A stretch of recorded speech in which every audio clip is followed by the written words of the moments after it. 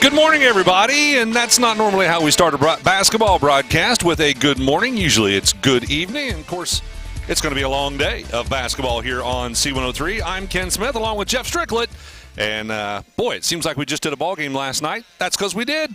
We were at North Adams, and we saw the Lynchburg Clay Mustangs, and that's who we're going to see in our first game today of the Chad Hodson Classic from Fairfield High School. Again, I'm Ken Smith along with Jeff Stricklet. Sarah Rigdon, our engineer, back in the studio for today's basketball games from the Chad Hodson Classic. And, of course, Brandon Rigdon running the camera here today and producing everything on the side of Good Guys Radio TV as well.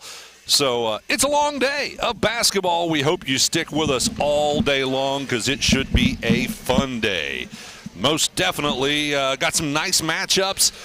Just looking at how these teams have done so far this season on both sides, at least for the first three games that Jeff and I will be broadcasting for you. Looks like we've got some great matchups. It'll be Chris Blanton and Craig Campbell who will join us a little bit later on today, or join you a little bit later on today to broadcast the rest of the Chad Hodson Classic. And then Jeff and I will go down the road to Eastern High School and bring you North Adams and Eastern girls matching up tonight from Eastern High School. That game will be live on 99.5 The Edge. All right, let's talk about the game. We are ready to start here, and we're going to kick things off with our Southern Hills Community Bank tip-off show. We're going to talk about the Paint Valley Bearcats. They will be the visiting team on the scoreboard facing off against our Lynchburg Clay Mustangs. Now, the Paint Valley Bearcats off to a slow start this season. They are 1-3 in conference play. They are in the Scioto Valley Conference. They are 1-7 overall. Who is the team that they have beat? Well, that would be Huntington Ross. They beat them by 12 points back on December 9th, 42-30. They have lost to Greenfield McLean, who we will see today. They've also lost to Westfield, Piketon, Circleville, Trimble, Fairfield, which of course is where we are, and a team that we will also see today. And they've lost to Adena. So not a good start for the Bearcats of Paint Valley, and got to be a little bit biased here. We hope that they continue to struggle, at least against the Lynchburg Clay Mustangs. We're going to take a quick break. We'll be back to look at the roster for the, you know what, maybe we should go ahead and look at that Paint Valley roster because the clock is running thin here, Jeff. Okay. Let's go ahead and look at the roster for the Paint Valley Bearcats. Okay, looking at Paint Valley this morning, we have Coach Lakeem Lockery. We have Principal Joey Holman, and Superintendent is Tim Wendland. And the roster for the players, we have number 0, Jeremy Kane. He is a sophomore. We have number 1, Logan Log. He is a senior. We have a sophomore, Jace Reinhardt, wearing number 2.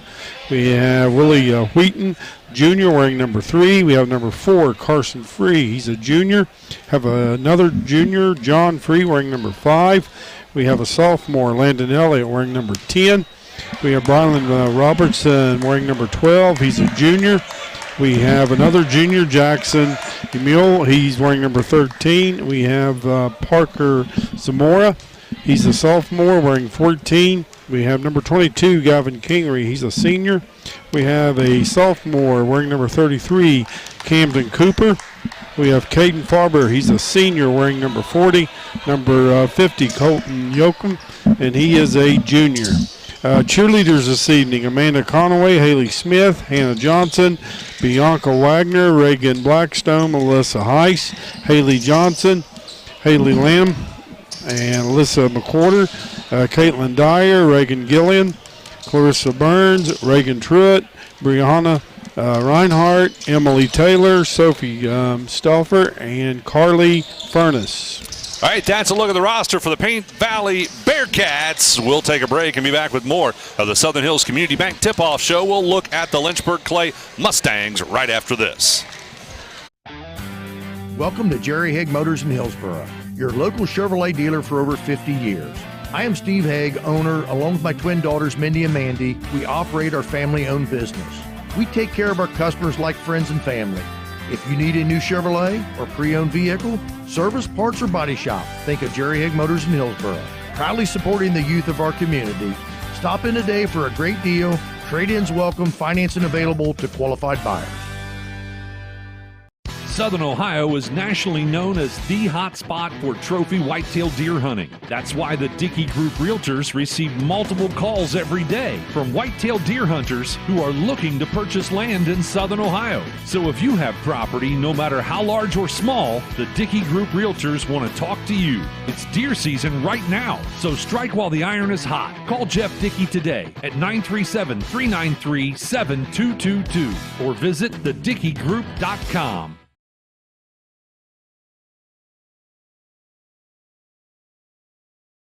Joe, Jeff, let's go ahead and take a look at that roster for the Lynchburg Clay Mustangs, or at least as much as we can before we get to the anthem. Okay, we have Coach Brian Callahan in his second year. We have assistants Scott Christman, Bobby Stroop, Mark Fowles. Principal is Linda Hatton, and superintendent is Jack Fisher. Looking at our players this morning, we have number 2, Asher Fowles. He's a 5'8 junior. We have a junior standing at 5'10, wearing number 3, Jay Cordery. We have Braden West, 5'7 junior, wearing number 10. Number 12, Peyton Green, 6 foot sophomore. We have a 6 foot junior, number 14, Cody Bell. Number 20, Austin Bell, 6 foot junior. We have a 6 foot freshman, number 21, Trevor Niehaus. We have Josiah Burns, 5'10 junior, wearing number 22. Number 24, Denver Clinton, 6'3 sophomore. Number 32, Caden Fowles, 5'8 junior. We have number 34, Kyron Goings, 6 foot freshman. We have a 5'8 sophomore, Elam Faust, wearing number 30. And number 40, Max Baker, 5'11 freshman. We'll be back right after this. McCarty & Associates, with offices in Hillsborough, Washington Courthouse, and Loveland, is an architecture, engineering, and surveying firm celebrating over 50 years of service, serving southern and southwestern Ohio. McCarty & Associates is a broad-based consulting firm providing services to governmental agencies, public bodies, corporate and business entities, and the general public. They also offer construction management for clients that require a higher level of assistance. If there's a construction project in your future, McCarty & Associates can take your vision and help make it a reality. Visit McCartyandAssociates.com for a complete list of services. Hey, sports fan! Did you know the OHSAA is among the national leaders in social media? Check out the OHSAA's social media platforms for news, tournament information, accomplishments, helpful links, and all the items available in the fan guide, including photos, DVDs, and publications. Check out OHSAA Sports on Twitter, Facebook, Snapchat, and Instagram. And who knows? You may be the next featured face.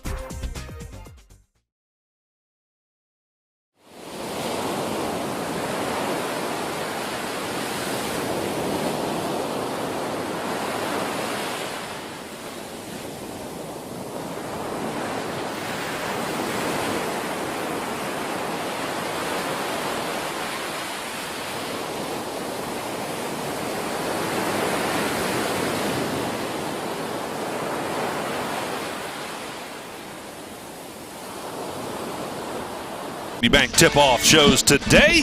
Jeff, let's go ahead and look at those Lynchburg Clay Mustang cheerleaders. Okay, cheerleading this morning for Lynchburg is Morgan Dale, Abigail Manning, Samantha Mary, Riley Turner, Autumn Wilkin, Ava Doman, Abigail Shepard, Kyra Stratton, Haley Green, and Laney Pohl. Head coach is Brittany Waits. Now, of course, the Lynchburg Clay Mustangs coming off of a loss last night, kind of a painful one to the Lynchburg Clay staff doesn't want us to talk about it. Yeah, they want us to talk about it. They don't want us to talk about last night. I thought maybe they were, of course, they're doing some stuff on the PA here, but yeah, they came out on the short side last night, 77-42. Their record right now is 4-6 overall. They are 2-4 in conference play, and they are doing some things here on the PA here courtside. So we'll take a break and be back right after this. Welcome to Jerry Haig Motors in Hillsborough, your local Chevrolet dealer for over 50 years. I am Steve Haig, owner, along with my twin daughters, Mindy and Mandy. We operate our family-owned business. We take care of our customers like friends and family. If you need a new Chevrolet or pre-owned vehicle, service, parts, or body shop, think of Jerry Haig Motors in Hillsborough. Proudly supporting the youth of our community. Stop in today for a great deal. Trade-ins welcome, financing available to qualified buyers. Southern Ohio is nationally known as the hot spot for trophy whitetail deer hunting. That's why the Dickey Group Realtors receive multiple calls every day from whitetail deer hunters who are looking to purchase land in Southern Ohio. So if you have property, no matter how large or small, the Dickey Group Realtors want to talk to you. It's deer season right now, so strike while the iron is hot. Call Jeff Dickey today at 937-393-7222 or visit thedickeygroup.com. All right, welcome back courtside. We apologize. We did not know that they were going to play an audio clip there about Chad Hodson. Again, this is the Chad Hodson Classic. A tragic story that Chad passed away a few years ago.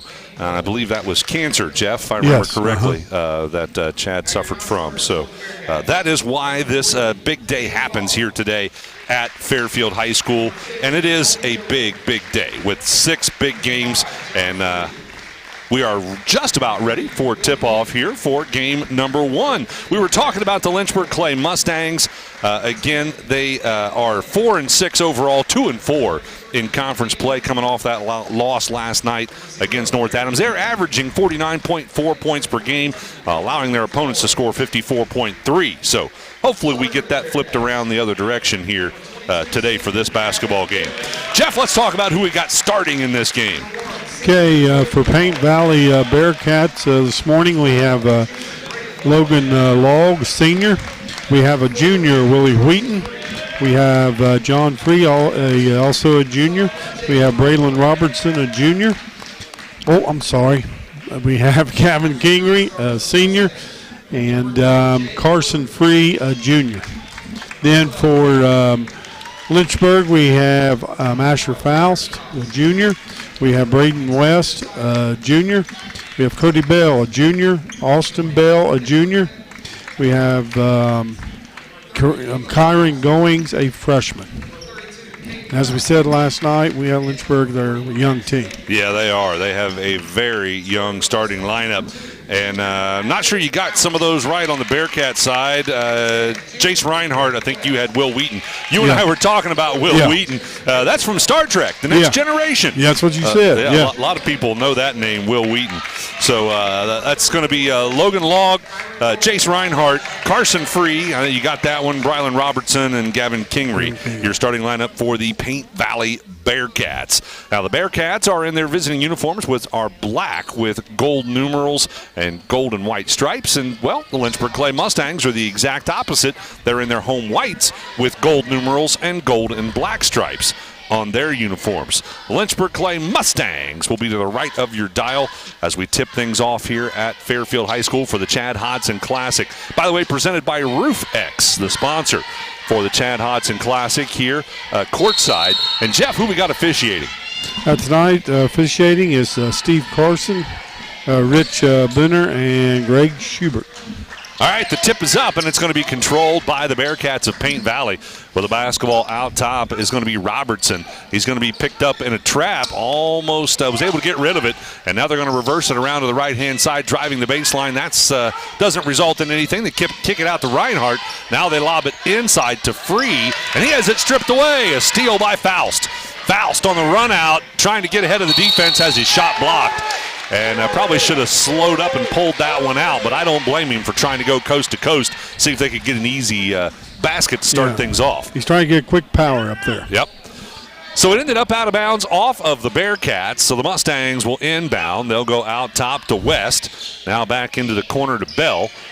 Bell with the basketball out on the right side wing now and goes out to Faust. He'll hand it back to Bell, and they'll reset. Man-to-man defense being applied by the Bearcats of Paint Valley. Paint Valley's putting a lot of pressure on the perimeter players as well.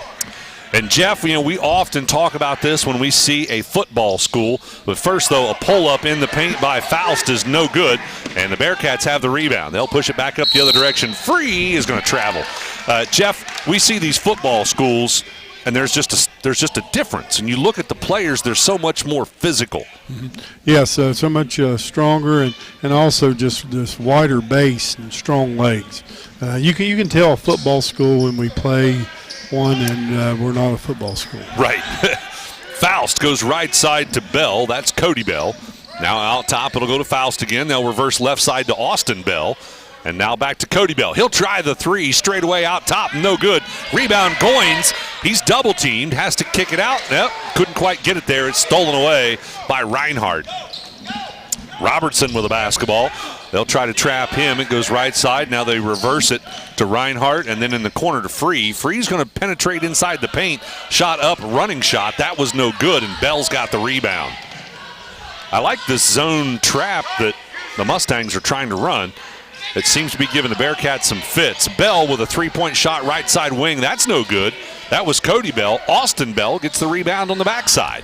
He'll kick it back out to Faust, and they'll reset. Now to Bell out on the right-hand side. Back to Faust. They'll reverse it left side. Goins hanging on to it, trying to see if they'll open the lane up to penetrate. He did a pretty good job inside the paint last night against North Adams. Bell for three. That one's Austin Bell, and it's good.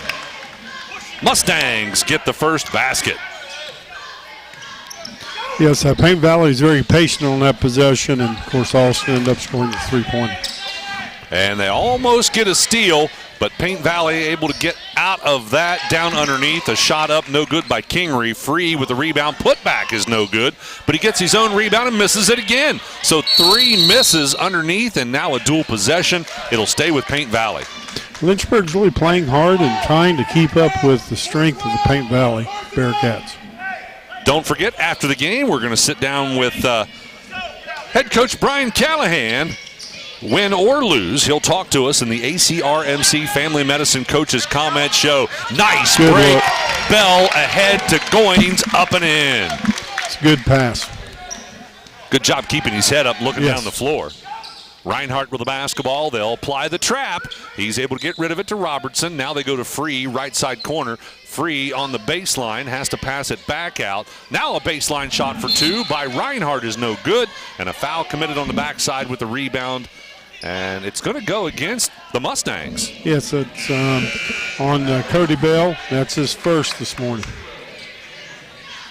Have substitution. We have number 0, Jeremy Kane, coming in, and he's replacing Brylan Robertson.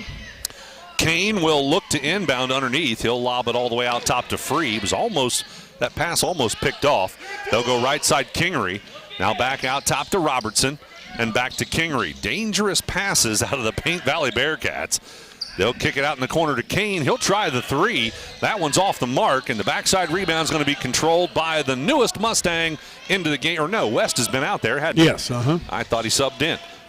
All right, Bell, Cody Bell for 3. Right side wing, no good. Austin Bell with a rebound. Then he falls to the ground, has to get rid of it. And unfortunately, it goes right to one of the Paint Valley Bearcats. Kane with the basketball. He'll set the offense this time for the Bearcats, trying to stay out of the trap. He manages to do so. They'll go left side Free, now in the corner.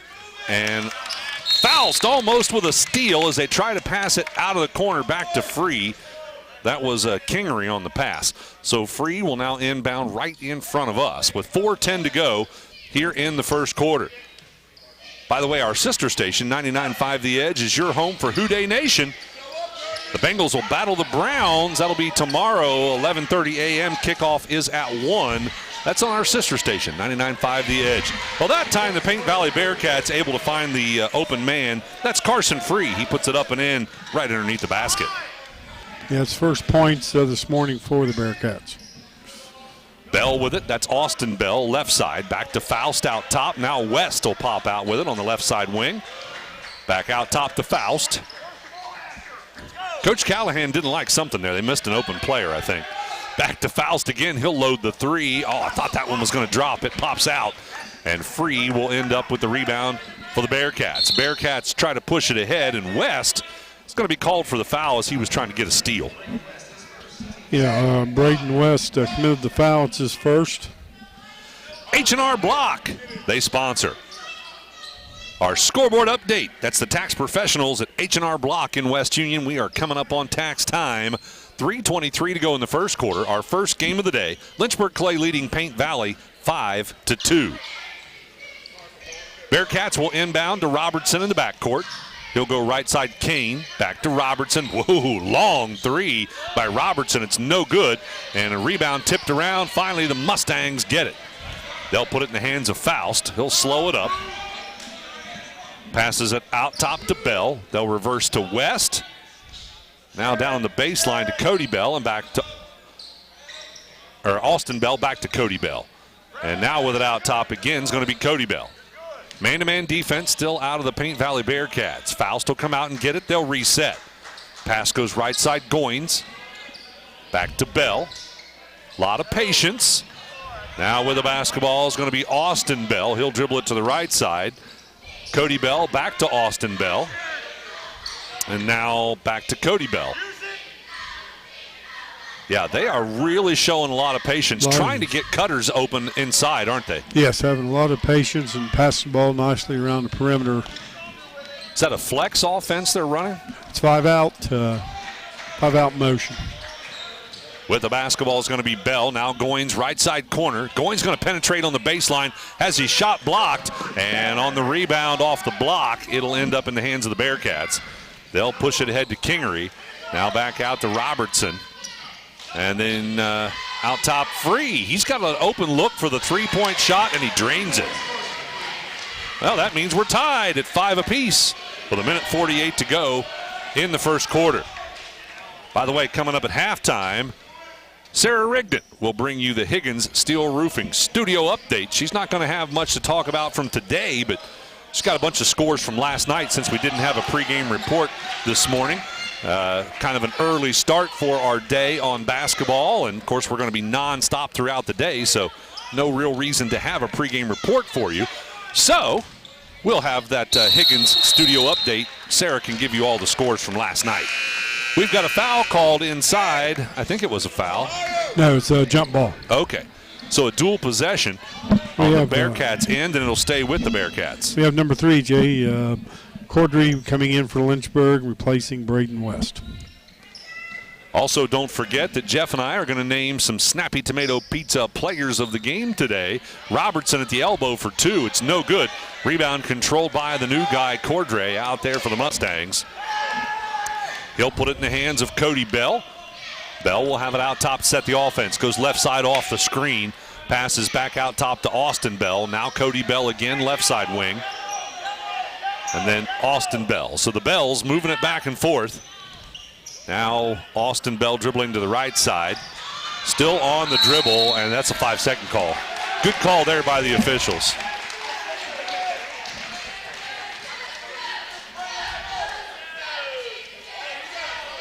.6 seconds to go. Oh, actually, it was a timeout called?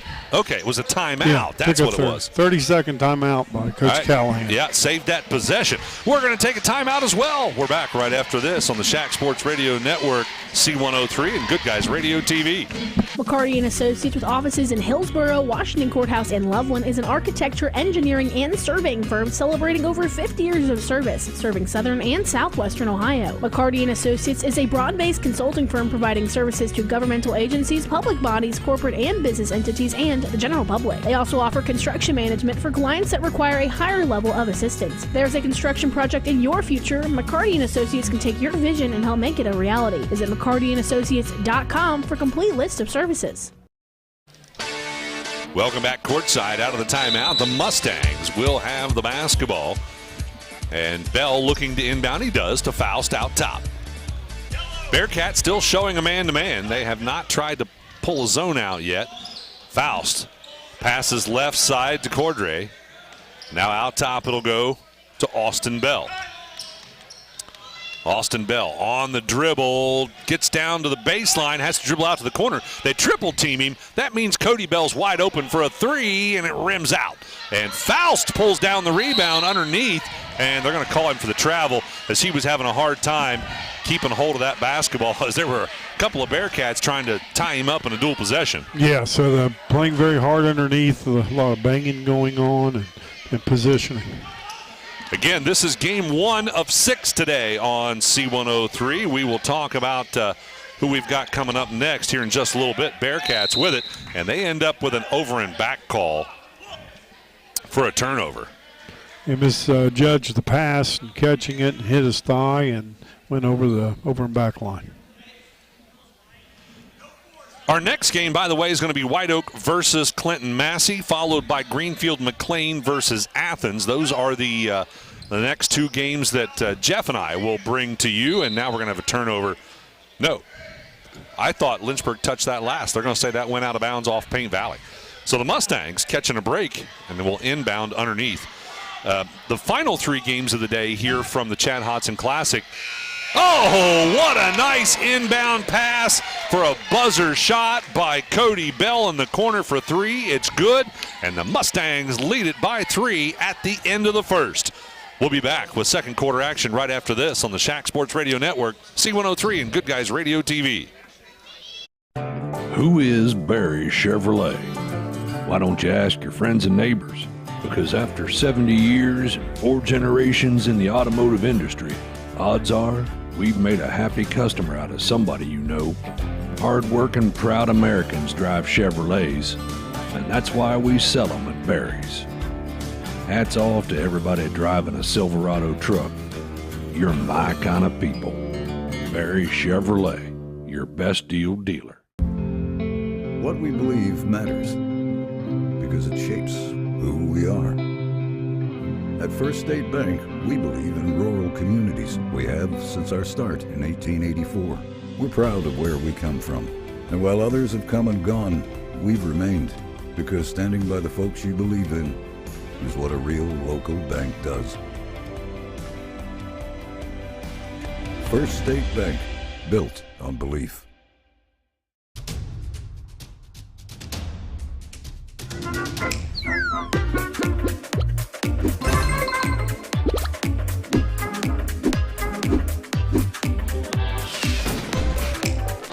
Taste a snappy tomato pizza difference for yourself. Order from Seaman at 937-386-1010 or from West Union at 937-544-5583. Order online at snappytomato.com. Courtside to bring you those games as we will cover the entire Chad Hodson Classic today, and the Mustangs throw it away. Goins threw it to the right side wing, and I'm not sure who was over there, but they had already turned to run away. So the Mustangs miss an opportunity there with a turnover starting off the second quarter. They do lead it by 3, 8-5. It's a Saturday morning game, and you can tell by that low score, can't you, Jeff? Yes, you can. It's amazing how, oh, now we got a turnover by the Bearcats. As a good steal there by West. Now West will have the basketball out top to set the offense this time for the Mustangs. He'll go left side to Austin Bell. Bell looking inside, finds Goins out top. Now Goins again pretty good at penetrating, but does not drive inside that time. Lynchburg's in an open post offense, making a lot of cuts. Now they're probably going to try and look, see if they can get Goins open inside there, or get him maybe at the elbow where he can drive down one side of the lane. With the basketball now is going to be Cody Bell. Bell has it tipped away, now goes to Austin Bell, right side corner. Tight defense out of the Bearcats. Mustangs are not getting very many open looks for three-point shots. Also doing a good job on penetration, taking away the driving lanes. Yep. West will go to Bell, left side wing. He thought about the three, didn't take it. Goes out top to Austin Bell. Now right side to West. Back out top. They continue to work the basketball around the three-point arc. As Jeff mentioned, they're trying to get somebody open inside. Goins pops out for it, right side. Being very patient. Oh, they try to trap Goins. He gets out of it. Passes to Cordray, right side corner. Now back out top to Bell. And then West. West out on the right side wing. And Coach Callahan's yelling patience out on the floor. And now out top for a three-point shot, no good. That's off the hands of Cody Bell. And the Bearcats have it. Robertson with the basketball. They'll put the trap on him. He gets rid of it to Kingery.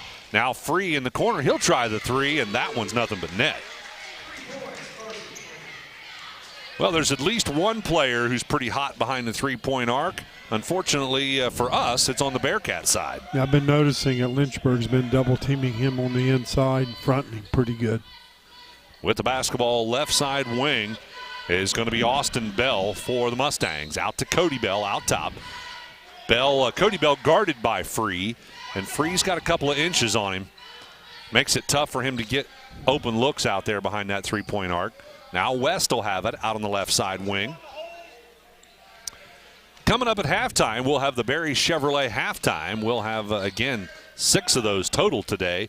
There's a three-point look by Bell. It's no good, and Kingery pulls down the rebound for the Bearcats. Another one and done for the Mustangs. The Bearcats know how to box out. Yeah, they're very physical inside.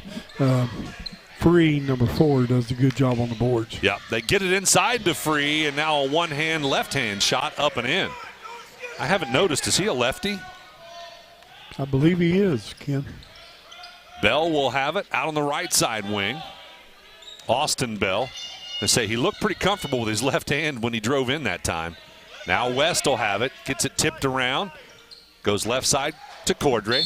And what do we got? An illegal screen or a foul away from the basketball. It's going to be called against the Bearcats. It's on number 0, Jeremy Kane. It's his first. Couple of substitutions for the Mustangs. He had number 22, Josiah Burns, checking in. And the other one is a return player, Asher Faust, back into the game. Faust will look to inbound, goes into the corner to Bell. Bell's going to drive inside this time, off the glass, no good. And the rebound's going to be controlled by Kingery.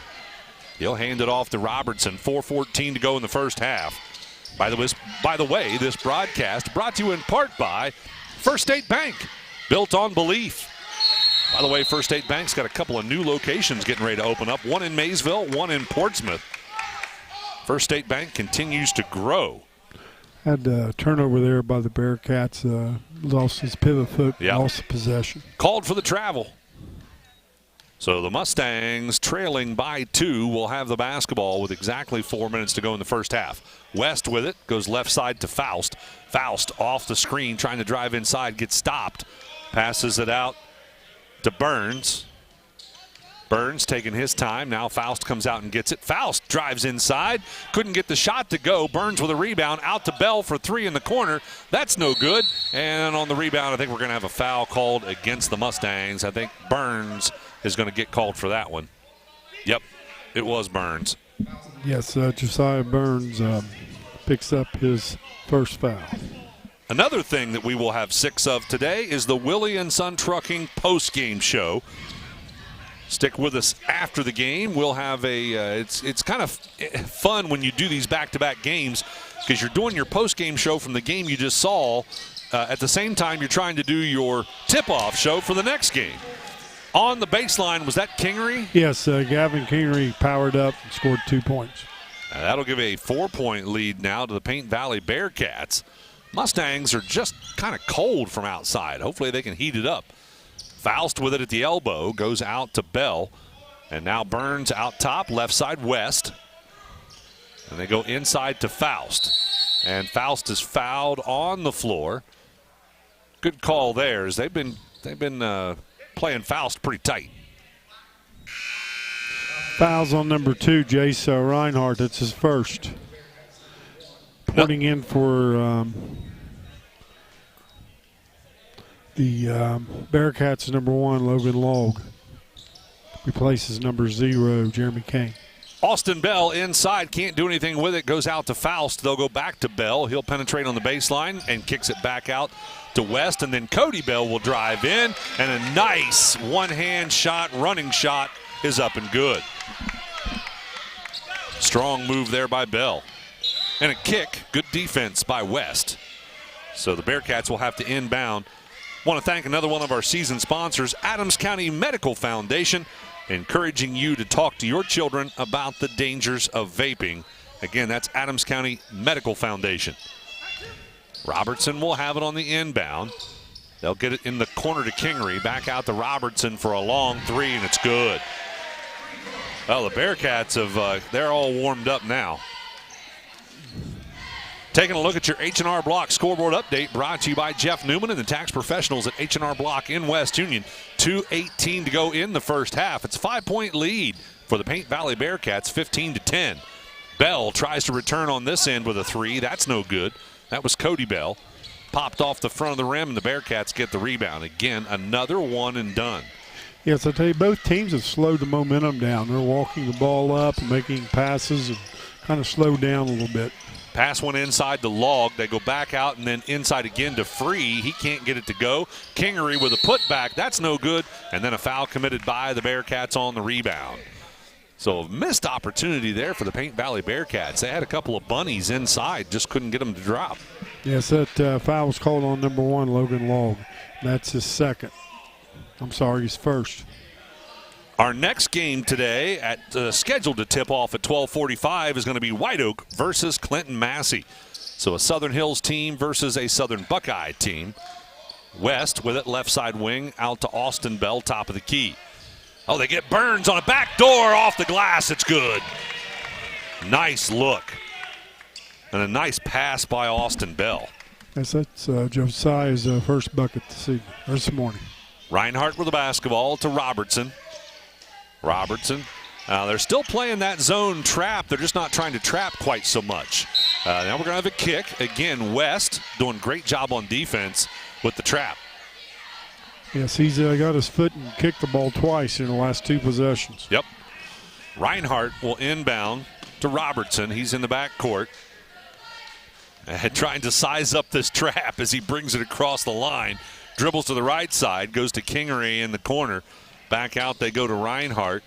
Then Log in the corner, and now out top Robertson for a 3. That's no good. Fight for the rebound. Mustangs have it, and another foul called against the Bearcats, and I think this one's expensive.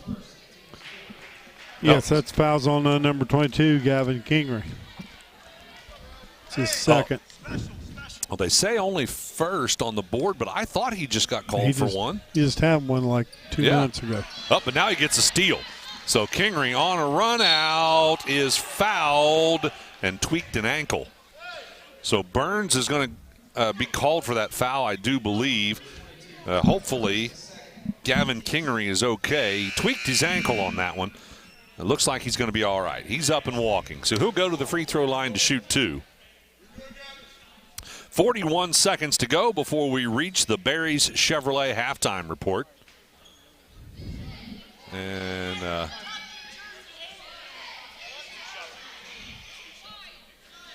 all right, so the Mustangs are going to have to wait to get the substitution in. Burns will stay out there. He's going to come out, though. First free throw by Kingery off the front of the rim, no good. Yes, Kyron Goings is coming into the game, and he's replacing Josiah Burns. Yeah, tried to check in a little early. Yes, he did. Wouldn't let him do that. Josiah's got 2 fouls. And we've got a lane violation. One of the Bearcats stepped in, so that one will be waved off. It missed anyway. Yes. All right, so the score remains Paint Valley 15, Lynchburg Clay 12 for your H&R Block scoreboard update with 40 seconds to go now here in the first half. Bell with the basketball. Comes across the timeline, dribbles out to the right side wing. That's Cody Bell. Now gets it to Austin Bell. And then left side, it'll go to West. And Lynchburg started off in a 1-4 high. Now they're back into the open post. Faust with it now out on the left side wing. Goes to Cody Bell and then Austin Bell out on the right side wing. He'll have it tipped out of his hands. It'll end up out of bounds off the Bearcats. Cordery checking in. I'm sorry, Willie Wheaton checking in for the Bearcats. All right, so Wheaton now into the game, and the Mustangs will look to inbound. And they'll get it into Faust. He'll pass it to West out at the top of the key. West makes me nervous the way he holds that ball so low when he gets the pass. We got a foul called against the Bearcats, and I did not see what happened. Jeff, did you? Yes. Had number 4, Carson Free. He reached in, tried to get the steal, and committed the foul. And that'll be the 5th team foul, which means the Mustangs get to shoot 2. Austin Bell will go to the line with the new rule this year. No more 1-and-1. Once you reach 5 team fouls in any given quarter, the other team will, of course, shoot 2. First one is good by Bell. He'll get another one. Could make it a 1-point game, and he does. Lynchburg's picking up full court man with 3 seconds to go. Well, that's not a bad idea. It's at least going to not give him a good look at it. And that is not a good look, as a three-quarter shot at the buzzer by Robinson is no good. And that's how we'll end the first half with a low-scoring ball game. That's how you know it's an early Saturday morning game. Paint Valley on top by 1, 15-14. We'll be back with a Barry Chevrolet halftime right after this on the Shack Sports Radio Network, C103, and Good Guys Radio TV.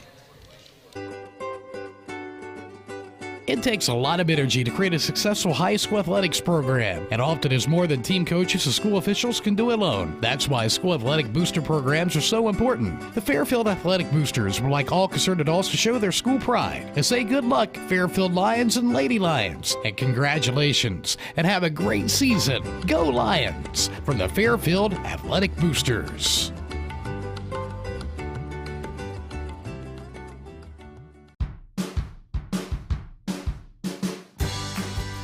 To prove to myself that I could go to college and get my degree. What if I went to Southern State? What if I'm able to go and become that nurse or that lawyer or that teacher? Southern State Community College allows students to rise above the circumstances that they're surrounded by and become something more than they ever dreamed possible. That's the sound of your truck losing you money. Whether you're a major trucking operation or an independent owner, you're losing business. Let me give you some advice. Call Willie & Son Trucking. Their certified Caterpillar, Cummins, and Detroit experts can get your truck moving so you can get back to doing business. Call Willie & Son Trucking for an overhaul or glider kit rebuild at 937-763-9521. Keep your business rolling with Willie & Son Trucking. Do you have a roofing or siding project? At Higgins, they manufacture steel roofing and siding every business day. With 17 colors in stock and 70,000 pieces of trim, they are prepared to ship your project immediately. Remember Higgins for your 40-year warranted, Energy Star compliant, American-made steel roofing and siding. Located 7 miles west of Hillsboro on US Route 50 and on AC Avenue, just off 35 in Jackson. Call 800-782-4239 or visit them on the web at higginsroofing.com.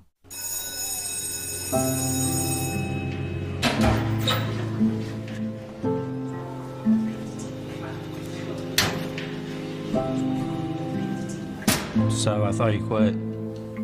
I tried. You know that thing can blow up in your face, right? We just watched a video in class about how nicotine can mess up the way your brain develops. That's the last thing you need. But for real, you should probably tell your parents. Yeah, I guess you're right. Hey, can you come with me? Yeah, I got you. Let's go.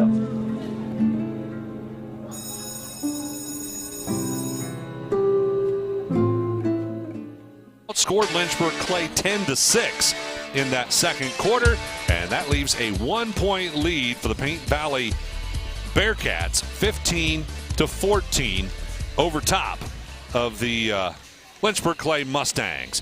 We're going to send it back to the studio. Sarah Rigdon's going to bring you the Higgins Steel Roofing studio update. She's got some scores for you from last night's basketball games. So we'll be back with more of the Barry Chevrolet halftime right after this on the Shack Sports Radio Network, C103 and Good Guys Radio TV. We could make a big, loud, expensive promo to talk about our high school sports coverage. Instead, we'll let our coverage speak for itself. Plenty of time for a catch and release, and oh, he drains it!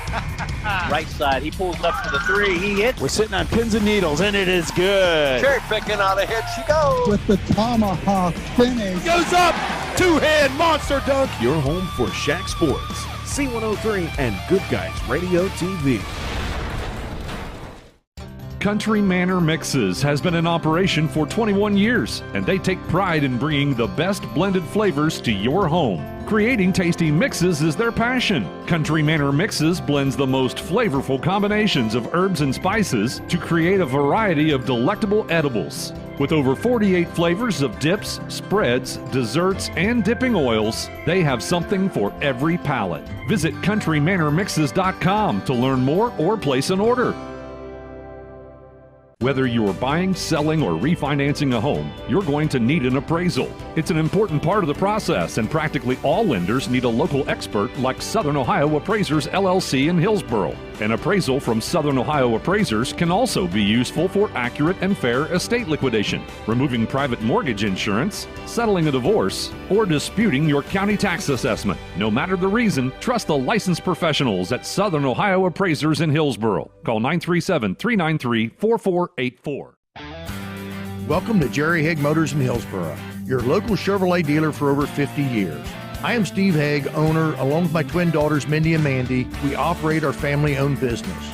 We take care of our customers like friends and family. If you need a new Chevrolet or pre-owned vehicle, service, parts, or body shop, think of Jerry Haig Motors in Hillsboro. Proudly supporting the youth of our community. Stop in today for a great deal. Trade-ins welcome, financing available to qualified buyers. Southern Ohio is nationally known as the hot spot for trophy whitetail deer hunting. That's why the Dickey Group Realtors receive multiple calls every day from whitetail deer hunters who are looking to purchase land in Southern Ohio. So if you have property, no matter how large or small, the Dickey Group Realtors want to talk to you. It's deer season right now, so strike while the iron is hot. Call Jeff Dickey today at 937-393-7222 or visit thedickeygroup.com. McCarty & Associates with offices in Hillsboro, Washington Courthouse, and Loveland is an architecture, engineering, and surveying firm celebrating over 50 years of service, serving southern and southwestern Ohio. McCarty & Associates is a broad-based consulting firm providing services to governmental agencies, public bodies, corporate and business entities, and the general public. They also offer construction management for clients that require a higher level of assistance. If there's a construction project in your future, McCarty & Associates can take your vision and help make it a reality. Visit McCartyandAssociates.com for a complete list of services. The fact that it's a Saturday morning. Now, they did start off cold, though. Yes, they did. Carson Free kind of picked it up a little bit as the game went on, and I think kind of helped set the tempo, and they got better shot selections there towards the end of the second quarter. Yeah. Then for Lynchburg, Lynchburg was 2 for 11 for the 3 for 18%. Then we had for 2 point, they were 3 for 10 for 30%. And free throw, they did go to the free throw line twice, and they were 2 for 2 from the free throw line. Both teams have done a good job really taking care of the ball. Both teams have 4 turnovers for the game, for the half. We just need the Mustangs to warm up a little bit, don't we? Yes. Yes. It'd be helpful. So they played a lot of the second quarter. They went to a 1-4 high set and then went into an open post and took a lot of time off the clock and during the second quarter. Our next game will be White Oak versus Clinton Massey, followed by Greenfield McLean versus Athens. Then we will have a girls game, Fairfield versus Wilmington. And then back to boys with Hillsboro versus Adena and Fairfield versus Western. It's a full day of basketball today at the Chad Hodson Classic, presented by Roofex, your local roofing experts. All right, we're going to take a quick break. We'll be back with more of the Barry Chevrolet halftime right after this on the Shack Sports Radio Network. Who is Barry Chevrolet? Why don't you ask your friends and neighbors? Because after 70 years and 4 generations in the automotive industry, odds are we've made a happy customer out of somebody you know. Hard-working, proud Americans drive Chevrolets, and that's why we sell them at Barry's. Hats off to everybody driving a Silverado truck. You're my kind of people. Barry Chevrolet, your best deal dealer. What we believe matters because it shapes who we are. At First State Bank, we believe in rural communities. We have since our start in 1884. We're proud of where we come from. And while others have come and gone, we've remained, because standing by the folks you believe in is what a real local bank does. First State Bank, built on belief.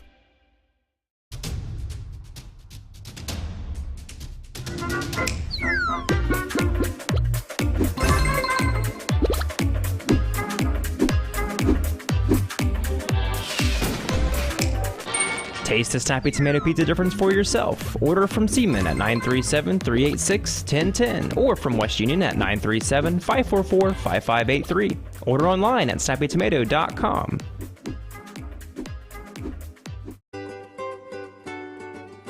It takes a lot of energy to create a successful high school athletics program, and often is more than team coaches and school officials can do alone. That's why school athletic booster programs are so important. The Fairfield Athletic Boosters would like all concerned adults to show their school pride and say good luck, Fairfield Lions and Lady Lions, and congratulations, and have a great season. Go Lions! From the Fairfield Athletic Boosters.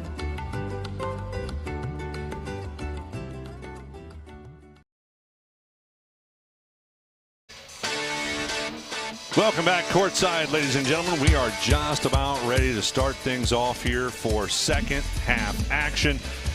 Jeff, what changes would you make as the old coach in the gym here for the Lynchburg Clay Mustangs? I know you and I talked a little bit about maybe picking the pace up. Yeah, I think momentum needs to be picked up a little by Lynchburg and come down and get more of a full court game. And Paint Valley's got some big kids. Of course, like you said, they're a football team. And I would try to make Paint Valley run with us and use our quickness against them. Maybe try and wear them out a little bit? A little bit, yes. Yeah. And Lynchburg Clay traditionally is a fast-paced team. Yes. They like to run and gun. Yeah, they ran a lot of 1-4 high sets and then went into an open post. I think, like you said earlier, they're trying to get into the Goings kid as much as they can, trying to get him the ball. So we are ready to go for second half action. The Bearcats will have the basketball to start things off. They'll be to the right of your dial for the second half of this basketball game. With it, Reinhardt out on the right side wing, and it's tipped into the backcourt. And no, it was not tipped. I think it was tipped. Yeah, it was. It was tipped. So it will stay with Paint Valley. So the trap, that zone defense is continuing to give the Bearcats problems. Yes, Lynchburg's trapped right there in a 1-3-1, and they'll trap the ball in the first pass. So looks like they're going to try it again here. Yep. As Reinhardt feeds it inside to Kingery, and he throws it away. So it worked. They disrupt the offense for the Bearcats, and they make a mistake and throw it away. Well, let's see if the Mustangs can take the lead to start things off here in the second half. They trail it by 1, 15-14. Bell with the basketball. That's Austin Bell out on the right side wing. Bearcats still playing man-to-man. It goes to Faust out on the left side. Faust tries to drive in, kicks it back out on the wing to Austin Bell. Lynchburg still in the open post offense. Austin Bell able to blow past free on a drive to the basket. Shot was no good, but he's fouled. That's going to put Austin Bell on the line to shoot 2. Normally, we have pregame report, but of course today a special kind of day, so we will have pregame report for you on Monday. So join Ben Higgins at 4:45 on Monday, and just before the tip-off for the Shack pregame report, brought to you by Ron Lynch, your financial advisor with Edward Jones Investments in Maysville, and Peebles Save-A-Lot. Foul was called number 4, Carson Free. And Austin Bell is 4 for 4 from the line this morning. Yep. Gets both of those to go to give the Mustangs the 1-point lead, 16-15. Reinhardt with the basketball. Passes it to Robertson. Back to Reinhardt. Reinhardt at the elbow for 2. It's good. Actually a little closer than the elbow. Back the other direction. The Mustangs draw the foul as Bell was out behind the three-point line. That's a kind of a wasted foul there by the Bearcats. This game brought to you by, coverage of this game brought to you by Southern State Community College. Visit sscc.edu to begin your pathway to completion. Faust with it on the inbound. Out to Bell. Cody Bell for a 3. It's no good. Backside rebound collected by Log. He'll hand it off to Free. Up the floor it goes to Reinhardt. Back to Free. And good nice pass. High post, low post to Log. Up and in. It's first real action we've seen out of Log. Back the other direction. Austin Bell for a 3. That one rims out. And the Bearcats have the rebound. Again, I don't know if the Mustangs have had more than 1 or 2 offensive rebounds, but a steal. Faust on the layup. Oh, He was worried about those footsteps behind him. Shot that one a little bit hard and it popped out. Back the other direction, the Paint Valley Bearcats go into free inside the paint, up and in. Well, defense is the problem right now for the Mustangs. Yeah, the middle's kind of opened up a little bit this third quarter for the Bearcats. West with it out on the left side wing, goes out top to Cody Bell. Now back to Goins out on the left side wing. Goins dribbling, trying to see if he can drive inside and loses it away. It'll end up in the hands of the Bearcats. Reinhardt with the steal. Now they get it to Robertson. Back to Reinhardt. Now at the free throw line for an easy two. Carson free. Timeouts called by the Mustangs. We'll take one as well as Paint Valley pulls out to a 7-point lead, 23-16. We're back right after this on the Shack Sports Radio Network.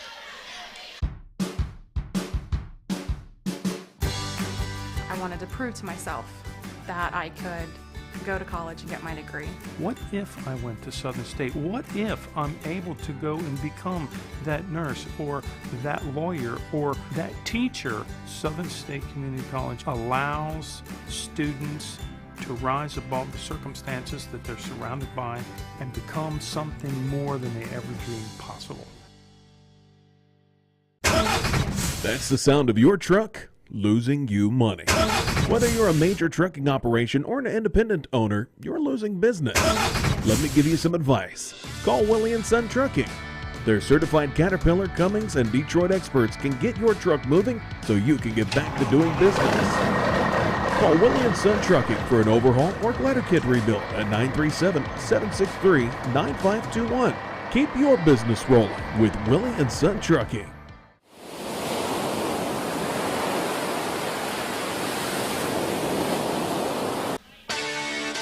Welcome back courtside, ladies and gentlemen. The Mustangs will have the basketball out of the timeout.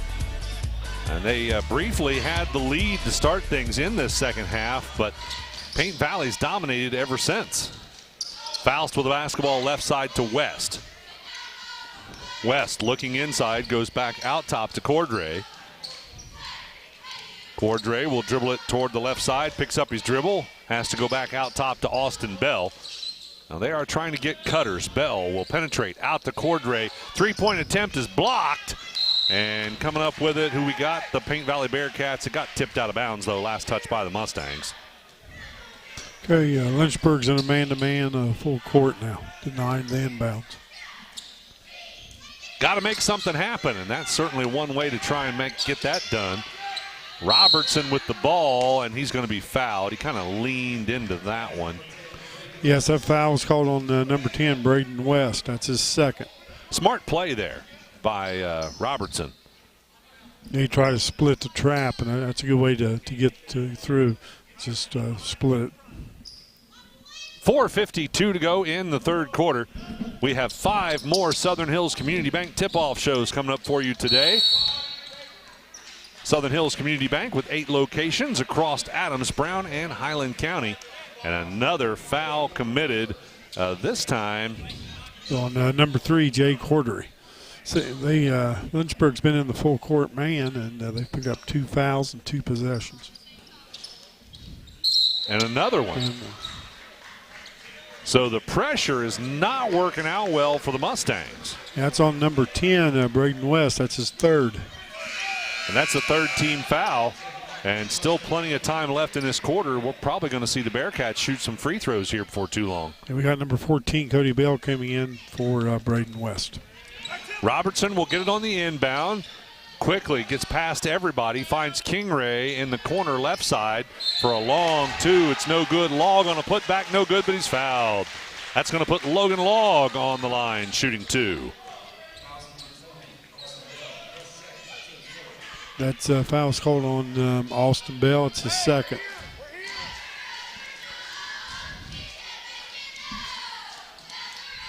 First free throw, short off the front of the rim.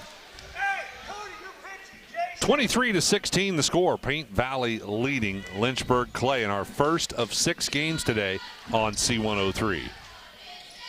Second one by Log is good. Make it 24-16 the score. Paint Valley on top. Mustangs with the basketball. Bell with it. Goes right side to Cordray. Now out top, it'll go to Cody Bell. To Faust, right side wing. Faust looking inside, hands it off to Cordray. Cordray gets to the elbow and passes back out top to Goins. Now to Austin Bell. Bell faked to the three, started to drive, gets it back out to Cordray for a three look, no good. And finally an offensive rebound as Goins pulls that one down, goes out to Cody Bell for three, and that shot's no good. Bearcats with a rebound. With the basketball is going to be Robertson. Goes left side to Kingray and gets tipped away with the steal. Is going to be Bell on the drive. And has his shot blocked. It'll end up out of bounds. Good defense there by Robertson. So the Mustangs will inbound underneath. And what do we got? We might have a technical. We are going to have a technical called against the Lynchburg Clay Mustangs. That'll go against head coach Brian Callahan. As he thought that really should have got a foul on that one instead of a block shot. Yeah, he thought that shooter got hit on the wrist. Right. Powering it up. So let's take a look at the scoreboard update brought to you by Jeff Newman and the tax professionals at H&R Block in West Union. 3:49 to go in the third quarter. The score is Paint Valley 24, Lynchburg Clay 16.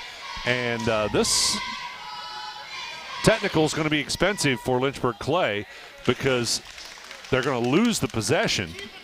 And Paint Valley with an opportunity to score here. Of course, Free misses the first one and the second one. So no harm, no foul there. Yeah. They just lose the possession. Lose the possession. And plus, coach has to sit. Right. Oh, yeah, I forgot about that.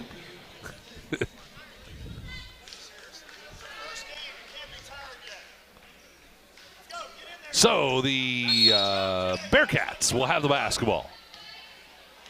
With it's going to be Robertson, and they're going to set up to try that zone trap again. And it works. They get the steal, and then we get a foul called against the Paint Valley Bearcats. That was a recovery foul against Will Wheaton. Yes, that foul was called on Willie Wheaton, and that is his first.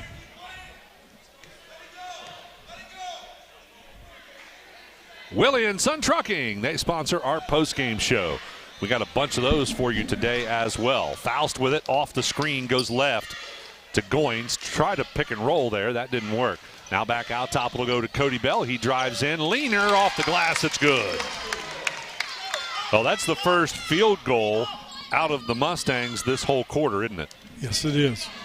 Well, hopefully they can turn things around here. Robertson with it. Gets it across the timeline. Goes right side to Reinhardt. Now in the corner to Log. Back out to Robertson. Then left side to Wheaton. Wheaton drives in. Bad pass. It's stolen away. As coming up with it is Jay Cordray. Cordray ahead left side. Faust. Oh, he had a wide open three but didn't take it. Now Bell will load it. Top of the key. It rims out.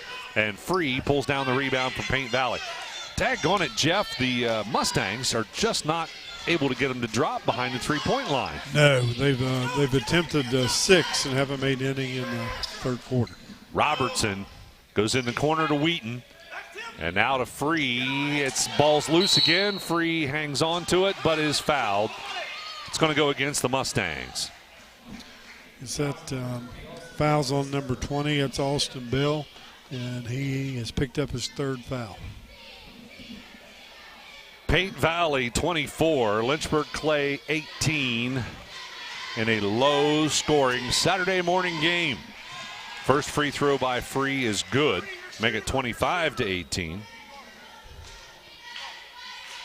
It's only a 7-point lead, but 7 points is a bunch in this low-scoring game, isn't it? Yes, it is. Second one also good. Make it 26-18. Mustangs will have the basketball. Out top with it is going to be Bell. Goes off the screen, dribbles right side, hands it off to Faust. Out top, the pass will go to Austin Bell. And then left side to Cordray. Cordray inside the paint is fouled. It'll be on the floor. That foul's called on number 3, Willie Wheat. 2:13 to go in the third quarter. Faust will pull the trigger underneath. Faust will lob it to Goins. He's got it at the elbow. Nice across the paint to Austin Bell, who takes, one dribble and puts it up and in. One power dribble and kisses it off the glass.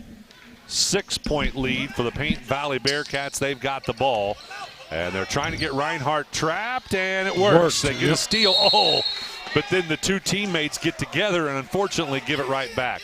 Austin Bell had the steal, and Cordray got tied up with him, and the ball went off Cordray out of bounds. So just a bad break that time for the Mustangs. Important to get the possession before you start dribbling. Wheaton with the basketball. Well, there you go. Paint Valley returns it by throwing it away. So the Mustangs with an opportunity to capitalize here, but first a substitution by Paint Valley. We have number 22, Gavin Kingery, coming in replacing Willie Wheaton. We haven't seen Kingery much here in the second half. In fact, is that his first time out there in the second half? Yes. Faust with it, right side to Cody Bell. Bell hands it back to Faust. Faust gets to the elbow, decides to drive in. Scoop shot, no good. Rebound controlled by the Bearcats. I tell you what, Faust has got a ton of hustle. And maybe a little too much there as he gets called for the foul in the backcourt. Yeah, fouls on the number 2, Asher Faust. That is his first. Faust playing point guard, or providing point guard duties for the Mustangs most of the time. And he does a lot to try and create. First free throw by the Paint Valley Bearcats is no good. Robertson will get a second one, and that one pops out too. And on the rebound, the Mustangs have it. They'll go ahead to Faust, down underneath. Shot no good, gets his own rebound. Put back is good. Well, he had to work for that one. That's his first basket this morning for Asher. Al Robertson with the basketball. Gets it to Reinhardt. They lob it to Free at the free throw line. Free in the paint. Shots up, no good, but he's fouled. That'll put Carson Free on the line for 2. Mustangs have been able to cut it to a 4-point lead now for Paint Valley. Yes, that foul was called on number 14, Cody Bell. That's his second. 57.8 seconds to go in the third quarter. Free gets the first one. Make it a 5-point lead. Again, White Oak versus Clinton Massey in game number 2 here today from the Chad Hodson Classic. Both free throws are good. So it's a 6-point lead again for Paint Valley. Bell with the basketball out top. That'll be Cody Bell. Looks right, goes left. Passes out top to Goins. Goins looking inside. Dribbles up to the right side wing and brings it back out top. Now he finds Faust out on the right side wing. Faust will drive in, running one-hand shot, no good. But a foul is committed by the Bearcats, and that's going to put Faust on the line, shooting 2. Foul was committed by number 22, Gavin Kingery. That's his third.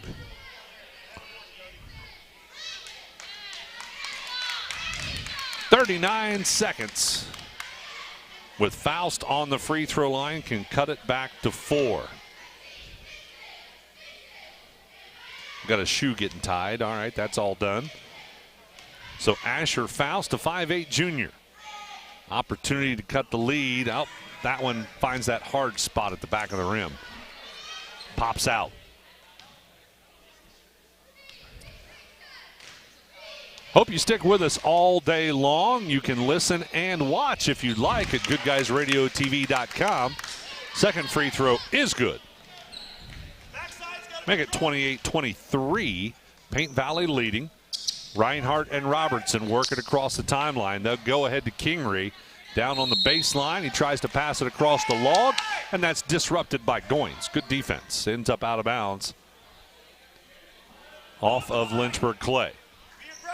So Reinhardt will look to inbound. Finds Free in the corner. He'll drive the baseline. Spin move at the block. Shot up, no good. Nice block there. But I think it was Austin Bell on the block, wasn't it? Yes, Austin Bell. Back out top will go as the Paint Valley Bearcats retain possession. Robertson has it. Oh, nice steal by Goins. He tips it away. Goins on the layup is good. I tell you what, the Mustangs certainly want it more than the Bearcats do.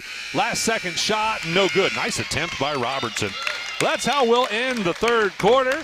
The Paint Valley Bearcats leading by 3, 28-25. We're back after this on the Shack Sports Radio Network, C103, and Good Guys Radio TV. Do you have a roofing or siding project? At Higgins, they manufacture steel roofing and siding every business day. With 17 colors in stock and 70,000 pieces of trim, they are prepared to ship your project immediately. Remember Higgins for your 40-year warranted, Energy Star compliant, American-made steel roofing and siding. Located 7 miles west of Hillsboro on US Route 50 and on AC Avenue, just off 35 in Jackson. Call 800-782-4239 or visit them on the web at higginsroofing.com.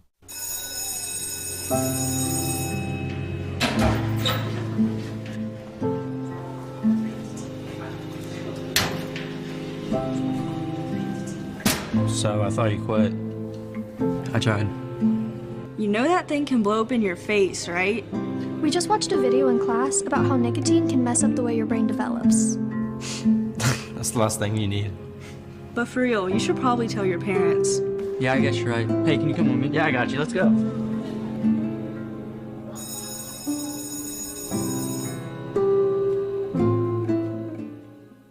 Country Manor Mixes has been in operation for 21 years, and they take pride in bringing the best blended flavors to your home. Creating tasty mixes is their passion. Country Manor Mixes blends the most flavorful combinations of herbs and spices to create a variety of delectable edibles. With over 48 flavors of dips, spreads, desserts, and dipping oils, they have something for every palate. Visit countrymanormixes.com to learn more or place an order. We could make a big, loud, expensive wing. Goes back out top to Cody Bell for a quick three. And finally, the Mustangs get a three-point shot to drop in the second half. And That's guess what? 2 threes tonight for Cody. And we are tied at 28 apiece. Bearcats with it. Robertson lobs it to Free. And trying to get a steal was Goins. And Free able to hang on to it. And then he's fouled, which was a good foul because he would have had a wide open shot. Because Goins was out of defensive position trying to get that steal. So Free goes to the line to shoot 2. That is an expensive foul for the Mustangs. First free throw is good. So Paint Valley back on top by 1.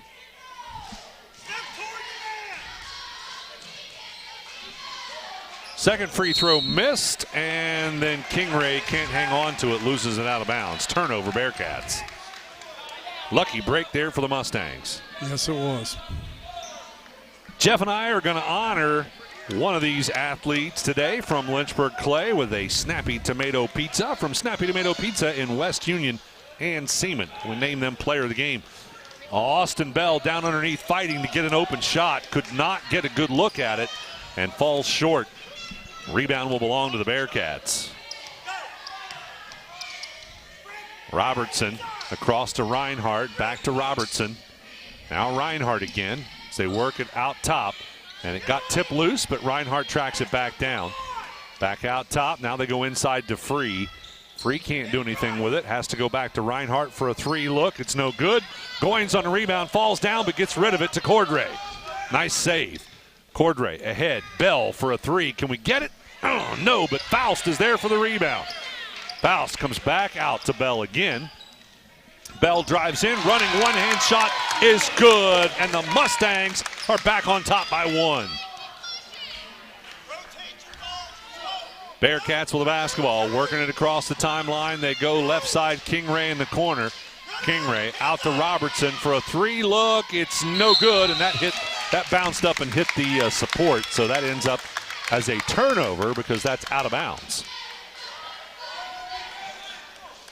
Thanks again to our season sponsors, including Health Source of Ohio, providing a unique and comprehensive approach to health right in your community. Faust with it, off the screen, goes right side to Bell, now to Austin Bell out top. He'll pass it to Faust. Faust for a 3 from the right side wing. That's no good. Rebound controlled by the Bearcats. Lynchburg is still in a 1-3-1 set, looking to trap. Yeah, and it's been working well for them. They get a turnover out of about, every fourth possession maybe? Yes. Free, back out to Robertson. Robertson inside the paint, and what do we got? 3-second call? Yep. Nice call by the officials there. Turnover, Paint Valley. So number 0 coming in for Paint Valley, Jeremy Kane. 5:38 to go in the ball game. Lynchburg Clay with a 1-point lead and the basketball. Faust has it. Faust will dribble to the right side wing. Got a little contact there, no call. Now to Goins out top, and he'll hand it off top of the key to Bell.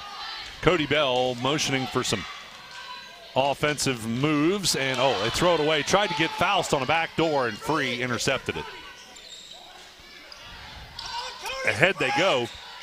Kingray baseline for 2, no good. Free on a putback, up and in. And we've got one of the Lynchburg Clay players that caught a elbow right in the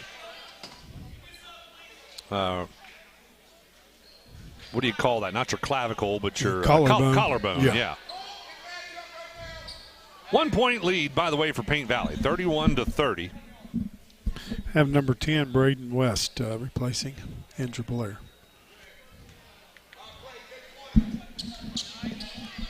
Be sure to take C103 with you everywhere. You can download our free app, or you can listen live at c103.fm. Just click on Listen Live. Or if you have an Alexa device, you can just ask Alexa to play C103 Country, and she'll do that for you. Goins with it out top against man-to-man defense. Paint Valley, I don't think, has tried anything other than a man-to-man. No. Chase Logg's done a good job on Goins this game. Austin Bell will now have it out top to reset. Now they're showing a lot of patience, which has not worked out well, really, for the Mustangs. They like to run and gun. Faust with it, right side wing. Out top, it'll go to West. Passes right side to Austin Bell. Bell trying to create, tries to penetrate, has to pull it back out, or pass it back out to West. West will try to drive in this time, hands off to Faust. Faust inside to Goins. Back out, what do we got? Timeout, Mustangs. Unfortunately, West made a 3-point shot after that timeout. Yeah, I've been there and done that before. Yep. So we'll take a timeout as well. We're back right after this on the Shack Sports Radio Network. The promo to talk about our high school sports coverage. Instead, we'll let our coverage speak for itself. Plenty of time for a catch and release, and he drains it! Right side, he pulls up to the 3, he hits. We're sitting on pins and needles, and it is good. Cherry picking out a hit, she goes. With the tomahawk finish. Goes up, 2-hand monster dunk. Your home for Shack Sports, C103, and Good Guys Radio TV. Whether you're buying, selling, or refinancing a home, you're going to need an appraisal. It's an important part of the process, and practically all lenders need a local expert like Southern Ohio Appraisers LLC in Hillsboro. An appraisal from Southern Ohio Appraisers can also be useful for accurate and fair estate liquidation, removing private mortgage insurance, settling a divorce, or disputing your county tax assessment. No matter the reason, trust the licensed professionals at Southern Ohio Appraisers in Hillsboro. Call 937-393-4484. Welcome to Jerry Haig Motors in Hillsboro, your local Chevrolet dealer for over 50 years. I am Steve Haig, owner, along with my twin daughters, Mindy and Mandy. We operate our family-owned business. We take care of our customers like friends and family. If you need a new Chevrolet or pre-owned vehicle, service, parts, or body shop, think of Jerry Haig Motors in Hillsboro. Proudly supporting the youth of our community. Stop in today for a great deal. Trade-ins welcome, financing available to qualified buyers. Ladies and gentlemen, unfortunately, the Mustangs turned it over on the inbound, so now the Paint Valley Bearcats with it. And a block shot underneath as Kingray, under pressure, has his shot deflected out of bounds. It'll go out off the Mustangs. Now the Bearcats will inbound underneath.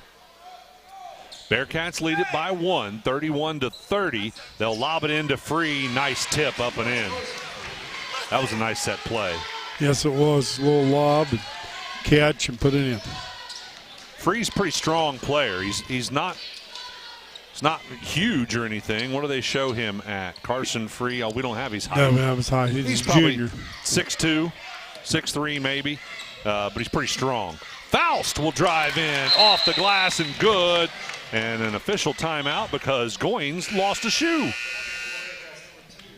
By the way, back to a 1-point lead now. Have number 14, Cody Bell, coming in for the Mustangs. And number 2, Jace Reinhardt, coming in for the Bearcats. 1-point lead for the Bearcats. Kane and Robertson working it, trying to stay out of the trap. Robertson with it now on the left side.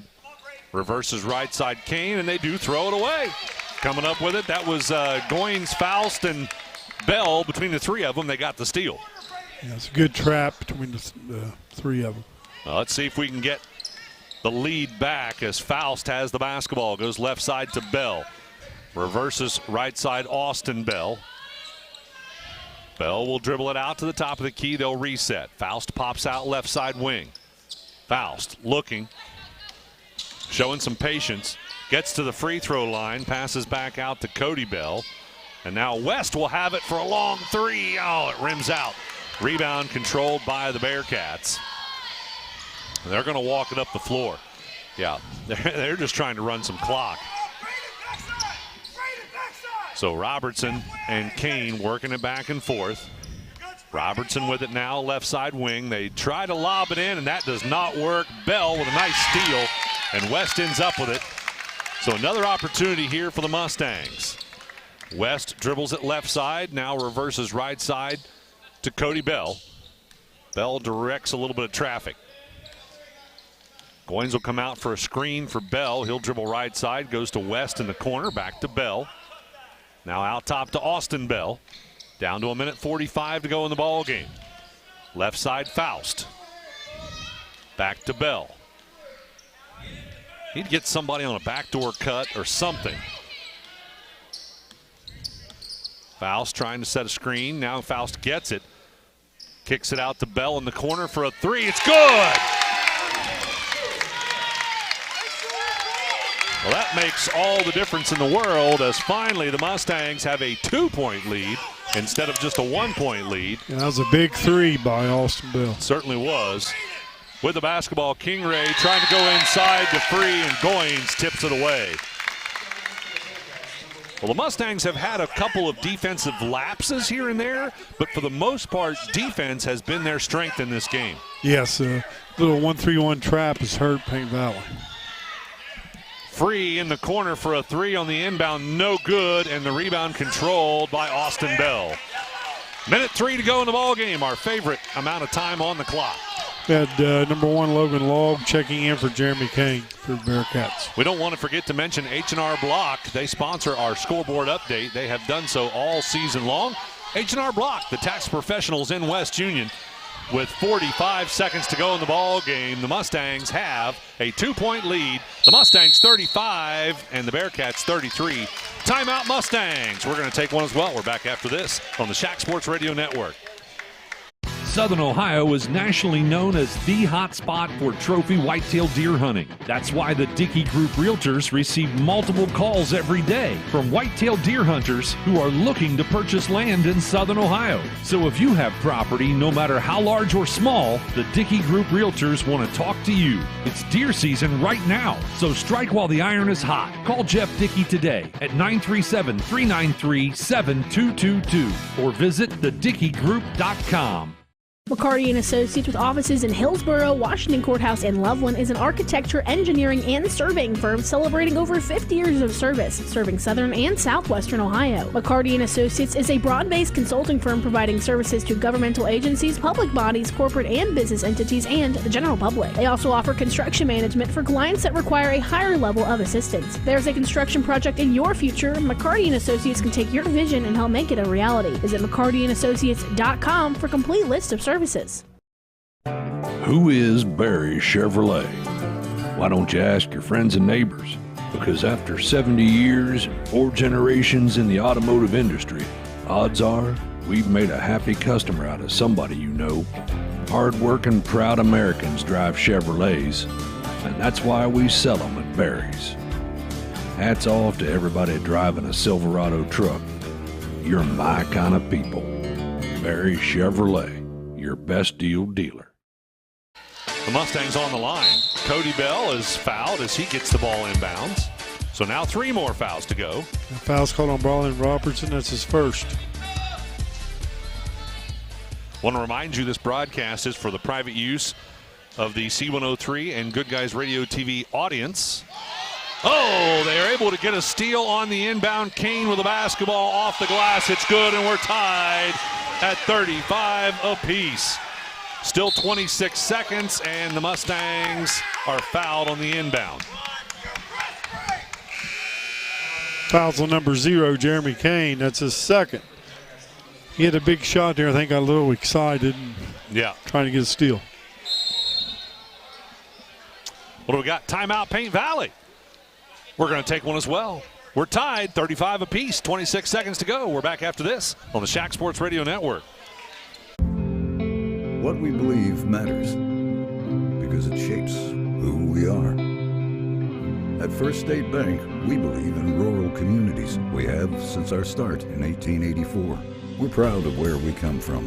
And while others have come and gone, we've remained. Because standing by the folks you believe in is what a real local bank does. First State Bank, built on belief.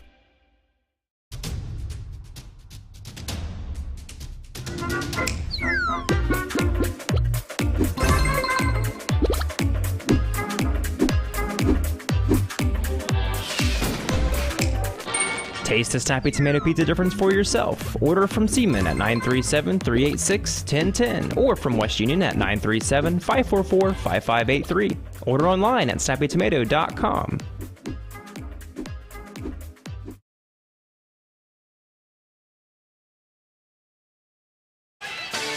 Welcome back courtside. Game number 2 today, White Oak versus Clinton Massey. We may or may not make that start time, as right now we're staring overtime in the face. Yeah, score's tied, and right now just the big thing is Lynchburg take care of the ball, get the ball in. Right. You'd be better off going into overtime than turning it over. So, and it looks like the Paint Valley Bearcats are going to try to let it go toward overtime, as they don't apply a tremendous amount of pressure. So the Mustangs have the basketball. With it is going to be Austin Bell, and he is taking his time. They're going to try and go for one final shot. Bell's going to drive in, kicks it back out to Faust. Now Cody Bell has it. Step back 3 at the buzzer. It's good! It's good! The Mustangs win the basketball game with Cody Bell nailing a 3-point shot at the buzzer. And the Shack starts the day off with a win at the Chad Hodson Classic. Yeah, he took a step back and hit the 3. It was almost pro range. Yeah, wow. Well, he missed a lot of them today, but I'm glad he saved up the makes for right at the end. He hit the one that counted. That's right. Stick with us. We got the Willie and Son Trucking postgame show coming up right after this.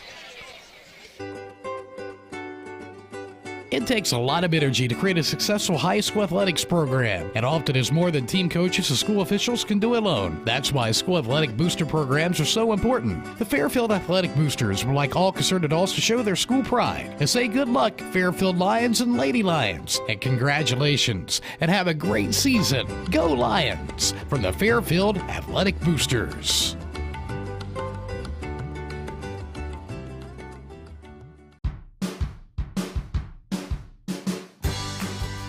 To prove to myself that I could go to college and get my degree. What if I went to Southern State? What if I'm able to go and become that nurse or that lawyer or that teacher? Southern State Community College allows students to rise above the circumstances that they're surrounded by and become something more than they ever dreamed possible. That's the sound of your truck losing you money. Whether you're a major trucking operation or an independent owner, you're losing business. Let me give you some advice. Call Willie and Son Trucking. Their certified Caterpillar, Cummins, and Detroit experts can get your truck moving so you can get back to doing business. Call Willie and Son Trucking for an overhaul or glider kit rebuild at 937-763-9521. Keep your business rolling with Willie and Son Trucking. Do you have a roofing or siding project? At Higgins, they manufacture steel roofing and siding every business day. With 17 colors in stock and 70,000 pieces of trim, they are prepared to ship your project immediately. Remember Higgins for your 40-year warranted, Energy Star compliant, American-made steel roofing and siding. Located 7 miles west of Hillsboro on US Route 50 and on AC Avenue, just off 35 in Jackson.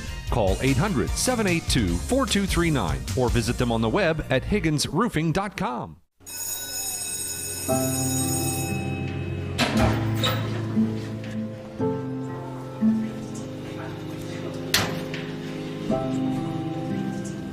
So I thought you quit. I tried. You know that thing can blow up in your face, right? We just watched a video in class about how nicotine can mess up the way your brain develops. That's the last thing you need. But for real, you should probably tell your parents. Yeah, I guess you're right. Hey, can you come with me? Yeah, I got you. Let's go.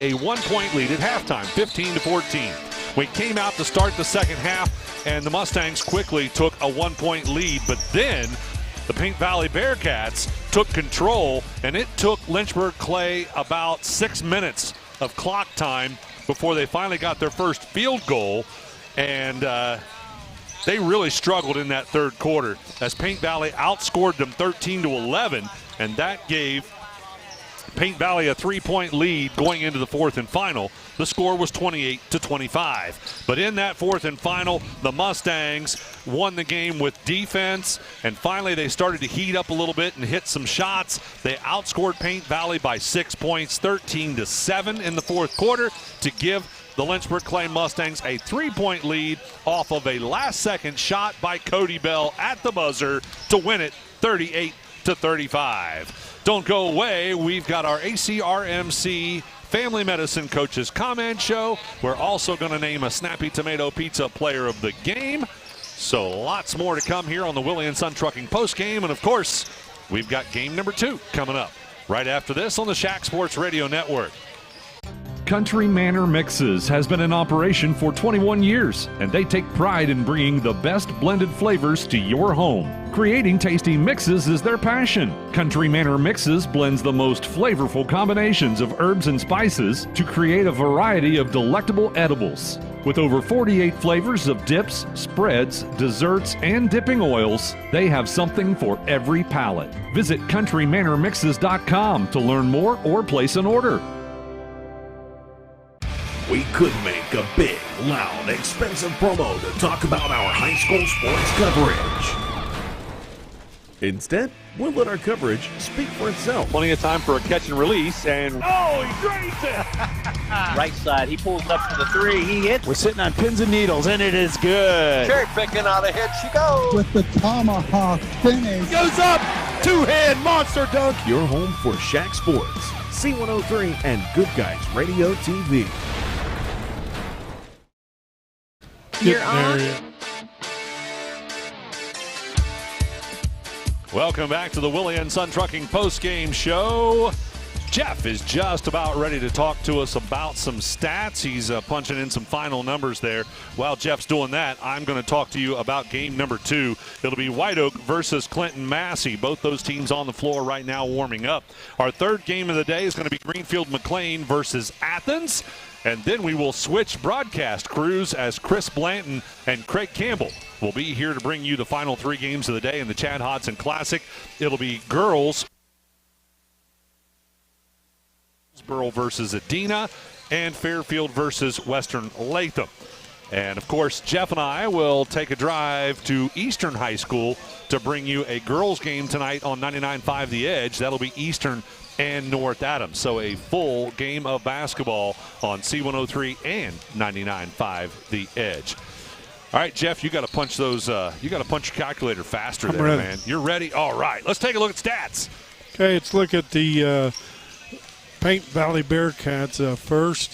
Team-wise this evening, we have from the three-point, they were 6 for 14 for 42%.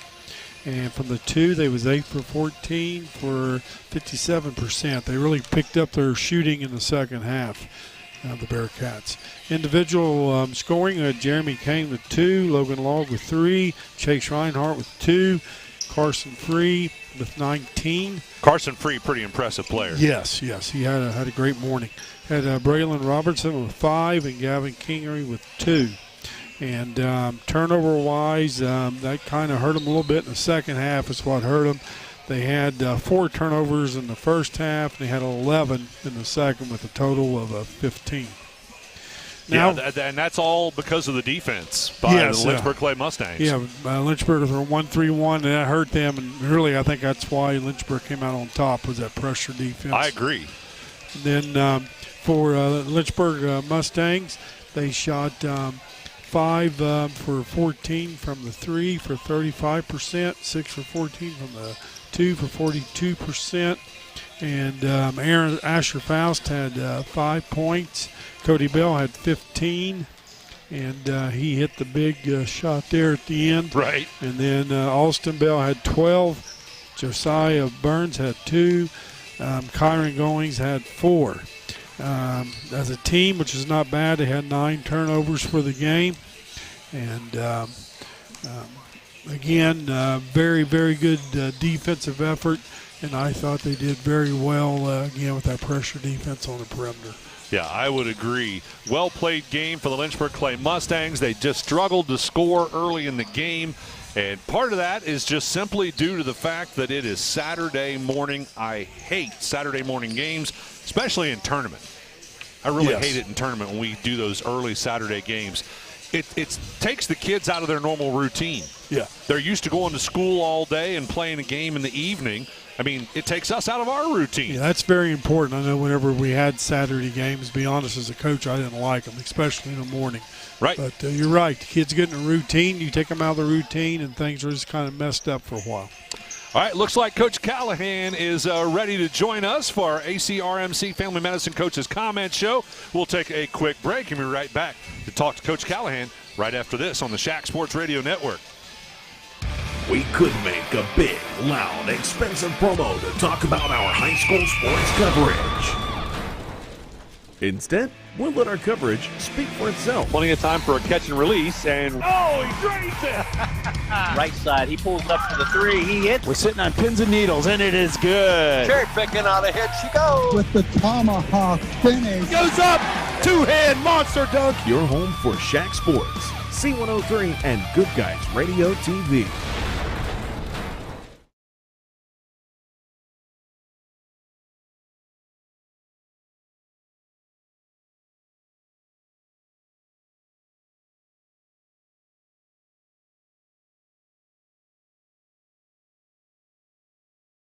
Welcome back courtside to the ACRMC Family Medicine Coaches Comment Show, part of your Willie and Son Trucking postgame.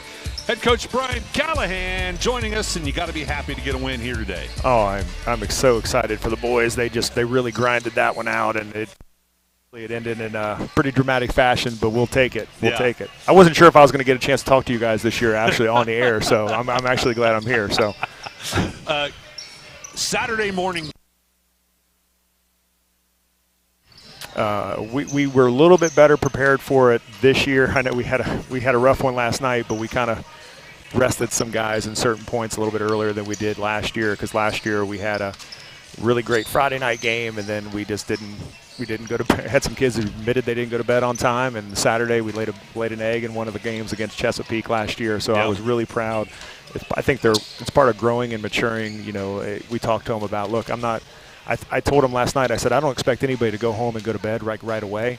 I said, the only person I've ever known that can do that is my wife. I said, but I do expect you to get yourself, laying down, get yourself relaxing, and hopefully get yourself to sleep at a decent time so we can take care of business this morning, and they did. It is hard to wind down after playing a basketball game. I know it's hard for us broadcasting to kind of wind down after that. So I'm glad that they were able to get that done and get it done here today.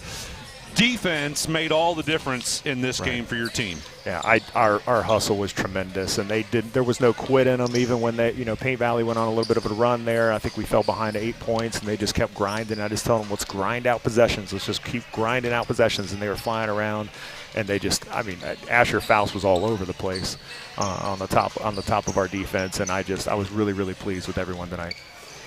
Yeah, you mentioned Asher right there. Jeff and I were kind of talking off the air throughout the game, and even on the air I made some comments about how Asher had a lot of hustle, and he was part of the stick-to-itiveness. Yes. He just wouldn't give up. I wish I had even half that energy. I'd been all right. But no, he has the only thing. It's funny that, you talk about that. He's the kid, sometimes we have to tell him, like, hey, you've got about 3 or 4 more gears than the normal kid. Sometimes we just need to take it down a little bit. Offensively, defensively, let's keep that thing all the way up to the top. Let's just fly around and make plays, and he did a great job tonight.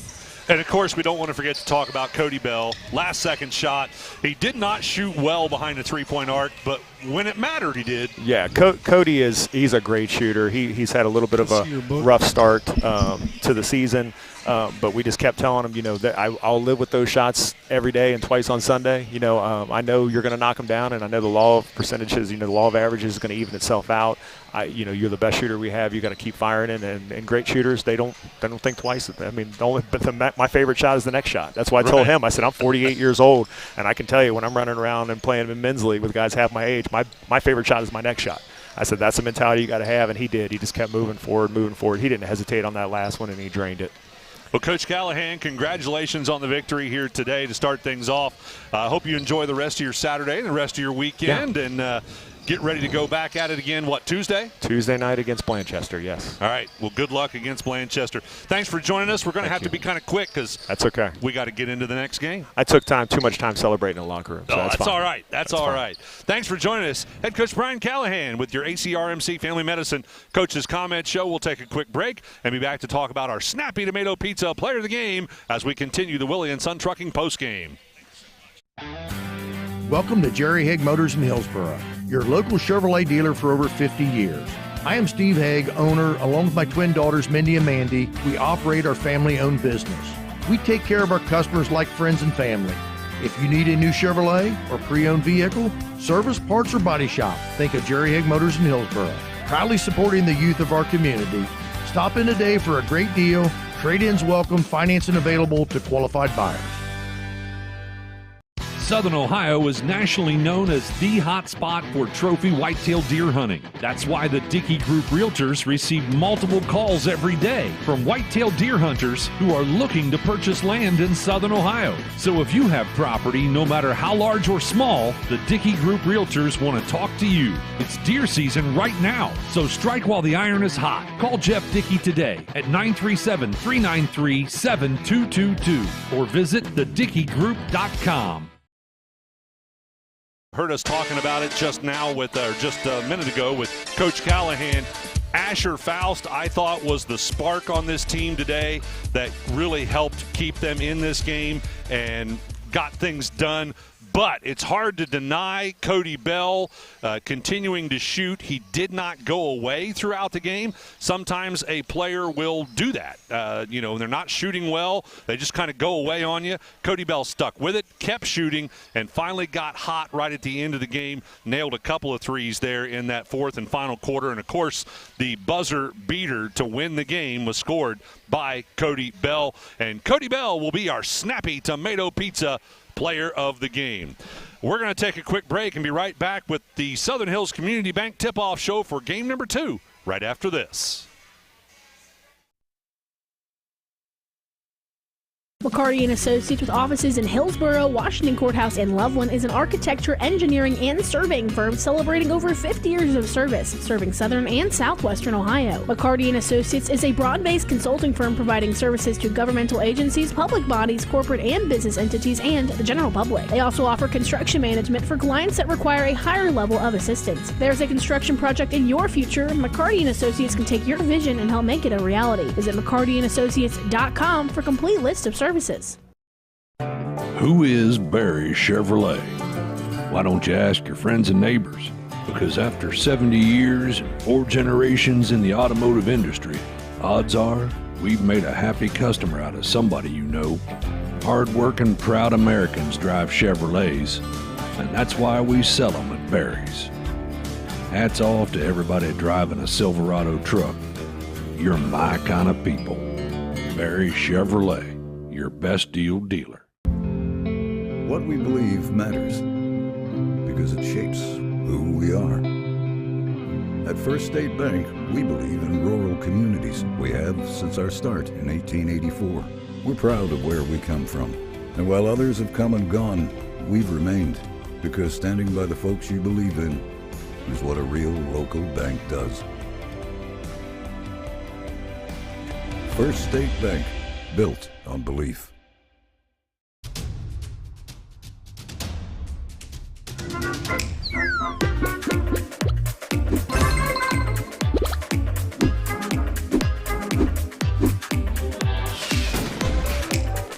Taste a snappy tomato pizza difference for yourself. Order from Seaman at 937-386-1010 or from West Union at 937-544-5583. Order online at snappytomato.com.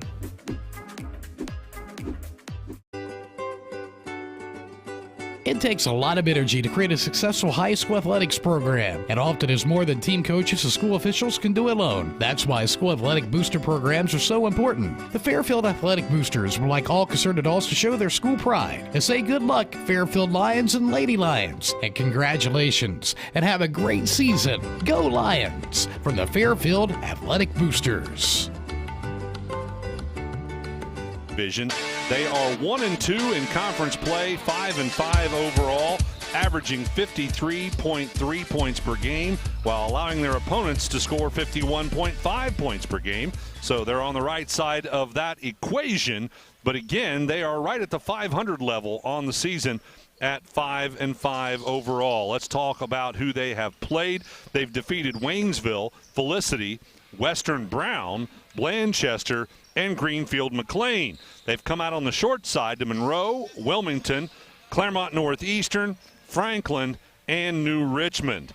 It scares me a little bit to see that they have defeated Western Brown as well as Blanchester, so this could be a tough one for the White Oak Wildcats, as again, we're going to have a Southern Buckeye team, which is a football school, versus one of our non-football Shack teams.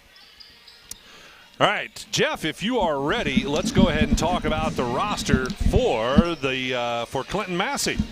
Okay, yeah, so for Clinton Massey, we have head coach is Steve Graves, assisted by Mike Craig. And looking at their team roster, we have number 0, Brighton Rodman. He's a senior. We have Miles Thidage. He's number 1, senior. We have number 3, Ryan Dillon. He's a senior. We have a junior, Jason Flint, wearing number 4. We have Aiden Fawcett wearing number 5. He's a junior. We have number 10, Lyman Dene. He is a senior. We have Cale Wilson. He's a junior wearing number 11. We have a senior, number 12, Jerry Trout. We have Jude Leahy, number 13. He's a senior. We have a sophomore, Nolan Phipps. He is wearing 21. We have a sophomore, Tristan Trampler. He's wearing 22. Number 24, Xander Mills. He's a sophomore and a senior. Tate McCoy wearing number 33. Cheerleaders is Kyra Simpson, Harley Vance, Sophia Wilmoth, Sydney Wilmoth, Hannah Burrett, and Savannah Ferguson, and Sydney Shelton. Coach is Breanne Lee. All right, we'll take a quick break and be back with more of the Southern Hills Community Bank Tip-Off Show right after this.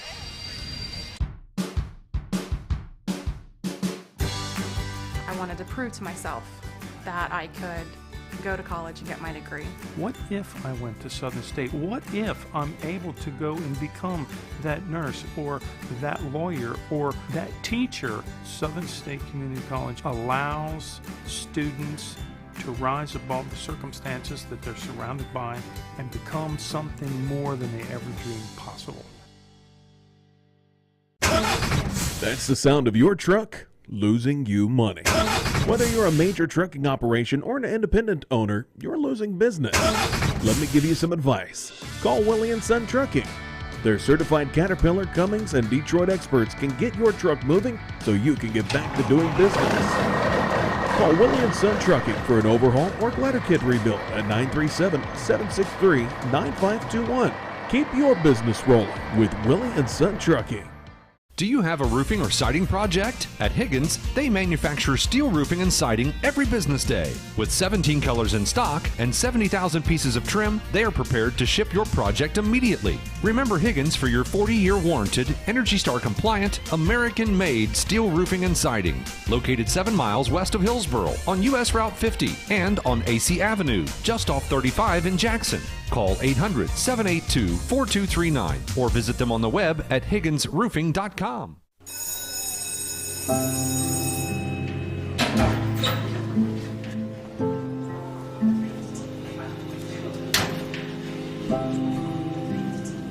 So I thought you quit.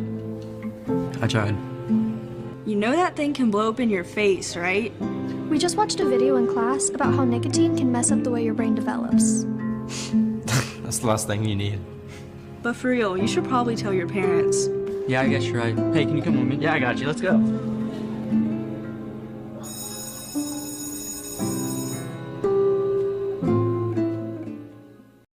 The White Oak Wildcats cheerleaders. And so, real quick, let's take a look at the Falcon cheerleaders. Yes, we have Grace Adams, Lydia Cameron, Abby Fields, Cassie Hargis, Kyla Hessler, and Grace Pates. All right, the officials all giving us the fist bump here as we get ready to have some more basketball action for you. Let's take a look at the roster for the White Oak Wildcats. Yes, for White Oak, we got Coach Greg Patton's his first year, assisted by Wes Blair. Cole Schaefer, AD is Michael Call, principal is Jason Isles, superintendent Michael Bick. And tonight, roster for the Wildcats. We have number 1, Zach Ego, is 5'10", sophomore. We have a junior staying at 6'1". Number 2, Xander Rhodes. Number 3, Sawyer Blair, 5'10", sophomore. We have a junior staying at 6'3". Number 11, Jackson Teffer, 5'9", junior. We have a freshman staying at 6'1", number 20, Jonna Michael. We have Aiden Crow wearing 21, 6'3", junior. We have a 5'10", freshman, Kristen Height, wearing 23. Tyler Wesner, number 30. He's 5'11", junior. We have a 6-foot senior, Dakota Clift, wearing 34. Number 35, Weston Blair, 6'3", senior. We have a 5'10", sophomore, Keegan Airy, wearing 40.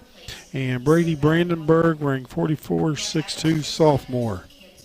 All right, that's a look at the roster for the White Oak Wildcats. We're back with more of the Southern Hills Community Bank Tip-Off Show right after this. Country Manor Mixes has been in operation for 21 years, and they take pride in bringing the best blended flavors to your home. Creating tasty mixes is their passion. Country Manor Mixes blends the most flavorful combinations of herbs and spices to create a variety of delectable edibles. With over 48 flavors of dips, spreads, desserts, and dipping oils, they have something for every palate. Visit countrymanormixes.com to learn more or place an order. We could make a big, loud, expensive promo to talk about our high school sports coverage. Instead, we'll let our coverage speak for itself. Plenty of time for a catch and release, and oh, he drains it! Right side, he pulls up to the 3, he hits. We're sitting on pins and needles, and it is good. Cherry picking on the hit, she goes. With the tomahawk finish. Goes up, two-hand monster dunk. Your home for Shack Sports, C103, and Good Guys Radio TV. Welcome back to the Southern Hills Community Bank Tip-Off Show. We are just about ready to wrap up the Southern Hills Community Bank Tip-Off Show.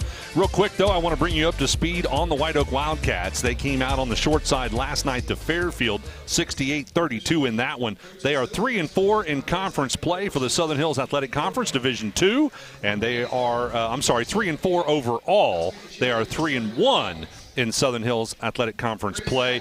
That was their first conference loss last night against the Fairfield Lions. So again, they are 3-4 overall, 3-1 in conference play.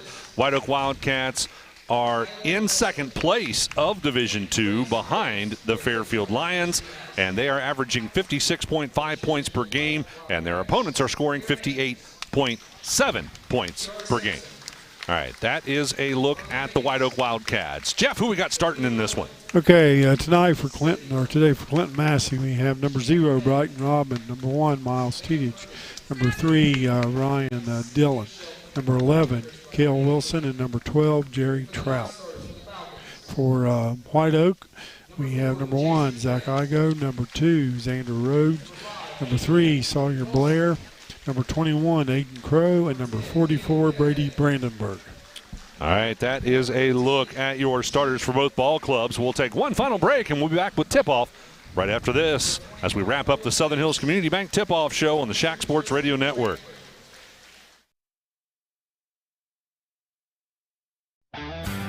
Welcome to Jerry Haig Motors in Hillsboro, your local Chevrolet dealer for over 50 years. I am Steve Haig, owner, along with my twin daughters, Mindy and Mandy. We operate our family-owned business. We take care of our customers like friends and family. If you need a new Chevrolet or pre-owned vehicle, service, parts, or body shop, think of Jerry Haig Motors in Hillsboro. Proudly supporting the youth of our community. Stop in today for a great deal. Trade-ins welcome, financing available to qualified buyers. Southern Ohio is nationally known as the hot spot for trophy whitetail deer hunting. That's why the Dickey Group Realtors receive multiple calls every day from whitetail deer hunters who are looking to purchase land in Southern Ohio. So if you have property, no matter how large or small, the Dickey Group Realtors want to talk to you. It's deer season right now, so strike while the iron is hot. Call Jeff Dickey today at 937-393-7222 or visit thedickeygroup.com. McCarty & Associates, with offices in Hillsboro, Washington Courthouse, and Loveland, is an architecture, engineering, and surveying firm celebrating over 50 years of service, serving southern and southwestern Ohio. McCarty & Associates is a broad-based consulting firm providing services to governmental agencies, public bodies, corporate and business entities, and the general public. They also offer construction management for clients that require a higher level of assistance. If there's a construction project in your future, McCarty & Associates can take your vision and help make it a reality. Visit McCartyandAssociates.com for a complete list of services. Who is Barry Chevrolet? Why don't you ask your friends and neighbors?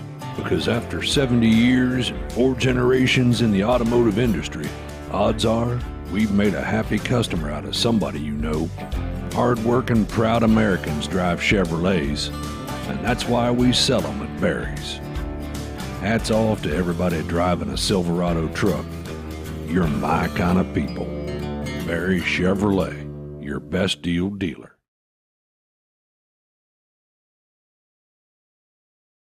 Will be the home team on the scoreboard. They will be to the right of your dial the first half of this game. If, of course, you're watching on Good Guys Radio TV, they'll be to the left of your screen. And on the tip, what do we got? Goes out of bounds. And they're going to say that was off Clinton Massey. By the way, the White Oak Wildcats in their home uniforms, white with orange numerals, orange and black stripes. Clinton Massey, the Falcons, in their red visiting uniforms with white numerals and white and blue stripes. And quickly, a three-point shot off the hands of Brandenburg by the Wildcats. No good, but he's able to get his own rebound. They'll kick it out left side to Blair. Blair will bring it out top. Tries to go inside and does. And now a nice pass, high post, low post to Xander Rhodes, up and in. White Oak Wildcats will start off with the first points of the basketball game. Back the other direction we go. Falcons with the basketball. Fiji is fouled, I do believe. By the way, who we got officiating in this one, Jeff? Yes, we have Brent Gillen, Rodney Captain, and Mike Evans. And that first team foul is going to be called against Brandenburg for the White Oak Wildcats. And the Falcons will inbound out top to Trout for a quick three. No good. Long rebound all the way in the backcourt. And Fiji will track it down. Ahead they will go right side to Dillon. Dillon out on the wing. And I got everybody and their brother trying to stand in front of me. Now they'll go left side. With it is going to be Trout. Reverses back out top to Rodman. And then with the basketball on the baseline, the Falcons, they'll reverse it around left side for a three look. That's good. Ryan Dillon. Making a 1-point lead for the Falcons, and they're going to pull out some full court pressure. And no problem there as Blair goes ahead down underneath to Brandenburg. Couldn't get the shot to drop. He was under pressure, and the Falcons have the rebound. Back the other direction we go. Dillon with it out on the right side wing. They'll pass it baseline to Wilson. Wilson will dribble it back out on the wing, then drives through the paint. Shot up, no good. And a fight for the rebound. Brandenburg comes up with it. Wildcats are going to push it up the floor with Xander Rhodes. He'll hand it off right side to Blair. It'll be tipped into the backcourt. Blair will track it down. Don't forget, we're going to talk to Head coach Greg Patton after this one for the White Oak Wildcats. Driving in, beautiful spin move by Sawyer Blair. Shot's good off the glass. And that was nice, nice take, nice penetration and spin and scored. Wilson to Thiegy, back to Wilson. And now a steal by Blair, and he's going to have a run out, and the layup's good. Make it a 6-3 score, White Oak leading. It's 4 quick points by Blair. Again, we are going to talk win or lose. We'll talk to head coach Greg Patton after this one in the ACRMC Family Medicine Coaches Comment Show. Falcons with a basketball. Rodman to Wilson. Now left side, they'll go to Dillon for a 3. That one rims out, one and done, as Blair clears out the rebound. White Oak's doing a good job on the defensive boards. Blair against Thiegy. Dribbling, trying to play keep away. Now popping out for it's going to be Xander Rhodes. Rhodes will get it to Igo. He'll come out top, has to pick up his dribble. Back to Rhodes it'll go on the right side wing. They'll lob it into Brandenburg. And they try to get Rhodes on a cut. And it was deflected, or actually that was Crow, I'm sorry, on a cut, and got deflected out of bounds. Have number 5 coming in, Avden Fawcett, and he's replacing Kel Wilson. Blair will look to inbound underneath. Gets it into the hands of Rhodes for a quick 3, and oh my goodness, that one was beautiful. Making a 9-3 score, White Oak on top. Quickly ahead, the Falcons to Thiegy left side, back out to the new guy, Fawcett. Fawcett reverses right side to Trout. Back to Fawcett. Timeout's going to be called by the Falcons of Clinton Massey. Will take one as well with 4:47 to go in the first quarter. The Wildcats lead it by 6. We're back right after this on the Shack Sports Radio Network, C103 and Good Guys Radio TV. What we believe matters because it shapes who we are. At First State Bank, we believe in rural communities. We have since our start in 1884. We're proud of where we come from. And while others have come and gone, we've remained. Because standing by the folks you believe in is what a real local bank does. First State Bank, built on belief.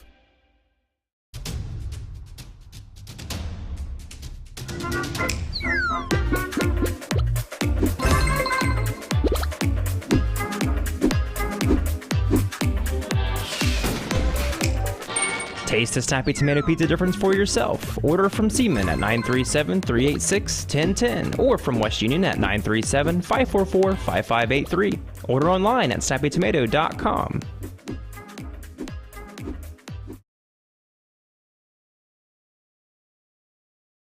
Fawcett. They'll pass it in the corner to Trout. Back to Fawcett. They try to hit Thiegy on the baseline, and he steps out of bounds. Yeah. It got tipped up in the air, and when he caught it, he had a foot out of bounds. Went after it, came down out of bounds. Looks like we're going to see some full court pressure for the Wildcats. They have no problem getting it across the timeline with Blair, although it gets tipped loose. And what do we got? It is going to end up as a steal, but back the other direction. Blair steals it back. Blair with a scoop. That one rims out, and on the rebound, it goes out of bounds off of White Oak. I thought we might catch a break there on that rebound, but we did not.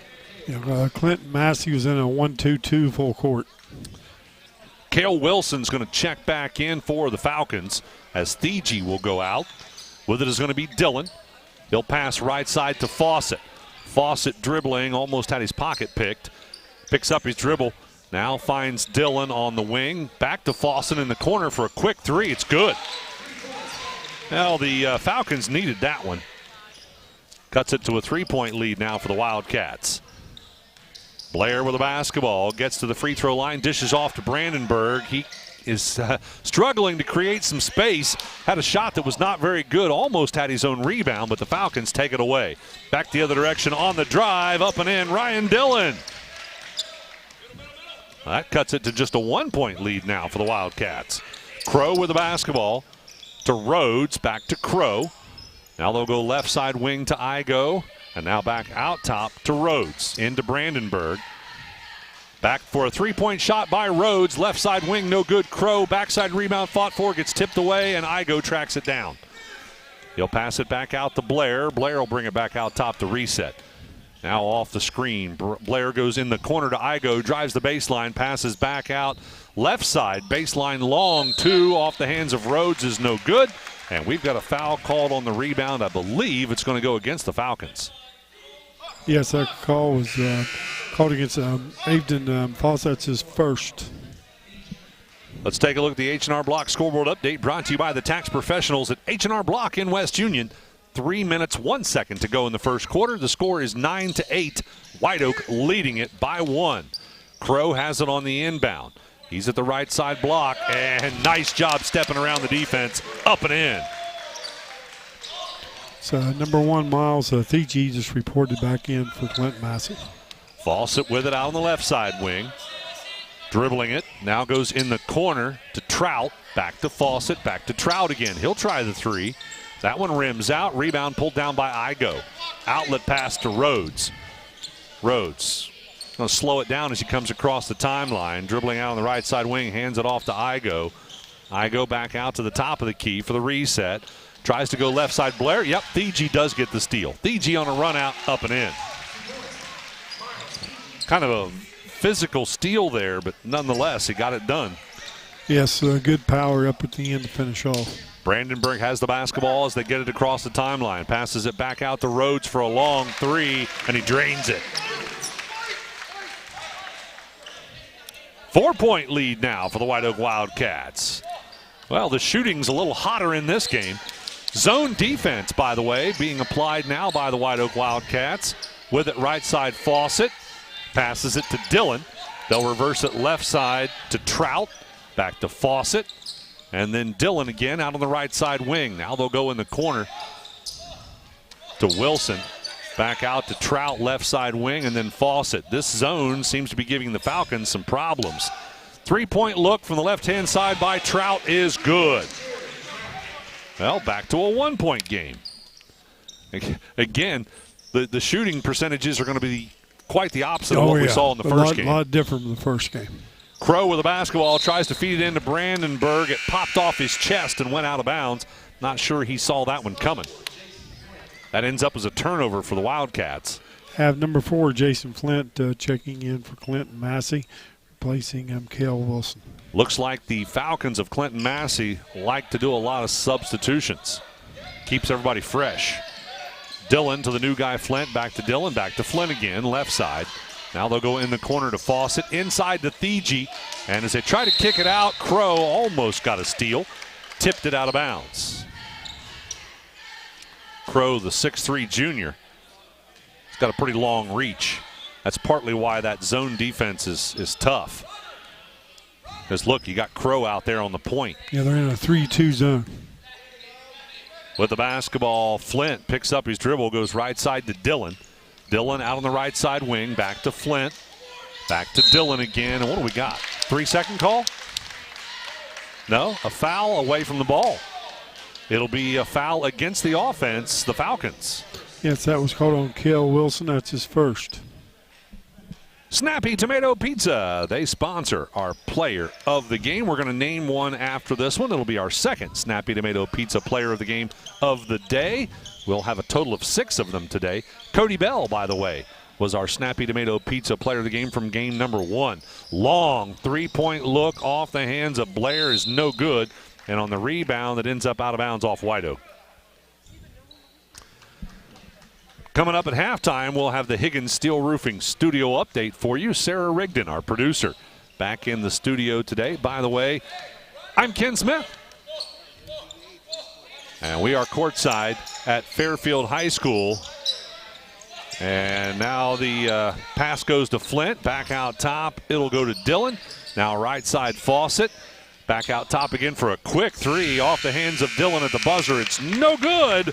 And that's how we will end the first quarter. The White Oak Wildcats leading the Clinton Massey Falcons by 1, 14-13. We are back with second quarter action right after this on the Shack Sports Radio Network, C103, and Good Guys Radio TV.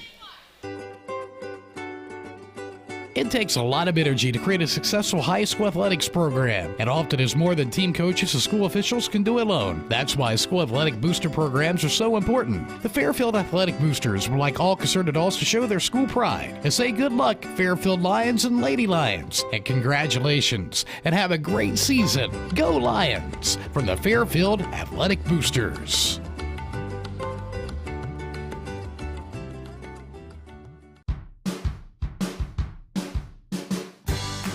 I wanted to prove to myself that I could go to college and get my degree. What if I went to Southern State? What if I'm able to go and become that nurse or that lawyer or that teacher? Southern State Community College allows students to rise above the circumstances that they're surrounded by and become something more than they ever dreamed possible. That's the sound of your truck losing you money. Whether you're a major trucking operation or an independent owner, you're losing business. Let me give you some advice. Call Willie & Son Trucking. Their certified Caterpillar, Cummins, and Detroit experts can get your truck moving so you can get back to doing business. Call Willie & Son Trucking for an overhaul or glider kit rebuild at 937-763-9521. Keep your business rolling with Willie & Son Trucking.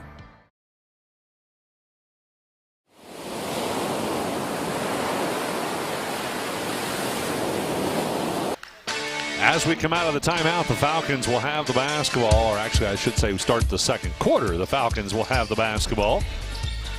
White Oak's back in their 3-2 zone to start the second quarter. And it's going to result in a turnover as Blair steals a pass. Blair brings it up the floor, goes right side to Igo. Igo will dribble at top of the key, passes left side to Rhodes. Rhodes off a screen, gets to the free throw line, passes it back out right side to Blair. And nice, a backdoor cut by Brandenburg, and a bounce pass gets the ball to him with a nice assist up and in for Brandenburg, make it 16-13. Fiji passes it in the corner. Who we got out there? Somebody's got a number change or something. Is that McCoy at 32 instead of 33? Check that one, will you, Jeff? We got a 32 out there for Massey. A shot missed. Fiji on the rebound and then throws it away. Coming up with it's going to be Crow for the White Oak Wildcats. Rhodes will have the basketball. Goes right side to Igo. Igo at the elbow for two. Bangs that one home. Igo gets the basket. Make it 18-13. Igo with that point there, Jeff. That is Martin out there wearing number 32. All right, Martin. Martin has the basketball, left side corner. They try to feed it in to Rodman, and it's stripped away. Another turnover. Ahead they go to Crow. Crow off the glass, up and in. Make it 20-13. You did get Igo with that last basket, right? All right. Yep. Then one should have missed that with checking that number for us. So Fawcett has it out top for the Falcons. Goes to Fiji right side, back to Fawcett. Now they'll go left side in the corner to Martin and back out to Fawcett. Right, 3-2 zones really hurt Clinton Massey. It has.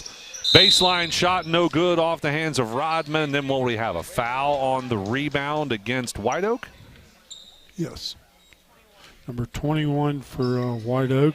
Aiden Crow. So Crow will collect the foul. Coming up at halftime, we'll get you caught up on all the stats with the Barry's Chevrolet halftime report. By the way, Jeff Strickland with me here today, courtside. Coach. Former coach, I should say. Former coach. Jeff Strickland. Should I just call you Coach or Jeff? Yeah, whatever you want to call it. That might not be what you want. You might not want to say whatever. Dillon with a basketball out on the right side wing, goes in the corner to Trout. He'll try the three. That one's good. Man, he can light those up.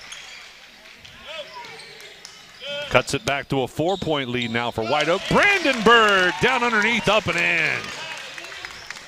22-16. White Oak Wildcats are really shooting well. Of course, they're getting a lot of nice close-in shots. Yes, getting good shot selection.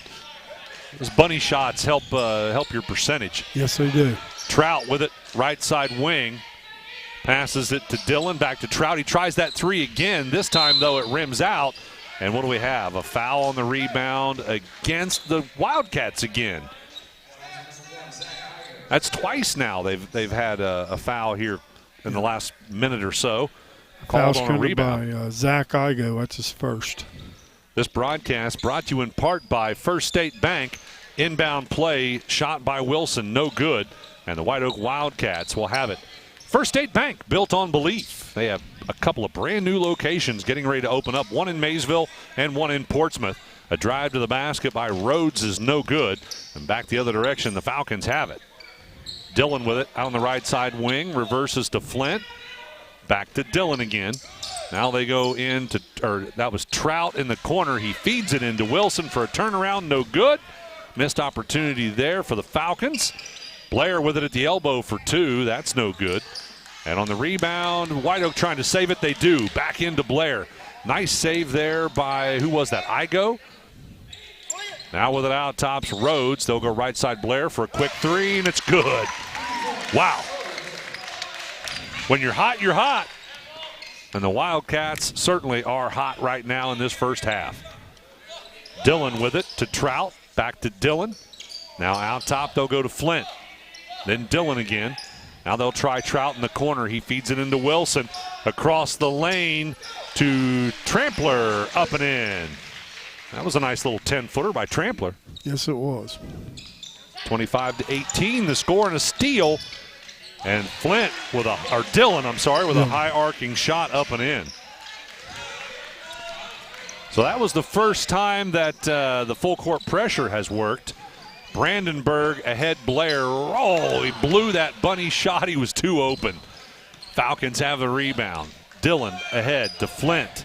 Back to Dillon for a three. Rims out and, right place, right time for Trampler, up and in.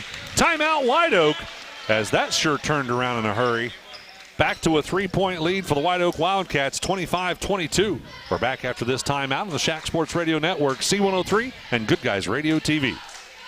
Do you have a roofing or siding project? At Higgins, they manufacture steel roofing and siding every business day. With 17 colors in stock and 70,000 pieces of trim, they are prepared to ship your project immediately. Remember Higgins for your 40-year warranted, Energy Star compliant, American-made steel roofing and siding. Located 7 miles west of Hillsboro on US Route 50 and on AC Avenue, just off 35 in Jackson. Call 800-782-4239 or visit them on the web at higginsroofing.com. Watch this game as well if you would like. We are broadcasting today on goodguysradiotv.com as well as Facebook and YouTube. And Brandon Rigdon, our producer, on the TV side of things. Number 30, Tyler Wessner just checked in for the Wildcats. Crow will inbound to Blair. Ahead they go to Rhodes, and now Brandenburg. Wow, they went right over top that press. But Brandenburg couldn't get the shot to drop. A little too hard. Gets his own rebound. Back out to Crow. Crow at the elbow with a turnaround. That rims out. And this time the Falcons will control the rebound. They'll put it in the hands of Dillon. Dillon ahead to Trout in the corner. He'll try that three again. He likes it, and he drains it. We're tied. 25 apiece as the Falcons have fought back. Rhodes will have it. He'll drive in. Leaner is good. Kind of grabbed his calf after that one. Looks like he's okay. He might just might be working on a cramp. Dillon with the basketball out top. Goes to Trout in the corner again. Now they lob it to Wilson. Wilson double teamed. Passes it back out to Phipps. Now they'll go to Trout again. He likes that three, and again he drains it. That's his spot, Jeff. Yeah, he's hit 4 from the corner already, 4 threes. 27-28 as Clinton Massey takes the lead. I think that's their first lead since early in the ball game. Now a baseline shot off the hands of Wessner is no good. And we'll go back the other direction with the Falcons. They had Trout left side corner. They feed it in for a turnaround fadeaway, no good, off the hands of Trampler. And the White Oak Wildcats have the rebound. Quickly ahead, minute 42 to go in the first half. Wessner baseline for 2, and that one rims out, and on the rebound it's going to be Trampler. Trampler pushing it ahead to Wilson. No dribble, up and in. Tell you, Clinton Massey's really picked the tempo up. They have. They've come alive. Crow down underneath. Nice head fake. Lets the defense blow by. Puts it up and in, wide open. Falcons with the ball and the 1-point lead. Let's take a look at the H&R Block scoreboard update brought to you by the tax professionals at H&R Block in West Union.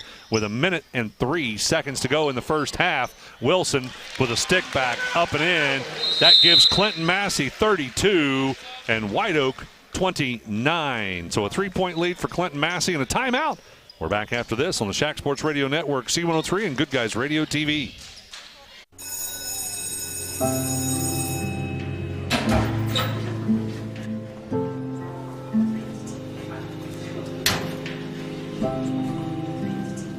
So I thought you quit. I tried. You know that thing can blow up in your face, right? We just watched a video in class about how nicotine can mess up the way your brain develops. That's the last thing you need.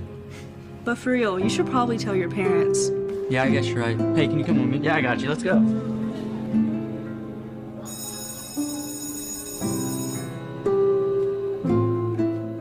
Encouraging you to talk to your kids about the dangers of vaping. That's Adams County Medical Foundation. Number 1, Miles Thiegy has just checked in the game for Clinton Massey. 58.3 seconds to go in the first half. And the White Oak Wildcats are going to face full court man-to-man pressure. They'll inbound to Blair. They'll throw it ahead to Rhodes and all the way up the floor to Wessner. And Wessner can't hang on to it, loses it away to Fawcett. So the Wildcats got all the way to the other end of the floor, but still turned it over. Fawcett passes right side Phipps, Fawcett, and then left side Dillon. Hook pass into Thiegy, back out to Fawcett. He likes the three, and it's good. Well, no doubt the Falcons are a three-point shooting team, and they shoot them well. Rhodes with the basketball, gets it across the timeline. He's double-teamed, finds Blair. They try to trap Blair, and he throws it away. Turnover, White Oak.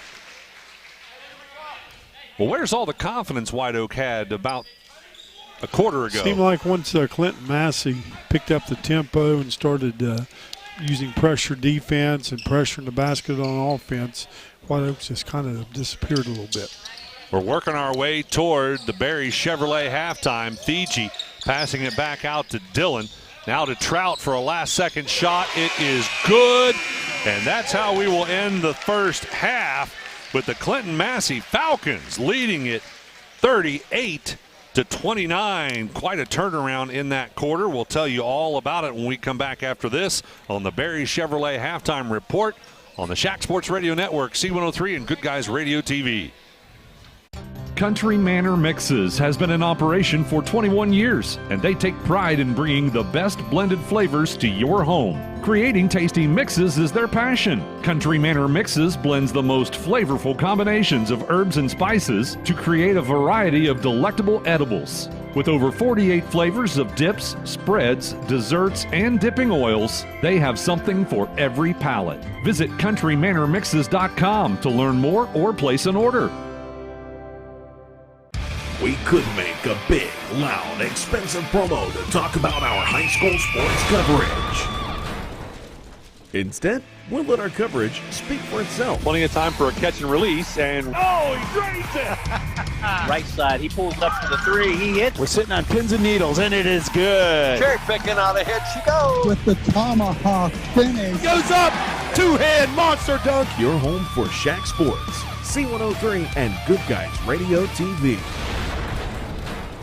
Whether you're buying, selling, or refinancing a home, you're going to need an appraisal. It's an important part of the process, and practically all lenders need a local expert like Southern Ohio Appraisers LLC in Hillsboro. An appraisal from Southern Ohio Appraisers can also be useful for accurate and fair estate liquidation, removing private mortgage insurance, settling a divorce, or disputing your county tax assessment. No matter the reason, trust the licensed professionals at Southern Ohio Appraisers in Hillsboro. Call 937-393-4484.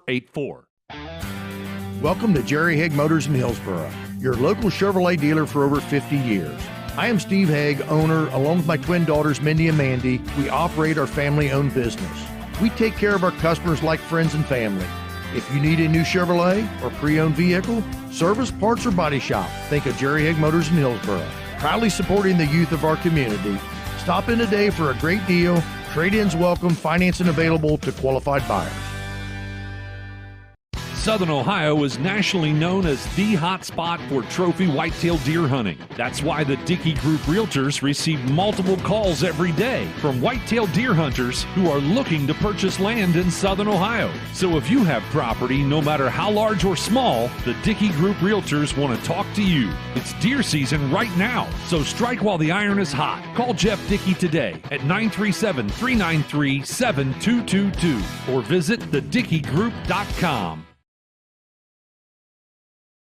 Falcons shot the lights out of it. They scored 25 points in that second quarter versus White Oak's 15. So that's a 10-point advantage to give them a 9-point lead at halftime, 38-29. We're going to send it back to the studio to Mrs. Sarah Rigdon for your Higgins Steel Roofing studio update. We'll be back with more look at the stats with the Barry Chevrolet halftime after this on the Shack Sports Radio Network, C103, and Good Guys Radio TV. McCarty & Associates with offices in Hillsboro, Washington Courthouse, and Loveland is an architecture, engineering, and surveying firm celebrating over 50 years of service, serving southern and southwestern Ohio. McCarty & Associates is a broad-based consulting firm providing services to governmental agencies, public bodies, corporate and business entities, and the general public. They also offer construction management for clients that require a higher level of assistance. If there's a construction project in your future, McCarty & Associates can take your vision and help make it a reality. Visit McCartyandAssociates.com for a complete list of services. Who is Barry Chevrolet? Why don't you ask your friends and neighbors? Because after 70 years and 4 generations in the automotive industry, odds are we've made a happy customer out of somebody you know. Hard-working, proud Americans drive Chevrolets, and that's why we sell them at Barry's. Hats off to everybody driving a Silverado truck. You're my kind of people. Barry Chevrolet, your best deal dealer. What we believe matters because it shapes who we are. At First State Bank, we believe in rural communities. We have since our start in 1884. We're proud of where we come from. And while others have come and gone, we've remained because standing by the folks you believe in is what a real local bank does. First State Bank, built on belief.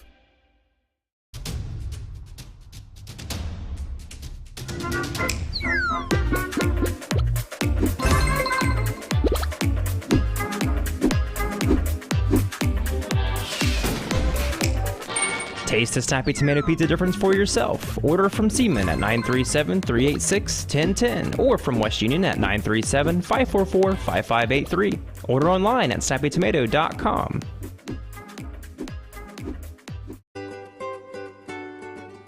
It takes a lot of energy to create a successful high school athletics program, and often is more than team coaches and school officials can do alone. That's why school athletic booster programs are so important. The Fairfield Athletic Boosters would like all concerned adults to show their school pride and say good luck, Fairfield Lions and Lady Lions, and congratulations, and have a great season. Go Lions! From the Fairfield Athletic Boosters.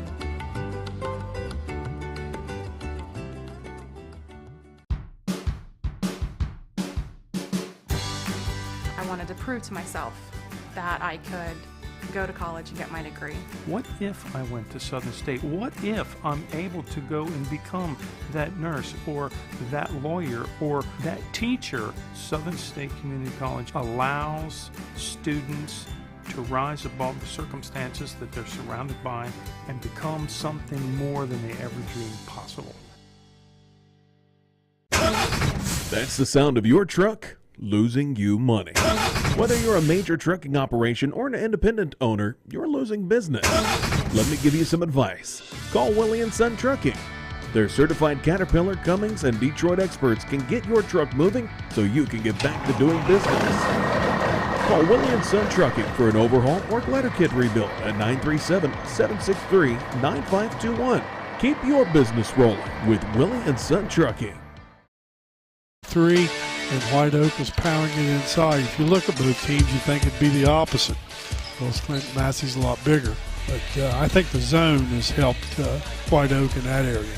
But they're hitting the threes, Clinton Massey is. Yeah, one player in particular, right? Yes. He's hit 5 threes.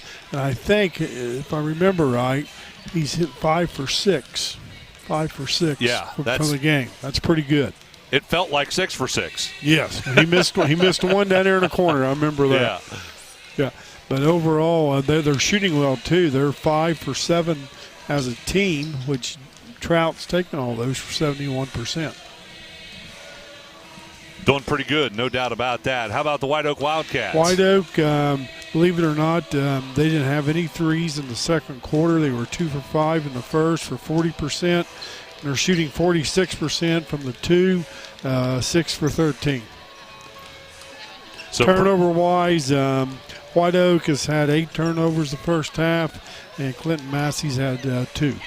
It's interesting because it didn't feel like White Oak had 8 turnovers. Yeah. But they did, and that's probably the difference in this game because they were dominating until late in that second quarter, and it just seemed like the wheels kind of fell off the cart there late in the second quarter. Clinton Massey went to that 2-2-1 full court, and it kind of hurt White Oak a little bit in the little stretch. All right, that's a look at our first half stats. We'll be back with a look at second half right after this as we wrap up the Barry Chevrolet halftime on your Shack Sports Radio Network, C103, and Good Guys Radio TV. That's the sound of your truck losing you money. Whether you're a major trucking operation or an independent owner, you're losing business. Let me give you some advice. Call Willie & Son Trucking. Their certified Caterpillar, Cummins, and Detroit experts can get your truck moving so you can get back to doing business. Call Willie & Son Trucking for an overhaul or glider kit rebuild at 937-763-9521. Keep your business rolling with Willie & Son Trucking.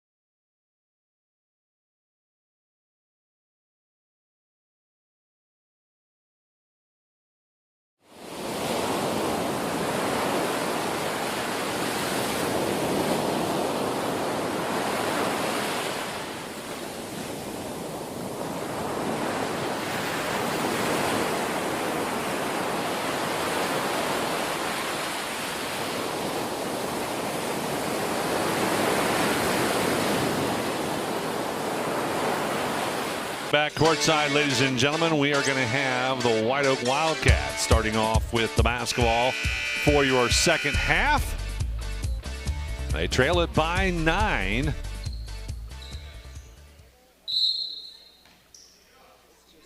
Wildcats will inbound to Blair, now to Brandenburg. And now left side, a three-point shot by Rhodes, no good. Thigi pulls down the rebound for Clinton Massey. Massey with the basketball. Trout in that corner. Oh, my goodness. He is so deadly in that corner. Gets the first one to go. Make it 41-29 the score. Brandenburg driving in left side. Shot up, no good. Stick back, no good. Off the hands of Igo. Missed opportunity there. And Clinton Massey with the basketball. Quickly ahead we go. Thigi passes it back out top. And now with the basketball is going to be Fawcett. Goes left side for a three-point look. It's up and it's good.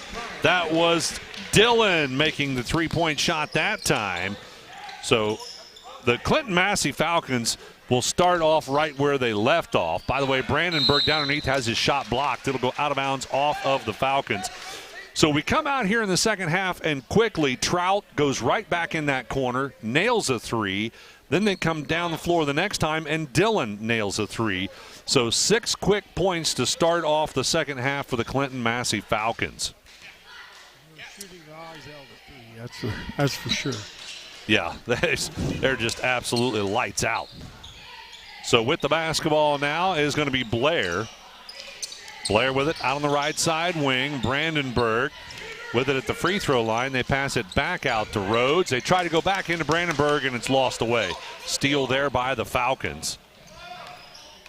Driving, Dillon kicks it out right side to Trampler. And now Fawcett for a three. Hey, there's a news story. They missed one. Blair with the basketball. Brings it up the floor for the White Oak Wildcats, and they're going to call him for the offensive foul. Yeah, he stuck his arm out. And Clinton Massey doing a great job of making sure the officials see that. Yes, had good defensive position, and saw your Blair picked up his first foul. Jeff, by the way, the White Oak Wildcats, while you were away there, missed a three-point attempt on this end as well for your stats there. Okay, thank you. Missed 3-point.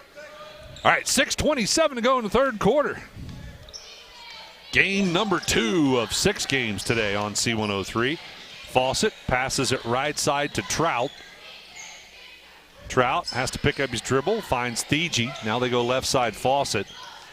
Out top again, it'll go to Phipps. And now right side, a three-point look by Dillon is good. Man, they are feeling it, Jeff. Yeah, they're shooting the eyes out of it, like I said earlier. 47-29 the score now, and we're almost going to have a turnover. We will. I'm not sure what happened there with Blair, but he got the ball stripped, and it ended up out of bounds, but Blair touched it last. Yeah, they've got a lot of confidence. Think about shooting a three. You start hitting them like Clinton Massey is, you just feel like you can hit all of them. Yep. Join Ben Higgins on Monday. That'll be the next time we have a pregame report brought to you by Ron Lynch, your financial advisor with Edward Jones Investments in Maysville, and also Peebles Save-A-Lot. Shot missed by the Falcons. I think that was Thiegy. Yep, yes. Down on the baseline. Back the other direction we go. Rhodes with it, left side corner to Blair. He'll try the long three. That one no good. Rebound controlled by Phipps. He'll get an outlet to Fawcett. Fawcett driving in, shot no good. Nice defense there. Wildcats stood their ground, and now a foul committed by the Falcons. Coverage of our basketball games today at the Chad Hodson Classic, brought to you in part by Southern State Community College. Start your pathway to completion by visiting sscc.edu. Foul was committed by Jerry Trout. It's his first. Blair to Igo. It gets tipped. Blair gets it back. Now he finds Rhodes as they push it up the floor. Hook pass into Brandenburg, and a hook shot by Brandenburg, up and good. Take care of our camera guy as well. He'll take some pizza. All right, sorry about that. They're doing a great job taking care of us here courtside at the Chad Hodson Classic as they're bringing us some food. Jeff, it is a long day to be broadcasting without anything to eat. Yes, so it is. They're doing a good job taking care of us. Great job. All right, what did we miss? Anything? And we've got number 33, Tate McCoy, coming in, replacing number 21, Nolan Phipps. We have number 30 coming in for the Wildcats, Tyler Wesner, as well. McCoy out there with a brace on his right shoulder. Must be a leftover injury, maybe from football. Yeah, football injury. Trout, left side corner for three. That one's no good. Backside rebound, put back no good, off the hands of Wilson.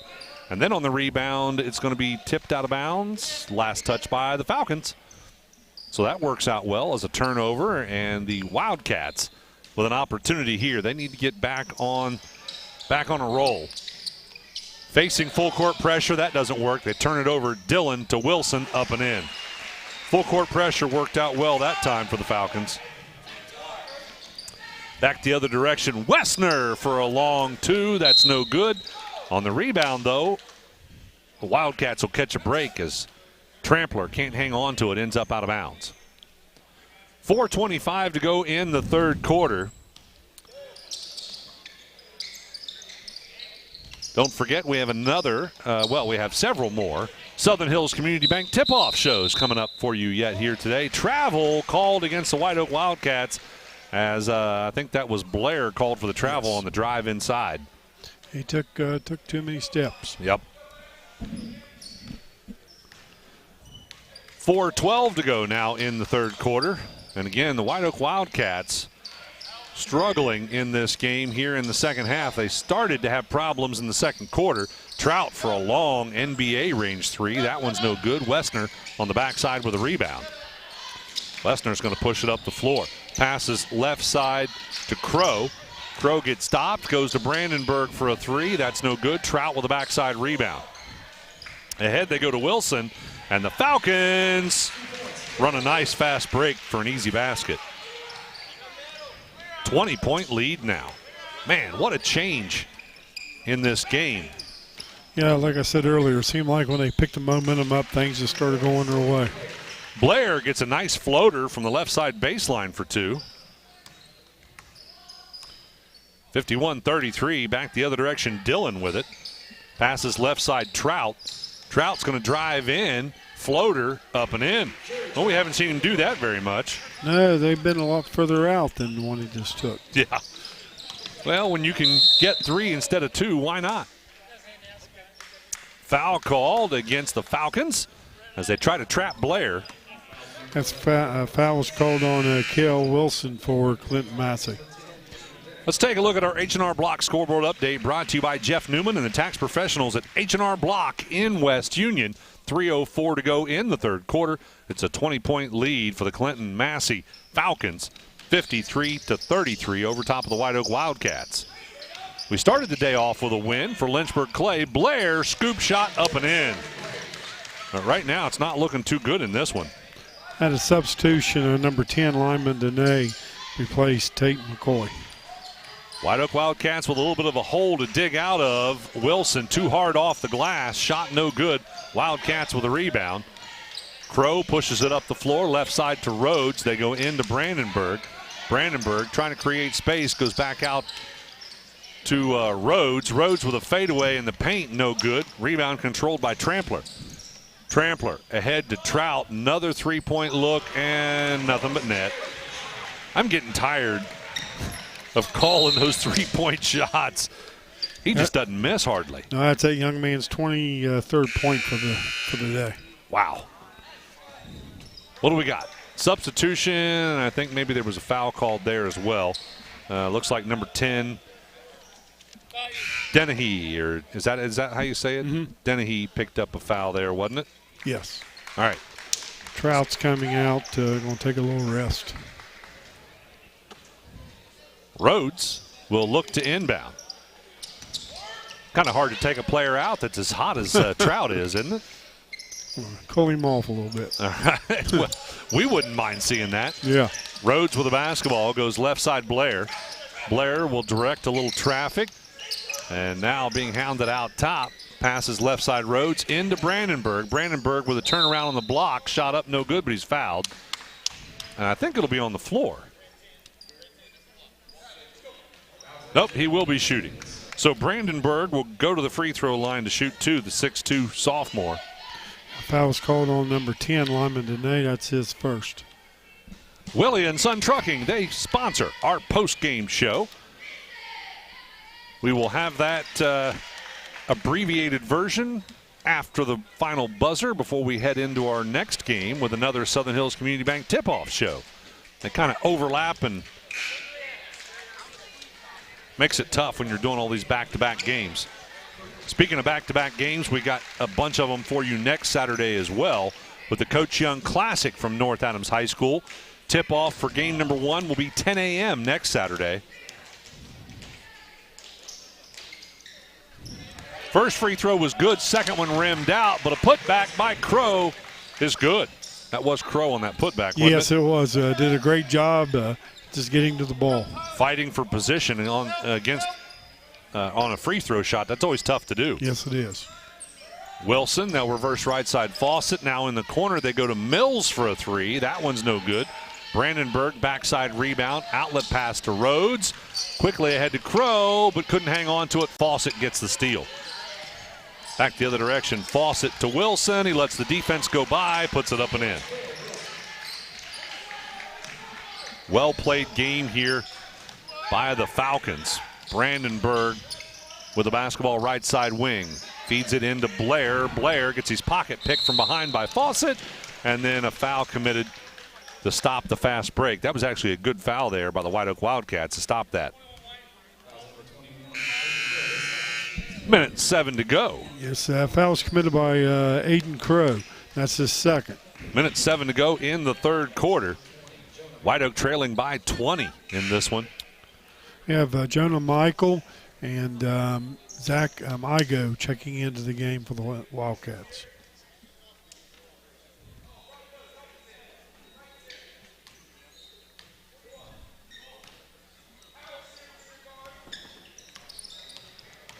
Falcons with the basketball, and Wilson with it out on the right side.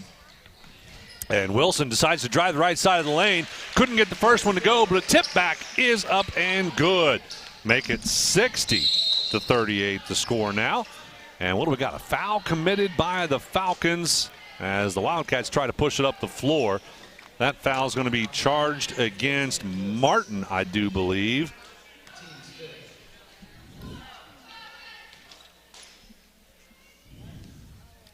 Koblenz into the basketball game for the Falcons now as well. 48.1 seconds to go in the third quarter. At the free throw line is Blair. First one's good. Make it 60-39. And hopefully Blair will get this second one to go and make it back to an even 20-point lead for the Falcons. Nope, that one rims out. Wilson pulls down the rebound. Quickly up the floor it goes, right side corner. And back out, they'll reverse left side to Koblenz, and Koblenz is going to be called for the travel. Turnover, Falcons.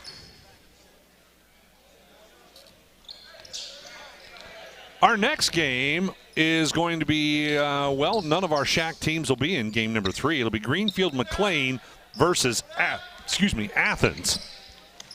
It'll be interesting to see that game. As with the basketball, Michael out to Rhodes for three. It's good. Well, the White Oak Wildcats needed that one. Yes, they did. Maybe they'll give them a little spark.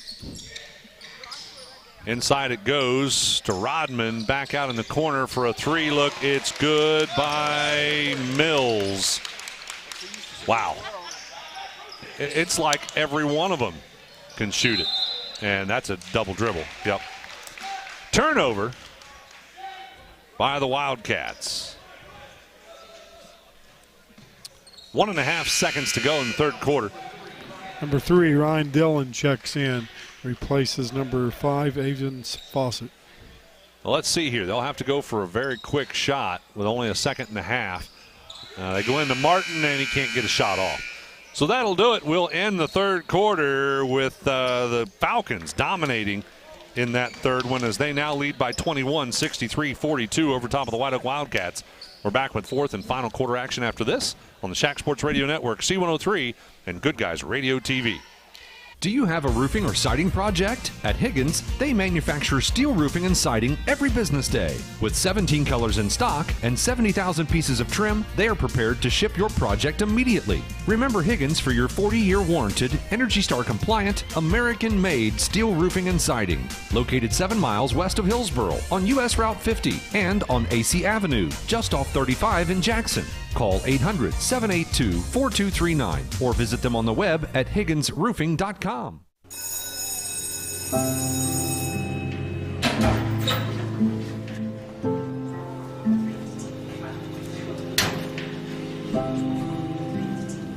So I thought you quit.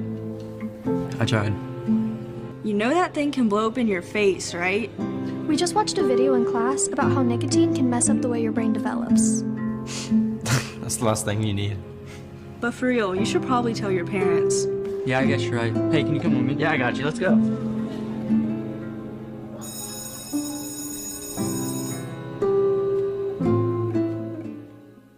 Country Manor Mixes has been in operation for 21 years, and they take pride in bringing the best blended flavors to your home. Creating tasty mixes is their passion. Country Manor Mixes blends the most flavorful combinations of herbs and spices to create a variety of delectable edibles. With over 48 flavors of dips, spreads, desserts, and dipping oils, they have something for every palate. Visit countrymanormixes.com to learn more or place. Welcome back courtside.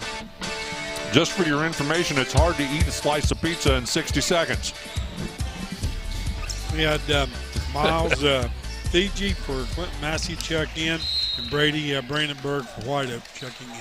Falcons are going to turn it over to start the fourth and final quarter. Also, Tate and McCoy's checked in for Clinton Massey. Let's see if we can get the White Oak Wildcats to get on a run here. Wessner with the basketball gets stopped at half court and then throws it away as the Falcons come up with it. Back the other direction. Trout. Well, it was a three-point shot from the corner. I'll let you figure out what happened. It's the same story we keep seeing over and over. That young man can shoot quite well, and they get a steal, and he does it again, and it's the exact same result. That's number 8 tonight on three-point line. I wonder if he might be going for some kind of record or something. That's just absolutely incredible shooting. Wessner to Brandenburg in the paint. Runner up and in. I mean, what do you do when a team is shooting like that? And really, in particular, I mean, it is one player, but then it's not. I mean, the whole team is shooting well. Well, think about Trout's shot. He's shooting from the corner, and that's supposed to be the lowest percentage shot in the game, that three-point corner shot. That's his spot, obviously. Yeah. He likes it. We will honor one of our outstanding players after this game with our Snappy Tomato Pizza. Player of the game brought to you by Snappy Tomato Pizza in Seaman and West Union. Wessner for three from the right side. That's no good. Backside rebound controlled by the Falcons, and that's a travel call. As Leahy called for the travels. He tried to stop and let the defense blow by on the fast break, but couldn't get himself stopped.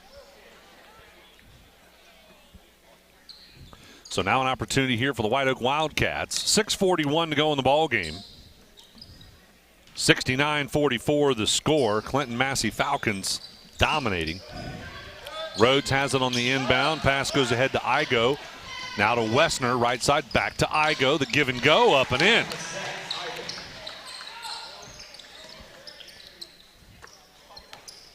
Thiegy will have it on the inbound. And that's another thing. The White Oak Wildcats are not applying the same kind of pressure they did earlier in this game. No, first quarter they put all kinds of pressure on. Well, Trout drains one from out top. So he can shoot from other spots on the floor, Jeff. Yes, that's his 32nd point for tonight. And now there's going to be a steal, and Dillon on a run out, up and in.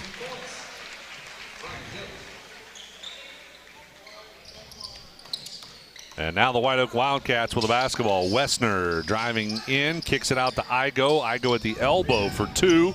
That's no good. And the rebound's going to be controlled by the Falcons.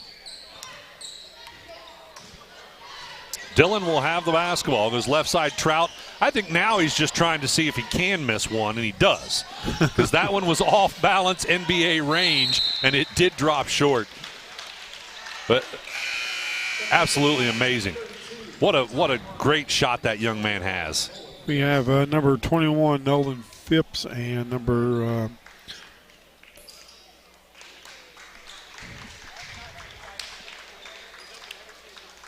where is it? I didn't even see who came in. Martin, maybe? Yes. Number 32, Martin. Yes. Yeah. Yes. So ahead the pass will go to Blair. Blair trying to force his way in. Gets to the right side, low block. Shot up, no good. Rebound controlled. And we got a foul after the play. And it is going to be called against the Falcons. A little too aggressive there on the box out. Yeah, foul's called number 21, Nolan Phipps. That's his first. Thanks again to our season sponsors, including Health Source of Ohio, providing a unique and comprehensive approach to health right in your community. That's Health Source of Ohio. Inbound, Rhodes will have it. Long three, no good. Fight for the rebound. The Falcons come up with it. Dillon will push it ahead. Down underneath to one of the new guys in the game. Up and in. That's Martin. Give him 2. 76-46. Brandenburg back the other direction for 3. It's good. Makes it 76-49 with just under 5 minutes to go in the ballgame. Dillon goes ahead left side. A 3 shot from the corner off Martin's hands. No good. Back the other direction. Trout gets a steal. The White Oak Wildcats didn't do a good job taking care of the basketball that time. Dillon lobs it into Leahy, and it gets tipped away. It'll end up out of bounds off the White Oak Wildcats. So possession will stay with the Falcons. First, they're going to have another substitution. Yes, number 22, Tristan Trampler will be checking in for Clinton Massey. You can listen to C103 anywhere you go on your smart device. Download our free app or go to C103.fm, click on Listen Live. Inside the paint, a steal. It's the ball taken away by Rhodes. Rhodes will push it up the floor. Goes left side. Crow in the corner for 3. That one is no good. Long rebound on the backside. Brandenburg couldn't save it. Ends up out of bounds off the Wildcats. More substitutions for the Falcons. Yes, we have number 5, David Fouts, number 11, Cale Wilson. I really would like to know if that might be some kind of record for Trout or if he shoots that way all the time. Fawcett with the basketball. Goes right side to Phipps. Inside to Martin. Back out to Wilson. Wilson, nice dish underneath. Up and in by Martin. Martin's getting a lot of points here late in this ball game. Yes, he is. Coming off the bench, doing a good job. Step back 3 by Blair is no good, and it hits the support, and that'll be a turnover. H&R Block, they sponsor our scoreboard update, brought to you by the tax professionals at H&R Block in West Union. With 3:40 to go in the ball game, Clinton Massey Falcons are dominating this one, 78-49 over top of the White Oak Wildcats. Fawcett throws it out left side. Now Martin for a baseline shot for 2 is good. How many points is that young man? He's had 6 in the fourth quarter. And he had a couple earlier too, didn't he? Yes. Now with the basketball is going to be Rhodes. Rhodes dribbling left side. Gets down to the baseline, has it tipped away. It'll end up out of bounds. Last touch by the Falcons. And we have a 5-for-5 substitution for White Oak.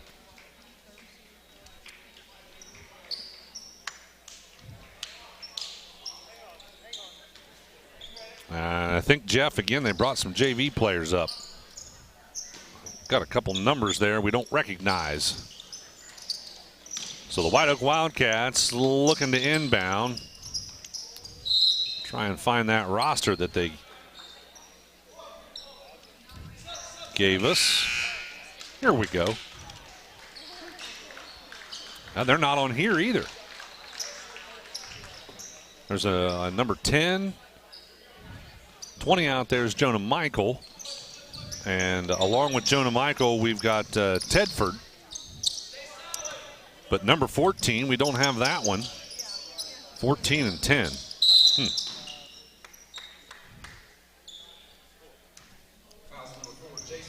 All right, foul committed by number 4, Jason Flint for the Falcons. That's his first foul. And so the White Oak Wildcats will inbound with Combs looking to pull the trigger right in front of us. Combs will inbound in the backcourt. Quentin Massey's in a half-court man. White Oak Wildcats have just absolutely struggled, and of course now they've gone to the bench, so you don't see that very often. 3-point shot from the right-hand side that sticks between the rim and the backboard. And nobody able to get it out. There we go. Trampler will tip it out for us. That'll end up as a turnover, by the way. We'll kind of tell you how this all happened during the Willie and Son Trucking postgame show, but the wheels just fell off the cart. It really started in the second quarter for the White Oak Wildcats as the Falcons started to absolutely light it up, and they shot extremely well in the entire first half, really, but especially that second quarter from behind the three-point arc. And at that point, they started to run away with it, and it just continued in the third quarter and even in the start of the fourth. And most of that is all because of Jerry Trout. Shot down underneath by Trampler is no good. I think that was Trampler. Yeah, it was. Yes. And I think we've got a foul called against the White Oak Wildcats. Fouls against number 11, Jackson Tedford. That's his first. 2:20 to go in the basketball game. They'll inbound to Mills in the corner, who drains another three. It just doesn't stop. And now we got a foul called. Foul's called on number 24 is Andrew Mills. That's his first. Well, unfortunately, the only thing good in the end of this game is the pizza.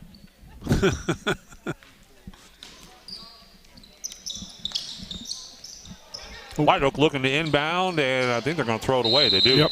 Turnover.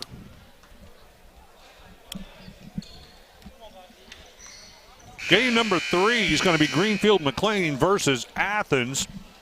Then we'll turn over the broadcast duties to Chris Blanton and Craig Campbell. They'll start off with the only girls game of the day here on C103 with Fairfield versus Wilmington. We had lineman Donahue and Tate McCoy and Copeland just checked in for Clinton Massey. Trampler with it. Lobs it inside to McCoy. Couldn't get the shot to go, but a putback up and good. I think that might have been Flint. Yeah, it was Flint. Yeah, Flint on the putback. Makes it 85-49 the score. And now a steal by Trampler and a run out. Oh, that one rimmed out. He was under pressure. But Falcons get the rebound. They'll go out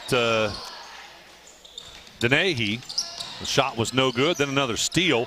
Down underneath, up and in, off the hands of Koblenz. Koblenz with a basket makes it 87-49. And, of course, we are in a running clock situation now. And another steal. Coming up with it is going to be Dennehy. Ahead to Koblenz, back out to Flint. Now right side, they'll go to Dennehy. Into McCoy. McCoy creates a little space. And I thought he traveled, but instead they're going to call a foul. I think. Did they call a foul? No, they called the travel. Yes. All right, they did call the travel. So I did see it right. All right, White Oak Wildcats going to walk it up the floor here for the final 40 seconds of this basketball game. As the Falcons are going to get the win, no doubt about it. Driving in left-hand side, the Wildcats cannot get the shot to drop.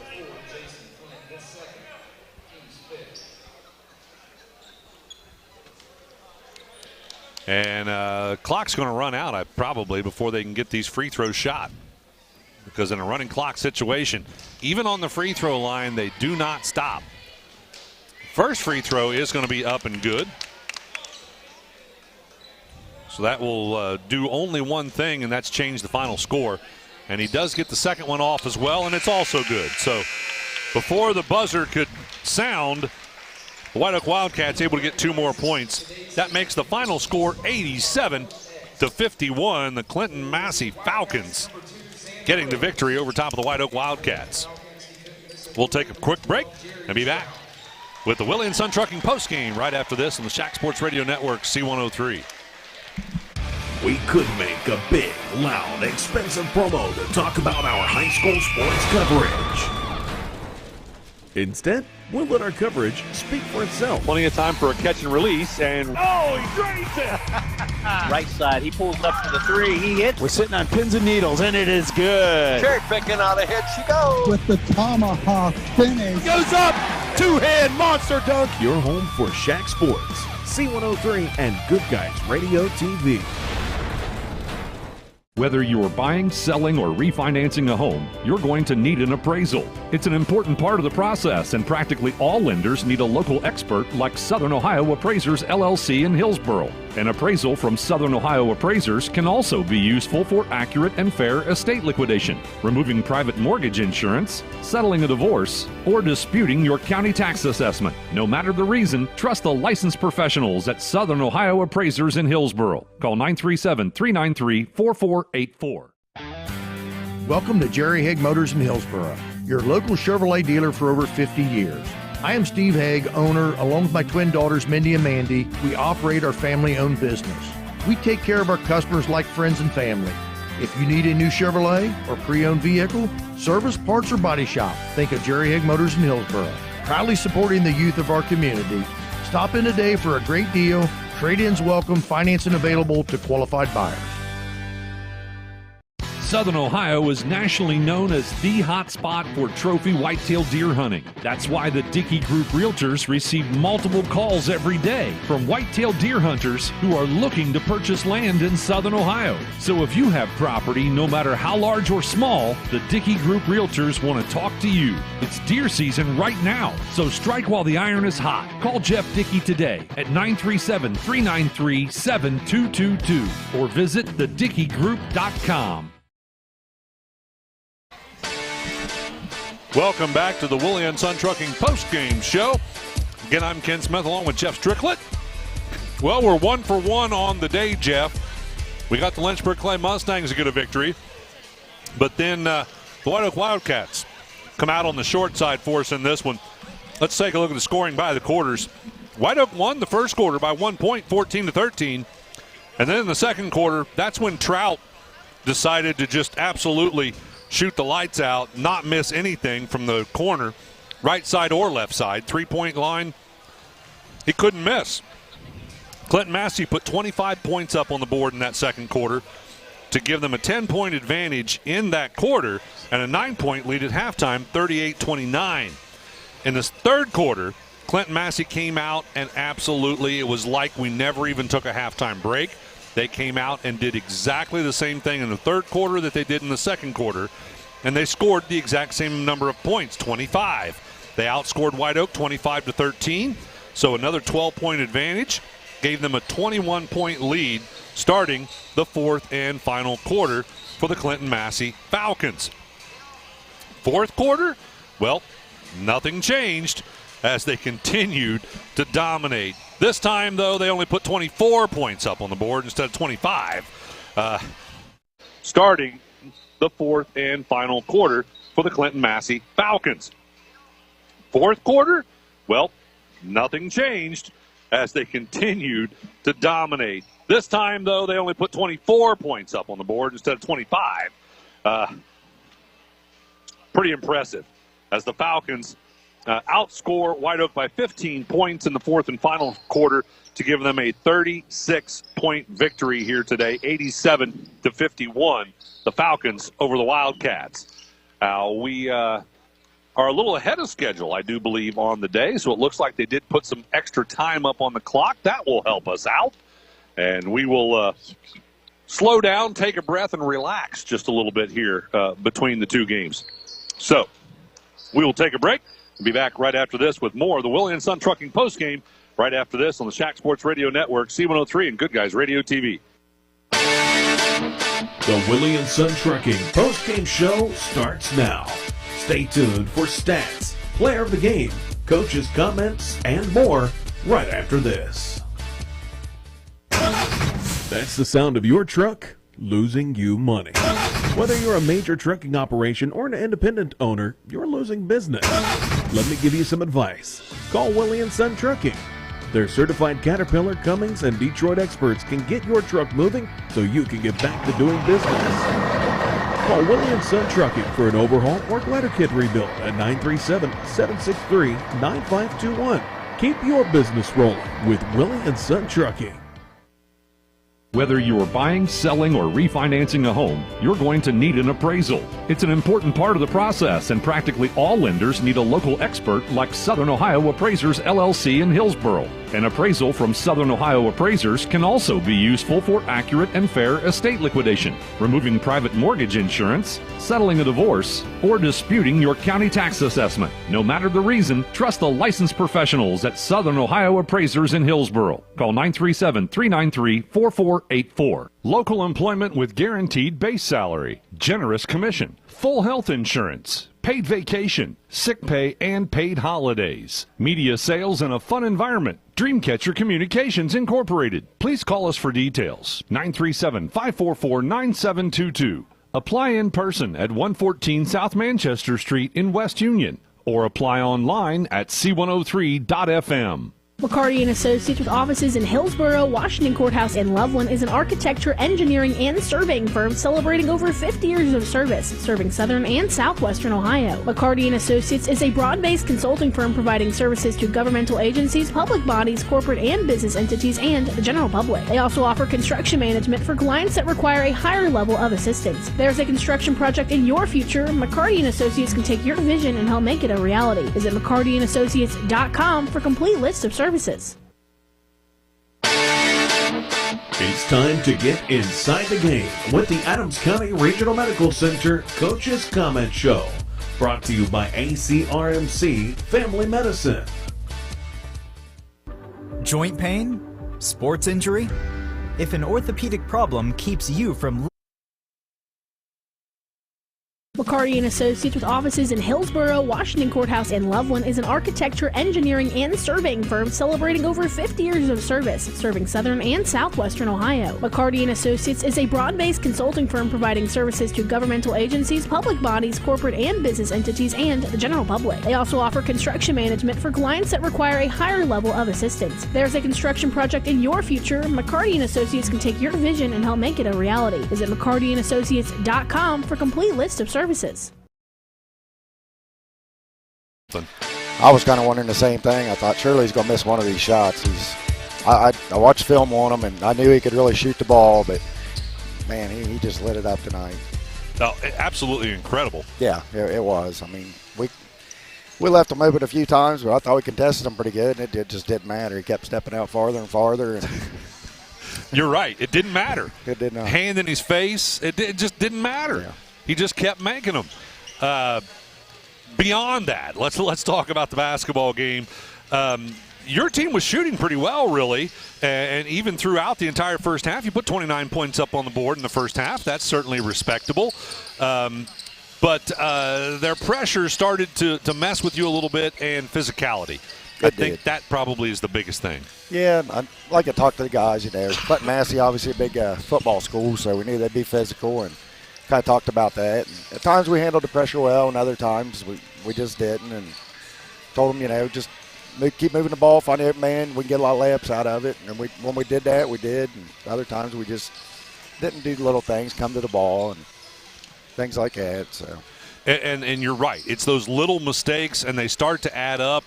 And then you put on top of that the fact that Trout just kept nailing the shots, and you just kept the hole gets deeper and deeper and deeper, and then you reach a point where you just can't do much else. Yeah. You get to a point, it's, on to the next game, unfortunately. But, it's good to get other guys in, and, they played hard.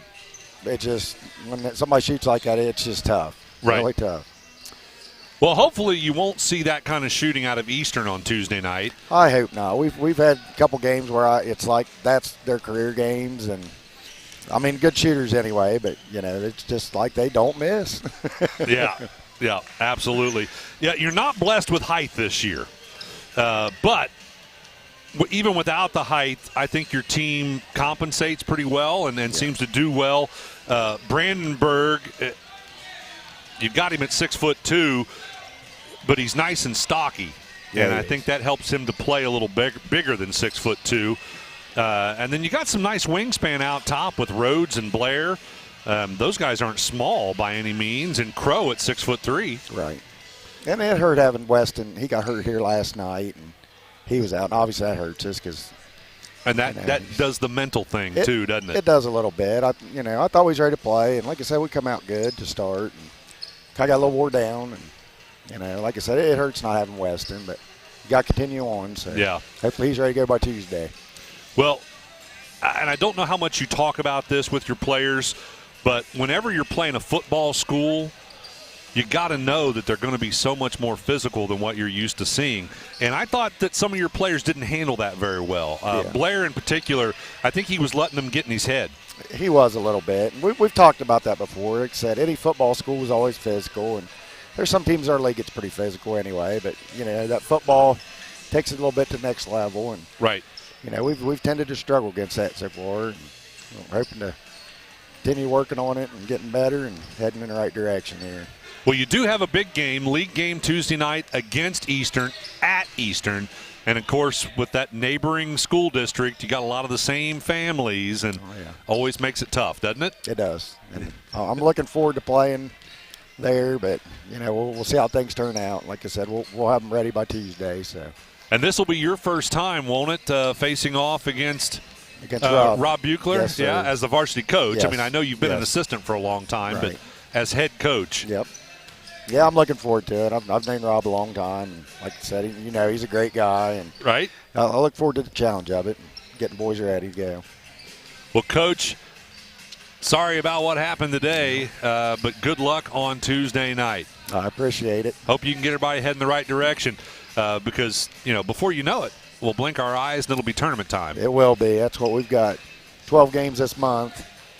So, I think 11 or 12 practices. So, it's a busy month for us. So, there ain't not a lot of time to fix stuff. But we'll keep working on it and getting them heading in the right direction for tournament. Well, I always like the chances of your team in tournament. Yeah. Division IV, I think there's an opportunity there for teams that might be lacking some height like yours and some physicality. And the White Oak Wildcats in the past have done well, regardless of how they've done regular season. They've done well in tournament. So, still got a lot of season left, though. Yeah, we got a lot of season left. Like I said, we'll keep scrapping and working our way through it, and hopefully come out on the winning side more than not, and be ready for the tournament, and hopefully continue to do well in the league. Right now we're sitting 3-1, so. Right, yeah, it is. You got to remember that last night was your first league loss. Yeah, and then that kind of hurt us. Obviously know how good Leesburg is, but we hadn't played in a couple weeks, and that's always rough. I know they'd had a couple games, and so no excuses. I mean, they did the same thing to us last night. Shot the lights out. Yeah, I mean, excellent team. And they're a tough great team. Job, so. Yeah. All right. Well, head coach Greg Patton, thanks for joining us. Thank you, sir. With the ACRMC Family Medicine Coaches Comment Show. We're going to take a quick break. We'll be back with more of the Willie & Son Trucking postgame right after this. Who is Barry Chevrolet? Why don't you ask your friends and neighbors? Because after 70 years and 4 generations in the automotive industry, odds are we've made a happy customer out of somebody you know. Hard-working, proud Americans drive Chevrolets, and that's why we sell them at Barry's. Hats off to everybody driving a Silverado truck. You're my kind of people. Barry Chevrolet, your best deal dealer. What we believe matters because it shapes who we are. At First State Bank, we believe in rural communities. We have since our start in 1884. We're proud of where we come from. And while others have come and gone, we've remained because standing by the folks you believe in is what a real local bank does. First State Bank, built on belief.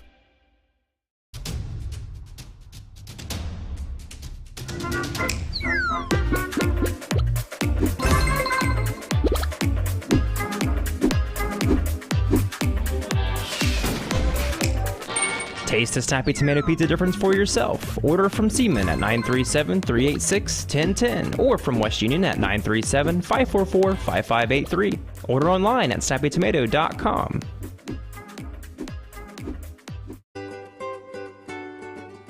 It takes a lot of energy to create a successful high school athletics program, and often is more than team coaches and school officials can do alone. That's why school athletic booster programs are so important. The Fairfield Athletic Boosters would like all concerned adults to show their school pride and say good luck, Fairfield Lions and Lady Lions, and congratulations, and have a great season. Go Lions! From the Fairfield Athletic Boosters.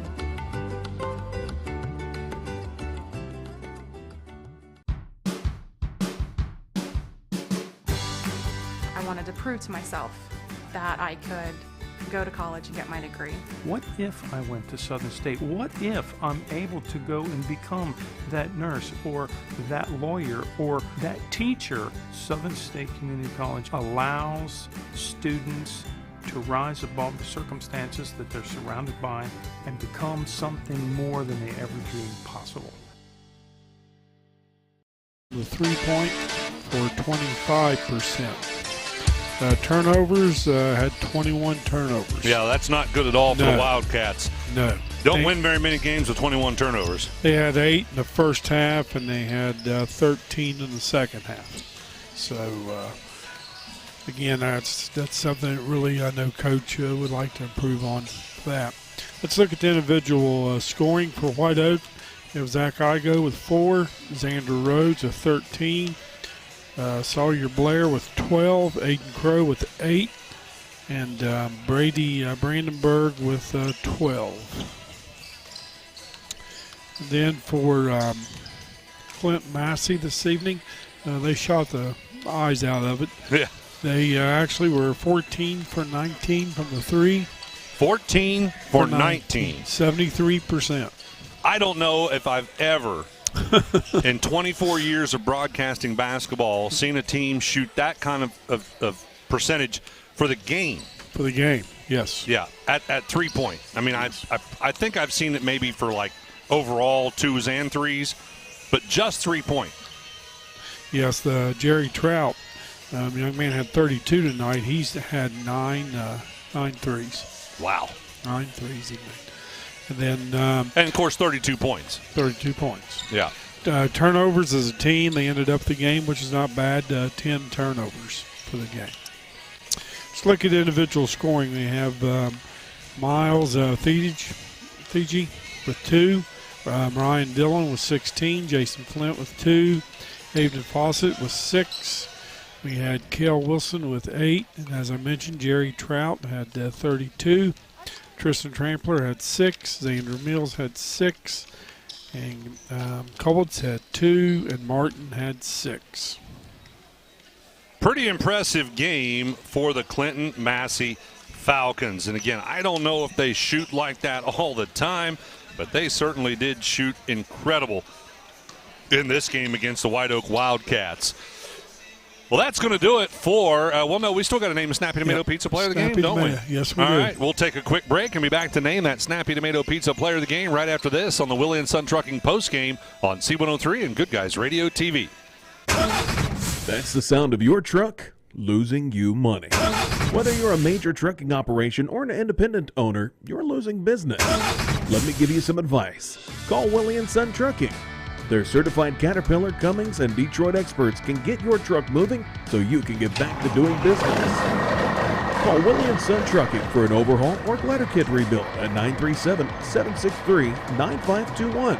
Keep your business rolling with Willie & Son Trucking.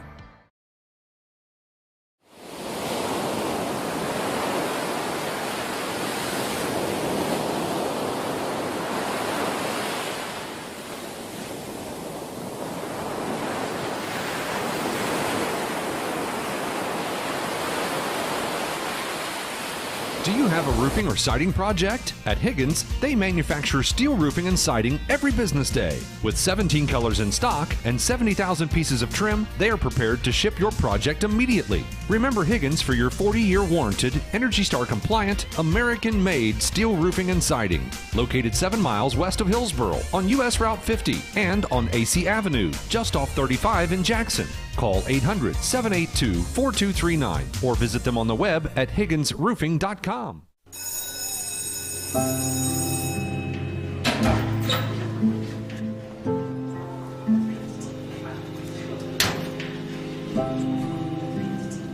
So I thought you quit. I tried. You know that thing can blow up in your face, right? We just watched a video in class about how nicotine can mess up the way your brain develops. That's the last thing you need. But for real, you should probably tell your parents. Yeah, I guess you're right. Hey, can you come with me? Yeah, I got you. Let's go.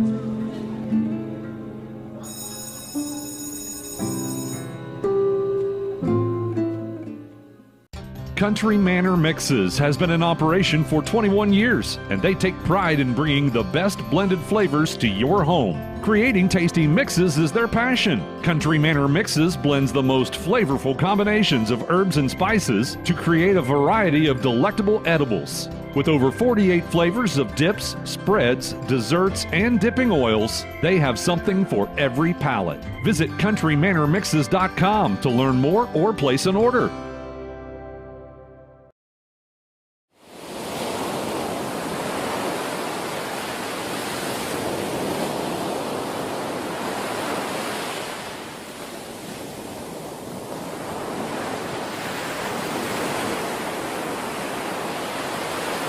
Welcome back to the Willie & Son Trucking Postgame. Our final thing to do from game number 2 is to name that Snappy Tomato Pizza player of the game. And Jeff, you got a couple of White Oak Wildcats that would be in contention. Brandenburg, Blair, and Rhodes, all three in double figures. Yes, all three players had pretty good games tonight, all double figures. I know the Brandenburg kid hit the boards hard and played very hard. And Blair kind of the floor general. But this evening we're looking at and decided to give Xander Rhodes. Yeah, Xander Rhodes will end up as our Snappy Tomato Pizza player of the game from game number 2. By the way, it was Cody Bell that was our player of the game from game number 1 as the Lynchburg Clay Mustangs defeated the Paint Valley Bearcats 38-35 in game 1. Again, unfortunately, we came out on the wrong side of things for our team in game number 2. And now we are here in game number 3. So it's time to kick off your Southern Hills Community Bank tip-off show for game number 3. It'll be Greenfield McLean versus Athens. Well, this is kind of the potluck game of the day because neither of these teams are in the Southern Hills Athletic Conference. Neither of these teams are in the Southern Buckeye Academic and Athletic Conference. And so we really don't have a whole lot of interest as far as who wins this basketball game, but we certainly hope to see some great basketball. So stick with us. We'll be back with the Southern Hills Community Bank tip-off show for Game 3 right after this on the Shack Sports Radio Network, C103, and Good Guys Radio TV. We could make a big, loud, expensive promo to talk about our high school sports coverage. Instead, we'll let our coverage speak for itself. Plenty of time for a catch and release, and oh, he drains it! Right side, he pulls up for the 3, he hits. We're sitting on pins and needles, and it is good. Cherry picking out a hit, she goes. With the tomahawk finish. Goes up, two-hand monster dunk. Your home for Shack Sports, C103, and Good Guys Radio TV.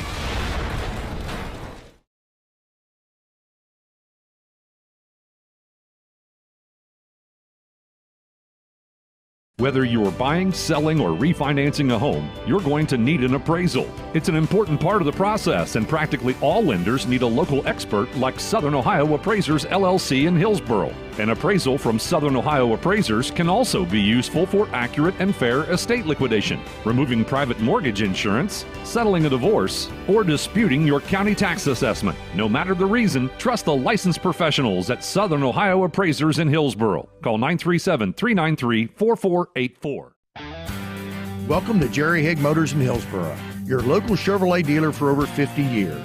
I am Steve Haig, owner, along with my twin daughters, Mindy and Mandy. We operate our family-owned business. We take care of our customers like friends and family. If you need a new Chevrolet or pre-owned vehicle, service, parts, or body shop, think of Jerry Haig Motors in Hillsboro. Proudly supporting the youth of our community. Stop in today for a great deal. Trade-ins welcome, financing available to qualified buyers. Southern Ohio is nationally known as the hot spot for trophy whitetail deer hunting. That's why the Dickey Group Realtors receive multiple calls every day from whitetail deer hunters who are looking to purchase land in Southern Ohio. So if you have property, no matter how large or small, the Dickey Group Realtors want to talk to you. It's deer season right now, so strike while the iron is hot. Call Jeff Dickey today at 937-393-7222 or visit thedickeygroup.com. McCarty and Associates with offices in Hillsborough, Washington Courthouse, and Loveland is an architecture, engineering, and surveying firm celebrating over 50 years of service, serving southern and southwestern Ohio. McCarty and Associates is a broad-based consulting firm providing services to governmental agencies, public bodies, corporate and business entities, and the general public. They also offer construction management for clients that require a higher level of assistance. If there's a construction project in your future, McCarty and Associates can take your vision and help make it a reality. Visit McCartyandAssociates.com for a complete list of services. Who is Barry Chevrolet? Why don't you ask your friends and neighbors?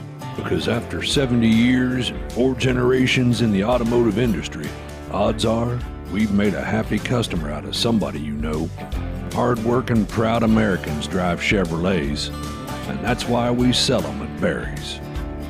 Hats off to everybody driving a Silverado truck. You're my kind of people. Barry Chevrolet, your best deal dealer.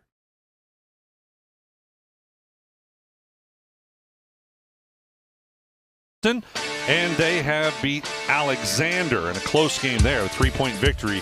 On the losing side, they lost to Marietta, Belpre, Meigs, Vinton County, Logan, and Logan Elm. All schools that they have lost to so far this season. Now, on the flip side of that, the Greenfield McLean Tigers, they are 0-5 in conference play in the Frontier League and still looking for their first conference win. They are 1-9 overall. They won their season opener against Paint Valley that we just saw, the Bearcats. So they were able to beat the Bearcats, but they have struggled ever since. They've lost to Jackson, Miami Valley, Chillicothe, Washington. They lost to Lynchburg Clay, lost to Hillsborough, lost to Adena, and lost to Clinton Massey. So two of the teams we've seen today, Clinton Massey that just beat White Oak, and Paint Valley that lost to Lynchburg Clay is the only team they've beaten. So that's a look at the Greenfield McLean Tigers. So the Bulldogs and the Tigers getting ready to face off here in game number 3. We'll take another quick break and be back to look at the rosters right after this on the Shack Sports Radio Network, C103, and Good Guys Radio TV. What we believe matters because it shapes who we are. At First State Bank, we believe in rural communities. We have since our start in 1884. We're proud of where we come from. And while others have come and gone, we've remained, because standing by the folks you believe in is what a real local bank does. First State Bank, built on belief.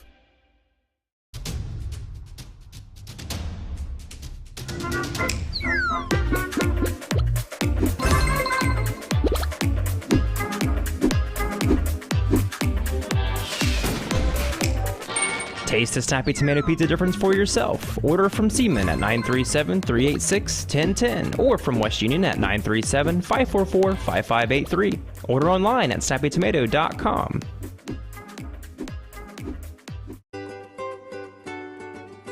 It takes a lot of energy to create a successful high school athletics program, and often is more than team coaches and school officials can do alone. That's why school athletic booster programs are so important. The Fairfield Athletic Boosters would like all concerned adults to show their school pride and say good luck, Fairfield Lions and Lady Lions, and congratulations, and have a great season. Go Lions! From the Fairfield Athletic Boosters.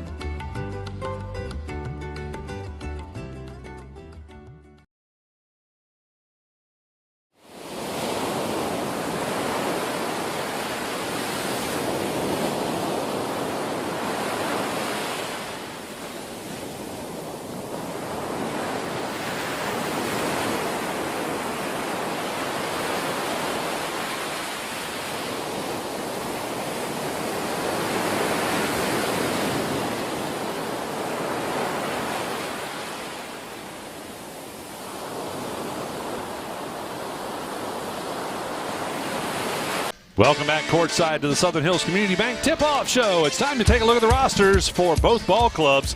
Let's start off with the visiting team, the Athens Bulldogs. Jeff, what do you got for us? Okay, this evening for the Athens Bulldogs, we have head coach Mickey Kozert and assistant Tracy Bobo. AD is Mary Schultes, principal Chad Springer, and superintendent is Mr. Tom Gibbs.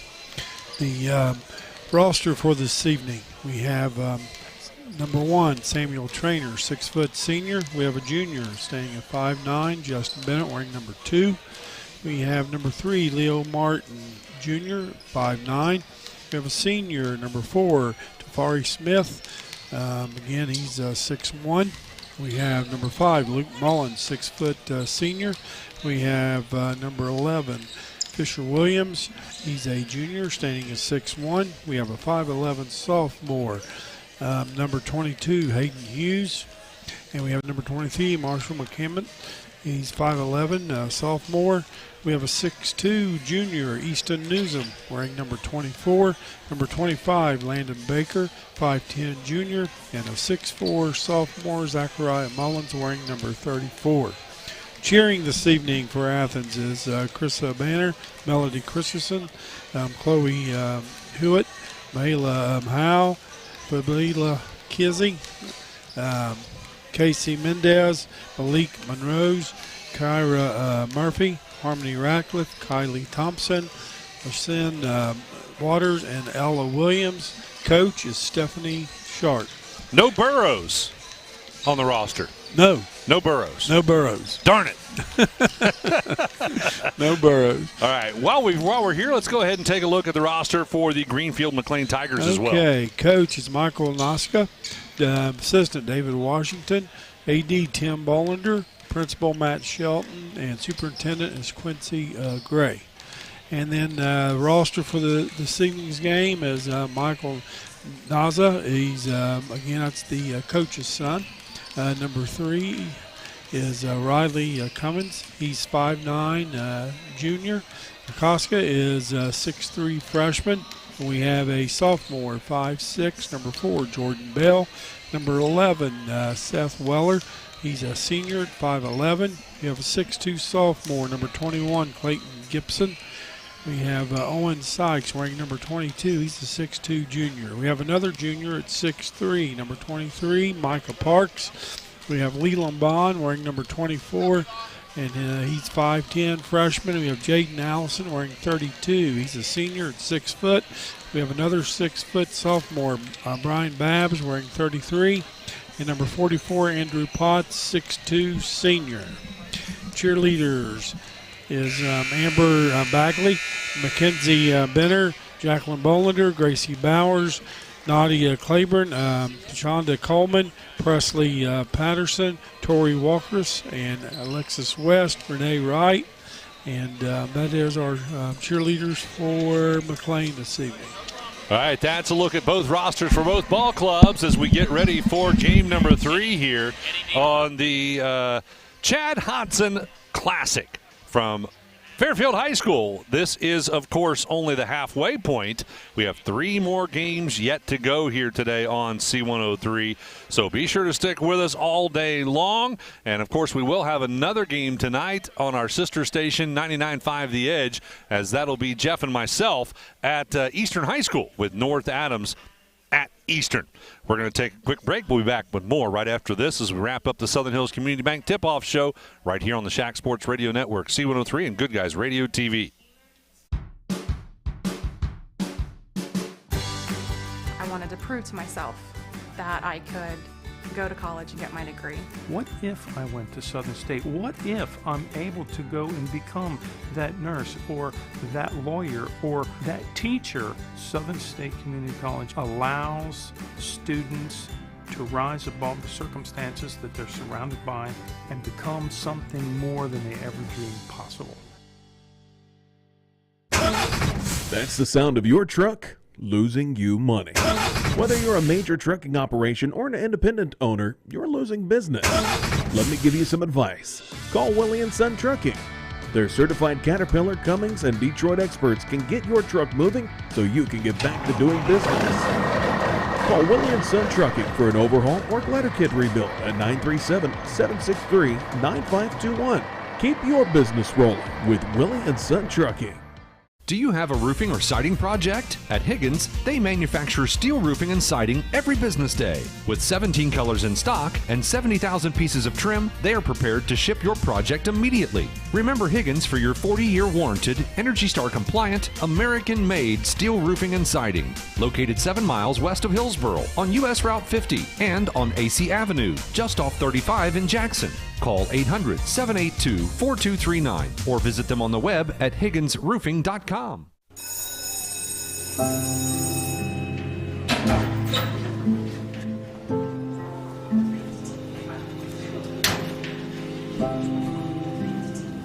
So I thought you quit. I tried. You know that thing can blow up in your face, right? We just watched a video in class about how nicotine can mess up the way your brain develops. That's the last thing you need. But for real, you should probably tell your parents. Yeah, I guess you're right. Hey, can you come with me? Yeah, I got you. Let's go.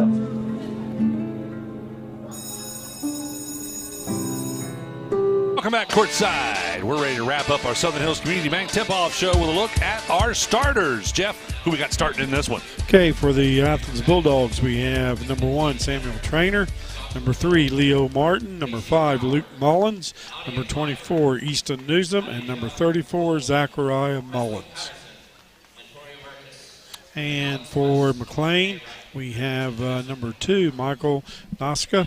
We have number 4, Jordan Bell. Number 11, Seth Weller. Number 22, Owen Sykes. And number 44, Andrew Potts. All right, that's a look at your starters for both ball teams. They are still announcing the cheerleaders here, so we are still a few moments away from starting this basketball game. By the way, Athens will be the visiting team on the scoreboard, the Bulldogs, and they have kind of an interesting green color. You know, we're used to North Adams green and West Union green, and this is somewhere in between. It's kind of a weird green color. Yes, it is. Yeah, yes. that they have for their uniforms. They, of course, have another weird accent color that you don't see very often. They have tan or khaki. Is that the khaki right look? Yeah. And that's what their stripes are, as well as white, of course, for stripes. But the numerals are all tan as well. On the flip side of that, the Greenfield McLean Tigers are in their white home uniforms, which have purple. I guess that's the right color to say there, yes. right? Purple numerals and purple and gold stripes for the Greenfield McLean Tigers. And I think we are not too far away here from having our tip-off. Yeah, everybody's out there on the floor, so we're going to keep it right here. That'll do it for the Southern Hills Community Bank tip-off show. We are ready for the tip-off. Athens Bulldogs will be to the left of your dial for the radio listeners, to the right of your viewing for the Good Guys Radio TV watchers or viewers. Greenfield McLean will be to the right of your dial for radio, to the left of your screen for our TV viewers. That's right, you can watch this at Goodguysradiotv.com. The Bulldogs are going to control the tip after it got tipped around, about 3 times? Yes. Hot potato. Martin with the basketball, hands it off out top to Trainer, now handing it off to Mullins as they run a little weave out top. They'll go in the corner and now feed it inside to the big guy Mullins for a turnaround, no good. Fight for the rebound. Who's going to come up with it? The Bulldogs. Martin was able to track that one down. Out to Trainer, back to Martin. Martin looking for some cutters inside. Couldn't get a pass there. We'll go out top to Trainer. Trainer will dribble over to the left side corner. Kicks it back out to Martin. Now they'll reverse it right side. Newsom will get his first touch. Back into the hands of Mullins. He'll go all the way around the floor, down underneath for a reverse layup. No good. And the Tigers pull down the rebound. Out ahead, they've got Sykes up and in. McLean gets the first basket of the game. Okay, McLean looks like they're going to be a little up-tempo coming down the floor. They certainly were that first one, weren't they? Yes. All right, with the basketball now is going to be Trainer. Trainer off the glass from the right side. That's no good. About a 12-footer. Overshot it just a hair. Tigers come up with a rebound. With it is going to be Weller. Weller will pass right side to Bell. Back out top to Weller. Athens is in a 2-3 zone. Kind of interesting. It almost looks like they're pulling it out so far. It almost looked like a 3-2.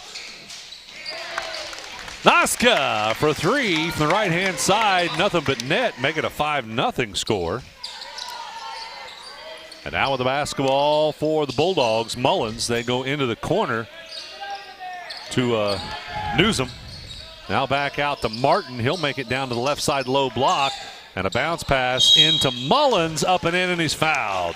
So the lid's off the basket now for the Bulldogs as Mullins gets one to go. That was a good power move by Mullins. Got hit pretty hard, fouled pretty hard, still finished the shot. You think Athens is a football school? Oh, yes, I believe it is. Remember that Burroughs name. That's right. Yeah, big-time football school. And we all love Joe Burrows with our Cincinnati Bengals. By the way, our sister station, 99.5 The Edge, is your home for Houday Nation. We'll have that game for you tomorrow as the Bengals face off against, the Browns tomorrow, isn't it? Yes. Kickoff's, 11, I think? Something like that. It's probably on my liner sheet. It is. 11:30 is pregame. Kickoff is at 1. Weller will have the basketball out top for the Tigers. They look like they don't know what to do with this zone. They'll feed it inside. First touch for Potts. Kicks it back out to Naska. And now they'll hand it to Weller out top. Weller, bounce pass inside to Sykes. Back out. Now they go down on the low block for a turnaround by Potts. That's no good. And the Bulldogs end up with a rebound. Newsom up the floor, right side. Little off-balance shot, no good. And we've got a dual possession on the rebound.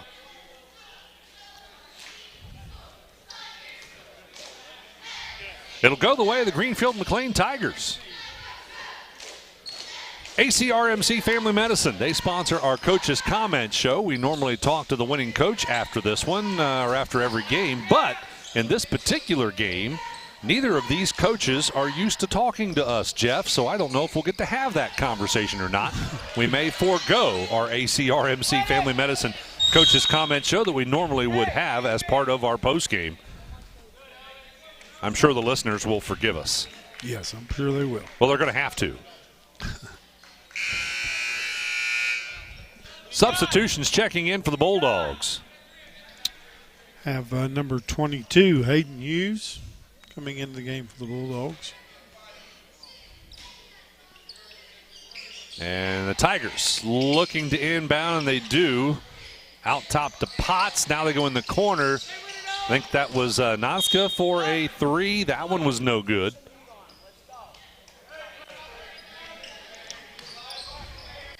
And now it's going to go the way of the Bulldogs. Plains picking up the man-to-man full.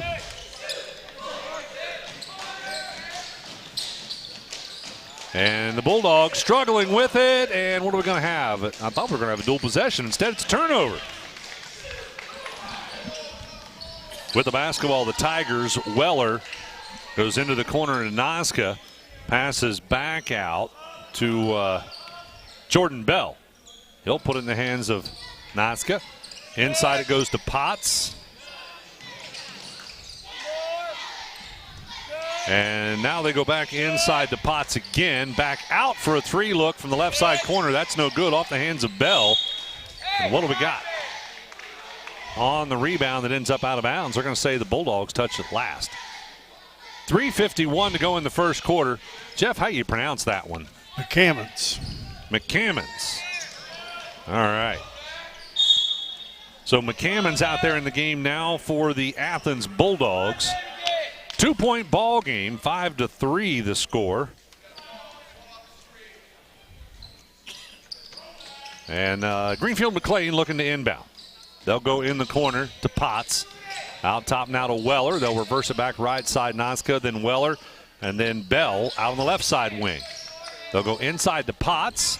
Back out to Naska for a 3. That's no good. Rebound controlled by the Bulldogs.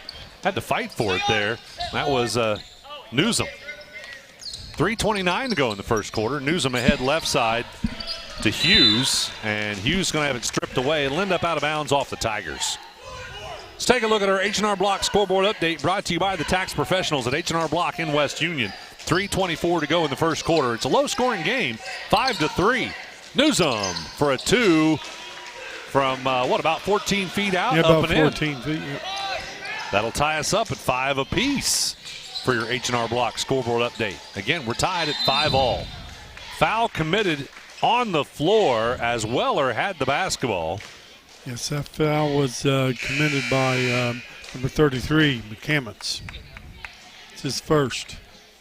Substitution coming in for the Tigers. It'll be Jaden Allison into the game. He'll replace Sykes. And who we got out there? Did you get Bennett in on the side of the Bulldogs? Yes. Okay. And with the basketball now is going to be Weller. They'll go to Bell over left side. Now back out to Weller. Weller dribbling out on the right side against this zone defense. And that is the oddest zone I think I've ever seen. It's more of a matchup zone. Yeah, it's like they go into a man-to-man. Yeah. That's why you can't tell what kind of zone it is. Weller feeds it inside to the new guy in the game. That's Allison. And he ended up on the floor with it, and then we had a whistle. What happened? A foul? Foul. Yep. Had a lot going on there. Kind of lost. Fouls on number 24, Easton Newsom. That's his first. Kind of got lost there. All right, so on the free throw line is going to be Andrew Potts, shooting 2. 2:31 to go in the first quarter. First shot is no good. And another substitution for the Bulldogs. Yes, number 5, Luke Mullins, comes in for Athens. Number 24, Easton Newsom, comes out. Another substitution getting ready to check in for the Tigers. He'll have to wait, though. Second free throw was no good. Sarah Rigdon, our producer, back in the studio for today's games. We'll bring you the Higgins Steel Roofing Studio update. That'll be part of our Barry Chevrolet halftime. Have number 3, Riley Cummins, coming in for Michael Noska for the McLean Tigers. And a steal on the inbound for a wide open layup. Andrew Potts puts it up and in and gives the Greenfield McLean Tigers a 2-point lead. Now with the basketball, bringing it across the timeline, pushing it ahead. That's McCummins. And then they almost turn it over, but able to save it was Mullins. Kicks it out to Mullins. Yeah, we got Mullins and Mullins there, don't we? Yeah. That was number 5, Luke Mullins, who gets the shot to go for 3 from the right-hand side wing, and that'll give the Athens Bulldogs the 1-point lead. Be their first lead of the ball game. Now Weller has it. He'll be top of the key. Thought about the 3, but didn't take it. Bounce pass inside to the big guy, Potts. Potts taking his time, kicks it out to Cummins. And what do we got? Back outside, it'll go again to Cummins. Cummins over in the right side corner. Nice hook pass into Potts, but he kicks it out left side for a 3 look in the corner off the hands of Bell. That's no good. And then a scramble for it on the floor. We got a dual possession.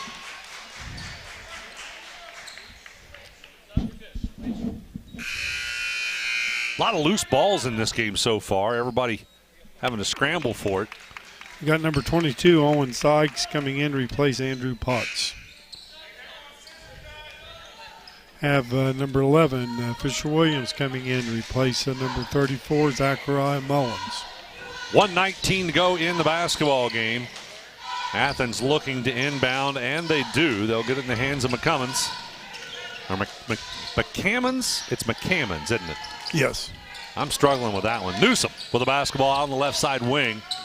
To Mullins out top. That's Luke Mullins. Mullins makes it all the way down to the right side block, but can't do anything with it. Throws it away as he tries to pass it back out. Cummins intercepts it, and on the drive, Bell is fouled. Shot was no good, but that is going to put Jordan Bell on the free throw line shooting 2.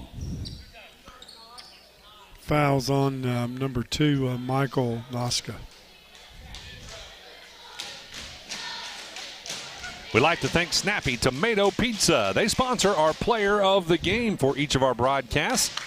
Of course, again, neither of these teams are teams from our area, so that we normally would cover. So we will not be naming a Snappy Tomato Pizza player of the game after this one. Bell on the free throw line gets the free throw to go, or both of them to go, and it gives McLean, the Tigers, a 2-point lead, 9-8. Noska's checking back in for number 4, Jordan Bell. Full court pressure is going to be applied by the Tigers. Let's see if the Bulldogs can handle that. They will get it inbounds and hand it off to McCammons. McCammons dribbling, gets it across the timeline. Dribbling out top, reverses, goes back around to the right-hand side, decides to drive in, up off the glass, no good. And we've got a serious box out. And it's going to result in a foul. They're going to say Jaden Allison was boxing out too hard. Yes. He was clearing out. He cleared out on that one. What do you think? He's probably a center lineman? I'd say he's a guard. Or defensive lineman, I should say, a center. Well, we got a travel call on the inbound for a turnover for the Bulldogs. So with 40.4 seconds to go, Greenfield McLean Tigers will get it back. They have a 1-point lead.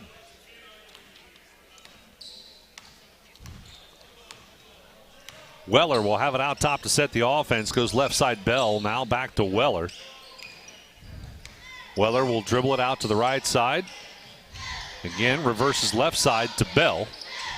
And Bell will bring it top of the key and hand it off to Weller. Then he'll go right side for it. Back to Weller. Now Well and Beller keep going back and forth. And finally, Weller decides to shoot it and puts it in. Make it 12-8 as the Tigers now take the lead by 4. McCammons with the basketball. Passes left side to Newsom. Newsom, last second shot is no good. That's how we will end the first quarter, with the McLean Tigers leading the Athens Bulldogs by 4, 12-8. We're back after this on the Shack Sports Radio Network, C103 and Good Guys Radio TV. Country Manor Mixes has been in operation for 21 years, and they take pride in bringing the best blended flavors to your home. Creating tasty mixes is their passion. Country Manor Mixes blends the most flavorful combinations of herbs and spices to create a variety of delectable edibles. With over 48 flavors of dips, spreads, desserts, and dipping oils, they have something for every palate. Visit countrymanormixes.com to learn more or place an order. We could make a big, loud, expensive promo to talk about our high school sports coverage. Instead, we'll let our coverage speak for itself. Plenty of time for a catch and release, and oh, he drains it! Right side, he pulls up for the 3, he hits. We're sitting on pins and needles, and it is good. Cherry picking out ahead she goes. With the tomahawk finish. Goes up, two-hand monster dunk. Your home for Shack Sports, C103 and Good Guys Radio TV. Whether you're buying, selling, or refinancing a home, you're going to need an appraisal. It's an important part of the process, and practically all lenders need a local expert like Southern Ohio Appraisers LLC in Hillsboro. An appraisal from Southern Ohio Appraisers can also be useful for accurate and fair estate liquidation, removing private mortgage insurance, settling a divorce, or disputing your county tax assessment. No matter the reason, trust the licensed professionals at Southern Ohio Appraisers in Hillsboro. Call 937-393-4484.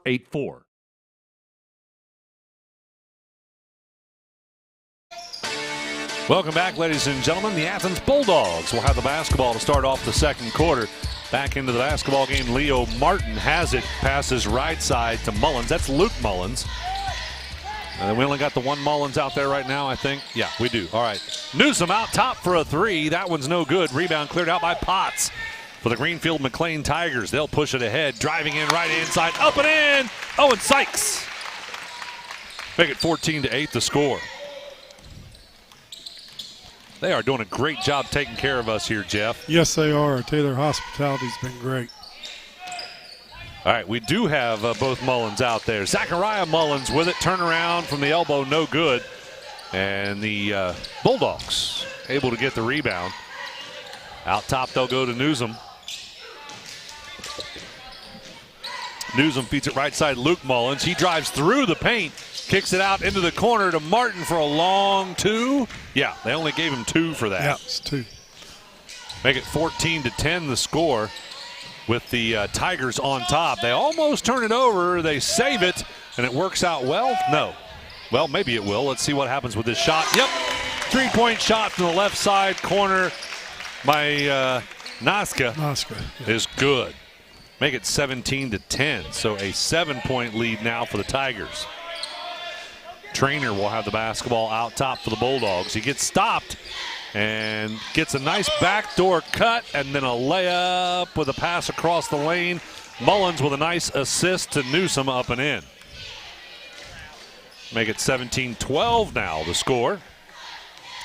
By the way, coming up at halftime, we'll have stats for you with our Barry's Chevrolet halftime. They try to feed the pass inside, and there is a whistle and a foul called against the Bulldogs. Yes, that's foul call on number 5, Luke Mullins, and that's his first. 6:08 to go in the first half. Noska looking to inbound, and he does. Out to Weller. They'll reverse it left side to Bell, and then back to Weller, top of the key. And they throw it away. They try to throw it to Sykes as he makes a cut through the paint and airmailed it out of bounds. That was a good cut, but it's a little bit too much on the pass. Yep. Didn't have his oven mitts on. It was too hot.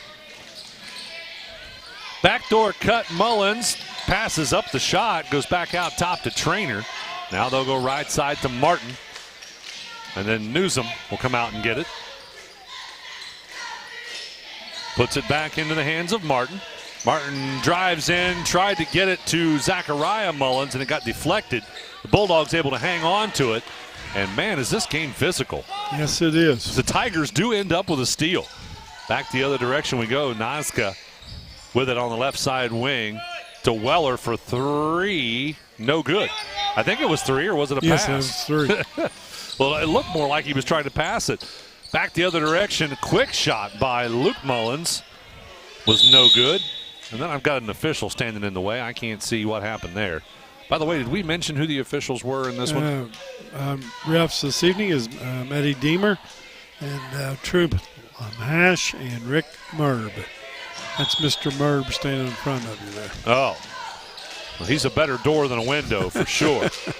Newsom for 2. It's good. 10 feet out. Got that one to go. Make it a 3-point ball game now. The Tigers with the lead and the ball. Bell gets it to Weller out top. Now back to Bell on the right side wing. Athens still in that matchup zone. That is a screwy matchup zone. It's really hard to figure out, and I think that's probably the point. But Noska doesn't care because he nails a 3-point shot from the corner. Same spot we saw Trout do it over and over again against White Oak. And Noska has 3 threes already. Half. Timeout's going to be called by the Athens Bulldogs as they trail it by 6 with 4:27 to go in the first half. We're back right after this on the Shack Sports Radio Network, C103 and Good Guys Radio TV. Welcome to Jerry Haig Motors in Hillsboro, your local Chevrolet dealer for over 50 years. I am Steve Haig, owner, along with my twin daughters, Mindy and Mandy. We operate our family-owned business. We take care of our customers like friends and family. If you need a new Chevrolet or pre-owned vehicle, service, parts, or body shop, think of Jerry Haig Motors in Hillsboro. Proudly supporting the youth of our community. Stop in today for a great deal. Trade-ins welcome, financing available to qualified buyers. Chad Hodson Classic at Fairfield Leesburg High School. I'm Ken Smith, along with Jeff Stricklet. We have Sarah Rigdon engineering everything back in the studio for us on C103. And then we have Brandon Rigdon engineering everything for us for Good Guys Radio TV. Bulldogs have the basketball. Martin feeds it into Mullins. That's Zachariah Mullins. He has it stripped away. Martin tracks it back down and passed up a shot for a bounce pass underneath. And I don't think that Trainer was ready for that one. And we end up with a whistle on the play, and it's going to be a foul committed by the Tigers. Fouls on number 11, Seth Weller. That's his first. We have number 3 for McLean checking in. It's Riley Cummins coming in for number 11, Seth Weller. Zach Mullins will have it on the inbound. He'll hand it off to Martin. Martin Driving inside, loses it away, and it's loose on the floor. Bulldogs able to save it. Now they go inside to Mullins with a lob. The first attempt blocked. Second attempt, a foul is committed by the Tigers. And that's going to put Zachariah Mullins on the free throw line shooting 2. He's already been there once today. This broadcast brought to you in part by First State Bank, with locations throughout Ohio and Kentucky. A couple of new locations getting ready to open up, one in Maysville, one in Portsmouth. First State Bank, built on belief. And the first free throw is good, make it 20-15. By the way, I think they charged that foul against Potts, didn't they? Yes. Okay. Second free throw is also good. Make it a 4-point ball game. Quickly ahead, it'll go right side corner. Tigers will bring it back out top to reset with Weller. Weller passes left side to Bell. And now they go inside to Potts. Potts forcing his way up the right-hand side of the lane. Shot was no good. Bulldogs have it. We go back the other direction. And Mullins has it tipped away. This is one of the craziest ball games I think I've ever seen, Jeff. Pretty rough. Well, it's not just that. It's how they bounce off each other. They grab each other. They beat on each other. The ball gets loose a lot. It looks like a bunch of football players trying to play with the wrong size ball. And you've got both teams are football schools. So. And they look like they're all football players. Yeah, they do. It's like they don't know this round ball, what do we do with it? Used to the oblong football. All right, so the Bulldogs looking to inbound. They'll put it into the hands of Martin. Martin, right side wing, dishes off at the free throw line for 2 is Zachariah Mullins. That one's no good. Rebound fought for. I think Martin's got it in the corner, and he's fouled. Down to 3:14 to go in the first half. We work our way toward the Barry Chevrolet halftime show. Foul's called on number 4, Jordan Bell. That's his first. Bulldogs will inbound. They'll get it to Luke Mullins. He'll get it back to Newsom. Yeah, Newsom. That's the other thing. You and I don't see these players ever. No. And those out there listening and watching have no idea how challenging it is to do play-by-play with 10 players that you've never seen before. At number 22, Owen Sykes just came in for number 4, Jordan Bell. And I'm not trying to make excuses, but I'm sure there's someone out there going, these guys are horrible. With the basketball is going to be Bell. Hands it off to Weller. Back to Bell. And then Weller again. He'll dribble it over to the left side wing. Athens still in that weird zone matchup.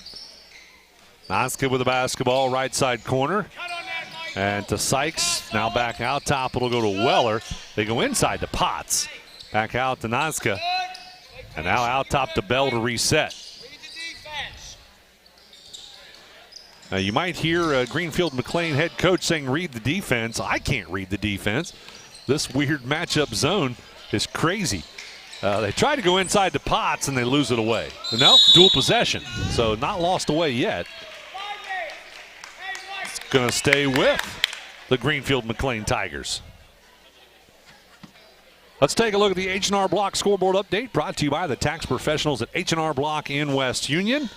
It is tax season, folks. You'll be getting your W-2s soon if you don't have them already. 2:14 to go in the first half. The score is 20 for Greenfield McLean, 16 for the Athens Bulldogs. 4-point lead for the Tigers. So Bell hands it off to Weller for the reset. Under 2 minutes to go in the first half now. They go inside to Sykes, out to Noska in the corner for a 3. That one no good. And on the rebound, the Bulldogs have it. Trainer's going to push it up the floor. Trainer drove in, backed out, went back in, kicks it out. The big guy Mullins called for the travel. Yeah. That was a good call. He didn't like it. He didn't like it, but it was a good call. Took too many steps into the shot. Yep.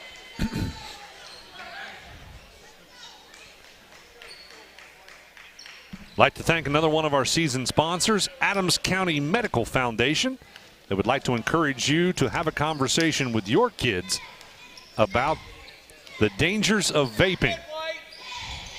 That's Adams County Medical Foundation. It's a tough conversation to have, but please do so. Weller with the basketball out on the left side wing for the Tigers. Picks up his dribble. He's in trouble. Able to find Potts. They'll kick it back out to Bell and then Weller. Weller drives in, and a bounce pass in the paint gets intercepted by the Bulldogs. Turnover for the Tigers.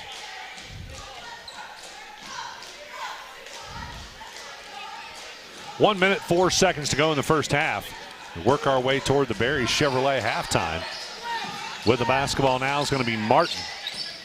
Martin, top of the key. There's the big guy for the three. Oh, he made it the last time when they called him for the travel. Didn't make that one. Zachariah Mullins off the mark on the three-point shot. On the rebound, it goes out of bounds off Greenfield. So with 51.5 seconds, the Bulldogs will inbound underneath. Looking to put it in and finally get it into the hands of Martin, left side corner. Martin dribbling on the wing, decides to drive in, up off the glass, no good. Potts pulls down the rebound for the Tigers, ahead to Sykes for the layup that's good. Ran the floor well on Sykes. They did, they got that quick outlet pass. Martin with the basketball to Mullins. That's Luke Mullins. Now they lob it into Zachariah Mullins. He's double teamed. Shot was no good. Potts pulls down the rebound. Gets it to Weller. Up the floor, right side, Bell. He'll pull it out. They'll reset. Couldn't get the fast break to work that time. No. Going for one here. Yeah, down to your final 8 seconds to go in the first half. Weller has it out top. Dribbling away, down to 3 seconds. And now Potts for a last second shot. It's no good. And that's how we will end the first half. The Greenfield McLean Tigers leading the Athens Bulldogs 22-16. We'll be back with a Barry Chevrolet halftime right after this on the Shack Sports Radio Network, C103, and Good Guys Radio TV. Southern Ohio is nationally known as the hot spot for trophy whitetail deer hunting. That's why the Dickey Group Realtors receive multiple calls every day from whitetail deer hunters who are looking to purchase land in Southern Ohio. So if you have property, no matter how large or small, the Dickey Group Realtors want to talk to you. It's deer season right now, so strike while the iron is hot. Call Jeff Dickey today at 937-393-7222 or visit thedickeygroup.com. McCarty & Associates with offices in Hillsborough, Washington Courthouse, and Loveland is an architecture, engineering, and surveying firm celebrating over 50 years of service, serving southern and southwestern Ohio. McCarty & Associates is a broad-based consulting firm providing services to governmental agencies, public bodies, corporate and business entities, and the general public. They also offer construction management for clients that require a higher level of assistance. There's a construction project in your future, McCarty & Associates can take your vision and help make it a reality. Visit McCartyandAssociates.com for a complete list of services. Who is Barry Chevrolet? Why don't you ask your friends and neighbors? Because after 70 years and 4 generations in the automotive industry, odds are we've made a happy customer out of somebody you know.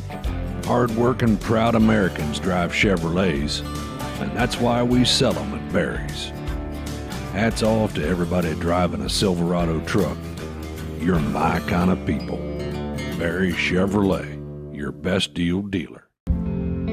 What we believe matters because it shapes who we are. At First State Bank, we believe in rural communities. We have since our start in 1884. We're proud of where we come from.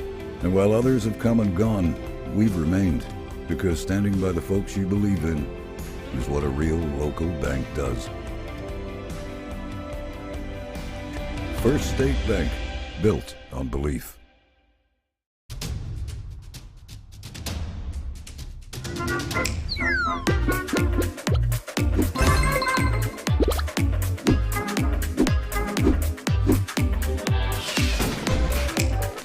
Taste a snappy tomato pizza difference for yourself. Order from Seaman at 937-386-1010 or from West Union at 937-544-5583. Order online at snappytomato.com. in the second quarter. Greenfield again outscoring Athens.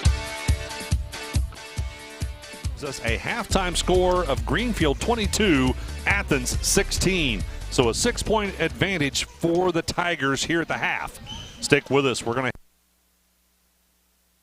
to roofing studio update. We'll be back with more of the Barry Chevrolet halftime right after this on the Shack Sports Radio Network, C103, and Good Guys Radio TV. It takes a lot of energy to create a successful high school athletics program, and often is more than team coaches and school officials can do alone. That's why school athletic booster programs are so important. The Fairfield Athletic Boosters would like all concerned adults to show their school pride and say good luck, Fairfield Lions and Lady Lions, and congratulations, and have a great season. Go Lions! From the Fairfield Athletic Boosters.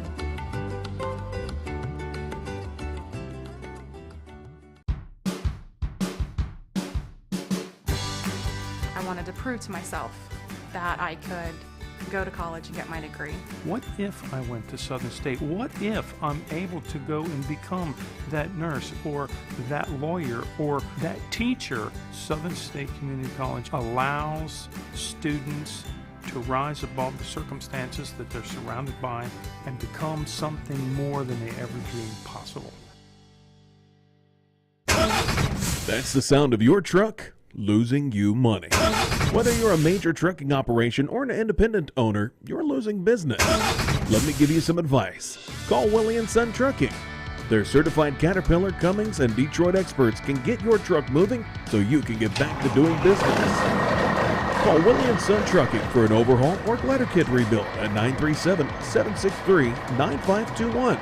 Keep your business rolling with Willie & Son Trucking. Do you have a roofing or siding project? At Higgins, they manufacture steel roofing and siding every business day. With 17 colors in stock and 70,000 pieces of trim, they are prepared to ship your project immediately. Remember Higgins for your 40-year warranted, ENERGY STAR compliant, American-made steel roofing and siding. Located 7 miles west of Hillsboro on US Route 50 and on AC Avenue, just off 35 in Jackson. Call 800-782-4239 or visit them on the web at higginsroofing.com.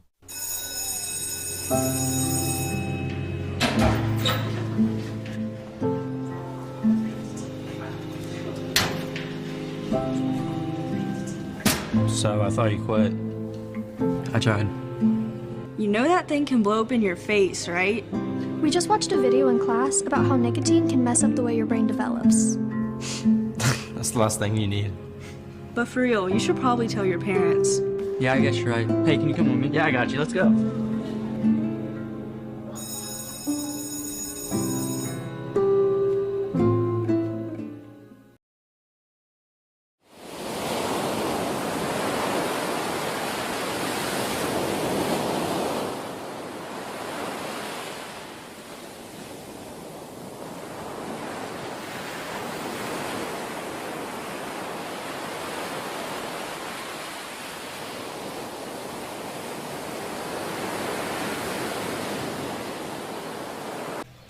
Welcome back to the Barry Chevrolet halftime. Jeff, what do we got stat-wise from that first half? I know that nobody was lighting the world on fire with shooting. No, shooting percentage has a lot to be desired so far in the first half. Hopefully they'll come out the second half and do a little bit better. We had, looking at Athens first as a team, they from the three-point total, they were 1 for 5 from the three. And then from the 2, they were 5 for 17. That's not very good. No. Turnovers, they had 5 turnovers for the half. Had 5 turnovers. Look at McLean, a little bit better. McLean in the first half from the 3 was 4 for 9. And then from the 2, they was 3 for 13. Well, that's interesting. Yeah. Percentage-wise, they were better behind the three-point arc. Well, the Noska kid hit some key threes. Yeah. He's got 4 threes in the first half, so I think it helped them a little bit on that. But then turnover-wise, they're doing a good job against that matchup zone. They don't have but 2 turnovers for the half, McLean. So Greenfield, again, their zone's kind of interesting, their matchup. Yeah, it is. Looks like offensively, scoring-wise, Nazca seems to be the guy leading both teams, right? Yes, Nazca is leading both teams. Another thing, too, that's kind of interesting is the trips to the free throw line. We have McLean going twice or 4 times, 2 for 4, and then we have Athens going 5 times, and they're 3 for 5. So, but again, with the type of defense that's being played and the patience, both teams are passing the ball and trying to do basket cuts. I know Athens using the big kid, the Mills kid inside, number 34, to try to set some back screens and get some curl cuts and backdoor cuts off those screens. You mean Mullins? Yeah, Mullins. Yeah. Yes. 34. Yep. All right, that's a look at what we saw out there in the first half. The second half is just a couple of minutes away, so stick with us. We'll take a break here as we wrap up the Barry Chevrolet halftime. We'll be back with second half action right after this on the Shack Sports Radio Network, C103, and Good Guys Radio TV.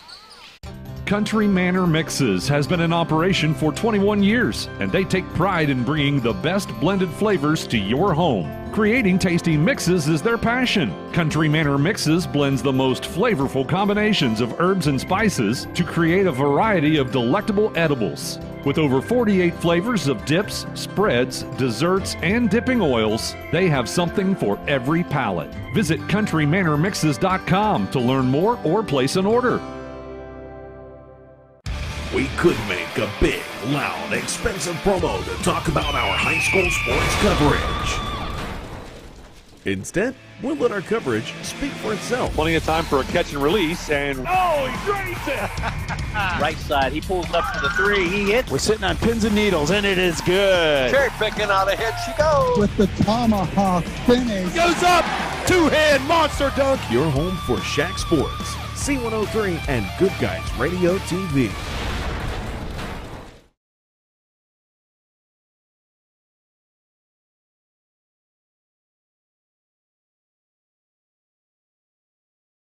Whether you're buying, selling, or refinancing a home, you're going to need an appraisal. It's an important part of the process, and practically all lenders need a local expert like Southern Ohio Appraisers LLC in Hillsboro. An appraisal from Southern Ohio Appraisers can also be useful for accurate and fair estate liquidation, removing private mortgage insurance, settling a divorce, or disputing your county tax assessment. No matter the reason, trust the licensed professionals at Southern Ohio Appraisers in Hillsboro. Call 937-393-4484.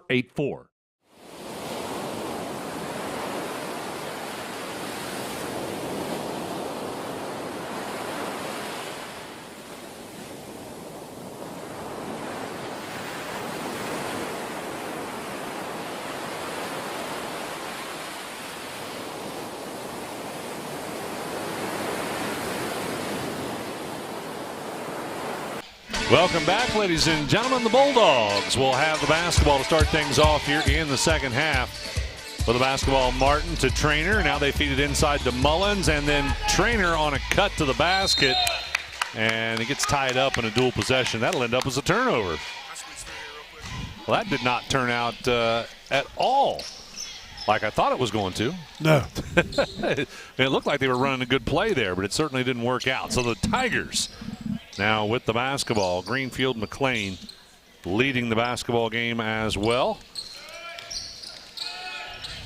Down underneath, up and in, Sykes. Does that put him on top now? He's close to it, doesn't it? Yes. Nazca. Nazca's got 9 and he's got 8. There you go, 1 point difference. Driving in on the right-hand side, Leo Martin on the drive. Couldn't get the shot to go, but he's fouled. And Martin will go to the line to shoot 2.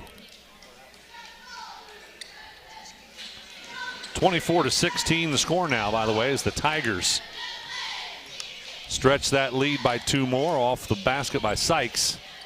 And Martin gets the first free throw to go to narrow the gap.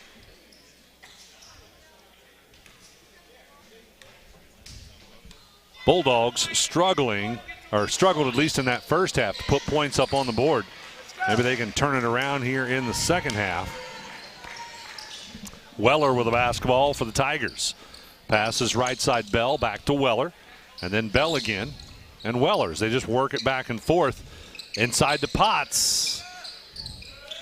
Potts For some reason, he doesn't want to post up. I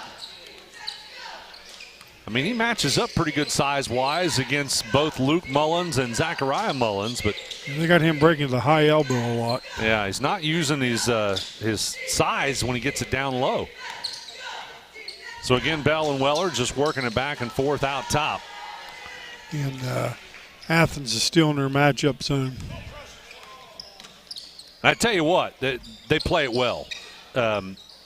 Defensively, it really looks like McLean has no idea what to do offensively against it. And now they're going to throw it away as they throw it into the backcourt for an over and back. It works. If there's one strong point for the Athens Bulldogs, it is their defense. Yeah, and that defense, too, also slows down transition where Greenfield can't push it. A couple times Greenfield's got the ball out, scored on transition, and looked pretty good when they did that. But that matchup kind of cuts that down. Luke Mullins from the baseline for 2, 10 feet out. That's no good. With the rebound, it's going to be Bell. He'll try and push it up the floor. Goes left side, Nazca. Back out to Bell. Now they feed it down underneath. Is that Sykes? Sykes couldn't get the shot to drop. Gets his own rebound and is fouled as he tries to save it back into another player. Again, the physicality underneath the basket is just amazing. Fouls on number 24. Easton Newsom for Athens, and that's his second. Coming up Monday at 4:45, and just before Monday night's broadcast, it'll be the pregame report brought to you, Ben Higgins' pregame report brought to you by Ron Lynch, your financial advisor with Edward Jones Investments in Maysville, and also Peebles Save-A-Lot. And it's a huddle, or not a huddle, what do you call that when there's a loose ball? Well, you can tell I'm not a football guy. A fumble. Fumble, yeah. What do you call it when they all pile on for a fumble? That's about what that looked like. Who'd it go? Goes the way of the Athens Bulldogs. And number 3, Riley Cummins is reported in for Greenfield. Southern State Community College, another one of our season sponsors. You can start your pathway to completion by visiting sscc.edu.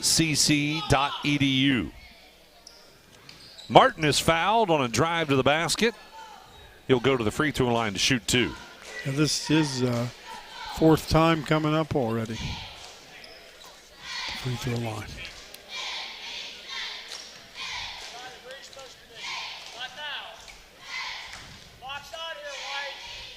Our next Southern Hills Community Bank tip-off show will have Chris Blanton and Craig Campbell taking over broadcast duties from Jeff and I here courtside at the Chad Hodson Memorial, or Chad Hodson Classic, as we've got to get down the road to Eastern to do the North Adams Eastern girls game tonight on 99.5 The Edge. First free throw was good, second one was not, and on the rebound that ends up out of bounds off the Bulldogs. Number 11, Seth Weller, checks into the game for number 4, Jordan Bell.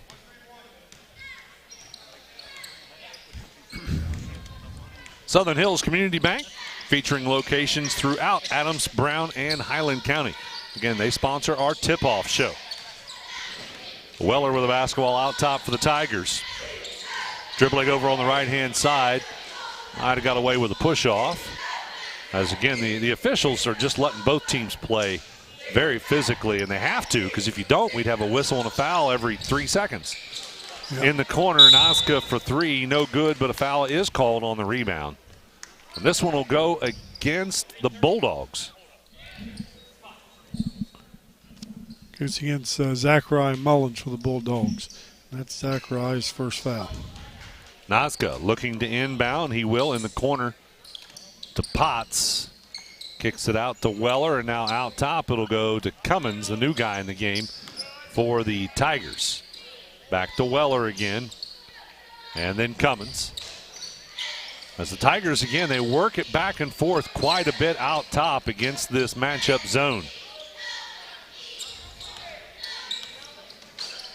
Now they try to go left side. It's tipped loose, and then it'll go into the backcourt, but it was tipped there, so not an over and back. But it was almost a steal. Driving in, Cummins dishes off Sykes, and one too many passes. Yes, I thought those will get a layup there. Yeah. Instead, he passed it up, tried to go into the corner. Yeah, Riley Cummins made a real good pass, and they tried to overpass it. I think Sykes was behind the backboard, but still, he could have pushed out. Yeah. Could have fought for position there.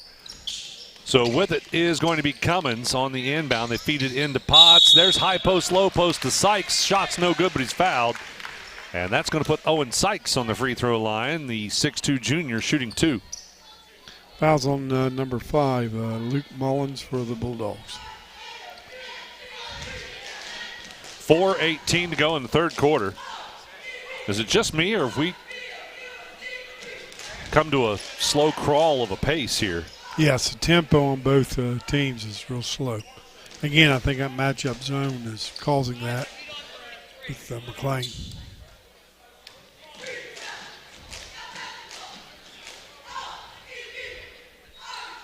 Sykes misses them both. And on the rebound, going to be cleared out by the Bulldogs. Luke Mullins will have it. He'll push it up the floor. They'll go right side to Trainer. Trainer gets down to the baseline at the low block and loses it away. Turnover, Bulldogs.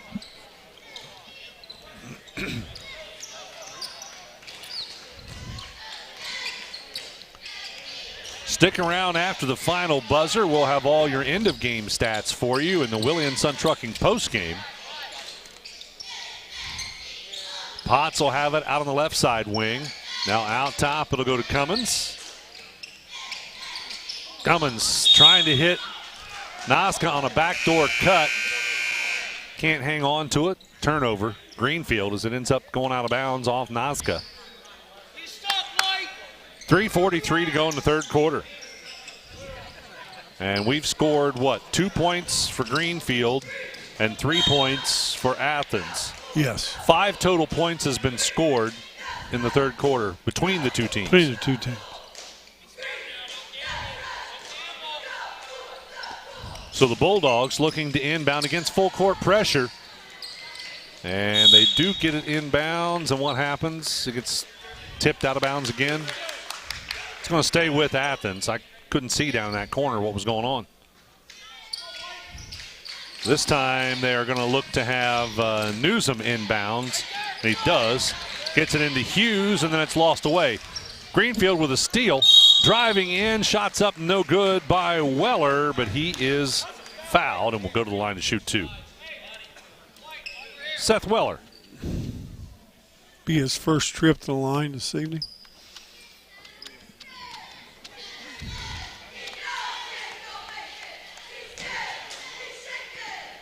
First free throw is good. Make it 25-19. Weller will get a second one, and this one is good as well. Make it 26-19. We have number 4, Jordan Bell, checking into the game for number 2, Michael Nazca. So the Bulldogs will inbound. They'll put it into the hands of McCammons.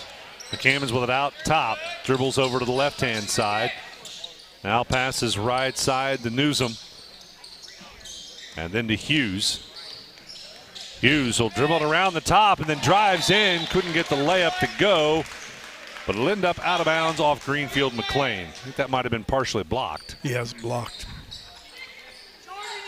So the Bulldogs will look to inbound. Newsom trying to get it into the hands of the big guy Mullins, and they do, but he steps out of bounds.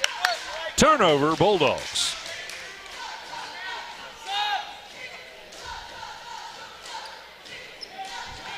H&R Block, they sponsor our scoreboard update.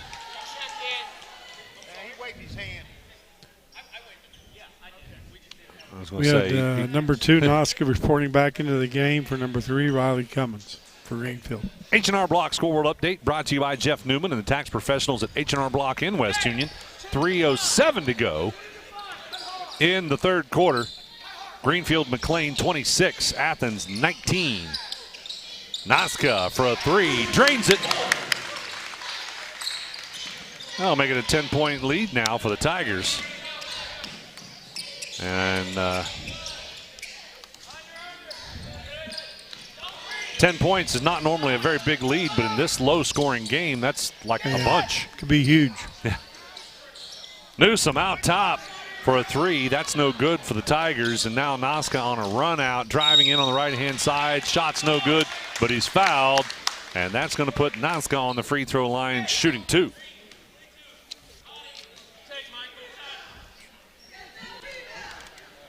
I'm not a big fan of this, Jeff. Oh, taking the kids off the line. Yeah, Greenfield on free throws, the first free throw, coach brings the team over for a quick huddle. I'm not sure you gain much there. No, I don't think so. You think it might even bother the free throw shooter a little bit. Yeah. Although they do it every time. Yeah. So you should get used to that. But I was talking about the shooter should be used to it. Should be. But anyway. First free throw was no good. The second one was good. Have number 3, Raleigh Cummins coming in for number 4, Jordan Bell for Greenfield. 30-19 the score as the Tigers lead the Bulldogs. Bulldogs will inbound. They'll put it in the hands of Martin. Martin's going to dribble it up the floor through the defense and then has it taken away. Steal by the Tigers. With it is going to be Cummins. Goes to Noska, back to Cummins, and then Martin tries to return the favor with a steal. Couldn't get it done. Now they go left side Weller. Weller drives in, dishes off to Sykes, up and in. Well, they do a good job, the Tigers do, of penetrating and dishing off like that. Yes, they do. I think that's why Athens is trying that matchup to cut down on that penetration. Yeah. We've got a timeout on the floor. We're going to take one as well. It's the Tigers 32, the Bulldogs 19. We're back right after this on the Shack Sports Radio Network, C103, and Good Guys Radio TV. Welcome to Jerry Haig Motors in Hillsboro, your local Chevrolet dealer for over 50 years. I am Steve Haig, owner, along with my twin daughters, Mindy and Mandy. We operate our family-owned business. We take care of our customers like friends and family. If you need a new Chevrolet or pre-owned vehicle, service, parts, or body shop, think of Jerry Haig Motors in Hillsboro. Proudly supporting the youth of our community. Stop in today for a great deal. Trade-ins welcome, financing available to qualified buyers.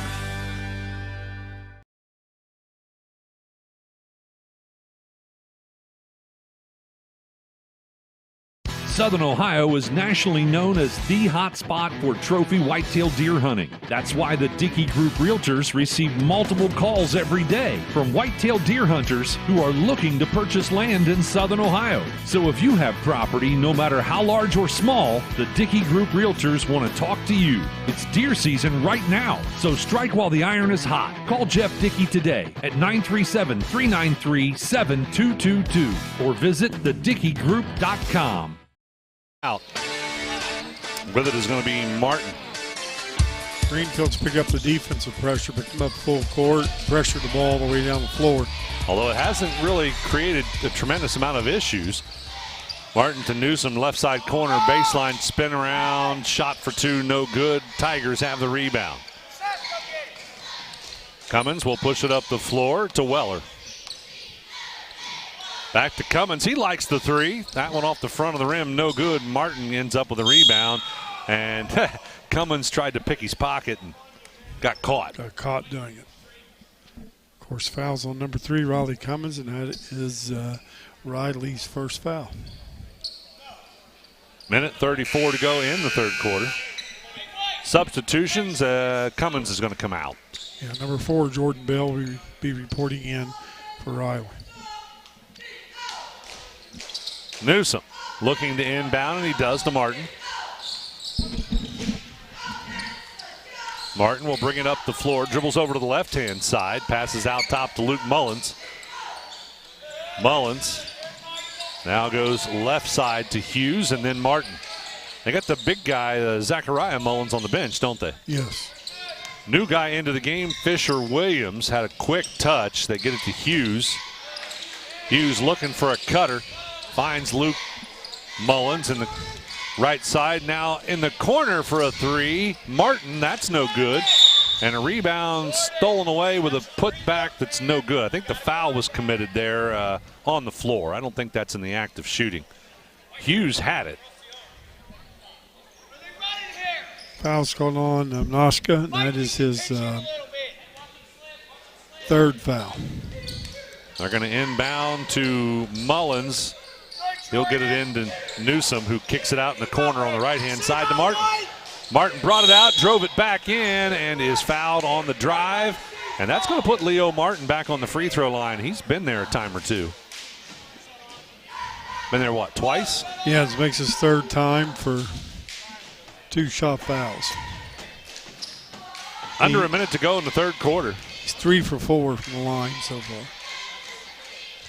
Chance for the Bulldogs to shorten the lead a little bit, and they do as Martin gets the first one, make it 32-20. Number 3, Riley Cummins, reports back in for number 4, Jordan Bell from McLean.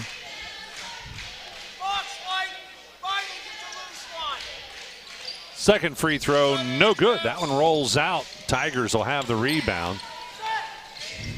With it up the floor, right side, it will go to Cummins. He's back in the game. Comes back out top, now feeds it left side to Sykes. Sykes trying to penetrate, can't get it done. Goes back out to Potts, who will hand it off out top to Weller. And Weller's going to back it out for the reset. Check it out, man-to-man defense. Yep, came out of the zone. Yep, the Bulldogs out of that zone. And what do we got? A steal down underneath, and then a foul committed on the recovery. Yeah, Weller picked up the foul. So the Bulldogs will go the other direction, walk the other direction to shoot some free throws. 5 team fouls. Both teams are going to shoot free throws for the rest of this quarter, which is only 16 and a half seconds.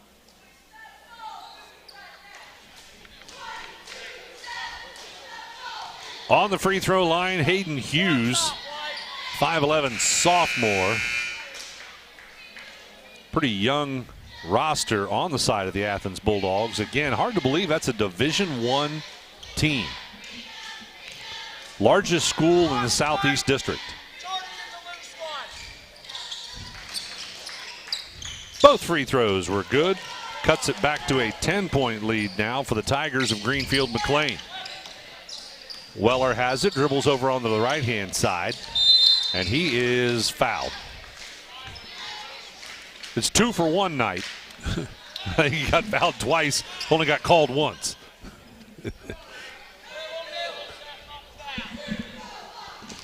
Fouls on McKimmons. That's his second. 7 seconds to go as the first free throw is good. Weller's 3 for 3 from the line this evening. Bell comes out. Cummins goes back in. Or Nazca came back in. Somebody did. I know Bell came out. Second free throw was good as well. Back to a 12-point lead for the Tigers. Number 32, Jaden Allison's reporting in from McLean. Replaced 44, Andrew Potts. So the Bulldogs need to bring it up the floor quickly here. Down to 3 seconds. And with it, it's McCammons, and yeah, they're not going to get a last-second shot off. So that's how we will end the third quarter. The Tigers lead the Bulldogs 34-22. Don't go away. The fourth and final quarter coming up after this on the Shack Sports Radio Network, C103, and Good Guys Radio TV. McCarty & Associates, with offices in Hillsborough, Washington Courthouse, and Loveland, is an architecture, engineering, and surveying firm celebrating over 50 years of service, serving southern and southwestern Ohio. McCarty & Associates is a broad-based consulting firm providing services to governmental agencies, public bodies, corporate and business entities, and the general public. They also offer construction management for clients that require a higher level of assistance. If there's a construction project in your future, McCarty & Associates can take your vision and help make it a reality. Visit McCartyandAssociates.com for a complete list of services. Who is Barry Chevrolet? Why don't you ask your friends and neighbors? Because after 70 years and 4 generations in the automotive industry, odds are we've made a happy customer out of somebody you know. Hard-working, proud Americans drive Chevrolets, and that's why we sell them at Barry's. Hats off to everybody driving a Silverado truck. You're my kind of people. Barry Chevrolet, your best deal dealer.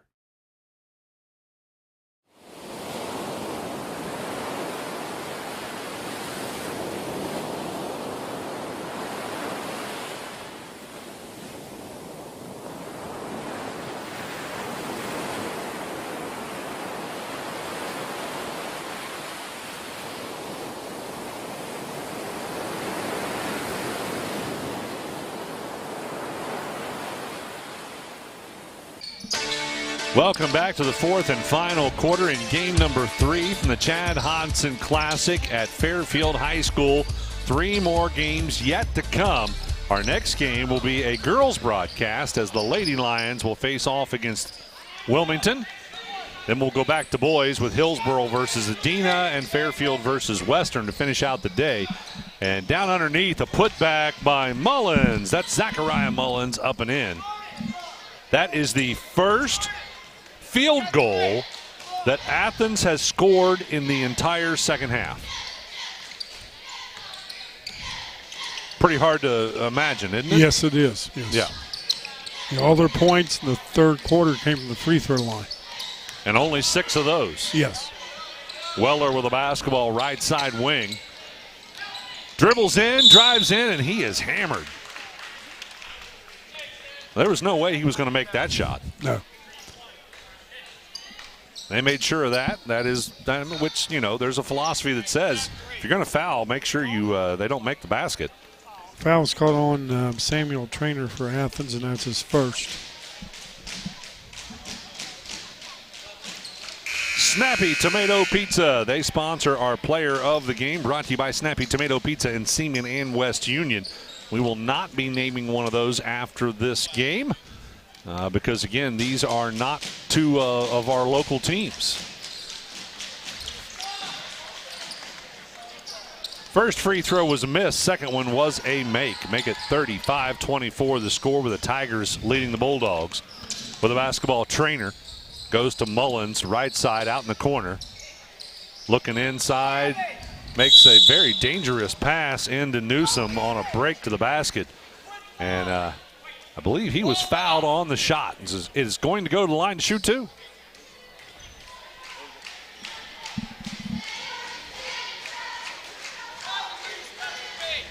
Thanks again to another one of our season sponsors, Health Source of Ohio, providing a unique and comprehensive approach to health right in your community. Health Source of Ohio. First free throw is no good. Newsom's second free throw also no good. Off the back of the rim, long tip out. It will be tracked down by Weller. And Weller across the timeline to Nasca. We have number 44, Andrew Potts. Number 3, Riley Cummins into the game. Nasca hands it off to Sykes. Going to run a weave out top. Take a little time off. Yep, Cummins will come out and get it. Oh. It's lost away with the steal. The Bulldogs. Martin has it. He'll slow it up. Finds the big guy, Zachariah Mullins, for a long 3. That's no good. And now we have a foul underneath.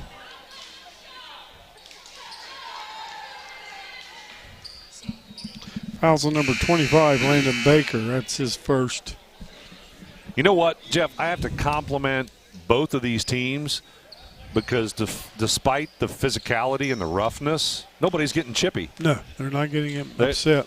They'll take one to the jaw and just walk away. Yep. Weller with a basketball. Lost it away but tracked it down. Goes number 4, Jordan Bell, reporting back in the game. Goes right side to Nasca. Nasca running that weave out top. Has to reverse and hang on to the dribble. Now popping out for it's going to be Weller. Weller will dribble over to the right side. Excuse me. Finds Potts. Back to Weller. And now Bell will come out to get it. And then Nasca. Well, they're getting a good workout here as far as taking care of the basketball, playing keep away. Excuse me. Bell has it. And they do lose it away. Well, they were doing a good job taking care of the basketball, but ran out of passes. Must be a limit. Must be a limit. Yeah. I think 6 was the limit. H&R Block, they sponsor our scoreboard update. That's Jeff Newman and the tax professionals at H&R Block in West Union. 5 minutes to go in the basketball game. It's the Greenfield McLean Tigers leading at 35-24 over top of the Athens Bulldogs. Bulldogs have it And now it's their turn to play keep away, and we have a timeout called to save the possession by the Bulldogs. We'll take 1-2. We're back right after this.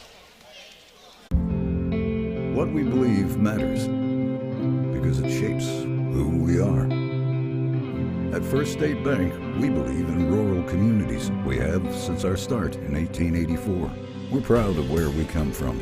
And while others have come and gone, we've remained, because standing by the folks you believe in is what a real local bank does.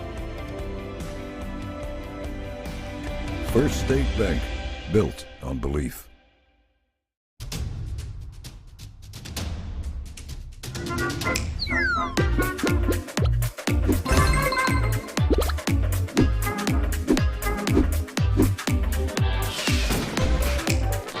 Taste a snappy tomato pizza difference for yourself. Order from Seaman at 937-386-1010 or from West Union at 937-544-5583. Order online at snappytomato.com.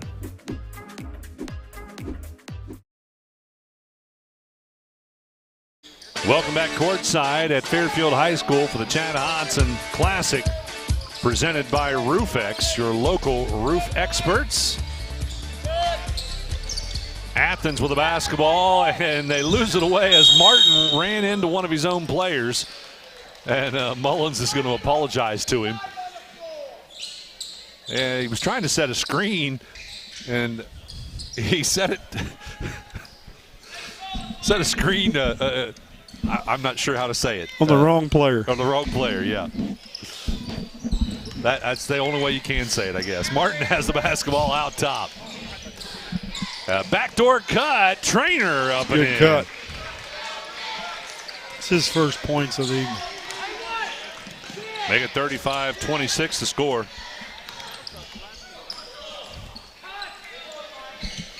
And on the other end, Greenfield McLean throws it away. Pass intended for Sykes. Bulldogs now Mullins. That's Luke Mullins for three. That one is short.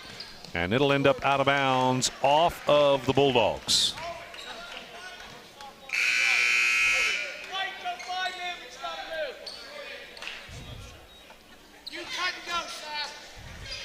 .355 to go in the ball game. And the Tigers have it. Weller trying to push it up the floor is no, they're going to say he stepped out of bounds. I thought they were going to call foul.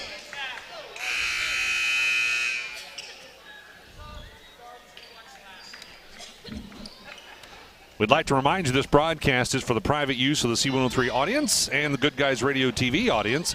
Any other use of the descriptions or accounts of this game without the consent of Dreamcatcher Communications is prohibited. Martin drives in, passes it baseline, shot for two off the hands of Hughes is no good. And on the rebound, the Tigers have it. Weller will bring it up the floor across the timeline. And they're going to call him for the player control foul. They're going to say he shoved off.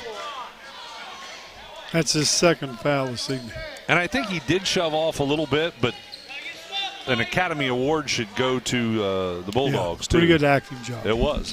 But, again, make sure the official sees it. That's what you want to do, right? Yep. We have number 3 in for Greenfield. That's Riley Cummins for number 4, Jordan Bell. Bulldogs looking to inbound, and they do. They'll put it in the hands of Martin. 3:28 to go. Martin with it out top. He'll dribble over to the right-hand side. Gets it to Newsom. Newsom gets to the elbow. Shot for two. No good. And on the rebound, it's, well, Greenfield had it. Stolen back by the Bulldogs. And down on that right side low block was McCammons, but he couldn't do anything with it. Ends up with it out on the right side wing where it's tipped loose and out of bounds off of the Tigers.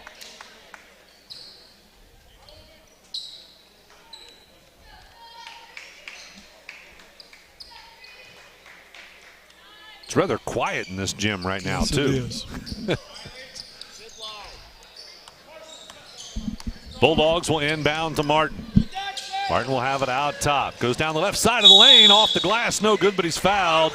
And I believe that'll be the 4th trip to the free throw line for Leo Martin. Yes. He'll be shooting 2.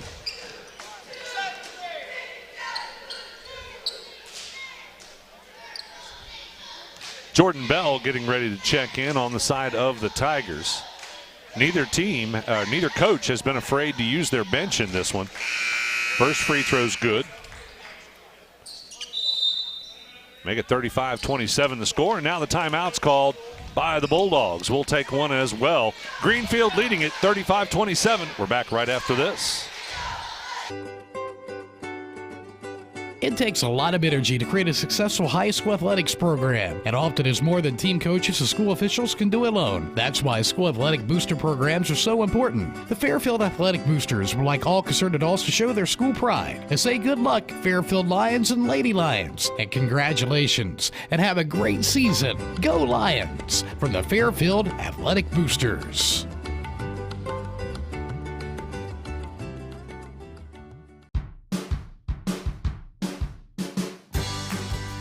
To prove to myself that I could go to college and get my degree. What if I went to Southern State? What if I'm able to go and become that nurse or that lawyer or that teacher? Southern State Community College allows students to rise above the circumstances that they're surrounded by and become something more than they ever dreamed possible. That's the sound of your truck losing you money. Whether you're a major trucking operation or an independent owner, you're losing business. Let me give you some advice. Call Willie & Son Trucking. Their certified Caterpillar, Cummins, and Detroit experts can get your truck moving so you can get back to doing business. Call Willie & Son Trucking for an overhaul or glider kit rebuild at 937-763-9521. Keep your business rolling with Willie & Son Trucking. Welcome back, ladies and gentlemen. The timeout worked as that cooled Martin off. He missed that second free throw. And on the rebound, the Tigers and the Bulldogs end up in a dual possession. It will go the way of the Greenfield Tigers. They're going to face some full court pressure. Nasca will inbound to Potts, and he is double teamed and travels. He thought he was going to get either a dual possession or a foul. And when that call did not happen, he took a step without dribbling. He took 2 or 3 steps without dribbling. So a turnover. Pressure worked that time. Yep. Lynchburg Clay, the Mustangs, defeated the Bearcats of Paint Valley in our first game today, 38-35. And now a traveling call against the Bulldogs, so it'll go the way of the Tigers again. Turnover for turnover. Yeah, Newsom took too many steps. Yep. Clinton Massey defeated White Oak in our second game of the day, 87-51. And now we have currently the Greenfield McLean Tigers leading the Athens Bulldogs, but this one is not done yet. We have still 2.5 minutes to go. And driving inside, Trainer on a reverse is fouled. Shot did not go, but he will go to the line to shoot 2. Foul was called on Seth Weller. That's his third.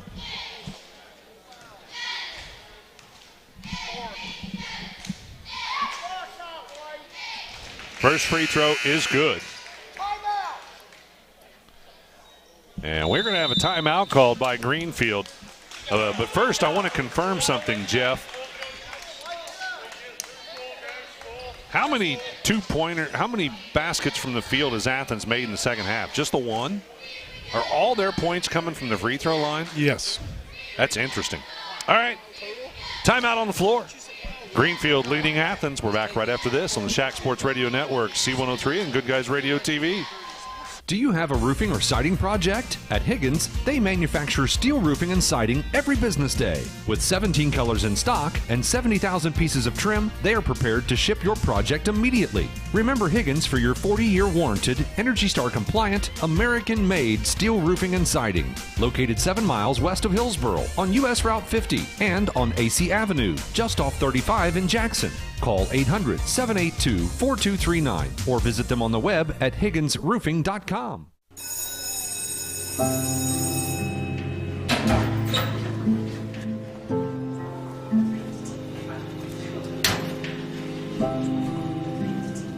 So I thought you quit.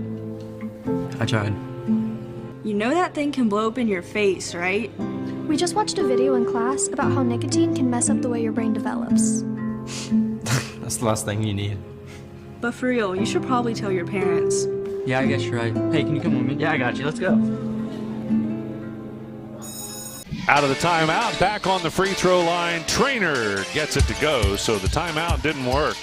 That did not ice the shooter at all, did it, Jeff? No, it did not. 6-point basketball game, 35-29. Greenfield trying to play keep away, and they are fouled. Foul's caught on Luke Mullins, and that's his second. How many more fouls they got to give? One or two? One. One more before they will put Greenfield on the free throw line.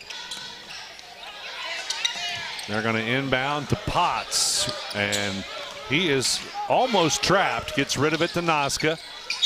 Noska is fouled. As again, Greenfield trying to play keep away. Foul's called on number 1, Samuel Trainer. That's his second. So the next foul committed by the Bulldogs will put the Tigers on the line. Yeah, both teams are in the same situation. Yeah, you're right. A foul either direction will put the other team on the free throw line. There's your foul. So now going to the free throw line is going to be Potts. Andrew Potts, has he been there? Yes. Yeah, he's been there one time. Okay. Easton Newsom picked up the foul, and that's his third. Down to 2:16 to go in the ball game. 3 more games yet to come here today from the Chad Hodson Classic. Chris Blanton and Craig Campbell will bring you the action on those. Jeff and I will make the short trip to Eastern High School, and we will bring you North Adams and Eastern girls in a matchup tonight on 99.5 The Edge. Free throws are no good on the drive. Nice. Martin gets a layup from the left-hand side, and they continue to close the gap. It's down to a 4-point ball game with 2:05 to go. We've got a timeout called by Greenfield to save the possession. That's interesting. All right. We're going to take another break. We'll be back right after this on the Shack Sports Radio Network. We could make a big, loud, expensive promo to talk about our high school sports coverage. Instead, we'll let our coverage speak for itself. Plenty of time for a catch and release, and Oh, he drains it! Right side, he pulls up for the 3. He hits. We're sitting on pins and needles, and it is good. Cherry picking out of hit she goes. With the tomahawk finish. Goes up, 2-hand monster dunk. Your home for Shack Sports, C103, and Good Guys Radio TV. Whether you're buying, selling, or refinancing a home, you're going to need an appraisal. It's an important part of the process, and practically all lenders need a local expert like Southern Ohio Appraisers LLC in Hillsboro. An appraisal from Southern Ohio Appraisers can also be useful for accurate and fair estate liquidation, removing private mortgage insurance, settling a divorce, or disputing your county tax assessment. No matter the reason, trust the licensed professionals at Southern Ohio Appraisers in Hillsboro. Call 937-393-4484. Welcome back, ladies and gentlemen. The Bulldogs get the steal on the inbound. Martin puts it up and in, and it's a 2-point ball game. Wow. Well, the Bulldogs waited until the end of this one to start making baskets. Yes. Because they had made all their second half points with the exception of one basket from the free throw line. A lot of those have come off the steals from the full court man. Yeah. Yes, here late in this game, that full court pressure is paying off for the Bulldogs. So on the free throw line now is going to be Weller, shooting 2. First one's good. Make it a 3-point game. 36-33.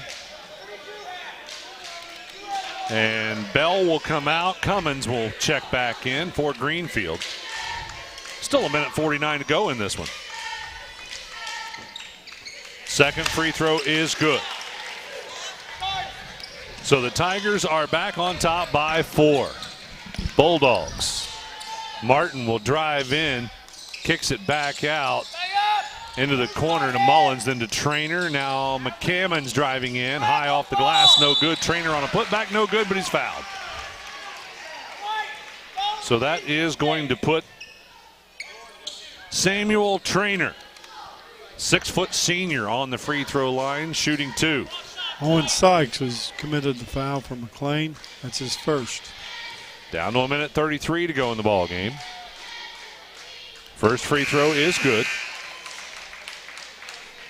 Samuel is shooting 100% from the line. He's 3 for 3.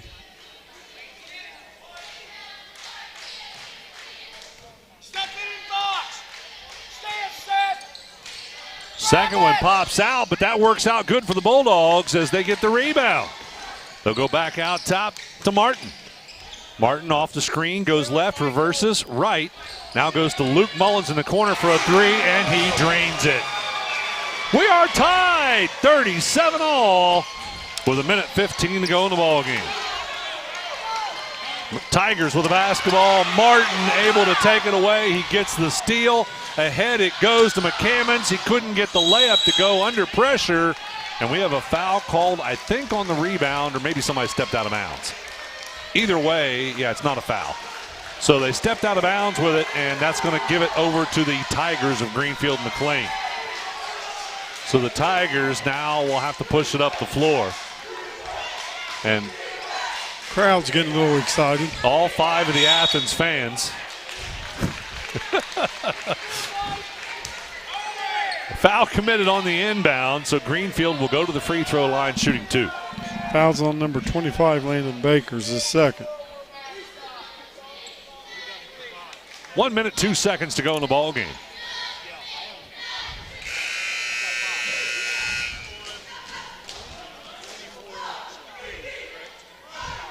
On the free throw line is going to be probably the guy that the Tigers would like to have there, Nasca Jr., the 6'3" freshman. Oh, that is 5 fouls. So, all right, out will go Easton Newsom. Yes, it's his 5th. So the 6'2" junior will go out, and Hayden Hughes will check in to replace him. Hughes only a sophomore. First free throw is good by Nasca, make it 38-37.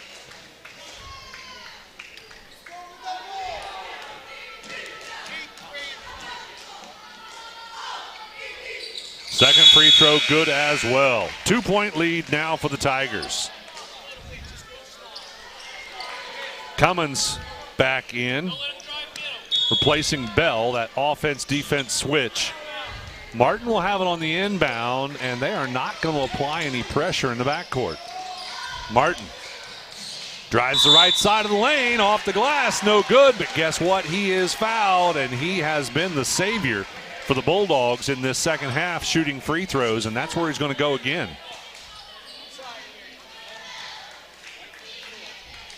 What is he from the free throw line? Has he missed 1? He's missed 2.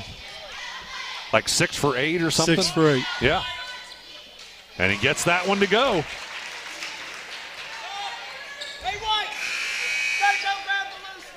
There's your offense-defensive switch. Cummins goes out, Bell back in. And Leo Martin with an opportunity to tie it with 53.2 seconds to go. That one is good. We are tied 39-all.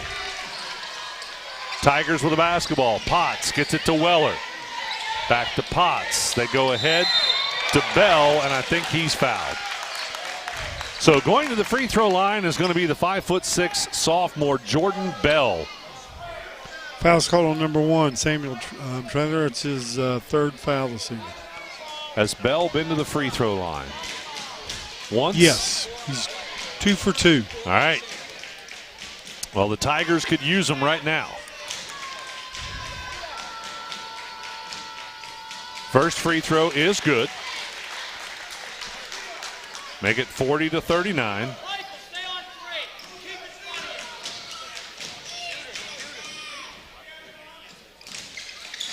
Gets them both. 41-39. Tigers back on top. Number 3, Riley Cummins checks back in for number 4, Jordan Bell. 46.2 seconds to go in the ball game. 2-point lead for Greenfield McLean. Athens has the basketball. Martin out top. Hands it off right side. McCammons with it. Picks up his dribble. Goes back to Martin. Martin off the screen, goes left. Stops and pops for a 3. Out top, no good. Long rebound. What do we got? McCammons and Sykes fighting for it. And they're going to say that McCammons went out of bounds with it. So it'll go the way of the Tigers. 24.5 seconds. Greenfield tried to hang on to this lead. What they need to do is play keep away. Potts to Weller. Athens going to have to foul here at some point. No, they don't, because they throw it away. Pass intended for Nazca. They let him a little too much, and it went out of bounds. Yes. Try to pass across court, and it's dangerous pass. Yeah, it is. Anytime. So now the Bulldogs with the opportunity here to try and tie it up. They have 17 seconds. Jeff, do you go for the tie or the win? Which one? I'd go for the tie, especially the way I've been shooting. Well, they're going to go for the win as the three-point shot by Hughes was no good. And on the backside, what do we got, a foul? Yes, it will be a foul called against the Bulldogs, and that's going to put one of the Tigers on the line. I think it's Potts. Yes, number 3, Leo Martin picks up the foul. It's his first. On the free throw line with 5.4 seconds to go is going to be Andrew Potts. Andrew is 1 for 4 from the line this evening. Well, if he makes one of them, they'll have a 3-point lead. If he makes them both, you can stick a fork in it. Yeah, standard. But first, we're going to have a timeout called, and it is a full timeout. But we're going to keep it right here because only 5.4 seconds to go in the basketball game. And we will do a quick recap of the day. The Lynchburg Clay Mustangs defeated the Paint Valley Bearcats 38-35. That's how we started today at 11 o'clock this morning. Our second game of the day, we saw some of the most incredible shooting we've ever seen. Yes. Out of Mr. Trout. Yes, phenomenal. He had 32 points. Out of Clinton Massey. Yeah, the Falcons. 87-51, the Falcons defeated the Wildcats of White Oak. Right now, we have a 2-point ball game with 5.4 seconds between Greenfield and Athens. Athens, of course, I think they're the largest school in the Southeast District. Is that right? I mean, they either are or Logan is, one of the two. They are the only two Division I schools in the Southeast District. Yeah. And, of course, Greenfield McLean, a Division II school. Division II, yes.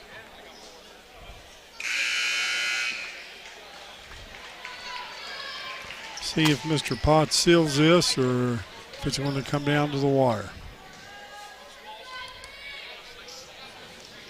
Well, still a 2-point lead for Greenfield if he doesn't make anything. Yeah. Does not make the first one. Now, here's another coach question for you, Jeff. Do you want – no, there's going to be a timeout first, but we'll go ahead and keep it here. So that gives us time to talk about this. Do you want him to make this shot because then Athens will get to inbound? Or would you rather he just miss it and they have to go with what they got? They have to go off the rebound. I'd rather for him to make it and then take your chances. So you would rather Athens have to inbound. Yes. Why? Because you can set up full court pressure? Set up full court pressure and take that 5 seconds off. And, again, the way Athens has been shooting the ball, I think I would take the chance of them shooting it. Yeah. See, I think I would take the other way. I'd rather he miss the shot because they don't get any opportunity to set anything up. Wherever that ball comes off that rim, that's what they got to live with. Yeah. They got to have a quick outlet off a rebound, got to push it up the floor. They cannot get set at all. And I'd rather go that way. I'd rather make them have to just go off the rebound with an outlet pass versus inbounding. Yeah. And it's too, the new foul rule kind of comes into play here a little bit too. Right. Well, I'm sure that they want Leo Martin to have the ball. Yes. Because whether he's going to drive in and try and draw a foul or whatever, if he can draw a foul, you want him shooting it. There's the miss. So they will quick outlet to McCammons. They do get it into Martin's hands. Last second three is no good. And that was all the Bulldogs could do to try and get the win. The Tigers will hang on and defeat the Athens Bulldogs 41-39. Stick with us. The Willie & Son Trucking postgame coming up right after this on the Shack Sports Radio Network, C103, and Good Guys Radio TV. Welcome to Jerry Haig Motors in Hillsboro, your local Chevrolet dealer for over 50 years. I am Steve Haig, owner, along with my twin daughters, Mindy and Mandy. We operate our family-owned business. We take care of our customers like friends and family. If you need a new Chevrolet or pre-owned vehicle, service, parts, or body shop, think of Jerry Haig Motors in Hillsboro. Proudly supporting the youth of our community. Stop in today for a great deal. Trade-ins welcome, financing available to qualified buyers. Southern Ohio is nationally known as the hot spot for trophy whitetail deer hunting. That's why the Dickey Group Realtors receive multiple calls every day from whitetail deer hunters who are looking to purchase land in Southern Ohio. So if you have property, no matter how large or small, the Dickey Group Realtors want to talk to you. It's deer season right now, so strike while the iron is hot. Call Jeff Dickey today at 937-393-7222 or visit thedickeygroup.com. McCarty & Associates with offices in Hillsboro, Washington Courthouse, and Loveland is an architecture, engineering, and surveying firm celebrating over 50 years of service, serving southern and southwestern Ohio. McCarty & Associates is a broad-based consulting firm providing services to governmental agencies, public bodies, corporate and business entities, and the general public. They also offer construction management for clients that require a higher level of assistance. If there's a construction project in your future, McCarty & Associates can take your vision and help make it a reality. Visit McCartyandAssociates.com for a complete list of services. Who is Barry Chevrolet? Why don't you ask your friends and neighbors? Because after 70 years and 4 generations in the automotive industry, odds are we've made a happy customer out of somebody you know. Hard-working, proud Americans drive Chevrolets, and that's why we sell them at Barry's. Hats off to everybody driving a Silverado truck. You're my kind of people. Barry Chevrolet, your best deal dealer. It's a player of the game for this game, but Chris and Craig will be doing that for your final 3 games of the day here at the Chad Hodson Classic. Let's look at scoring by the quarters. Greenfield outscoring Athens by 4 points in the first quarter, 12-8. In the second quarter, again, the Tigers outscoring Athens, only by 2 points this time. That gave the Tigers a 6-point lead at halftime, 22-16. Then in the third quarter, it was McLean outscoring Athens 12-6, as Athens only scored those 6 points from the free throw line in the third quarter. They did not make a single basket from the field. So going into the fourth and final, the Tigers had a 12-point lead over top of the Bulldogs, 34-22. In that fourth and final quarter, though, it was the Bulldogs winning their first quarter of the game as they outscored Greenfield by 10 points, 17-7, but that still left them 2 points short at the end as Greenfield, the Tigers, hang on for the 2-point victory over top of the Athens Bulldogs, 41-39. We're going to take one more quick break and be back to look at individual scoring, and then we'll turn it over to Chris and Craig for the Southern Hills Community Bank Tip-Off Show for game number 4 right after this on C103 and Good Guys Radio TV. What we believe matters because it shapes who we are. At First State Bank, we believe in rural communities. We have since our start in 1884. We're proud of where we come from. And while others have come and gone, we've remained. Because standing by the folks you believe in is what a real local bank does. First State Bank, built on belief.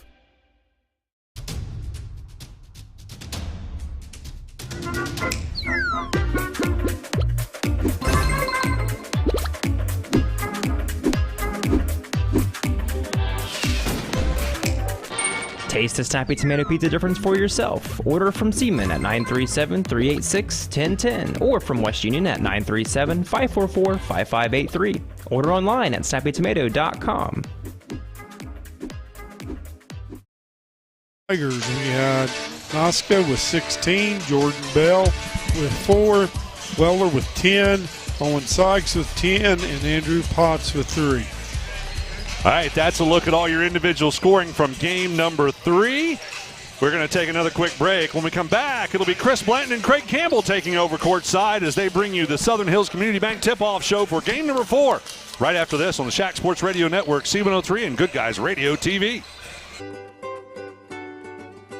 It takes a lot of energy to create a successful high school athletics program, and often is more than team coaches and school officials can do alone. That's why school athletic booster programs are so important. The Fairfield Athletic Boosters would like all concerned adults to show their school pride and say good luck, Fairfield Lions and Lady Lions, and congratulations, and have a great season. Go Lions! From the Fairfield Athletic Boosters.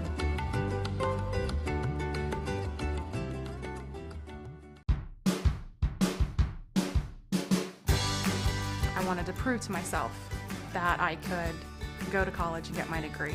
What if I went to Southern State? What if I'm able to go and become that nurse or that lawyer or that teacher? Southern State Community College allows students to rise above the circumstances that they're surrounded by and become something more than they ever dreamed possible. That's the sound of your truck losing you money. Whether you're a major trucking operation or an independent owner, you're losing business. Let me give you some advice. Call Willie & Son Trucking. Their certified Caterpillar, Cummins, and Detroit experts can get your truck moving so you can get back to doing business. Call Willie & Son Trucking for an overhaul or glider kit rebuild at 937-763-9521. Keep your business rolling with Willie & Son Trucking.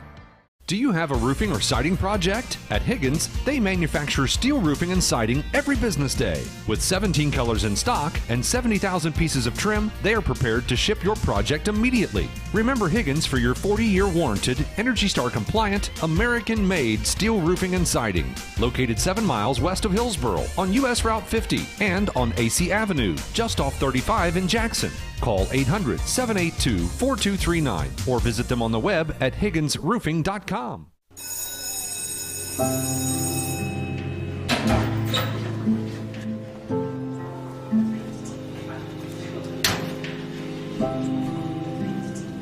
So I thought you quit. I tried. You know that thing can blow up in your face, right? We just watched a video in class about how nicotine can mess up the way your brain develops. That's the last thing you need. But for real, you should probably tell your parents. Yeah, I guess you're right. Hey, can you come with me? Yeah, I got you. Let's go.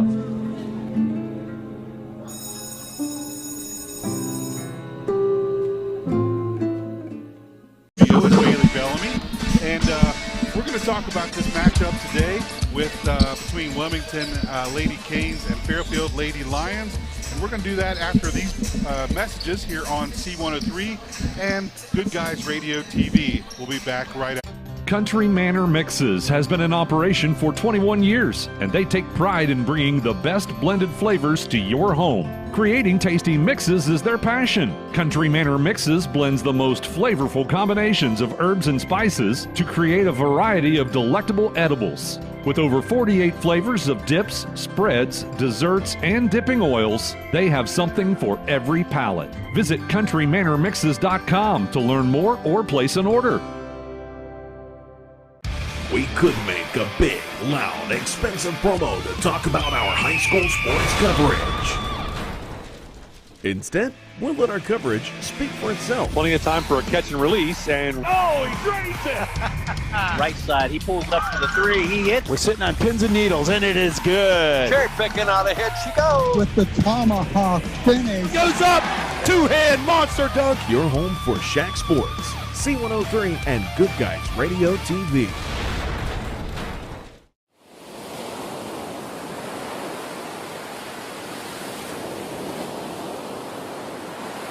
To Fairfield High School for the Chad Hodson Classic.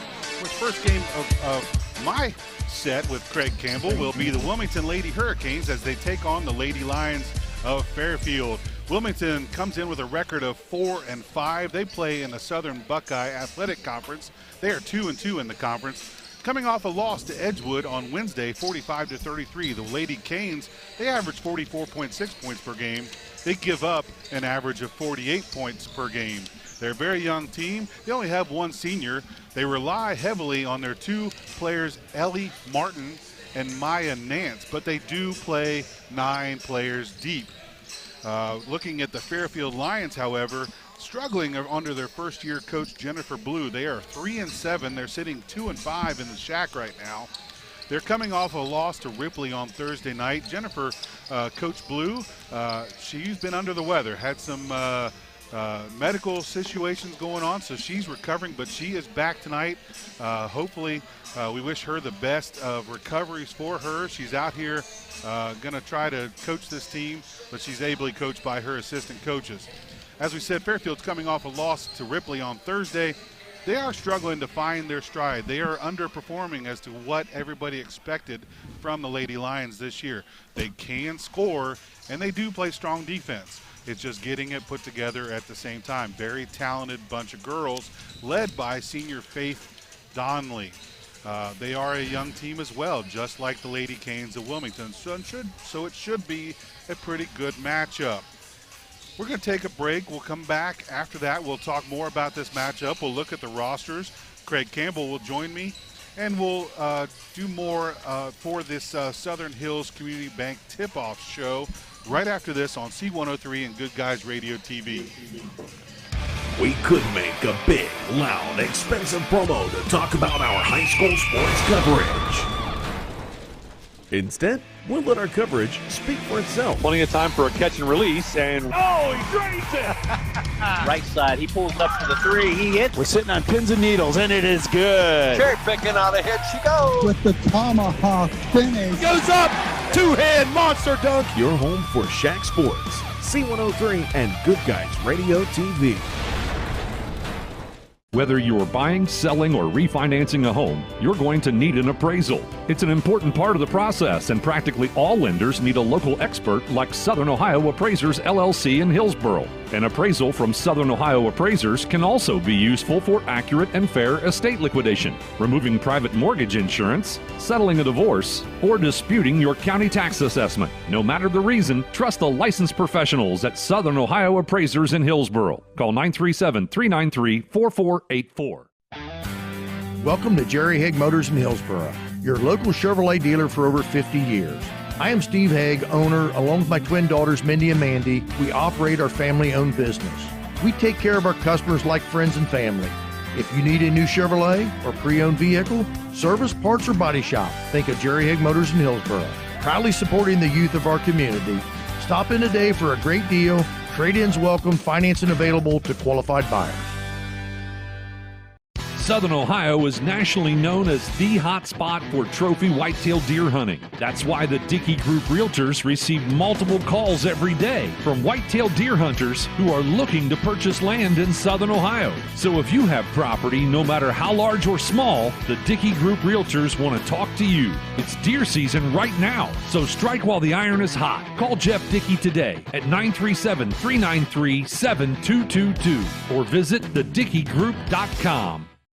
For Game 4 of the Chad Hodson Classic. We've had 3 games so far. Earlier today, Lynchburg defeated Paint Valley 38-35. Second game, Clinton Massey defeated White Oak 87-51. And you just heard the third game. Came down to the buzzer. Greenfield McLean won that game over Athens 41-39. Up next is our lone girls game of the day. It will feature the Wilmington Lady Canes from the Southern Buckeye Athletic Association and the Lady Lions from Fairfield. Looking at Wilmington, they are 4-5. They have wins against Bethel Tate, Clinton Massey, New Richmond, and Washington Courthouse. Losses come against Batavia, Waynesville, Western Brown, Carroll, and Edgewood. With Fairfield again, as we've indicated, they're struggling coming into this game. They are coming in with a record of 3-7. They are 2-5 on the in the Shack. They've lost against Adena, Peebles, White Oak, Fayetteville, Lynchburg, and McLean and Ripley. And their wins have come against East Clinton, Ripley, and West Union. Joining me now will be Craig Campbell. Mr. Campbell, have you had a chance to look at the rosters? Yes, sir. I have the rosters for both teams here. Well, let's take a look at the Wilmington roster. The roster for the Wilmington Lady Hurricanes. They're coached by Mr. Zach Williams and assisted by Judah Jamil. The athletic director is Troy Dials, principal Samantha Woodruff, and the superintendent is Jim Brady. The roster, number 4, Shantae Brown. She's a 5'3 freshman. A 5'7 freshman, Maya Nance, wears number 13. Number 12 is Addison Martin. She's a 5'2 freshman. Also a freshman at 5'5" is Honesty Hudson. She wears number 15. Bryn Conley will wear number 23, and she's a 5'7" sophomore. A 5'3" freshman, Kiara Cole, number 24.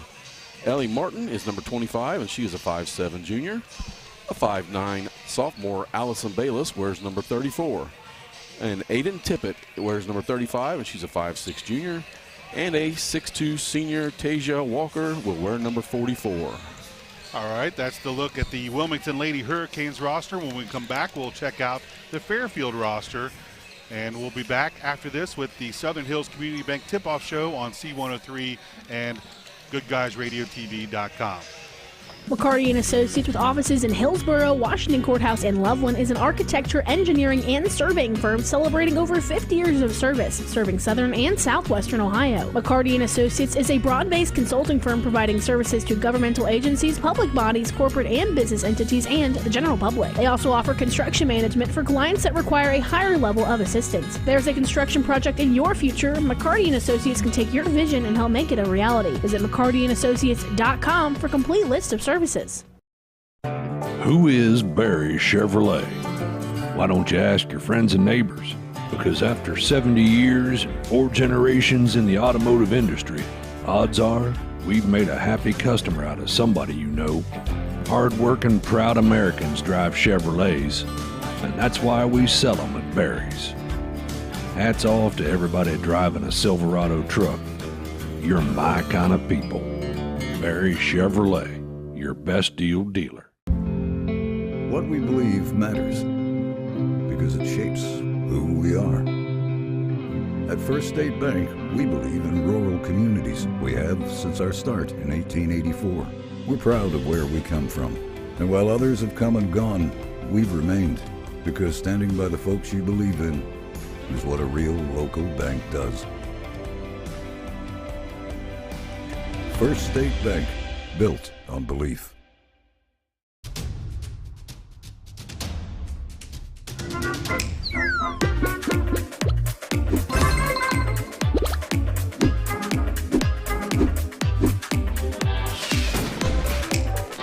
Taste the snappy tomato pizza difference for yourself. Order from Seaman at 937-386-1010 or from West Union at 937-544-5583. Order online at snappytomato.com.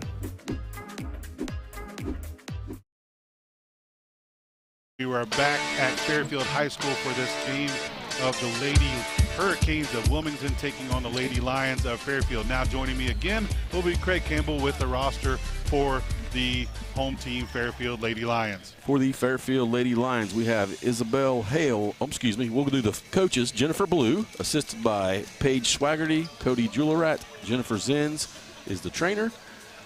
Assistant coach Jennifer Zins.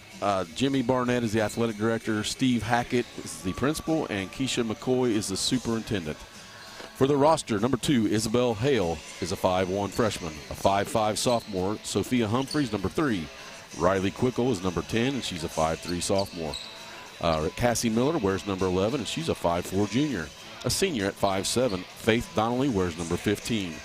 Number 20, Vivian Henniger is a 5'8" freshman. A junior at 5'9", Kelsey Clark will wear number 21.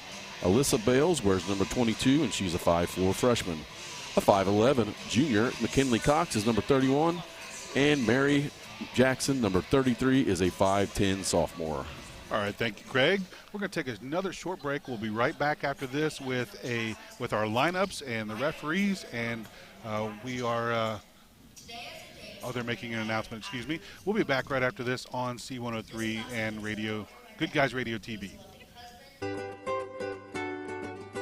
It takes a lot of energy to create a successful high school athletics program, and often is more than team coaches and school officials can do alone. That's why school athletic booster programs are so important. The Fairfield Athletic Boosters would like all concerned adults to show their school pride and say good luck, Fairfield Lions and Lady Lions, and congratulations, and have a great season. Go Lions! From the Fairfield Athletic Boosters.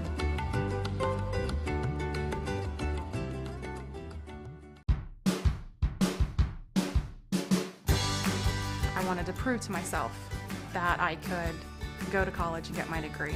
What if I went to Southern State? What if I'm able to go and become that nurse or that lawyer or that teacher? Southern State Community College allows students to rise above the circumstances that they're surrounded by and become something more than they ever dreamed possible.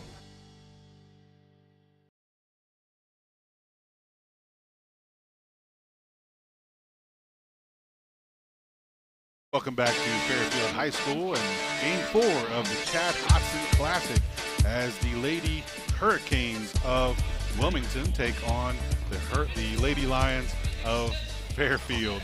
They are getting ready to announce the players and rosters for each team.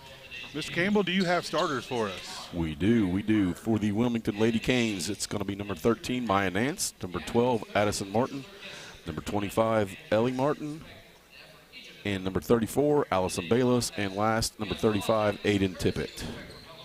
All right, and for Fairfield? The starters for the Fairfield Lady Lions, Isabel Hale, number 2, Riley Quickle, number 10, number 11, Cassie Miller, number 15, Faith Donnelly, and lastly, Kelsey Clark will wear number 21. Those are the starters for the Lady Lions. So looking at the rosters, Craig, we don't know much about Wilmington. We don't get to see much of them. Looking at their numbers on paper, they're relying on the two girls, Maya Nance and Ellie Martin. But Maya Nance and Addie Martin are freshmen starting for Wilmington, and they start 2 juniors and a sophomore. No seniors start for Wilmington. And then on the other side, you got Fairfield, who start only 1 senior as well. So you got a couple young teams here. Yeah, absolutely. Looks like Wilmington, 6 freshmen on the roster. Like you said, that's 2 main scorers are the freshmen. So that may play into, consider being the only senior on the Fairfield Lady Lions, but she's leading, she's the leader of the team, I should say. Yeah, we've all got to hear how we're used to hearing Faith Donnelly's name. She's a very talented multi-sport star leading this Lady Lions team. Maya Nance is the leading scorer as a freshman for the Lady Hurricanes. She averages 14.4 points per game. Third best in the Southern Buckeye. She also dishes out 3.3 assists a game, also third best, and 3.9 steals per game. That's 5th best in the league. So very talented Maya Nance. So that concludes the Southern Hills Community Bank tip-off show. We're getting ready for our own tip-off here in this game. Wilmington will be going from left to right, and Fairfield will be going from our right to your left. Fairfield in their home white uniforms with red lettering and black outlining. Wilmington in their away game uniforms, black uniforms with white lettering and numerals trimmed in orange. Wilmington controls the tip and will be controlled by Maya Nance. Nance passes the ball off to Martin. Martin now dribbles up to set up the offense for Wilmington. Back over to Nance. Nance looks inside to Martin, Ellie Martin that is, and with a turnaround jumper, it is 2-0 now in favor of Wilmington. Not sure if she's left-handed, Chris, but she had a nice left-handed shot there. Fairfield now controls the ball. That will be Quickle up top. She stops, she picks up the ball, and she's going to throw it away, trying to get it to Kelsey Clark. That's going to be a turnover for Fairfield, going now Wilmington way. Tight man-to-man defense by the Lady Canes. Addie Martin brings it up. Ellie Martin's down low. Addie Martin out top, so I'll try to get those straightened out before the night's over. Steal there by Miller. Miller takes it back down, but the ball's knocked loose. It's going to stay Fairfield ball. Good defense there on Cassie Miller's part for Fairfield. Yeah, nice chase down for sure. Good recovery by Wilmington not to foul on that breakaway either. Donnelly will take the ball in. She's looking for someone. Throws it in. Kelsey Clark grabs it, but she's going to get it knocked loose. It's going to be loose. Ellie Martin will control. Back to Addie Martin. Martin now across to Tippett. Tippett with a long two-pointer, no good. Rebound's going to be controlled by Fairfield. Fairfield now with the ball. Cassie Miller up top now to Donnelly. Donnelly looked for a 3, but passed it up. Dribbled inside to Kelsey Clark. Back out to Miller. Now Donnelly with the ball underneath, back to Clark. A couple dribbles, but she throws the ball away. It's stolen by Wilmington. Another turnover. 3 quick ones for the Lady Lions. I believe that's 3 turnovers and no shots taken, correct? Yeah, absolutely. Good call. Martin with the ball. Martin with a nice drive, nice layup. Okay. Ellie Martin. That was the right hand, so she has definitely got both hands going on tonight. That was a nice move from the top of the key inside. Now Fairfield with the ball. Quickle now controls it. Guarded closely by Tippett. Quickle knocks it off Tippett's leg. It'll go out of bounds. It'll stay Fairfield ball. After the game, we'll sit down with our winning coach for the Coach's Comments Show, brought to you by Adams County Regional Medical Center Family Medicine. Miller now with the ball. She picks up her dribble about the volleyball line, gives it up to Kelsey Clark. Clark's looking for someone, gets it down back to Miller. Miller drives in, and they're going to call a foul. Yep, number 35 for the Lady Canes, Aiden Tippett, picks up that foul. It's our first. Craig, do we know who the referees are for this game? We absolutely do. Rick Merb, Truman Hash, and Anthony Sheets are our officials for this evening. All right, thank you. Miller now with the ball. Now back to Donnelly. Donnelly with the ball at the top. It's going to take a jumper at the key. Good shot there. It's 4-2 now in favor of Wilmington. Nice take by Faith Donnelly. Now drive all the way back. It's going to be stolen by Fairfield. Quickle with the hands. Quickle brings the ball back up now. She faces double team there. Shot, nope. Sorry, she looked like she was going to take that shot. That was Cassie Miller. Cassie Miller passed it up, found Donnelly. Donnelly now with the ball. Donnelly looking, gets it over to Isabel Hale. Hale dribbles back up top. Now Hale goes back to Miller, now back to Clark. Clark now with the ball, looking for something. Miller now with the three. It is no good. Rebound is going to be controlled by Wilmington. Ellie Martin will bring the ball up. Ellie is a 5'7" junior. Now off to Tippett. Tippett looks over to Maya Nance. A long cross-court pass goes over the head. We're going to have a couple substitutions as we get a turnover. Bryn Conley and Tasia Walker come into the game for the Lady Canes. Out of the game is Allie Bayless and Ellie Martin. Into the game for the Lady Lions, number 33, Mary Jackson. She's going to replace Riley Quickle. So I didn't see anybody come off the floor. So there she is. Miller brings the ball back in for Fairfield, gets it to Clark. Clark standing at the top of the key, closely guarded by Ellie Martin of Wilmington. Clark back in there, tries to dump it down to Jackson. Now outside. Clark now with a three-pointer. Going to be off the mark just a little bit. Rebound goes to Wilmington. Ball goes back to Maya Nance for Wilmington. She's going to bring the ball back in, sets up the offense. Newcomer Tasia Walker with the turnaround jumper, no good. Rebound controlled by Fairfield. Long three now, banked in by Cassie Miller. Bank three-pointer. And Fairfield takes the lead 5-4. That'll probably get the Lady Lions started here for sure. I think Coach Blue is probably looking for anything to get these girls the offense going. They have been struggling of late. Wilmington now with the ball up top. Maya Nance takes a nice drive in. Nice move and bucket. Make it 6-5. Nance with her first bucket of the game. She does average, like you said, 14.4 a game. Turnover, no, they control the ball. They're able to recover that ball. Kelsey Clark with the ball, but she loses it. Now it's going to be on the floor. It's going to be a dual possession, or as I like to call, a jump ball. Or they're going to call a timeout. No jump ball. Which are we going to do?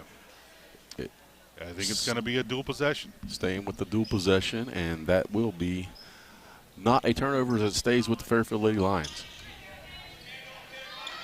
Isabel Hale has the ball, but she's going to get tied up, and they're going to call another dual possession, so it will be a turnover as Wilmington will take over.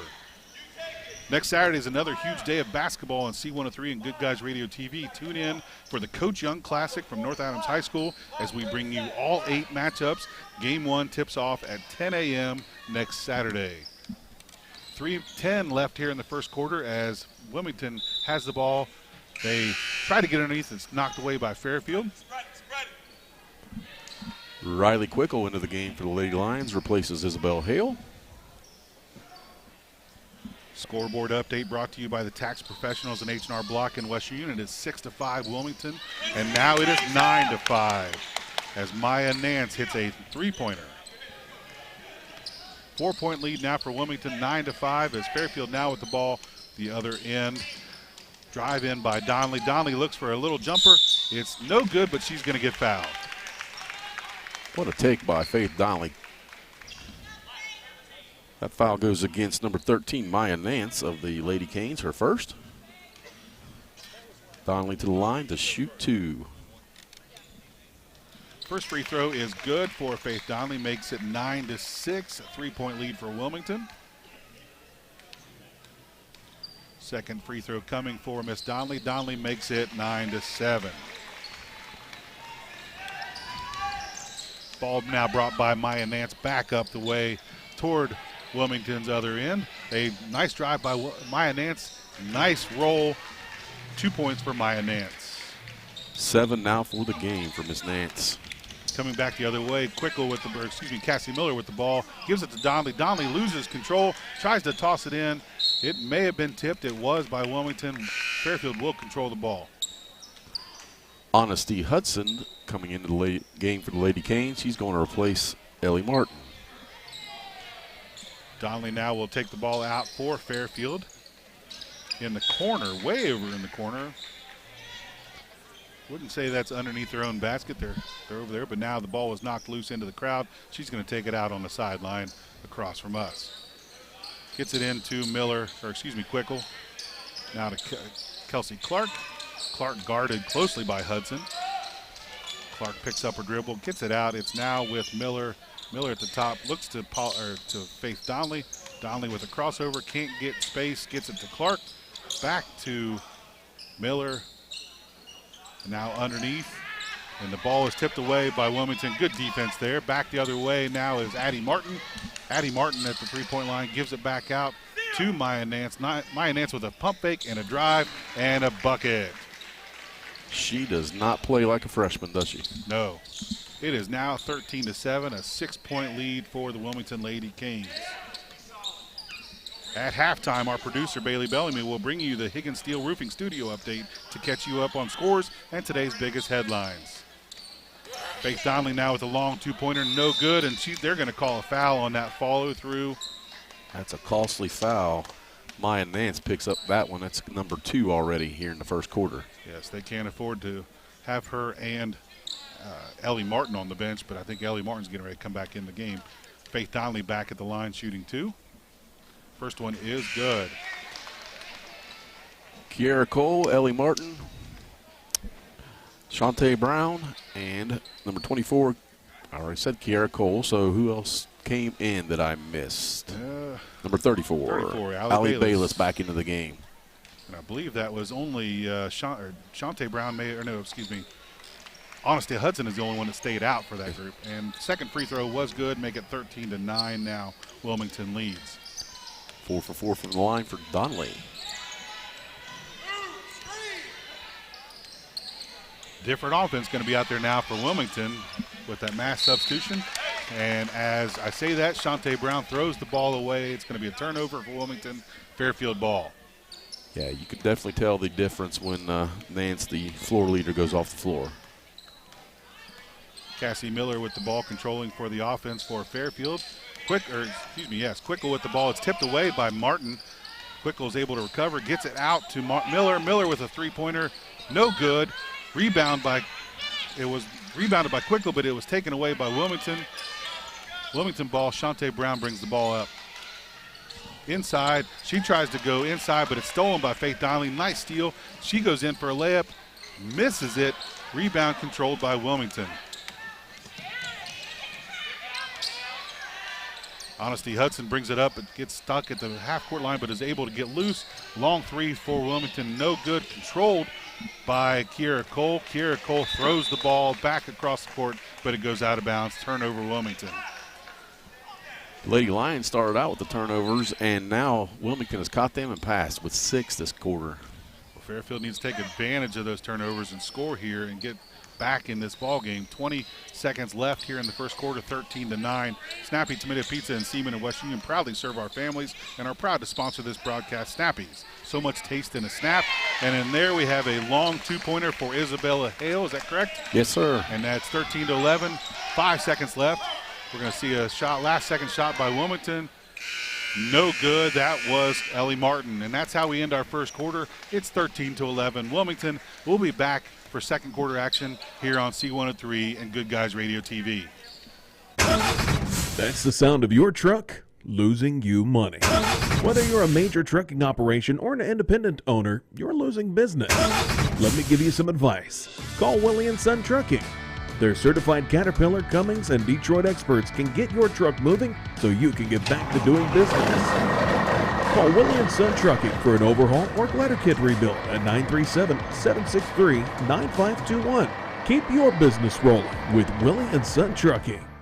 Do you have a roofing or siding project? At Higgins, they manufacture steel roofing and siding every business day. With 17 colors in stock and 70,000 pieces of trim, they are prepared to ship your project immediately. Remember Higgins for your 40-year warranted, Energy Star compliant, American-made steel roofing and siding. Located 7 miles west of Hillsboro on US Route 50 and on AC Avenue, just off 35 in Jackson. Call 800-782-4239 or visit them on the web at higginsroofing.com.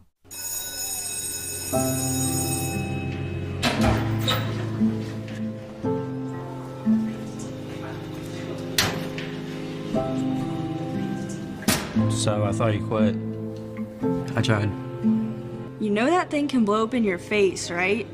We just watched a video in class about how nicotine can mess up the way your brain develops. That's the last thing you need. But for real, you should probably tell your parents. Yeah, I guess you're right. Hey, can you come with me? Yeah, I got you. Let's go. Me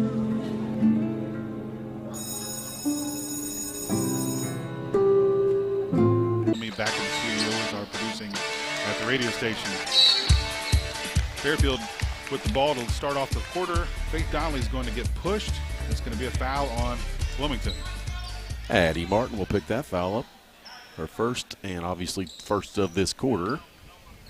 As you're aware, this year has a change to the quarters on the fouls. They reset after each quarter. 5 fouls puts you in the bonus. Seemed like there was a lot of fouls in that first quarter, though, Craig. Well, Lady Lions not commit 1, and Canes committed 3. I guess we had them all at one time. Made me think that there was a lot. Yeah, that might have been it.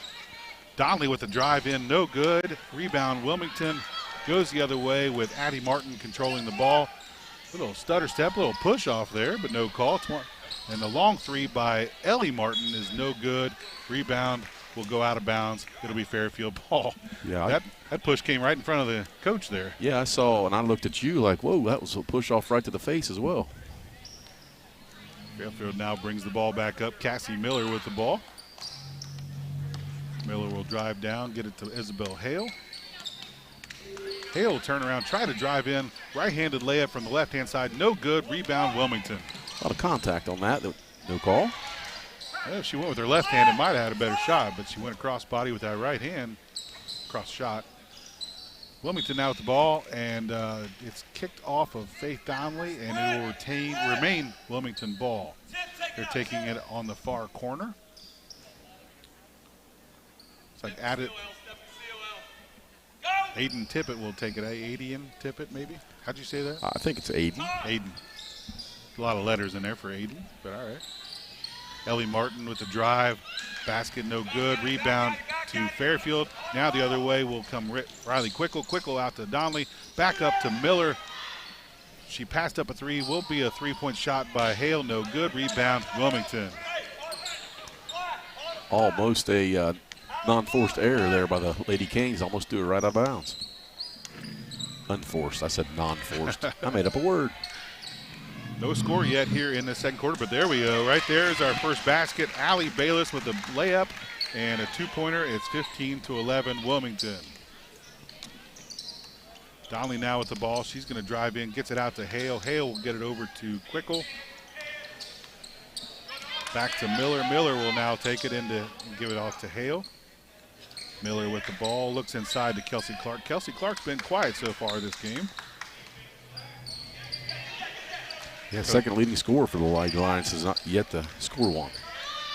She had a nice game against Ripley the other night in that loss, but long three here for Quickle, no good. Controlled by Faith Donnelly with the rebound. Donnelly looks underneath to Hale. Hale gets the layup. Nice look there. Absolutely nice look. Hale with 4 points now in the game. Wilmington going to slow things down now as Addie Martin will bring the ball up. No, excuse me, that's Ellie Martin. Addie Martin will take it in. She's going to get fouled on that drive. This will be on the floor, I believe. The first foul on the Lady Lions. And it goes against Riley Quickle, number 10. Bryn Conley will enter the game for the Lady Canes. And we're going to have a timeout on the floor, and we're going to be back right after this on C103 and Good Guys Radio TV. Country Manor Mixes has been in operation for 21 years, and they take pride in bringing the best blended flavors to your home. Creating tasty mixes is their passion. Country Manor Mixes blends the most flavorful combinations of herbs and spices to create a variety of delectable edibles. With over 48 flavors of dips, spreads, desserts, and dipping oils, they have something for every palate. Visit countrymanormixes.com to learn more or place an order. Fairfield High School, it's second quarter action, 5:21 left in the quarter. It's 15-13. Wilmington leads Fairfield here in this ladies matchup of the Chad Hodson Classic. Coming up at the half, it's the Barry Chevrolet halftime report. Stay tuned as we give you the keys to the second half of the game. I'm sorry, go ahead. I say Wilmington was going to take in the ball. What were you going to say, Craig? I was going to say that Wilmington has done a lot of substitutions, which the Lady Lions have not. Maybe that'll come into play later on in the game. I think based on the numbers, it looks like Wilmington plays 9 deep. So they have a deep roster that they're able to get a lot of substitutions in and out. Wilmington gets trapped. Looks like a nice layup there for Allie Bayless with a layup. Nice job there. 4 points for the Lady Canes in this quarter. It is now 17-13. Wilmington leads Fairfield. Hale now with the ball, gets it out down to Miller. Miller back to Donnelly. Donnelly with the ball, trying to get around. Really solid defense there by Wilmington, but they're going to call a foul on that. A little too much there at the end by Addie Martin. She picks up that foul, and that is 2 in this quarter for her. They're going to get in some foul trouble. There's several with 2 there with Wilmington. That's something that Fairfield will probably look at halftime, trying to get more fouls on those players. Yep. Nice drive in there for, I believe, is that Miller or Quickle? That is Miller. I get those two confused every time. Allie Bayless picks that foul up, and it's going to send, that is Miller, to the line for 2. Miller and Quickle look alike, and they have similar numbers, so I have to catch myself every time. So Miller, with the free throws, makes the first one. It's 17-14 now. This broadcast is brought to you in part by First State Bank, with locations throughout Ohio and Kentucky, with new locations opening soon in Maysville and Portsmouth. Second free throw is up and good, 17-15. 87.5% free throw shooter is Miller, and she looked the part right there. I believe despite their shooting woes, Fairfield is a decent free throw shooting team. Wilmington with the ball. Martin tries to go in with a layup but misses it, but she's going to get fouled. That was Ellie Martin. Foul's going to go against the Lady Lions. I believe that was 21. He put, 21. Yeah. Kelsey Clark. Referee put up 21, but immediately put up some 5, so I wasn't sure what was Absolutely, I was a little confused myself. 2 free throws here for Ellie Martin. First one is good. Both these teams are shooting the free throw very well, and as I say that, I'm going to jinx this next shot here. Nope. Not this time. 19-15 now. Wilmington leads back up to a 4-point lead. Looks underneath to Kelsey Clark. Clark was wide open with a layup. Nice look there. I think that was Cassie Miller with that assist.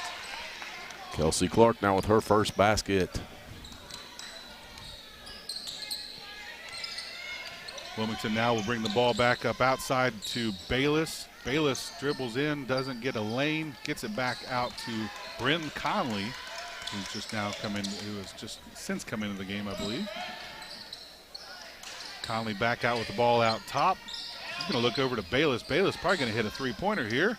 No good. It little long. Rebound controlled by Ellie Martin. Ellie Martin takes it back in, gets the lay-in with the pressure by Fairfield. Ellie Martin with 8 points in the game now. She plays bigger than 5'7", I believe. I thought she was taller than 5'7", yeah. too. Shot at the free throw line from Faith Donnelly is no good. Rebound, Wilmington. There's our scoreboard update brought to you by H&R Block in West Union, your tax and financial partner. It is 21-17. Wilmington leads Fairfield. 3 minutes and 13 seconds to go here in the half.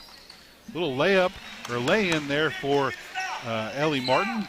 Nice job there, 23-17. Very soft touch. Biggest lead of the game now, a 6-point lead, is a long three from Cassie Miller is no good. Rebound goes back out to Wilmington.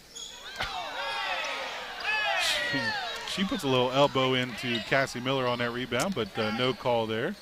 You heard the crowd behind us not happy with that one. Allie Bayless with the ball, now gets it back out to Ellie Martin. Martin dribbles around trying to get the offense set up. Little drive in here by Bryn Conley. Long court pass. That's about the third or fourth time that someone has thrown it across the court. It's gone out of bounds. Turnover, Wilmington. Straight out of bounds. Mary Jackson into the game for the Lady Lions and Tasia Walker into the game for the Lady Canes. Let's give a shout out to Willie and Son Trucking. They bring you our post-game report. Stay tuned for stats, coaches' comments, and more. Faith Donnelly with the ball now for Fairfield. Dribbles in, tries to get a look to the basket, can't do it. There's a three-pointer by Riley Quickle, and it is good. That brings Fairfield back within three. The Lady Lions with 2 threes, and both of them have been off the board. Dump off pass here to Tasia Walker. It's no good. She tries to a shot there from about 10 feet. Rebound by Fairfield. Here comes Cassie Miller. She gets it down long past to Faith Donnelly. Donnelly wanted a three. Good defense there by Ellie Martin, but they're going to call a foul. That'll be her first and team fourth this quarter. Referees confirming that is, yes, the team fourth foul. Next one will put the Lady Lions at the line to shoot 2 at the bonus. Now Miller with the ball over to Quickle. Quickle inside to Mary Jackson. Jackson back out to Quickle, over to Miller. Now up top to Hale. Hale passes it over across court. Turn around over to Donnelly. Donnelly now with the ball. A lot of sideways action for Fairfield, not looking inside. And we're going to get a foul. Aiden Tippett picks up foul number 2, and that will put the Lady Lions to the free throw line for the bonus. I don't know what do we call it, the penalty? I guess it's still a bonus. I don't know. And there we go. Missed her first free throw is no good. Coming in a substitution for Wilmington. Shantae Brown, she replaces Aiden Tippett with those 2 fouls. And Allison Clark back into the game for the Lady Lions. Up to that point, Faith Donnelly was 4 for 4. That's her first miss from the free throw line tonight. Well, just for the record, we did not say anything to jinx that. Second free throw is good. 23-21 now. Wilmington leads. 1 minute, 32 seconds left here in the second quarter. Little full court pressure now by Fairfield. Able to dribble through. Shantae Brown with the ball underneath to Walker. Walker is going to try a shot. She makes it, and she's fouled. We're going to go to the line for an and one. Foul goes against Isabel Hale, her first. Tasia Walker to the line for the extra free throw. Tasia Walker, a very tall 6'2". I don't think they're underestimating their height. She is very tall. Okay. Oh. We're going to, the referees have called off, had a little conference here. They convened. They convened, and now they're explaining it to the Wilmington coach. Okay, the foul still counts, but they're not going to call the bucket. It must have come after the foul. So that puts Tasia Walker at the line shooting 2. It's still 23-21, and the first free throw was no good.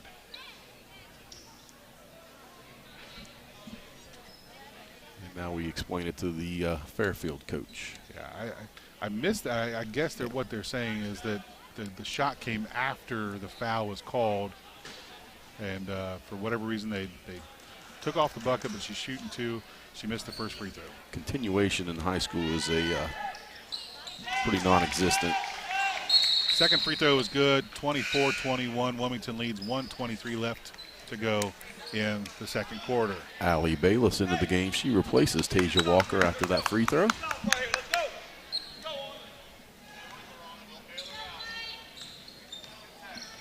Fairfield now with the ball. Miller brings it up, gets it to Hale. Hale guarded closely by Bryn Conley. Wilmington plays very tight defense. Absolutely. Clark now underneath the ball, gets it stripped, turnover Fairfield, back to Wilmington. Shantae Brown now will bring the ball up for Wilmington. Brown gets it out, looks over to Conley. Conley now with the ball, picks up her dribble. Now over to Hodson, back over, stolen now by Quickle, but it's no good. It's controlled back again by Wilmington. Shantae Brown now with a runner, no good. Rebound Miller, Quickle. I do it all the time. One of those two will be always in it. She throws the ball away, but it is recovered by Cassie Miller. Cassie Miller tries for a layup in amongst the trees, and she's going to get fouled. Going to go to the line to shoot two, and she is fouled by, when the referee gives me the confirmation, number 4, Shantae Brown. No, I think they called that on 34. He's very quick with this. I am very sorry. Thank you. First free throw for Cassie Miller is good. Make it 24-22. Wilmington leads. 26.2 seconds to go. Thanks to our season sponsor, Adams County Medical Foundation. Second free throw is no good. Rebound, Kelsey Clark.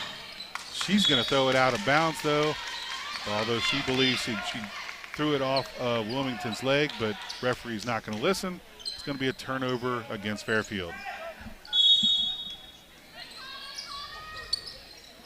Stay tuned after this matchup for the next two matchups. Both boys, Hillsboro will take on Adina, and the last game of the night, Fairfield will take on Western Latham.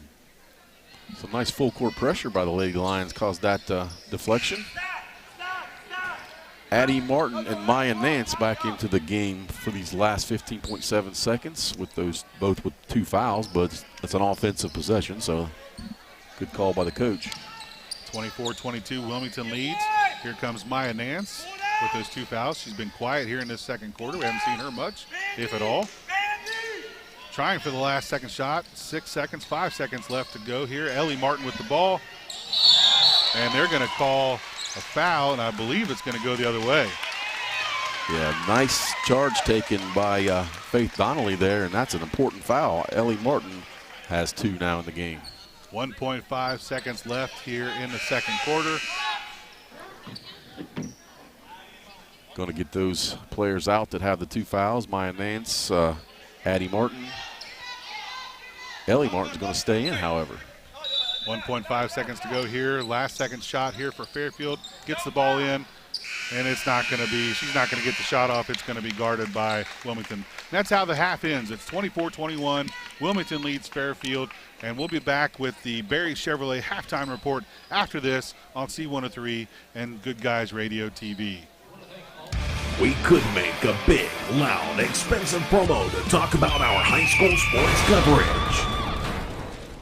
Instead, we'll let our coverage speak for itself. Plenty of time for a catch and release, and oh, he drains it! Right side, he pulls up for the 3, he hits. We're sitting on pins and needles, and it is good. Cherry picking out a hit, she goes. With the tomahawk finish. Goes up, 2-hand monster dunk. Your home for Shaq Sports, C103 and Good Guys Radio TV. Whether you're buying, selling, or refinancing a home, you're going to need an appraisal. It's an important part of the process, and practically all lenders need a local expert like Southern Ohio Appraisers LLC in Hillsboro. An appraisal from Southern Ohio Appraisers can also be useful for accurate and fair estate liquidation, removing private mortgage insurance, settling a divorce, or disputing your county tax assessment. No matter the reason, trust the licensed professionals at Southern Ohio Appraisers in Hillsboro. Call 937-393-4484. Welcome to Jerry Haig Motors in Hillsboro, your local Chevrolet dealer for over 50 years. I am Steve Haig, owner, along with my twin daughters, Mindy and Mandy. We operate our family-owned business. We take care of our customers like friends and family. If you need a new Chevrolet or pre-owned vehicle, service, parts, or body shop, think of Jerry Haig Motors in Hillsboro. Proudly supporting the youth of our community. Stop in today for a great deal. Trade-ins welcome, financing available to qualified buyers.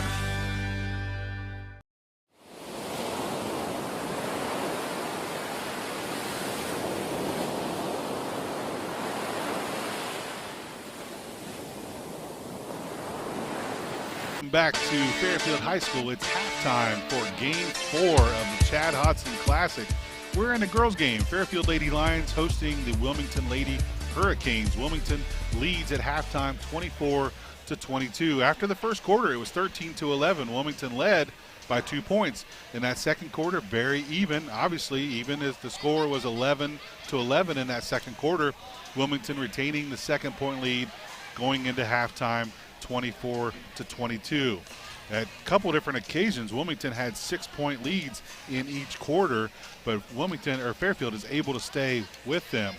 We're going to send it back to the studio for the Higgins Steel Roofing studio update. So Bailey Bellamy will be back there, and she will give you the studio update, and we'll come back and we'll talk about more from this game and give you some stats and highlights with the Wilmington Lady Canes leading the Fairfield Lady Lions. So let's send it back to Bailey Bellamy at the station for the Higgs Steel Roofing studio update here on C103 Good Guys Radio TV. Southern Ohio is nationally known as the hot spot for trophy whitetail deer hunting. That's why the Dickey Group Realtors receive multiple calls every day from whitetail deer hunters who are looking to purchase land in Southern Ohio. So if you have property, no matter how large or small, the Dickey Group Realtors want to talk to you. It's deer season right now, so strike while the iron is hot. Call Jeff Dickey today at 937-393-7222 or visit thedickeygroup.com. McCarty & Associates with offices in Hillsboro, Washington Courthouse, and Loveland is an architecture, engineering, and surveying firm celebrating over 50 years of service, serving southern and southwestern Ohio. McCarty & Associates is a broad-based consulting firm providing services to governmental agencies, public bodies, corporate and business entities, and the general public. They also offer construction management for clients that require a higher level of assistance. If there's a construction project in your future, McCarty & Associates can take your vision and help make it a reality. Visit McCartyandAssociates.com for a complete list of services.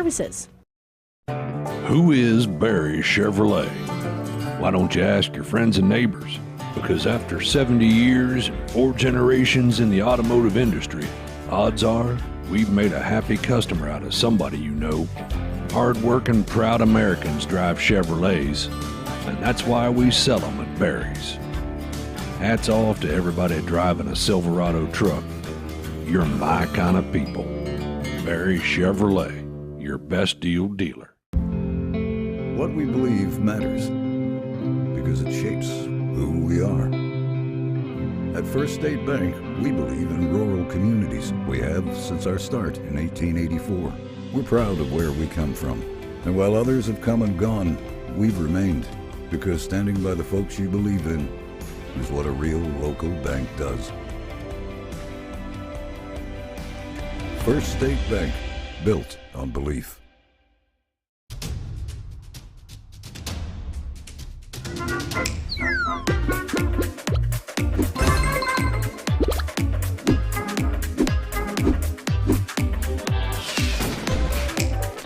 Taste a snappy tomato pizza difference for yourself. Order from Seaman at 937-386-1010 or from West Union at 937-544-5583. Order online at snappytomato.com.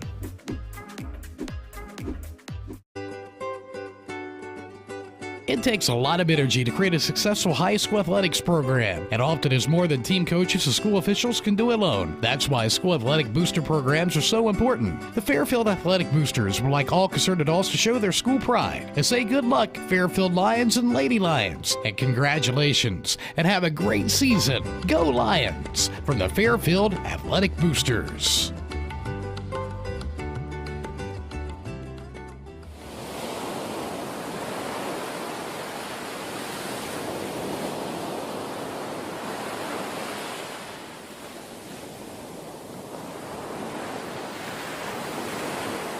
Welcome back to Fairfield High School. We're at halftime of Game 4 as the Fairfield Lady Lions host the Wilmington Lady Canes. Wilmington leads at halftime 24-22. Craig, what do we see at as how did we get where we are? Anything stand out to you at this point? Stand out, maybe defense. Wilmington definitely has the better handsy defense type that, and they also are in some foul trouble. 5 players with 2 fouls. So, you know, it did limit Fairfield to only 16 shots, but that cost them some foul trouble.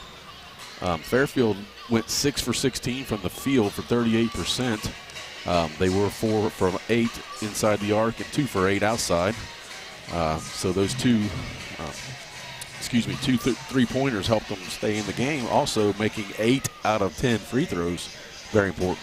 Now Fairfield struggled at the beginning with some turnovers, but it seemed like they turned it around in that later in the first quarter, second quarter. Where were they at in turnovers? They had 4 total, but most of those were in the last 2 minutes of the quarter. They were very stable and handling the ball the first 5 to 6 minutes of that quarter for sure. Well, Fairfield is definitely in this game right now, and they can win this game. Faith Donnelly's been very quiet as far as scoring is concerned. Kelsey Clark's been quiet. They're getting some good ball handling by Miller and Quickle. But what is it that they need to do to just overcome that deficit? I believe Clark, like you said, she's 11.8 coming into this game, and she's only got 1 basket. So she get a little more aggressive on the offensive side, and of course Faith Donnelly will do her thing, and Cassie Miller, Isabel Hale are already above their average, so they can just get a little bit more out of both of those. They'll be flying high. I think you mentioned that Fairfield doesn't seem to have foul trouble, but Wilmington does.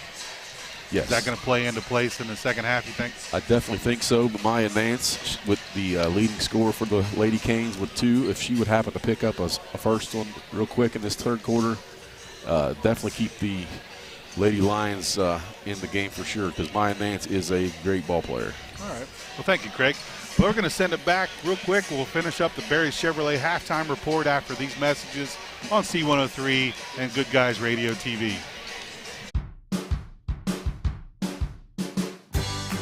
I wanted to prove to myself that I could go to college and get my degree. What if I went to Southern State? What if I'm able to go and become that nurse or that lawyer or that teacher? Southern State Community College allows students to rise above the circumstances that they're surrounded by and become something more than they ever dreamed possible. That's the sound of your truck losing you money. Whether you're a major trucking operation or an independent owner, you're losing business. Let me give you some advice. Call Willie & Son Trucking. Their certified Caterpillar, Cummins, and Detroit experts can get your truck moving so you can get back to doing business. Call Willie & Son Trucking for an overhaul or glider kit rebuild at 937-763-9521. Keep your business rolling with Willie & Son Trucking. Welcome back to the Chad Hodson Classic. We are in the Barry Chevrolet halftime report. Coming up after this game will be the Hillsboro and Adena game, followed by our last game of the night, Fairfield Lions taking on the Western Indians. Stick with us Saturday. Next Saturday, a week from today, is the Coach Young Classic. Really good basketball, a lot of games that day. One price gets you in. 10 o'clock first game tip-off. That'll be West Union versus Portsmouth Clay.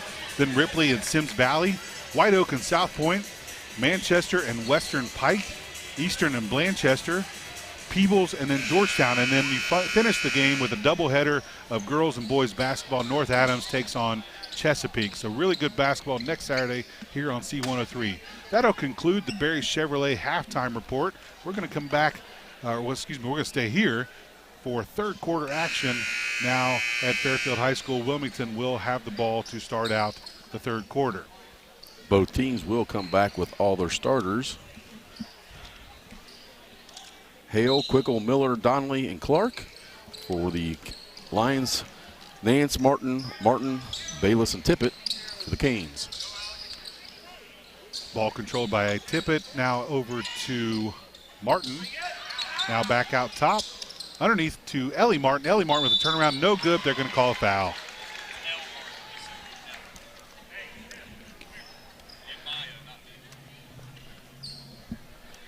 I've been told by the coach it's L. Martin, not L.E. Martin.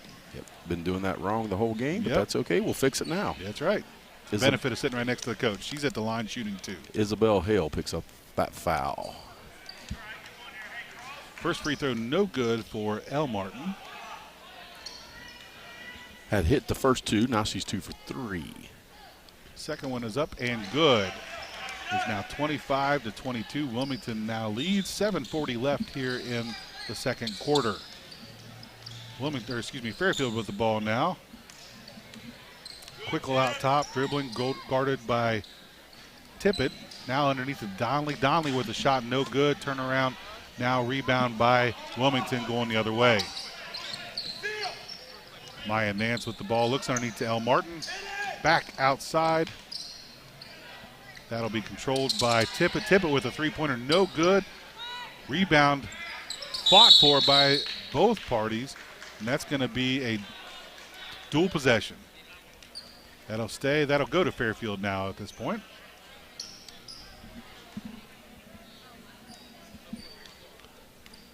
Miller now brings the ball up for Fairfield. Now Donnelly. Donnelly goes to the corner with the ball, gets it out back to Hale.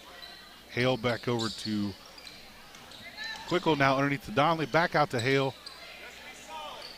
Donnelly with the ball on the wing. Miller now with the ball dribbling around the top, back to Quickle.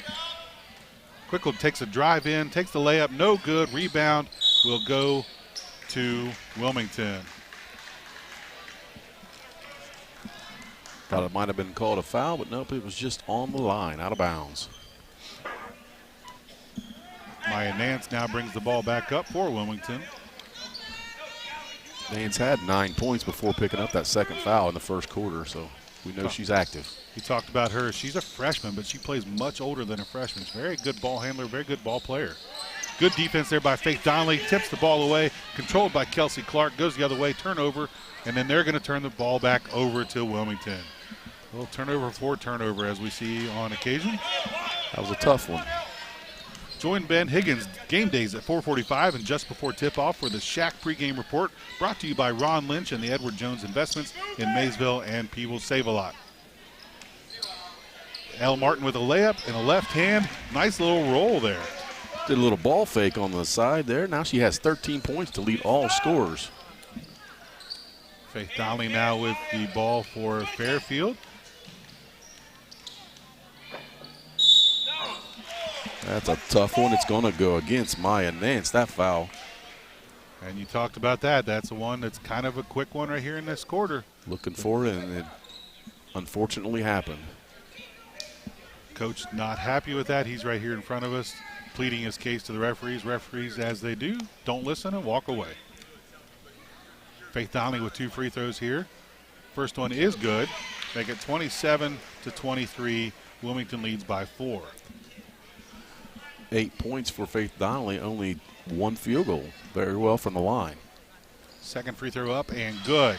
27-24, back to a 3-point lead for Wilmington.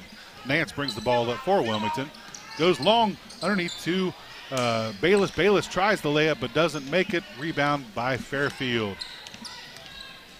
Miller with the ball gets it over to Faith Donnelly. Donnelly with the ball at the top, guarded closely by Nance. A little reach in by Nance. Surprised he didn't get a foul there, but good for Nance. Dangerous. Wilmington, as we said earlier, plays very tight defense. They are on each other. They're playing man defense, right? Yes, man-to-man, physical, for sure. Nice block there on a 3-point attempt by Cassie Miller. I think that was Tippett, with that block. Fairfield able to retain possession. Coming out of bounds, Faith Donnelly with the ball back out to Clark. Clark gets it back to Miller. Back to Donnelly now, underneath to Clark. Quickly double teamed and trapped by Nance, and they're going to get a tie up as Nance gets Nance gets in there and ties the ball up. Turnover, Fairfield. That'll be 2 quick ones for Fairfield in this quarter. And that's the way they started that first quarter. 3 or 4 turnovers, no points, no shots. Got some free throws here, but otherwise no points.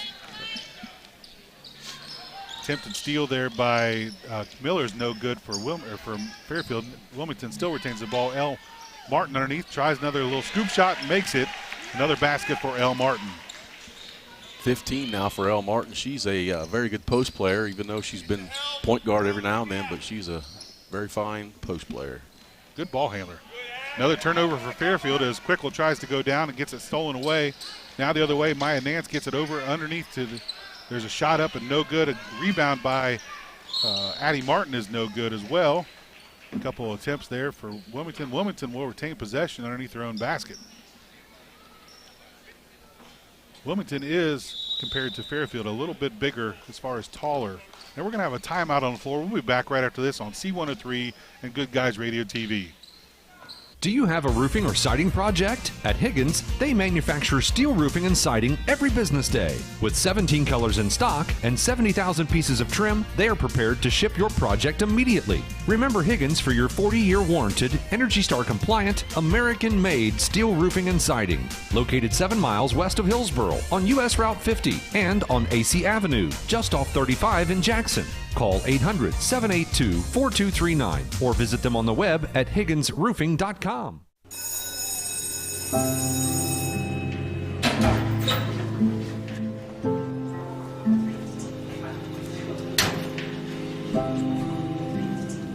So I thought you quit. I tried. You know that thing can blow up in your face, right? We just watched a video in class about how nicotine can mess up the way your brain develops. That's the last thing you need. But for real, you should probably tell your parents. Yeah, I guess you're right. Hey, can you come with me? Yeah, I got you. Let's go.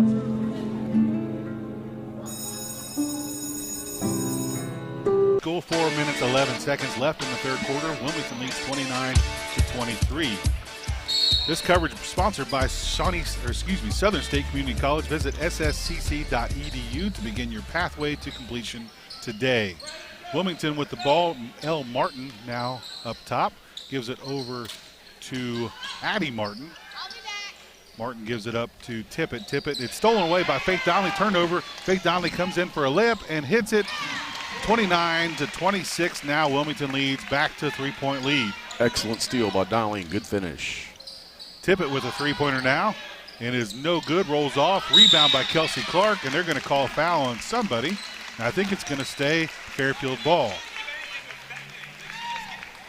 That was they're going to actually call that on Elle Martin for the Lady Canes. That was a nice block out by Kelsey Clark to get that foul. As the scoreboard says, Elle Martin has 4 fouls. Is that accurate, or do you have something different? I have 3. Okay. He's going to have to probably get her out of there for a few minutes at least. Fairfield with the ball now. Drive in here. It's going to get knocked out of bounds. Going to stay Fairfield ball. And as we say that, here comes a substitution. Bryn Conley will replace Elle Martin. Join us before each game as we bring you the Southern Hills Community Bank tip-off show. That's presented by Southern Hills Community Bank, featuring 8 locations across Adams, Brown, and Highland counties.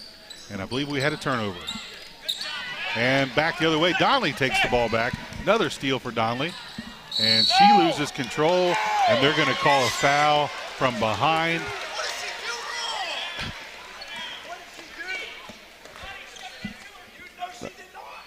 Foul goes against Maya Nance. And Wilmington finally has gotten a technical foul. Wilmington coach not happy with the calls that have been coming their way, and they're going to issue a technical foul. So we got a foul on the floor. You said that was on Maya Nance, and that was her 4th, I believe? Yes, that is her 4th, and I also am corrected, as I often am. Elle Martin did have 4 fouls. Okay. And does have 4 fouls. Shooting the free throws for Fairfield on the technical, I think this is on the technical, is Cassie Miller. She misses both attempts. Because that was on the floor, so that was not a shooting foul. So unusual for Cassie Miller to miss free throws, 87.5, as we said before.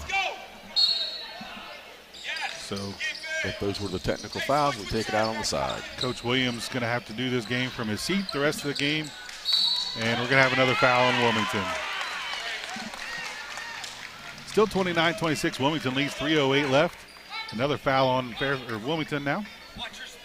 Bryn Conley picks that foul up, and that will put Fairfield into the bonus. That is 5 team fouls now for Wilmington. So Fairfield will shoot the rest of the way in the third quarter from the line, shooting 2 on each foul.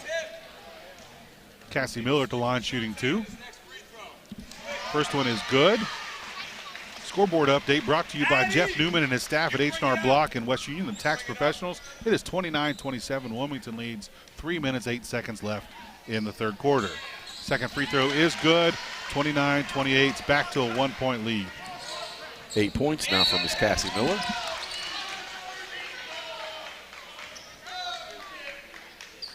And we have another foul. It looks like it's going to go against Fairfield. Isabel Hale picks that foul up for the Lady Lions. And that's 3 on her. She's the first and only player in foul trouble for the Lady Lions. Wilmington now with the ball. Addie Martin with the ball. She's going to give it up, and that goes to Bryn Conley. Now out to Shantae Brown. Brown with the ball gets trapped by Fairfield, but able to get it back to Addie Martin. Addie Martin takes it in, tries a layup, doesn't hit it. She's going to get fouled. Cassie Miller was shaking her head like that foul is going to go against her, and it is. Cassie Miller picks that foul up, her first. Well, as they always say, the referees are doing a good job when nobody's happy with them. So both teams shaking their heads right now at them as we have free throws attempted by Addie Martin. First one is no good. Martin, a 58% free throw shooter coming into the game. We're going to have Mary Jackson into the game for Isabel Hale for the Lady Lions. Stick around after the final buzzer as we wrap up the game with stats, comments, and much more in the Willie & Son Trucking postgame show. And Tasia Walker into the game for the Lady Canes for Aiden Tippett. I think we like Tasia Walker's game. She's a very good tall player and post player underneath there. Very good player. Second free throw is good for Addie Martin. Makes it 30-28. Wilmington leads. Miller with the ball, long pass underneath to Kelsey Clark. Looks to backdoor cut by Donnelly. Ball is tipped out of bounds by Wilmington, controlled by Fairfield. Donnelly with the ball underneath their own basket, going to look for someone to try to get it in bounds. Looks like Mary Jackson gets the ball. Donnelly out with a three-pointer. No good off the top of the backboard. Long pass now out to Wilmington. Wilmington, nice job getting recovery there. Back to Walker, back to underneath the Walker, turnaround jumper blocked by Mary Jackson, but they're going to call a foul. Yeah, she had no choice really if she was going to play any kind of defense, because giving up, 5 inches in height. Yeah, Mary Jackson's listed at 5'10".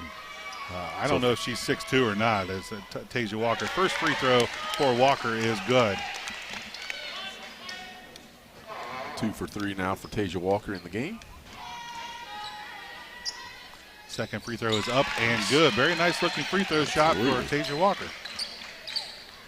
4-point lead now for Wilmington. 2 minutes, 18 seconds left here in the third quarter.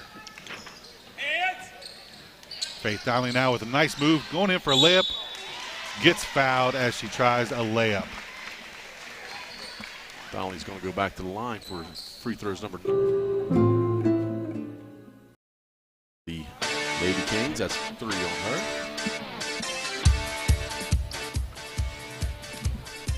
Stay with us after this game. We have Hillsboro and Adena boys game, followed by Fairfield boys hosting the Western Latham Indians. First free throw for Faith Donnelly is good. Make it 32-29. Back to a 3-point lead. Second free throw coming. It's up and good. 32-30. Wilmington now leads. Back to that 2-point lead that we've kind of hovered at the entire game. Addie Martin with the ball now for Wilmington. Conley looks underneath to Walker. Walker loses the ball. A lot of hands and everything touching that ball, but Fairfield able to come away with the steal. That's going to be controlled by Riley Quickle, and they're going to get she stepped out of bounds. It's going to go the other way. Nice defense there. Is that Shantae Brown over there? I think it was. It was. Forced her onto the line, and 4th turnover now for the Lady Lions. Didn't look like Cassie Miller was comfortable from the beginning trying to control that ball. Was it Cassie Miller or Quickle? I think it was Miller. Yep. Nice inbounds pass to Martin. Martin gives it up, though. Faith Donnelly steals, but it goes right back to Wilmington. Wilmington now with the ball goes in for a layup. That was Bryn Conley. It's no good. Rebound controlled by Fairfield. Very physical on both sides. Donnelly now takes the ball the other way. She's going to get trapped. They're going to call a hold or a dual possession. I think they're going to call a hold. They are going to call a foul, and that's going to go against number 23, Bryn Conley. That is number 2 on Bryn, both in this quarter. Faith Donnelly back where she's been most of the game, back at the free throw line, shooting 2 more. First one is up and good. 10 for 11 for the game. And we are back to a 1-point lead, 32-31.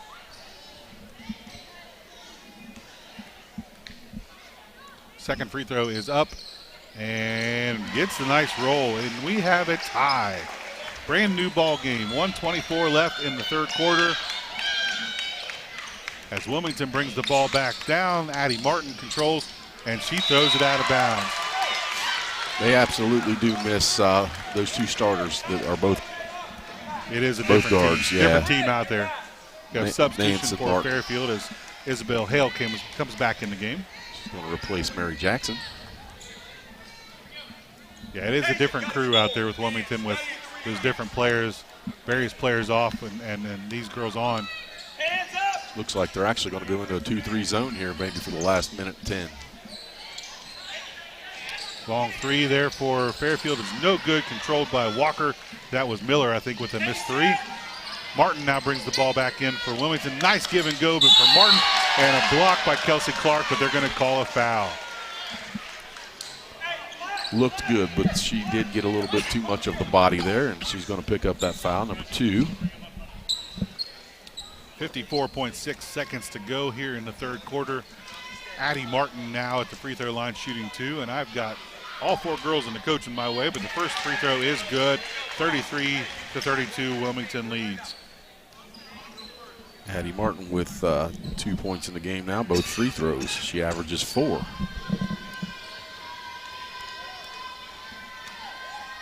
Second free throw is up and good. 34-32, Wilmington leads. 54 seconds left to go. Here comes Fairfield back the other way. Faith Donnelly with the ball. Now back to Miller, across to Hale. Inside to Quickle.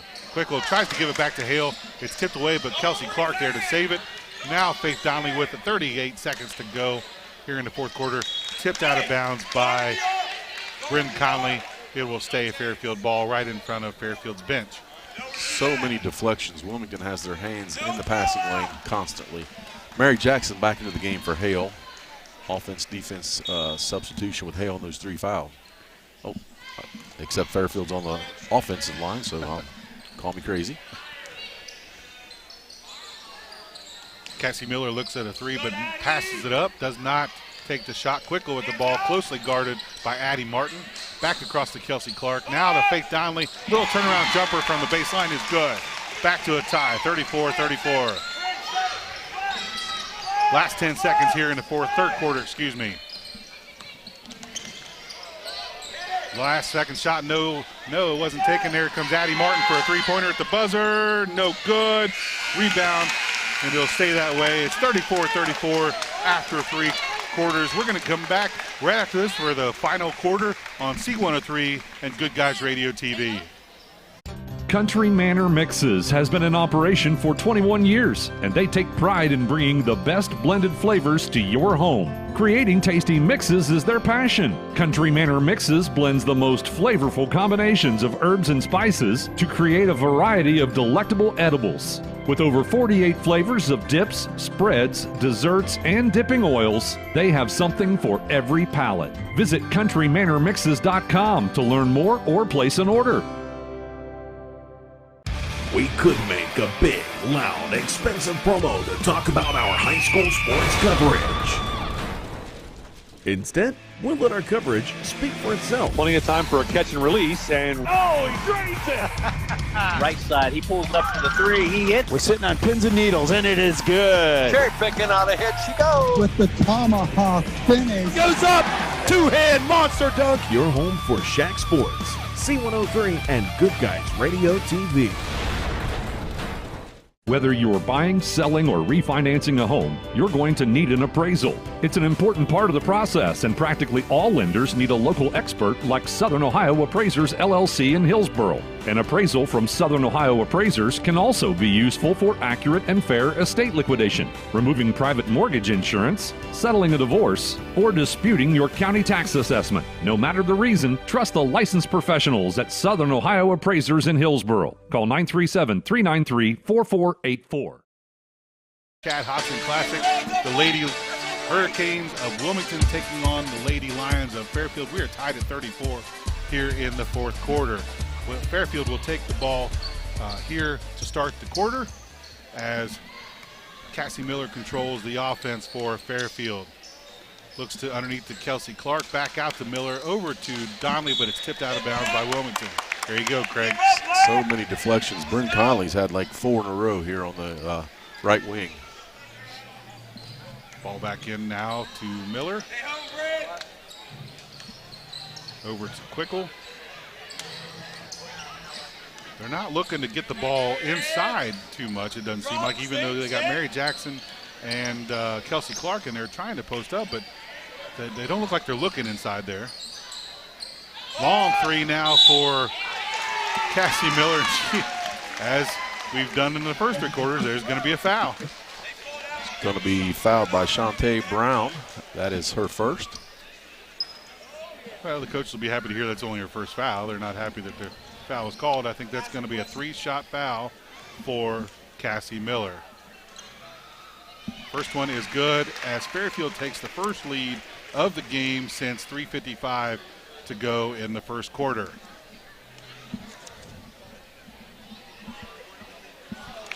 Second free throw is no good. Quite the foul disparity. However, it's just, I believe it's a product of the defense. Third free throw is good. It's 36-34 now. Fairfield with a 2-point lead, their largest lead of the game. Wilmington now with the ball now in their own zone. I want to say end zone, but wrong sport. Shantae Brown with a nice little look, but no good, or not able to get to the basket. 3-pointer now for Bryn Conley, no good. Rebound tipped, controlled by Fairfield. Long pass to Kelsey Clark. Clark looked to take a shot, but passed up. She gives it back to Miller, back out to Quickle. Quickle at the 3, no good. Controlled by Mary Jackson, and we're going to have a foul against Mary Jackson. Mary Jackson, number 2. Fairfield crowd not so happy about that one. Listen in to C103 everywhere you are. Download our free app. Listen online at c103.fm, or even ask your Alexa device to play C103 Country. Wilmington now with the ball.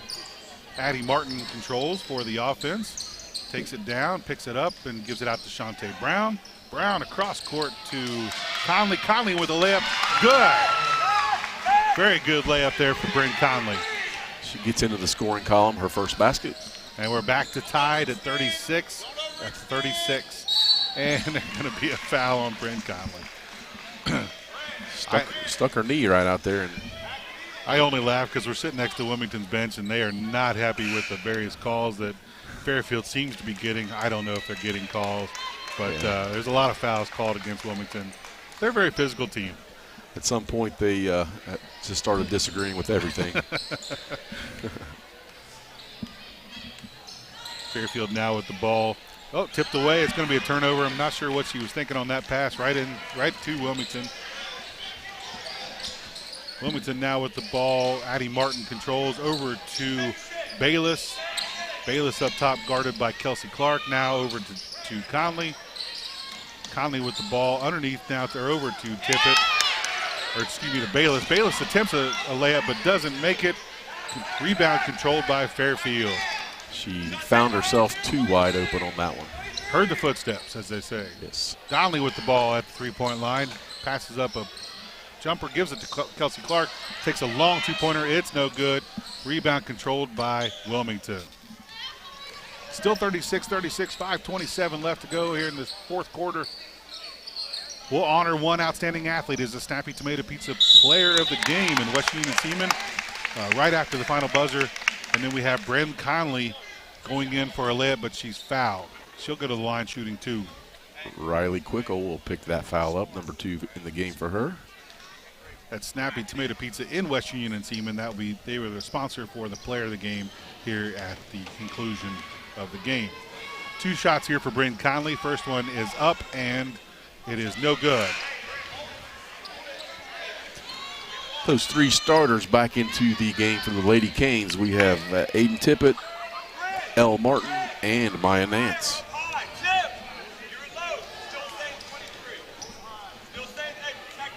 Bryn Conley with her second free throw. It is good. 37-36. Now Wilmington takes the lead back.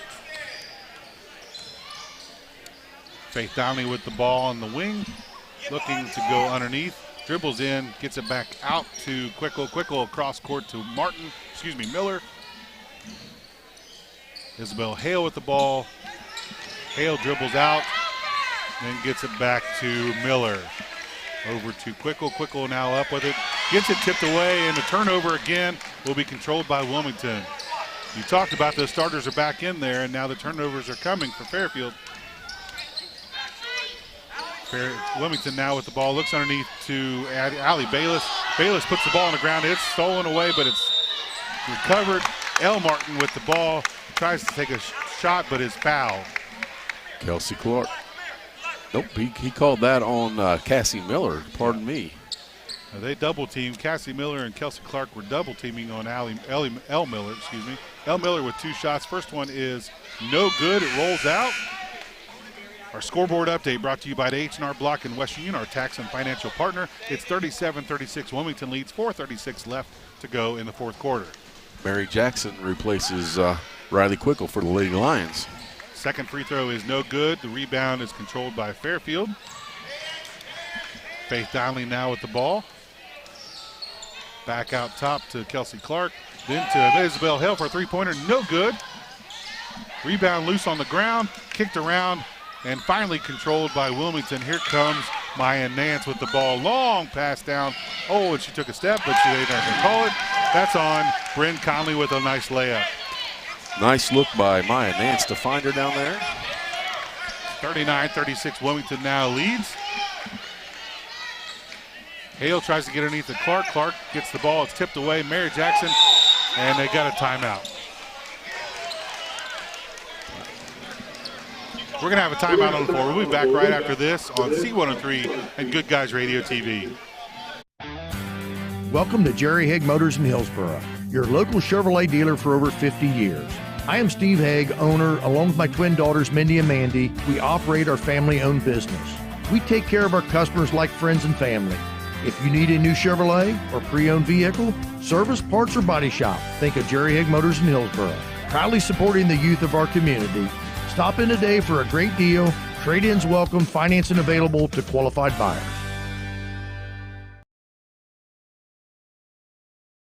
We are back at the Chad Hodson Classic. Game 4 is a nice matchup here for us, a good game for us to see. The Wilmington Lady Hurricanes taking on the Fairfield Lions. Wilmington leads 39-36. Stay tuned. After this game will be our 5th game, the Hillsboro and Adena boys game, followed by our final game, Fairfield Lions taking on the Western Indians. Fairfield with the ball now underneath. Isabel Hale out. Looks back to Donnelly, back to Hale, back across, now up top to Donnelly. Now controls the ball. Long cross-court pass to Hale. Gives it back up to Miller. Back over to Donnelly. Underneath to Kelsey Clark. Donnelly with the ball. She has not taken very many, if any, 3-pointers so far tonight. They have definitely keyed on that. Hale with the ball underneath the basket. Tries to go in. It's blocked or tipped away by Allie Bayless. Maya Nance with the ball for Wilmington. Nance drives in, gives it back outside. Now controlled by Elle Martin. Allie Bayless with the ball. Looks outside to Bryn Conley. Conley now trying to find someone. Elle Martin with the ball at the 3-point line. She's going to take a 3-pointer. It's no good. Rebound to Cassie Miller, and Fairfield with control. Down 3 points. They need a shot here. It's not desperation time, but we need to get something moving if you're Fairfield. Donnelly with the ball in the wing.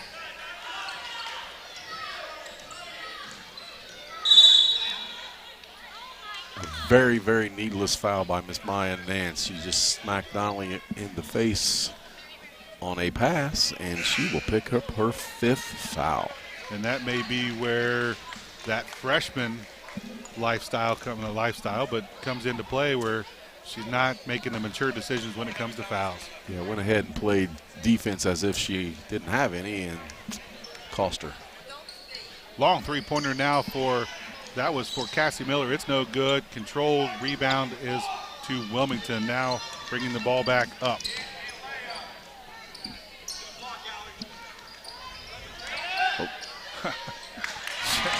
L.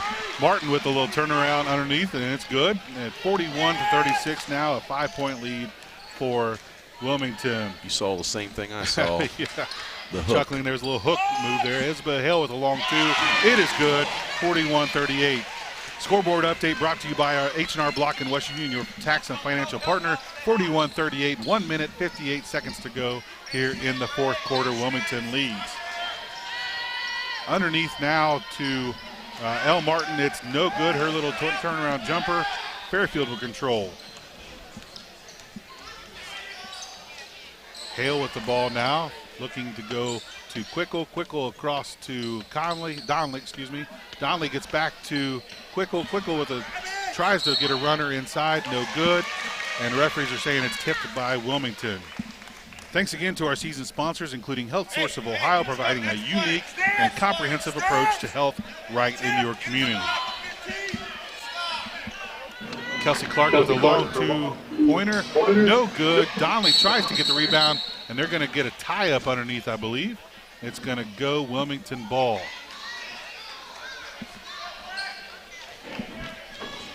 Both teams have committed 3 fouls this quarter, so neither one in the bonus yet. Wilmington now with the ball. L. Martin brings the ball up for the Lady Canes. Now Addie Martin. Bryn Conley with the ball. Back to Addie Martin out top. She's guarded by Isabel Hale. Martin drives it to the corner, gives it to L. Martin. L. Martin tries to rebound, gets her own rebound, no good. She's going to get fouled. I think they have a only layup kind of offense going on, and L. Martin went for that. She got fouled by Isabel Hale. That's 4 now. L. Martin will return to the foul line after this. We're going to have a timeout on the floor. We'll be back right after this on C103 Good Guys Radio TV. Southern Ohio is nationally known as the hot spot for trophy whitetail deer hunting. That's why the Dickey Group Realtors receive multiple calls every day from whitetail deer hunters who are looking to purchase land in Southern Ohio. So if you have property, no matter how large or small, the Dickey Group Realtors want to talk to you. It's deer season right now, so strike while the iron is hot. Call Jeff Dickey today at 937-393-7222 or visit thedickeygroup.com. McCarty & Associates, with offices in Hillsborough, Washington Courthouse, and Loveland, is an architecture, engineering, and surveying firm celebrating over 50 years of service, serving southern and southwestern Ohio. McCarty & Associates is a broad-based consulting firm providing services to governmental agencies, public bodies, corporate and business entities, and the general public. They also offer construction management for clients that require a higher level of assistance. If there's a construction project in your future, McCarty & Associates can take your vision and help make it a reality. Visit McCartyandAssociates.com for a complete list of services. We are back at Fairfield High School for the Chad Hodson Classic. Exactly 1 minute to go here in the 4th quarter as the Wilmington Lady Canes lead the Lady Lions of Fairfield 41-38. L. Martin for Wilmington will be at the line shooting 2 free throws. 58% free throw shooter coming into this game. She's 3 for 6. First free throw is good, 42-38. Now a 4-point lead for Fairfield. We may be getting in that desperation time for Fairfield. They are going to have to score on this next possession and cannot give the ball up. Mary Jackson replaces Allison Clark. Kelsey Clark. Second free throw is good. Think by the 4th quarter I'd get it right. 43-38, 5-point lead for Wilmington. Donnelly with the ball on the wing. Across court to Hale. 50 seconds to go. We're going to have to move if you're Fairfield, and they turn the ball over. And we're going to have a recovery foul on Faith Donnelly. This broadcast is for the private use of the C103 audience. Any other use of the descriptions or accounts of this game without the consent of C103 is prohibited. Free throw number 9 and 10 for El Martin. First one is good, 44-38, back to a 6-point lead. That matches their largest of the game. This one very important to make it a 3-possession game.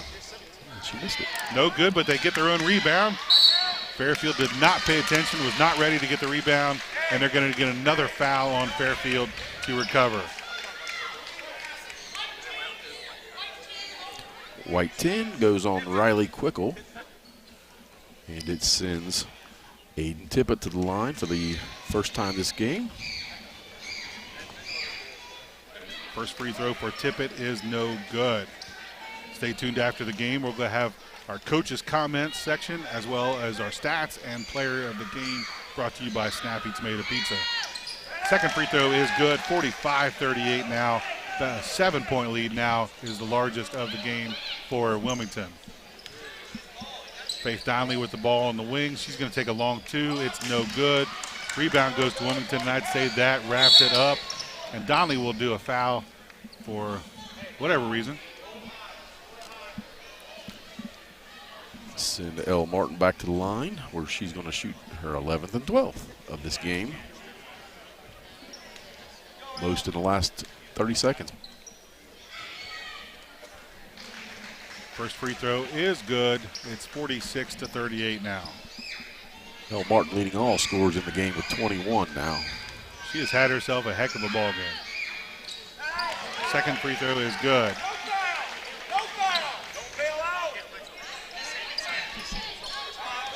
Wilmington puts a little token pressure on. Faith Donnelly with the three-pointer. It's no good. 26 seconds to go. El Martin with the rebound, and they're going to call a foul on her. Or, excuse me, she's going to draw a foul. Excuse me.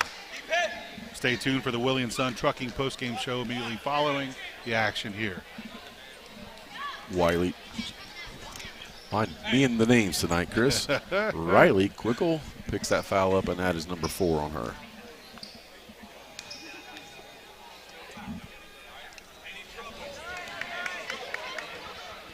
El Martin misses the first attempt. Second free throw coming. It is good. 48-38. Now a 10-point lead for Wilmington. Donnelly with a pass underneath to Mary Jackson. Power dribble. Turnaround. Jumper's no good. Rebound no good. I couldn't see who that was. Rebound will be controlled by El Martin, and she's going to get fouled again. And guess where El Martin's going to go?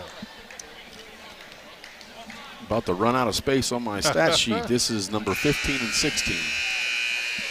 We're going to have a substitution. Alyssa Bales for the Lady Lions will enter the game for the first time tonight, placing Riley Quickle. Riley Quickle, I think that's a foul out for her. Martin with the free throw. First one is no good. Still probably shooting better than her season average at the free throw line. Absolutely. She's a 58% coming in. Second free throw is good. 49-38 now. Wilmington leads. Stay tuned. Next game coming up will be the Hillsboro Indians taking on the Adena Warriors. Faith Donnelly with a shot. No good. Rebound. Mary Jackson. That putback is good. 49-40. And that's how we end it. Wilmington will be victorious 49-40. Stay tuned for the Willie & Son Trucking postgame show. We'll be back right after this on C103 and Good Guys Radio TV. Who is Barry Chevrolet? Why don't you ask your friends and neighbors? Because after 70 years and 4 generations in the automotive industry, odds are we've made a happy customer out of somebody you know. Hard-working, proud Americans drive Chevrolets, and that's why we sell them at Barry's. Hats off to everybody driving a Silverado truck. You're my kind of people. Barry Chevrolet, your best deal dealer. What we believe matters because it shapes who we are. At First State Bank, we believe in rural communities. We have since our start in 1884. We're proud of where we come from. And while others have come and gone, we've remained, because standing by the folks you believe in is what a real local bank does. First State Bank, built on belief.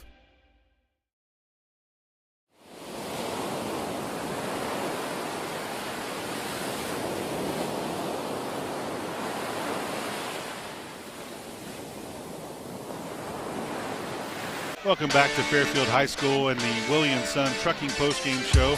The Wilmington Lady Hurricanes have defeated the Fairfield Lady Lions. Fairfield now drops to 3-8, while Wilmington will improve their record to 5-5. First quarter was 13-11. Wilmington led by 2. Second quarter, the quarter was tied up 11-11 in total scoring, and Wilmington retained that 2-point lead, 24-22 at halftime.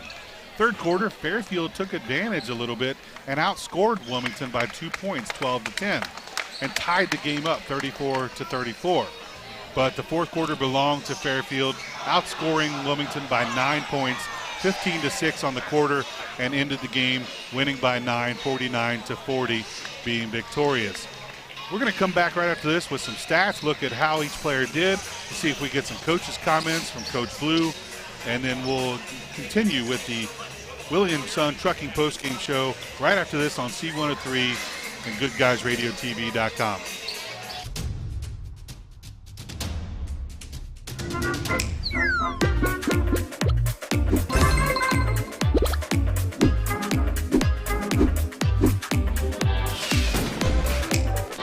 Taste a snappy tomato pizza difference for yourself. Order from Seaman at 937-386-1010 or from West Union at 937-544-5583. Order online at snappytomato.com.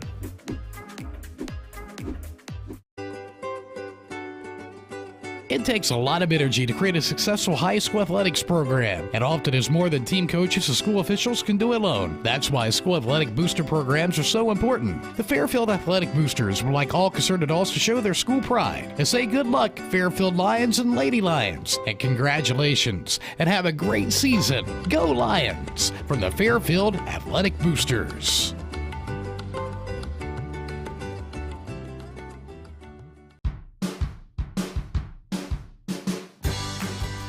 To prove to myself that I could go to college and get my degree. What if I went to Southern State? What if I'm able to go and become that nurse or that lawyer or that teacher? Southern State Community College allows students to rise above the circumstances that they're surrounded by and become something more than they ever dreamed possible. Back to the Chad Hodson Classic here at Fairfield High School. We're in the Willie & Son postgame report. We are, Wilmington has defeated the Fairfield Lady Lions. We're getting ready to move to game number 5 here shortly. The Hillsboro Indians taking on the Adena Warriors. But until then, we're going to continue with the Willie & Son Trucking postgame show. We're going to look at some stats here for both teams. And we're hoping to talk to Coach Blue, but I'm not sure she's going to be able to make it out tonight. And then we'll name our Snappy Tomato Pizza player of the game, and then we'll continue on to the next game. Craig, are you ready for some stats yet? I can do them if we're ready. Go ahead, Mr. Campbell. All righty. For the team that came up short on the scoreboard, the Fairfield Lady Lions, they had 6 players reach the scoring column. Isabel Hale had 6 points, all of those from the field. Riley Quickle, 3 points. That was 1 3-pointer in the second quarter. Kelsey Clark, 2 points, a single field goal. And Mary Jackson, 2 points, a single field goal. Faith Donnelly, however, she did reach, Cassie Miller had 10 points, 3 from the field, a 3-pointer, and then she had 7. She was 7 for 11 from the free throw line. Faith Donnelly, now I get to her. She had 17 leading all scorers for the Lady Lions, 11 for 12 from the free throw line. Team shot 18 for 23 from the free throw line. I had just not quite had the statistics on the percentage on field goals, but They were 2 for 15 behind the arc and 6 for 18 inside the arc. That comes with 33%. I can do that math in my head. So not the best for field goal percentage for the Lady Lions. I'm sure they would be happy to have a better shooting game than that. But, free throw line, that's something that they have little room to improve. 18 for 23 is very, very good.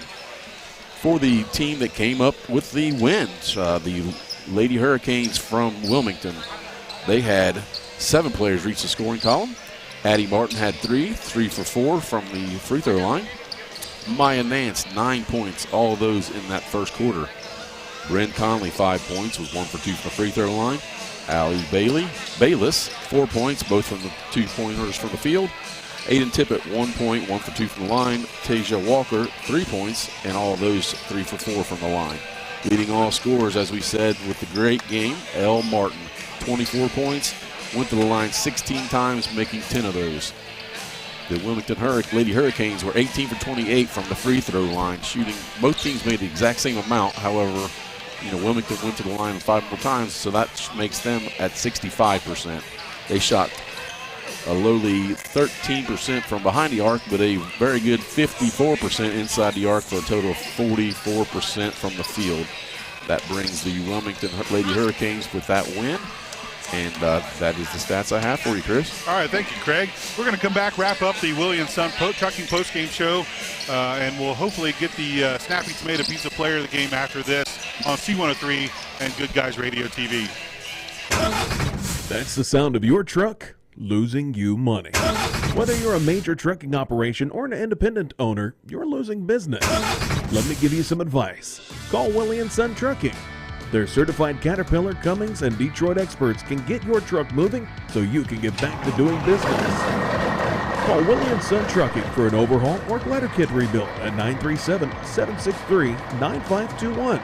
Keep your business rolling with Willie and Son Trucking. Do you have a roofing or siding project? At Higgins, they manufacture steel roofing and siding every business day. With 17 colors in stock and 70,000 pieces of trim, they are prepared to ship your project immediately. Remember Higgins for your 40-year warranted, Energy Star compliant, American-made steel roofing and siding. Located 7 miles west of Hillsboro on US Route 50 and on AC Avenue, just off 35 in Jackson. Call 800-782-4239 or visit them on the web at higginsroofing.com.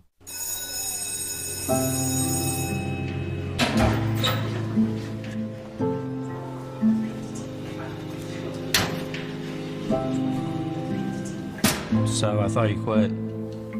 I tried. You know that thing can blow up in your face, right? We just watched a video in class about how nicotine can mess up the way your brain develops. That's the last thing you need. But for real, you should probably tell your parents.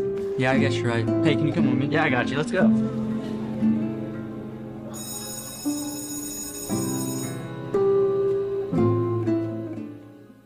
Country Manor Mixes has been in operation for 21 years, and they take pride in bringing the best blended flavors to your home. Creating tasty mixes is their passion. Country Manor Mixes blends the most flavorful combinations of herbs and spices to create a variety of delectable edibles. With over 48 flavors of dips, spreads, desserts, and dipping oils, they have something for every palate. Visit countrymanormixes.com to learn more or place an order.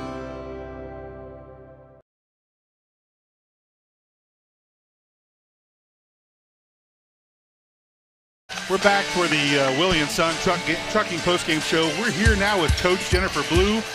Coach, how you feeling? I've been better. Well, that was a tough loss. Yeah, it's all good. The girls look good out there. They look better than they did against Ripley the other night. They looked improved. They looked like they're ready to play. Just couldn't quite get over that hump. Yeah, we battled back there. We could never really get ahead. We tied it there going into the fourth. We had a couple different opportunities. Then we just, we busted down mentally, defensively. We didn't get back on one possession. We let one girl drive right by us. And then the next thing you know, it's up to 3. Then with this inexperienced team that we have, then we started to panic. And I'm like, girls, there's still 4 minutes, 3:55 left, and we're only down 3. Relax. But, that they have played. That was much better than our last 2 outings that we've done.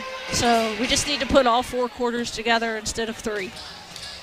Well, and you run into they're a pretty good Wilmington team. They're young too, but they're a lot bigger than you, so you had to overcome that size advantage. So was there anything about that you needed to figure out how to overcome? No, we knew going in 13 and 25 were their main two players, and that showed today too. I mean, we did get them in foul trouble, and that's when we were able to make our runs each time. But that's just something we got to grow from and keep hitting the weight room and things like that. We're going to be undersized. We know that coming into it. Almost every game we go into, we're undersized. So the girls just got to keep hitting the weight room and working and trying to get stronger and just holding on to the ball better. So you got a couple games coming up that you can probably get back in the win column with here, coming up with Eastern and Manchester, or vice versa. So we wish you the best of luck in your recovery. We hope you feel better soon. Thank you. And we'll see you back soon here on the court, and good luck to your girls. All right, thank you, sir. All right, thank you. That is the Coach's Comments Show. That Coach is Jennifer Blue. Thank you for joining us. Brought to you by Adams County Regional Medical Center. For tonight, our Snappy Tomato Pizza player of the game will be Faith Donnelly, so congratulations to her. And we're going to come back right after this and wrap up the post-game comments here on C103 and Goodguysradiotv.com. We could make a big, loud, expensive promo to talk about our high school sports coverage. Instead, we'll let our coverage speak for itself. Plenty of time for a catch and release, and oh, he drains it! Right side, he pulls up for the three, he hits. We're sitting on pins and needles, and it is good. Cherry picking out a hit, she goes. With the tomahawk finish. Goes up, two-hand monster dunk. Your home for Shack Sports, C103 and Good Guys Radio TV. Whether you're buying, selling, or refinancing a home, you're going to need an appraisal. It's an important part of the process, and practically all lenders need a local expert like Southern Ohio Appraisers LLC in Hillsboro. An appraisal from Southern Ohio Appraisers can also be useful for accurate and fair estate liquidation, removing private mortgage insurance, settling a divorce, or disputing your county tax assessment. No matter the reason, trust the licensed professionals at Southern Ohio Appraisers in Hillsboro. Call 937-393-4484. Welcome to Jerry Haig Motors in Hillsboro, your local Chevrolet dealer for over 50 years.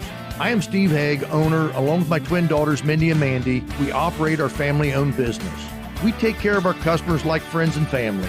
If you need a new Chevrolet or pre-owned vehicle, service, parts, or body shop, think of Jerry Haig Motors in Hillsboro. Proudly supporting the youth of our community. Stop in today for a great deal. Trade-ins welcome, financing available to qualified buyers.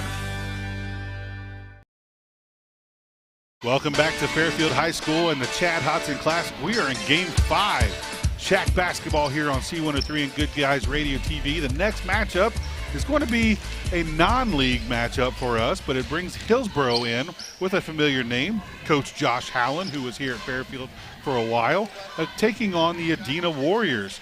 And we're going to come back right after this message to talk about the matchup here. This is Chris Blanton along with Craig Campbell, joined by Maggie Dean and Bailey Bellamy. So when we come back, we're going to talk about this matchup of Hillsboro and Adena on the Southern Hills Community Bank Tip-Off Show. Right after this on C103.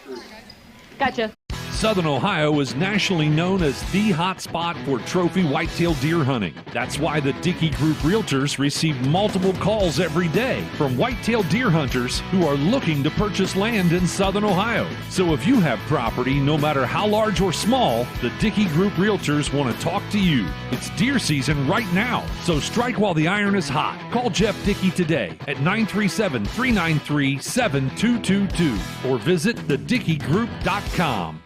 McCarty & Associates, with offices in Hillsboro, Washington Courthouse, and Loveland, is an architecture, engineering, and surveying firm celebrating over 50 years of service, serving southern and southwestern Ohio. McCarty & Associates is a broad-based consulting firm providing services to governmental agencies, public bodies, corporate and business entities, and the general public. They also offer construction management for clients that require a higher level of assistance. If there's a construction project in your future, McCarty & Associates can take your vision and help make it a reality. Visit McCartyandAssociates.com for a complete list of services.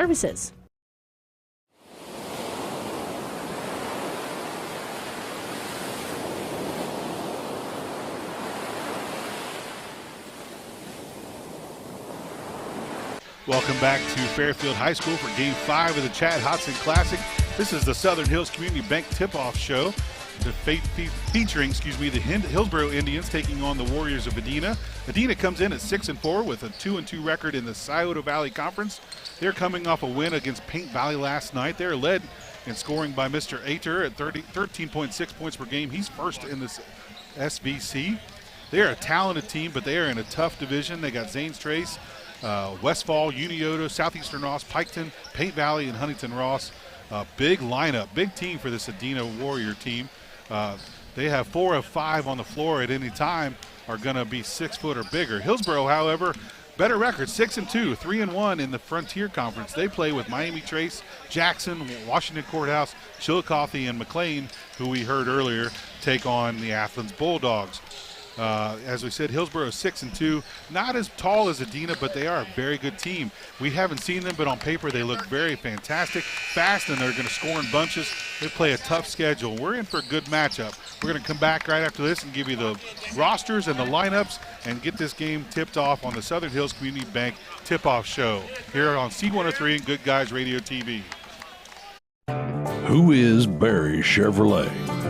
Why don't you ask your friends and neighbors? Because after 70 years and 4 generations in the automotive industry, odds are we've made a happy customer out of somebody you know. Hard-working, proud Americans drive Chevrolets, and that's why we sell them at Barry's. Hats off to everybody driving a Silverado truck. You're my kind of people. Barry Chevrolet, your best deal dealer. What we believe matters because it shapes who we are. At First State Bank, we believe in rural communities. We have since our start in 1884. We're proud of where we come from. And while others have come and gone, we've remained, because standing by the folks you believe in is what a real local bank does. First State Bank, built on belief. Hillsboro Indians taking on the Edina Warriors. Let's go to Craig Campbell now. Joins me. He's going to give us the roster for these two teams. For the Edina varsity basketball team, they are coached by Mr. Ryan Oliker, assisted by Travis Schneider and Travis O'Connor. The roster for the Edina team, Lucas King is number 0. He is a sophomore. Caden Lee, number 1, is a senior. Easton Hennis is number 2. TQ Wright, number 4, is also a senior. And another senior, Connor Langler, is number 5. Luke Preston, number 10, is a sophomore. Darius Wagner, number 13, is a junior. Also a junior, Christian Heath, will wear number 14. Joe Francis, number 15, is a senior. Joey Ader, also a senior, is number 20. Bryson Smith wears 23, and he's a senior. And Jackson Hicks will wear number 35. Cheerleading for the Edina team, Ashley Lucas, Nora Myers, Claire Robinson, Sam Harris, Katie Horsberg, Kelsey Morris, Abby Wells, Micaiah Downing, Kiera England, Mercy Schilling, Caitlin Self, Kaylee Starr, Jessica Stout, and Lily Salyers. They are coached by Jamie Harris and Fallon Bennett. And now the roster and coaches for the Hillsboro Indians, coached by Josh Howland and assisted by Chris Fauber. Number 1, Mason Dumpert. He's a 5'10 sophomore. Also 5'10, but a junior, Tate Davis, wears number 4. Braden Hunter, number 10, is a 6-foot junior. A 6'2 senior, Stephen Kibler, wears 12. Number 13, Nick Burns, is a 6'1 junior. A 5'10 freshman, Jack Howland, number 14. Number 23, Dorian Stewart, is a 6'3 senior. Lucas Holland is a 6-foot sophomore, wears number 24. Dylan Dixon, number 30, is a 6'1 junior. 5'11 sophomore, Walker Pence, wears number 34. Brady Julerat, number 55, is a 6'3 sophomore. Cheering for the Indians, Bree Bailey, McKenna Dalton, Kendall Dean, Mylia Fridley, Riley Garrison, Riley Holland, Abigail Miller, Chloe Newman, Jaya Reed, Scarlett Robinson, Mara Roush, Sammy Smith, Olivia Watson, and their mascot is Cora Green. They are coached by Amy Captain and Taylor Reed. Well, thank you, Craig. We're going to come back right after this and give starters, referees, and hopefully the tip-off here on the Southern Hills Community Bank Tip-Off Show on C103 Good Guys Radio TV.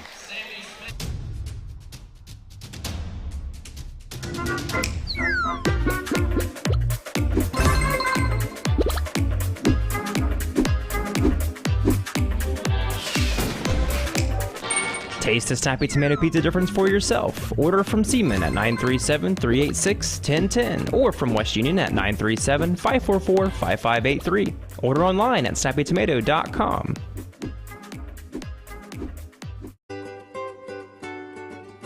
It takes a lot of energy to create a successful high school athletics program, and often is more than team coaches and school officials can do alone. That's why school athletic booster programs are so important. The Fairfield Athletic Boosters would like all concerned adults to show their school pride and say good luck, Fairfield Lions and Lady Lions, and congratulations, and have a great season. Go Lions! From the Fairfield Athletic Boosters.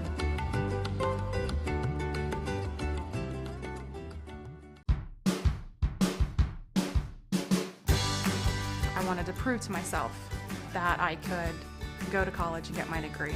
What if I went to Southern State? What if I'm able to go and become that nurse or that lawyer or that teacher? Southern State Community College allows students to rise above the circumstances that they're surrounded by and become something more than they ever dreamed possible.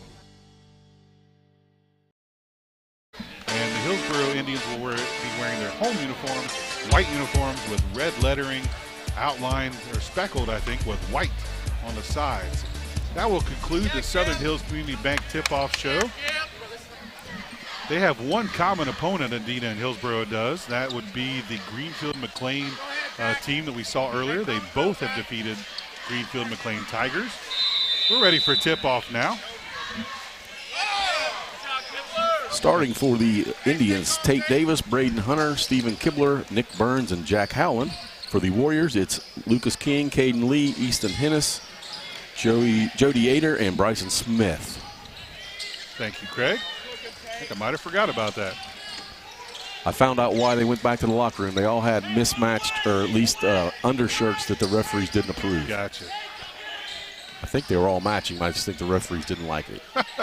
Well, we're going to start the game off the way we ended last one. Referee's not happy about something. Good man-to-man defense by the Warriors. Long shot there now by Braden Hunter is no good. Rebound goes back to Hillsborough. Outside for another three-pointer, no good. Another rebound, this time controlled by Adina, but he throws it back to Hillsborough. Now Tate Davis with the ball underneath now to Braden Hunter with a lay-in. It's no good. Adina gets the ball. Tough possession for the Indians there. 3 good looks, especially the last one. 3-point basket there for Adina. That is Easton Hennis. You have to bear with me trying to figure out these guys' names. I haven't seen either one of these teams. So 3-0 lead to Adina. Controlled now, Hillsborough with the ball. 3-point basket now attempted by Hillsborough. No good. That'll be another 3-pointer now for Hillsborough. It's no good. Lots of offensive rebounding by the Indians. Hillsborough taking a lot of shots to start this game out. 5 quick shots there for the Indians. Already have a substitution. Dorian Stewart in for the Indians. He's going to replace Nick Burns.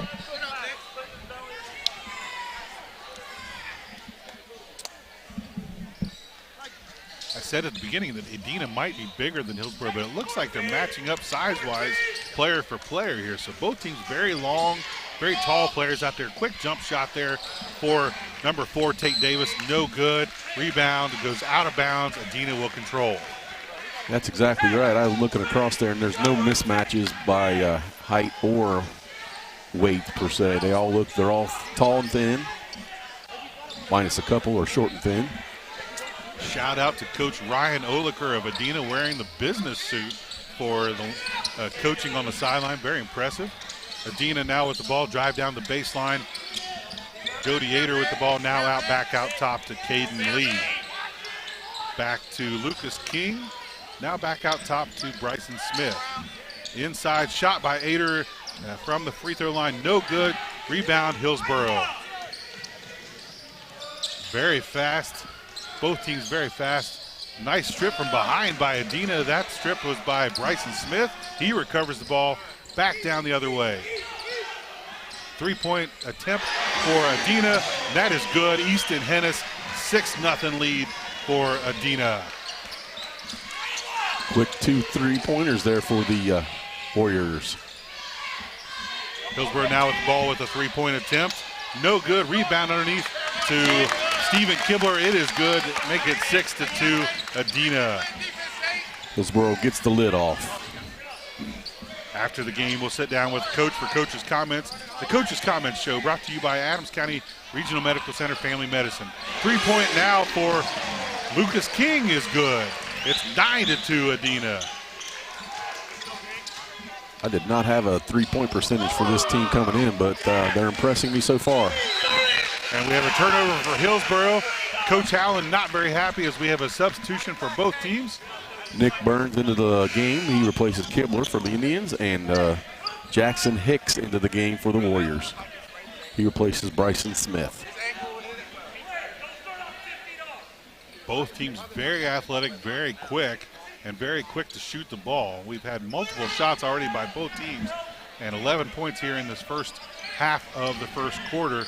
4 minutes, 40 seconds to go. 9-2, Adina leads. As a drive in by Adina comes up, looks like he's going to step on the line. Do we have the referees for this game? We do. Mr. Matt Cook, Kyle Moss, and J.R. Moberly are our officials for this game. Thanks, Craig. 99.5 The Edge is your home for Who Day Nation. Make sure you're tuned in tomorrow as the Bengals battle the Browns. Coverage begins at 11:30 a.m. Kickoff 1 p.m. on our sister station, 99.5 The Edge. Hillsborough now with the ball, looking underneath to Dorian Stewart. Dorian Stewart with a turnaround jumper. It's no good, but we're going to have a foul. Very nice post move there. He's going to pick up that foul and put it on, he's going to give it to Jody Ader, his first. Going to go to the line to shoot two is Mr. Dorian Stewart.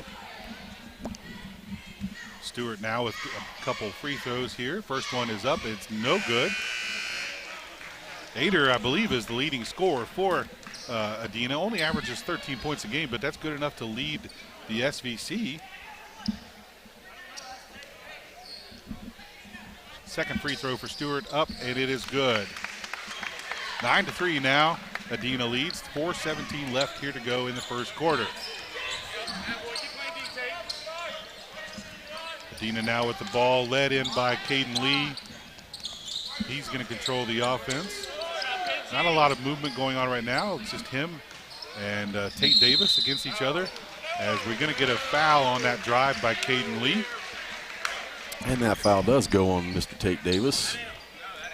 They're going to call that a shooting foul. That will put Caden Lee at the line shooting two.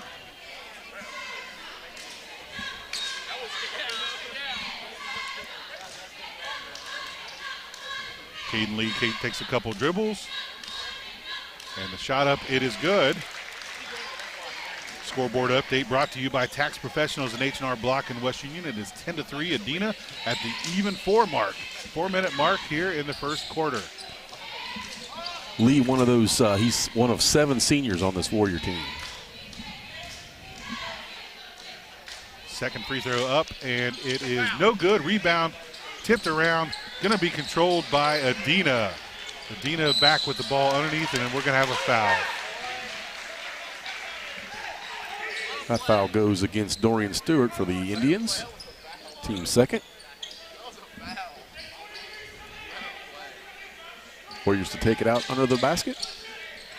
A nice underneath pass here to Jackson Hicks. Jackson Hicks with a nice little layup for 2 points. It's 12-3 now. Adina leads.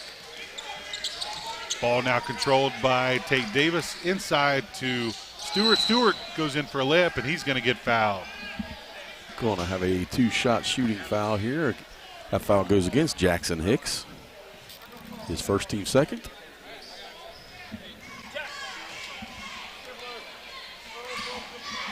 Stewart now at the line to shoot those 2 free throws. We're going to have a couple substitutions after this first free throw. First one is up, and it is good. Stephen Kibler will come in and replace Jack Howland for the Indians, and Easton Hennison back into the game for the Warriors. Second free throw now for Dorian Stewart is up. It is no good. It's off the mark. Rebound, though. He gets his own rebound, takes it inside. He's stuck underneath among 3 players, tries a shot, no good. Rebound then goes to Nick Burns. Nick Burns is fouled on that putback. Lucas King will pick that foul up for the Adina Warriors. Nick Burns to the line to shoot 2.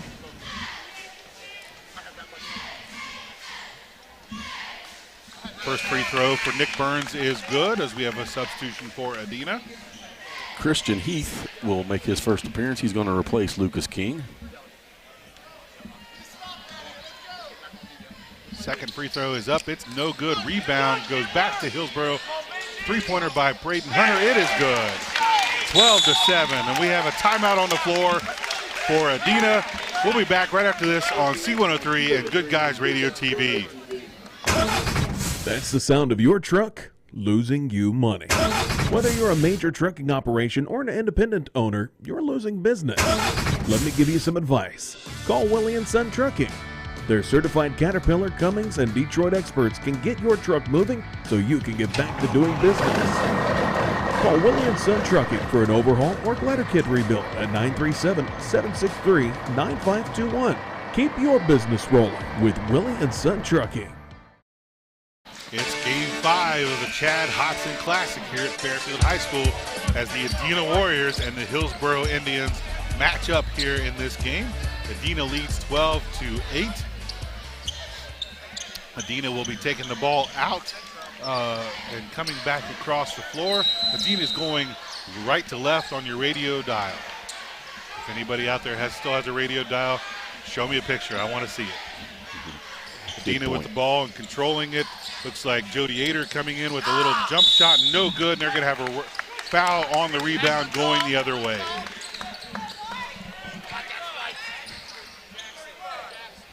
Hillsborough foul on Jackson Hicks. Or excuse me, Adina Warrior foul, Jackson Hicks, number 2 on him. He is going to leave the game. Bryson Smith returns. These coaches are going to keep us busy with these substitutions. They are substituting very often. Hillsborough now with the ball, bringing the ball back up will be Braden Hunter now. Looks underneath, it's going to be thrown away, stolen by Adina. Breakaway, layup there, and it is good by Bryson Smith. 14-8 now, Adina leads. Tate Davis with the ball, dribbling around, takes a long 2-point jumper. It is good. Nice crossover to get himself open there, and then the jumper. Adina now the other way. Quick jumper there for Easton Hennis, and it is good. It is now 16-10. Adina leads. Davis now with the ball back across the midcourt line for Hillsborough. Another crossover dribble, takes it down to the corner, looks across court, pass to his teammate, back to Davis. Davis goes toward the middle, dump off to Nick Burns. Nick Burns with a drive. No good. Nice effort rebound there for Dorian Stewart, is able to tip it to a teammate. Long 3 by Davis is no good. Stewart with another rebound and a putback. Dorian Stewart with the putback. Very good game for him so far. Very impressed with Hillsborough Indians crashing the offensive boards, keeping them in the game.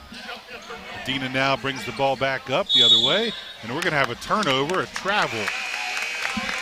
We have a couple substitutions, one for each team. Jack Howland back into the game for the Indians, and Caden Lee for the Warriors.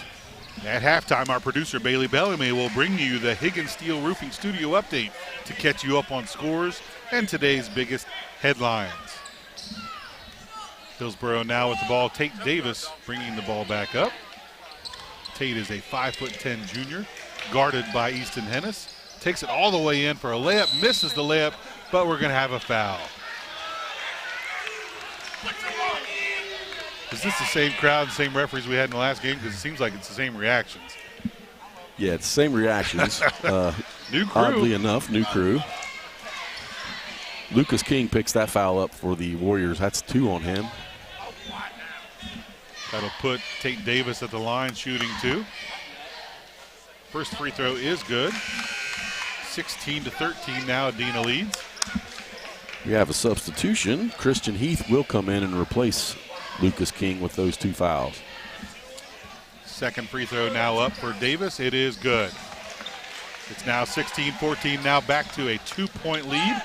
The closest it's been in quite a while. Actually, it's closest it's been since the beginning when Adina started out 3-0. Long three for Ader. It is good. He banks it straight away. 3-point basket for Jody Ader. 4 for 4 for Adina from behind the arc this quarter.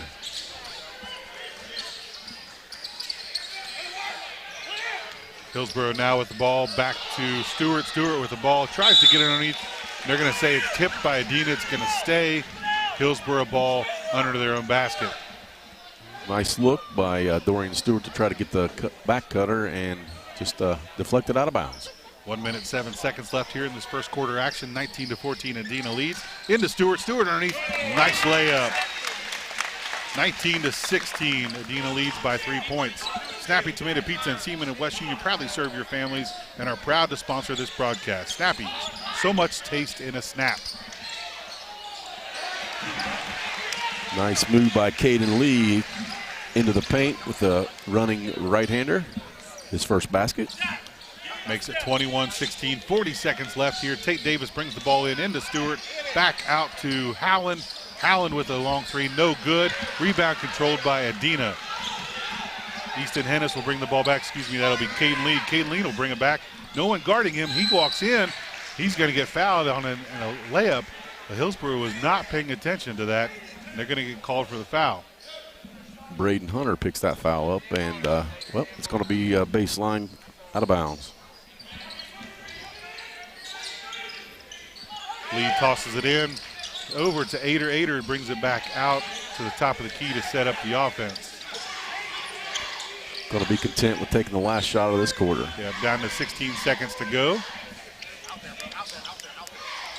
Caden Lee holds on to the ball outside the volleyball line. Now brings it toward the three-point line. Tries a little crossover, guarded closely by Howard. Nice lay-in for Caden Lee.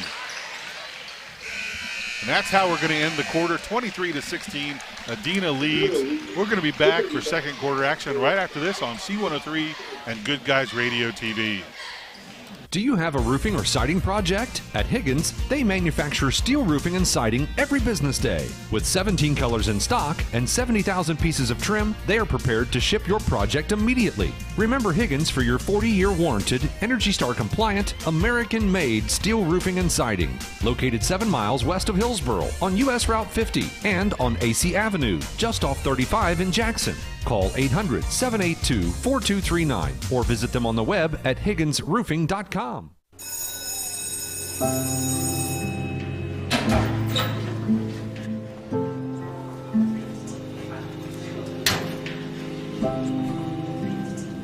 So I thought you quit.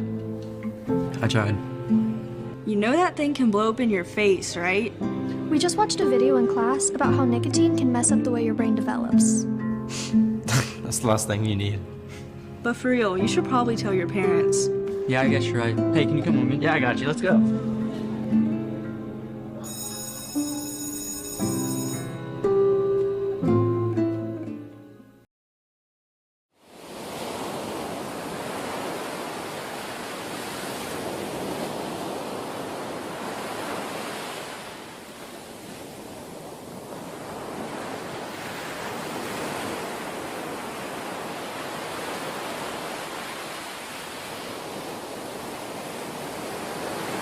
Adina Warriors control the ball here in second quarter action of the Chad Hodson Classic. Adina taking on Hillsborough in Game 5. Stay tuned for Game 6. Fairfield will take on the Western Latham Indians. As we have a three-pointer by Easton Hennis. It is good. And that gives a 10-point lead, largest lead of the game for Adina. Hennis coming in, 10.8, has 11 already. Long three-pointer now for Hillsborough, no good, and we're going to get a foul on what will used to be called the over-the-back call. Yeah, he's called a push these days, but that goes on against Dorian Stewart, and that is number 2 on him.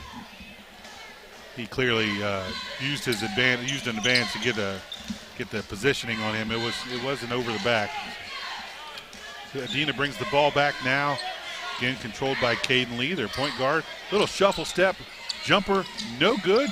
Rebound going to be controlled by Adina. Ader with the ball underneath. He's going to lay it in with a nice reverse layup for a basket. 28-16 now. Adina leads by 12.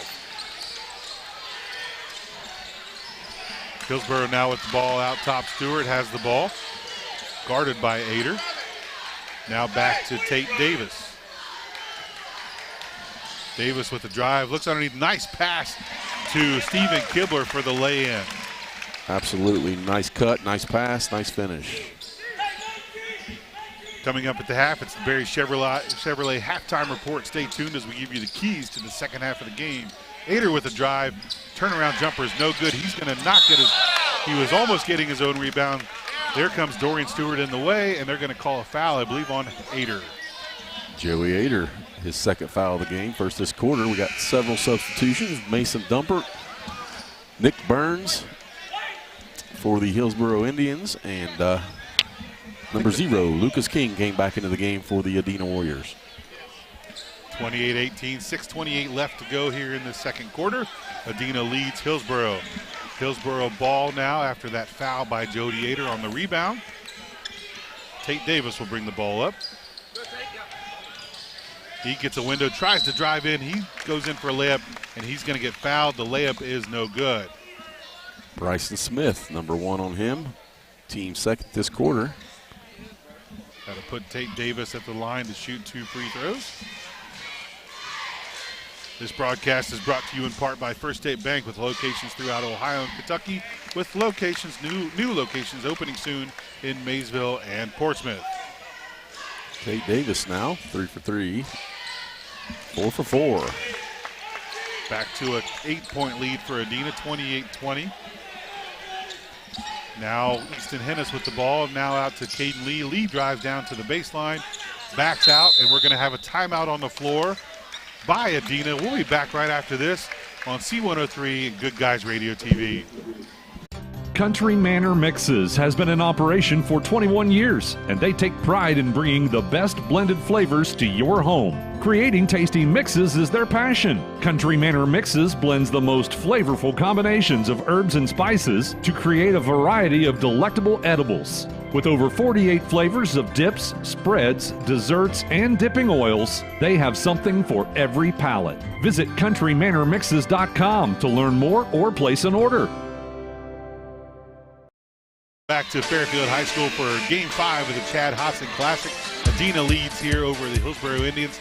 Craig, we were talking off the air. Adena's a pretty good ball club, regardless of their 500 their record. What do you see there? Yeah, I see several ball players that individually have great skill, tall, long, athletic, but it's maybe they're just not gelling as a team. It almost seems like Hillsboro wasn't ready for what Adena was bringing to this game. Yeah, that's what it looks like so far. Hillsboro relying on the free throws and the offensive rebounds to try to stay in this one, but maybe they'll get with it here in just a few. And it's not very typical that you control the offensive rebound but are not winning the ball game. So absolutely. That's interesting to see how that will play out. Adena has the ball now. Drive in for Caden Lee. Jumper at the free throw line. No good. It's going to get a rebound controlled to Hillsboro as Stephen Kimbler will bring the ball up. Now gives it off to Tate Davis. Davis will drive in. He's going to see a lane. He takes in for a layup and one. This foul is going to go against the Warriors. Number 0, Lucas King, and that is number 3. So we're going to have substitutions. Yeah, he's going to be taken out for Christian Heath comes in, and also back into the game is Jackson Hicks for the Warriors. Looks like Jody Ader is going to take a break. Yeah, he has 2 fouls as well. Tate Davis at the line, makes the free throw for the old-fashioned three-pointer. It is now 28-23, back to a 5-point lead for Adena. 5:36 left back here in the second quarter. Now Caden Lee with a drive. Jumper is no good, controlled by Hillsboro. They can get down to a one-possession game here with a basket. Tate Davis now with the ball, back out top to Braden Hunter. Hunter sees a lane. He takes it in for a layup.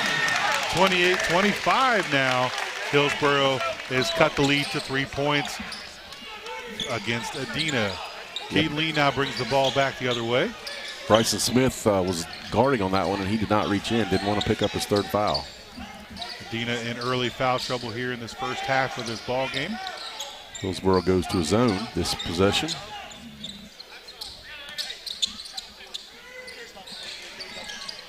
Shot at the elbow from, looks like that was Christian Heath, is no good. Rebound controlled by Hillsboro. Hillsborough can now get it within one or tie it. They're going to try to tie it. The three-pointer by Tate Davis is no good. Tipped around, controlled by Adina. Caden Lee with the ball. Lee now controls the offense, now gives it to Bryson Smith. Smith guarded by Mason Dumpert. Coach wanted a double dribble, but they're saying it was tipped by Hillsborough. Caden Lee now with the drive, gives it over to Hicks. Hicks back out to Hennis for a three. Three-pointer's no good. Hicks gets the rebound, puts it right back up. It is no good. Hillsborough with the rebound. Adina's gone a bit cold, 2 for 10 so far this quarter. Scoreboard update brought to you by H&R Block in West Union. Let's your tax and financial partner. 28-25, 3:52, and we have a foul on the rebound. Foul goes against Mason Dumpert of the Hillsborough Indians, his first. Jody Ader will come back into the game, replacing Bryson Smith for Adina. And someone came back in. I think that was Nick Burns for Hillsborough. Yes, I missed that one. Thank you, Chris.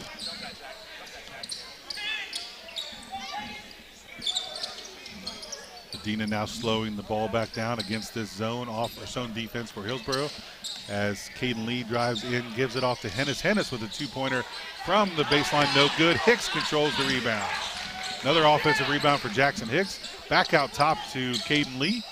Lee is double teamed, but is able to find Ader. Ader drives in, can't get a shot off.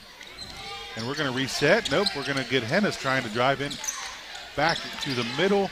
And that'll be Christian Heath with a shot. It's no good. Another offensive rebound. Looks like I think that was Ader. Ader with the putback. Give 30-25 lead now to Adina. 3 minutes left here in the second quarter. Ader with 7 points now in the game. Nick Burns with the ball outside. Gives it over to Howland. Howland with the ball. He tries to jump it or get a shot off at the baseline, but he's going to get fouled. The foul's going to go against Caden Lee, his first. Sending Jack Howland, the 5'10 freshman, to the line for his first 2 free throws of the game. 30-25, 2 minutes, 49 seconds left here in the second quarter.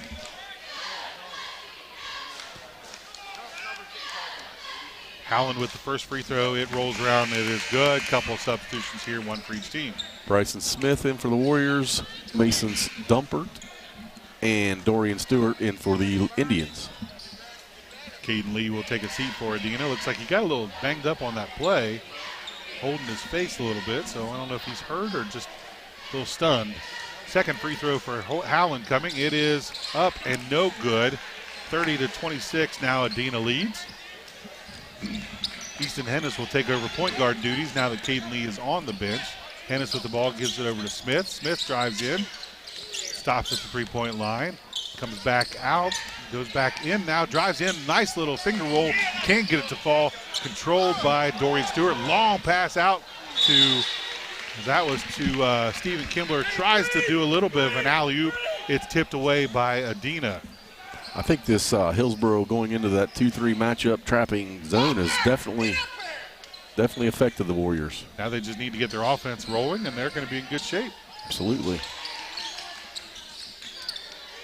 Tate Davis now with the ball out top. He's going to drive down to the baseline. He's going to get fouled. A costly one. Jackson Hicks picks up number 3. That's not the only one with 3, is he? He is not. Lucas King with 3 and Jody Ader with 2. So a little bit of foul trouble for the Adina Warriors. Adina, as they say, playing with fire here with that foul trouble. Tate Davis at the line shooting 2. The first one does not fall. It rolls out as we have a substitution as Caden Lee will come in replacing Jackson Hicks. Tate Davis with a second free throw coming. Our post-game report, stay tuned for stats, coaches' comments, and more. Second free throw is good. It's now 30-27. Adina leads by 3 here in the closing minutes of the second quarter. Bryson Smith with a jumper at the elbow. It is good. Went into the lane and nobody came and guarded him. Tate Davis goes the other way as he's been doing, drives all the way in but dumps it out to Howland. Howland with a jumper at the free throw line, no good. Offensive rebound to Hillsborough, back out to Howland. And he throws it away. Yep. Oh. Howland threw it away across the line. Coach wants it to be a tip, but it's going to go as a turnover over and back. And as Davis tried to save the ball, he went flying into the coaches or the scorer's table, knocked everybody back about a couple inches. Adina Warrior player up. That was impressive. Good sportsmanship. Good sportsmanship. Adina will bring the ball back in now. Lee guarded closely by Davis. Lee gets past him, goes in for a little floater, no good. Nice rebound. Stewart, long back pass to Howland. Layup. 32-29 now, 3-point lead for Adina. Nice job, Dorian Stewart. Absolutely. Good call there on Hillsborough picking up the offense. We have a kick ball here. Stoppage in play as we have a substitution. Braden Hunter will replace Dorian Stewart for the Indians. We want to thank our season sponsor. In this case, we want to thank Adams County Medical Foundation for their season sponsorship. Stay tuned after this game. Game 6, Fairfield Lions taking on the Western Indians. Turnaround jumper for Ader is no good. Rebound controlled by Adina. As half the guys went back down the other way thinking that Hillsborough was going to get that rebound. Smith now has it at the top. 1 minute, 15 seconds to go. 3-point attempt there for Christian Heath, and it is good. Heath gets on the board, his first points. Back to a 6-point lead for Adina, 35-29. Howland with the ball outside, looking to go inside. He does, he takes a little layup. Can't get the layup. It's a fall, and he's going to get a foul on the rebound attempt. Jack Howland picks that foul up, like you said. That's his first, team third of this quarter. Looks like Adina has 5 team fouls, so Hillsborough will go to the line on the next foul. As you know, team fouls at 5 will give us the bonus. Hillsborough only with their third. 49 seconds here to go. Adina slows it down again. But then I say that as Caden Lee goes in, attempts a quick shot, and he gets it to roll, and it's good. 7 points for Caden Lee. 37-29, 8-point lead now for Adina. Tate Davis now goes the other way with the ball, gives it outside to Braden Hunter. Hunter with the ball, guarded by Ader, and loses the ball. Ader goes in, tries the two-handed dunk, and misses the dunk. Coach is not going to be happy about that. Long back pass to Steven Kibler. It is good. Big swing there on those passes. Absolutely. By far the worst part is it turned into a layup on the other end. Coach will not be happy with that effort. Didn't have to dunk it. He tried it. Two-hand dunk. Probably makes most of those. Didn't get it to fall. Quick pass into Lee. He misses the jumper from the free throw line. Long court pass at the buzzer is no good, and that's how we end it. 37-31. Adina will lead. We'll be back with the the Berry Chevrolet halftime report right after this on C103 and Good Guys Radio TV. We could make a big, loud, expensive promo to talk about our high school sports coverage. Instead, we'll let our coverage speak for itself. Plenty of time for a catch and release, and he drains it! Right side, he pulls up for the 3, he hits. We're sitting on pins and needles, and it is good. Cherry picking out of hit she goes. With the tomahawk finish. Goes up, two-hand monster dunk. Your home for Shaq Sports, C103 and Good Guys Radio TV. Whether you're buying, selling, or refinancing a home, you're going to need an appraisal. It's an important part of the process, and practically all lenders need a local expert like Southern Ohio Appraisers LLC in Hillsborough. An appraisal from Southern Ohio Appraisers can also be useful for accurate and fair estate liquidation, removing private mortgage insurance, settling a divorce, or disputing your county tax assessment. No matter the reason, trust the licensed professionals at Southern Ohio Appraisers in Hillsborough. Call 937-393-4484. Welcome to Jerry Haig Motors in Hillsborough, your local Chevrolet dealer for over 50 years. I am Steve Haig, owner, along with my twin daughters, Mindy and Mandy. We operate our family-owned business. We take care of our customers like friends and family. If you need a new Chevrolet or pre-owned vehicle, service, parts, or body shop, think of Jerry Haig Motors in Hillsborough. Proudly supporting the youth of our community Stop in today for a great deal. Trade-ins welcome, financing available to qualified buyers. Southern Ohio is nationally known as the hot spot for trophy whitetail deer hunting. That's why the Dickey Group Realtors receive multiple calls every day from whitetail deer hunters who are looking to purchase land in Southern Ohio. So if you have property, no matter how large or small, the Dickey Group Realtors want to talk to you. It's deer season right now, so strike while the iron is hot. Call Jeff Dickey today at 937-393-7222 or visit thedickeygroup.com. Lead. Second quarter action. Hillsboro had the advantage in that quarter. They won that quarter 15-14, but they only cut the lead to 6 points. It's 37-31 at halftime. Adina leads, and that's where we sit right now.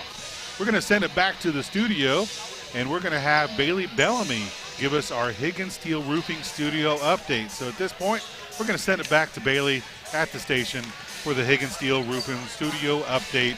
We'll be back with more action after this on C103 and Good Guys Radio TV.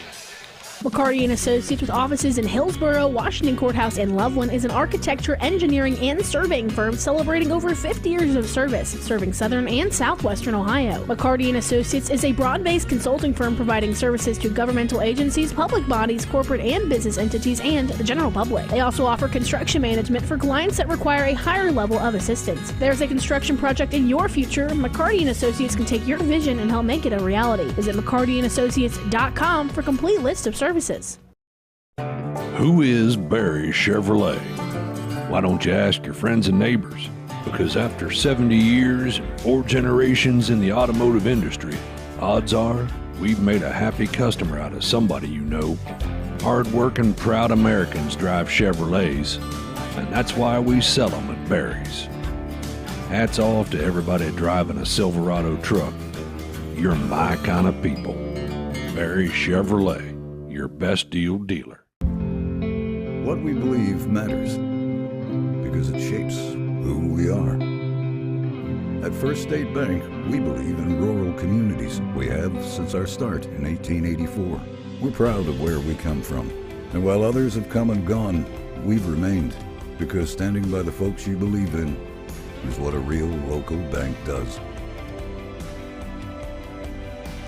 First State Bank, built on belief.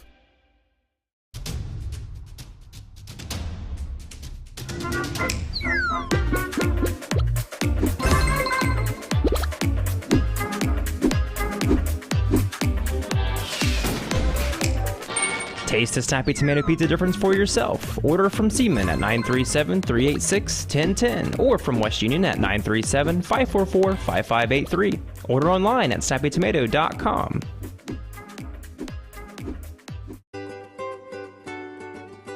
It takes a lot of energy to create a successful high school athletics program, and often is more than team coaches and school officials can do alone. That's why school athletic booster programs are so important. The Fairfield Athletic Boosters would like all concerned adults to show their school pride and say good luck, Fairfield Lions and Lady Lions, and congratulations, and have a great season. Go Lions! From the Fairfield Athletic Boosters.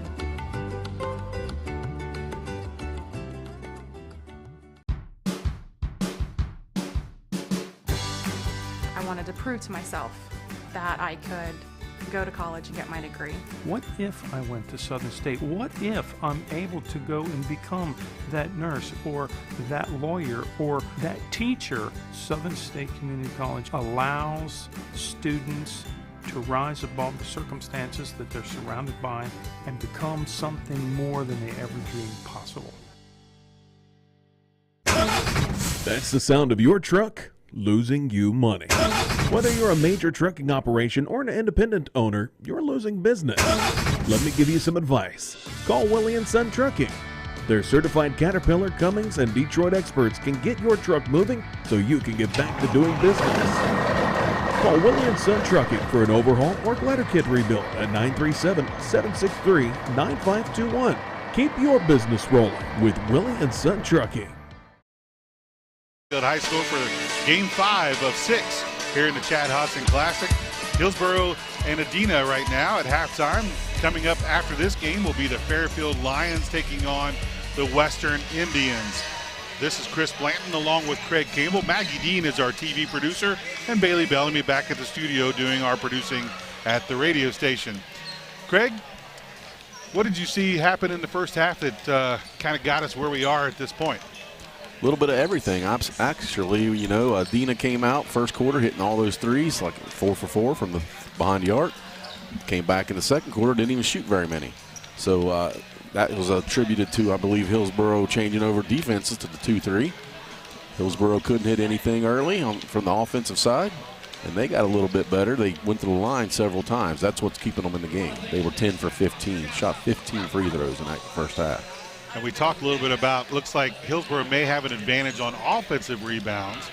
They're still giving Adina some second chances, but controlling the rebounding, but they're down 6. The other problem is Adina is in foul trouble, aren't they? Yeah, Adina is in foul trouble with 2 starters with at least 2 fouls. That was Jody Ader and with 2 and Lucas King with 3. And then off the bench, Jackson Hicks, the big guy, has 3 fouls. So, yeah, they are in a little bit of possible foul trouble. All right, we're going to come back after this and conclude the Barry Chevrolet halftime report after these messages. We'll be back on C103 and Good Guys Radio TV. Do you have a roofing or siding project? At Higgins, they manufacture steel roofing and siding every business day. With 17 colors in stock and 70,000 pieces of trim, they are prepared to ship your project immediately. Remember Higgins for your 40-year warranted, Energy Star compliant, American-made steel roofing and siding. Located 7 miles west of Hillsborough on US Route 50 and on AC Avenue, just off 35 in Jackson. Call 800-782-4239 or visit them on the web at higginsroofing.com.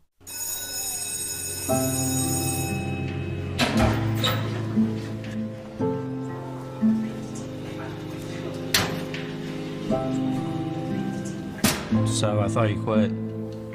I tried. You know that thing can blow up in your face, right? We just watched a video in class about how nicotine can mess up the way your brain develops. That's the last thing you need. But for real, you should probably tell your parents. Yeah, I guess you're right. Hey, can you come with me? Yeah, I got you. Let's go.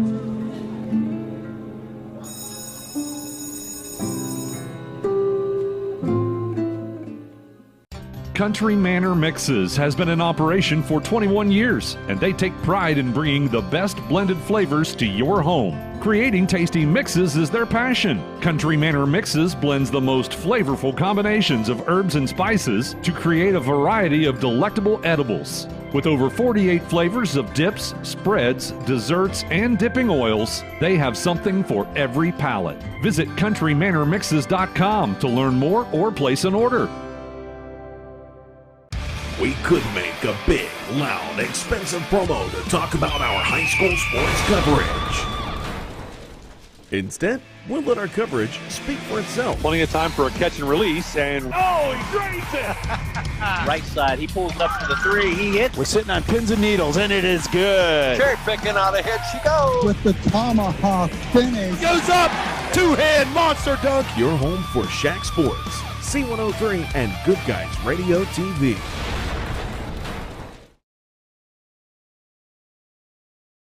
We could make a big, loud, expensive promo to talk about our high school sports. Whether you're buying, selling, or refinancing a home, you're going to need an appraisal. It's an important part of the process, and practically all lenders need a local expert like Southern Ohio Appraisers LLC in Hillsborough. An appraisal from Southern Ohio Appraisers can also be useful for accurate and fair estate liquidation, removing private mortgage insurance, settling a divorce, or disputing your county tax assessment. No matter the reason, trust the licensed professionals at Southern Ohio Appraisers in Hillsborough. Call 937-393-4484.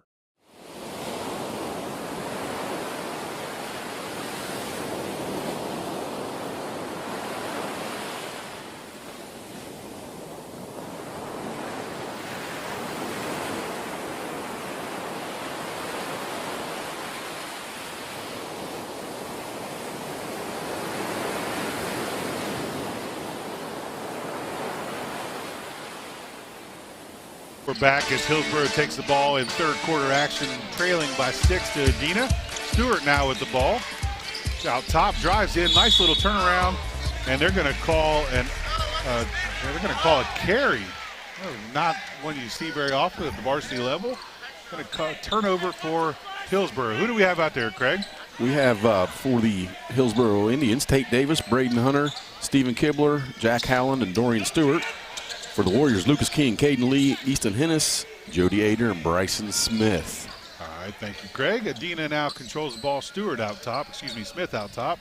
Ader now with the ball on the wing. Tries to get underneath, but he throws it away. It's going to be a turnover going back Hillsborough direction. Tate Davis now with the ball. Let's see if they made any adjustments on the offensive side here coming up in the second half. Howland now with the ball, gives it back out to Hunter. Hunter guarded by Jody Ader. Now back to Tate Davis. Tate thought about the three.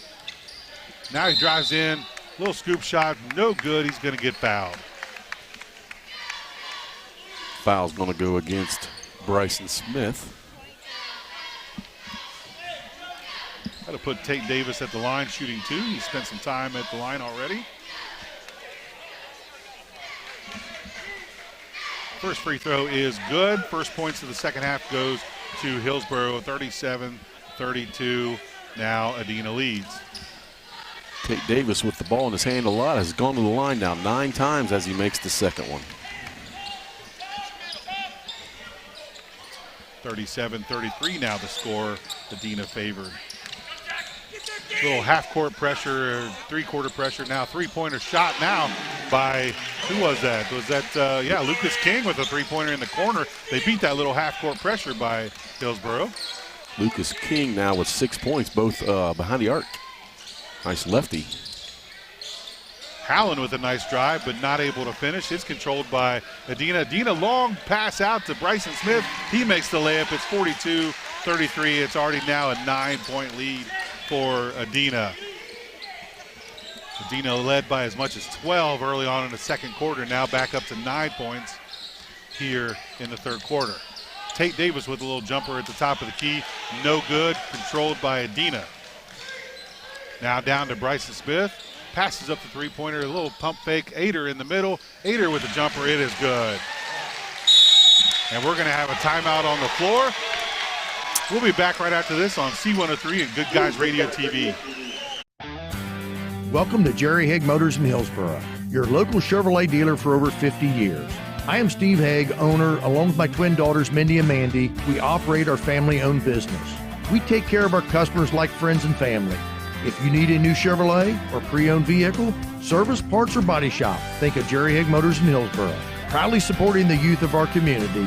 Stop in today for a great deal. Trade-ins welcome, financing available to qualified buyers. Southern Ohio is nationally known as the hot spot for trophy whitetail deer hunting. That's why the Dickey Group Realtors receive multiple calls every day from whitetail deer hunters who are looking to purchase land in Southern Ohio. So if you have property, no matter how large or small, the Dickey Group Realtors want to talk to you. It's deer season right now, so strike while the iron is hot. Call Jeff Dickey today at 937-393-7222 or visit thedickeygroup.com.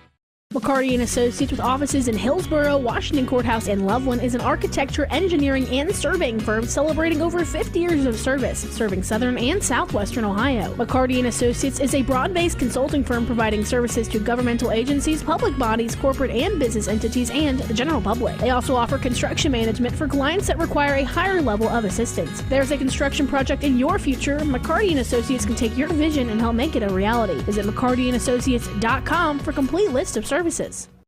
Back as Hillsborough is able to get inside and get her layup by Stevie Killer. Then a turnover by Dorian Stewart. He lays it in.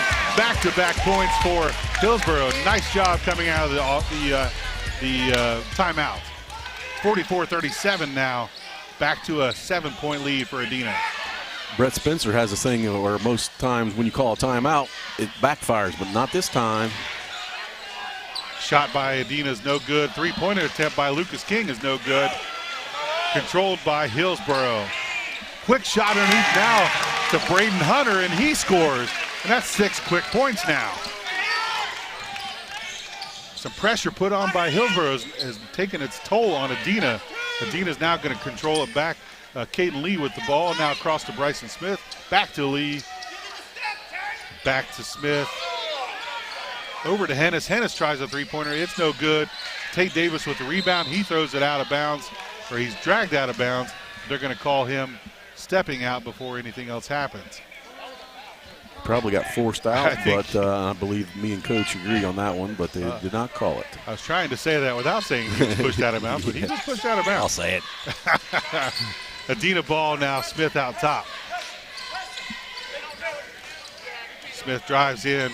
He tries to get a Jody Ader, but it bounces off his shoulder out to Hennis.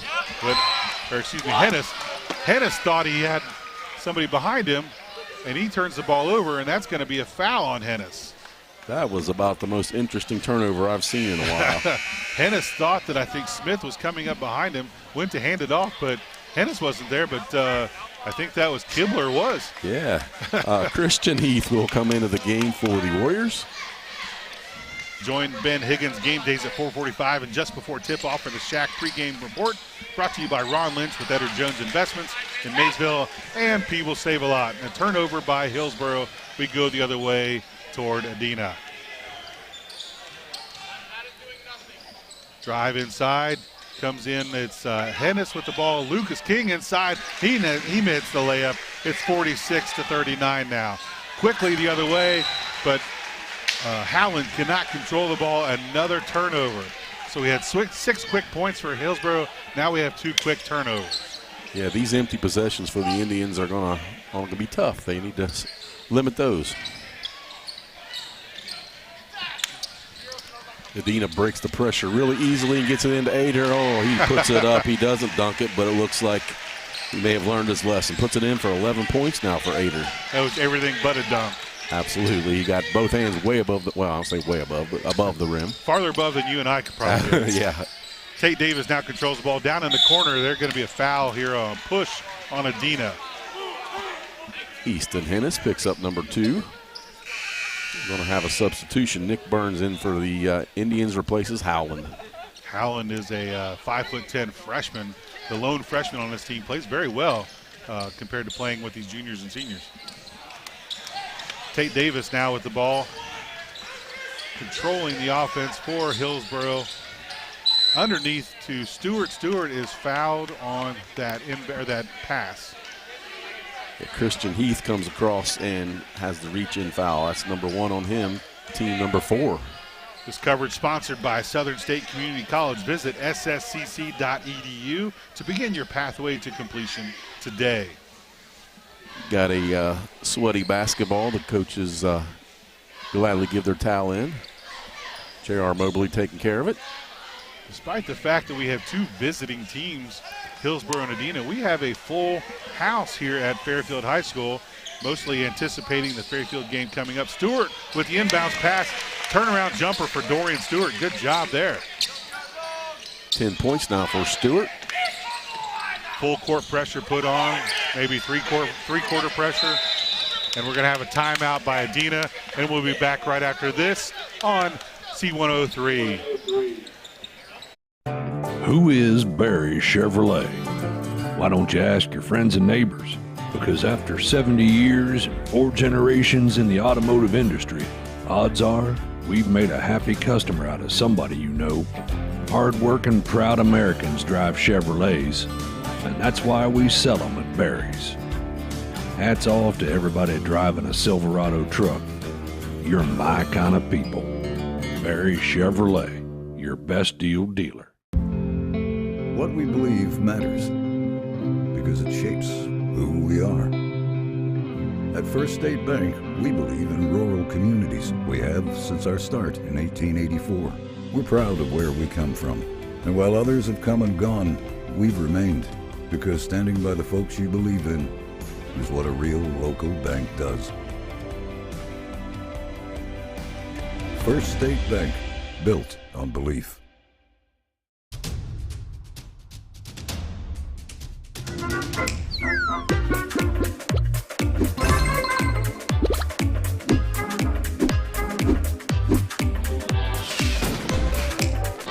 Taste the snappy tomato pizza difference for yourself. Order from Seaman at 937-386-1010 or from West Union at 937-544-5583. Order online at snappytomato.com.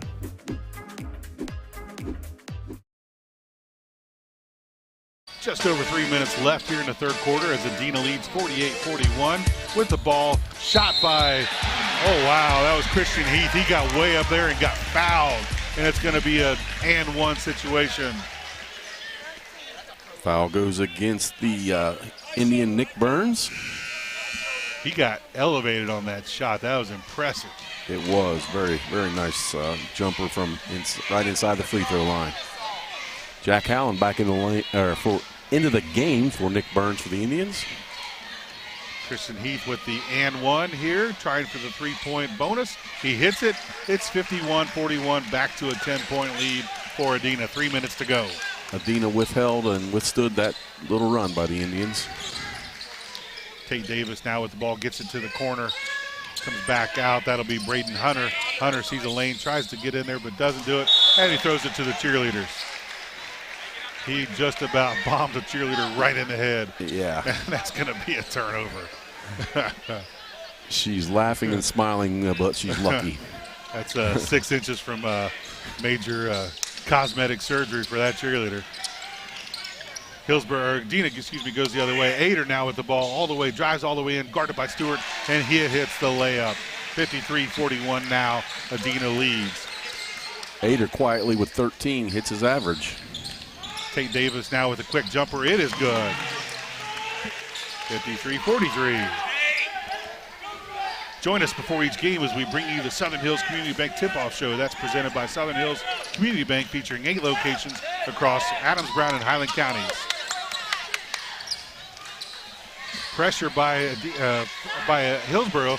Adina's able to break it, gets it down underneath to Lucas King. Lucas King with a basket. 55-43 now. Adina leads. 12-point lead for Adina. Tate Davis with a jumper. It's no good. Controlled by Hillsboro, but it's thrown away. Bryson Smith with a steal and a lay-in, and it's now 57-43. A 14-point lead.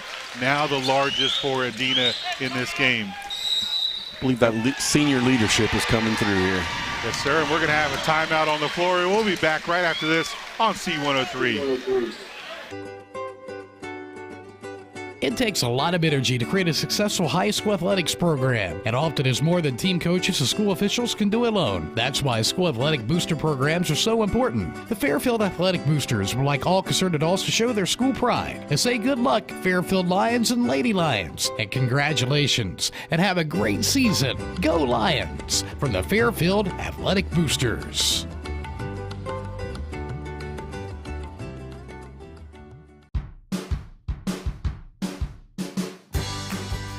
To prove to myself that I could go to college and get my degree. What if I went to Southern State? What if I'm able to go and become that nurse or that lawyer or that teacher? Southern State Community College allows students to rise above the circumstances that they're surrounded by and become something more than they ever dreamed possible.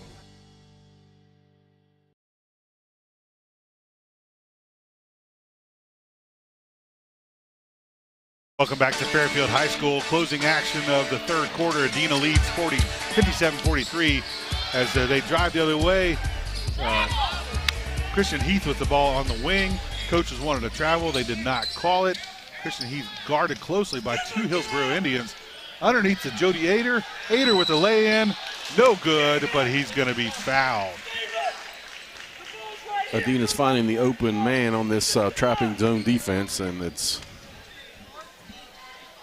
paying dividends, and Jack Hallam picks that foul up for the Hillsboro Indians, number 2 on him, sending Jody Ader to the line for 2.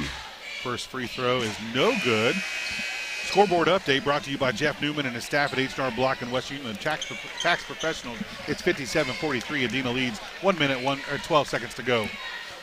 Hennis and Jackson Hicks back into the game for the Warriors, and Nick Burns returns for the Indians. Ader's second shot is good, making a 58-43 game. 15-point lead for Adina. Hillsboro now with the ball. Howland controls it up top. Now to Kibler. Kibler now set up the offense. He's going to drive in. Going to pass it off to Howland. Howland with a three-pointer. It's no good. It rolls right out. Controlled by Caden Lee of Adina, and he'll bring the ball up the other way. Tough break for the Indians. That ball was in and out. Stick around after the final buzzer as we wrap the game up with stats, comments, and much more in the Willie & Son Trucking postgame show.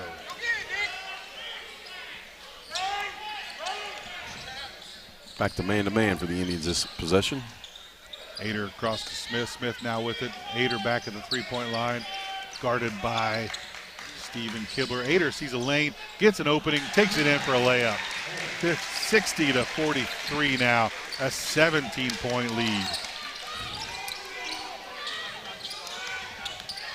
Tate Davis with the ball, sees underneath an opening, tries to pass, and it's going to be taken out of bounds. Last touch by Hillsborough. That pass was a little hot coming in. He's going to put Mason Dumper in, number 1, for replacing Steven Kibler for the Indians. I believe the cameraman sitting underneath the basket just got blasted in the face. Floater by Caden Lee is no good. Last second heave by Hillsborough is going to be no good. And that's how we end the third quarter. It's 60-43. And we'll be back after this on C103 and Good Guys Radio TV. That's the sound of your truck losing you money. Whether you're a major trucking operation or an independent owner, you're losing business. Let me give you some advice. Call Willie & Son Trucking. Their certified Caterpillar, Cummins, and Detroit experts can get your truck moving so you can get back to doing business. Call Willie & Son Trucking for an overhaul or glider kit rebuild at 937-763-9521. Keep your business rolling with Willie & Son Trucking. Do you have a roofing or siding project? At Higgins, they manufacture steel roofing and siding every business day. With 17 colors in stock and 70,000 pieces of trim, they are prepared to ship your project immediately. Remember Higgins for your 40-year warranted, ENERGY STAR compliant, American-made steel roofing and siding. Located 7 miles west of Hillsborough on US Route 50 and on AC Avenue, just off 35 in Jackson. Call 800-782-4239 or visit them on the web at higginsroofing.com.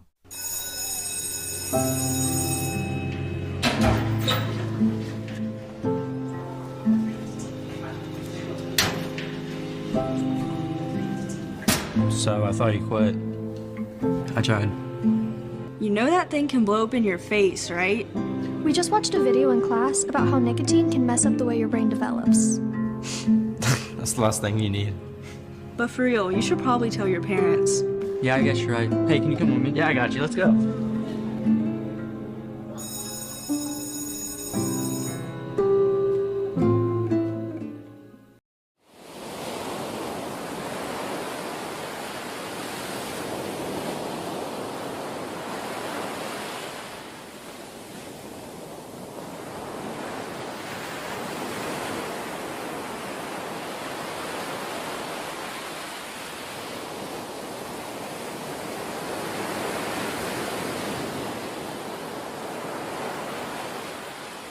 Welcome back to Fairfield High School for fourth quarter action. Just like that, a quick pass underneath to, that was to Jody Ader. He hits it and is fouled. He makes the free throw, and we have a three-point play.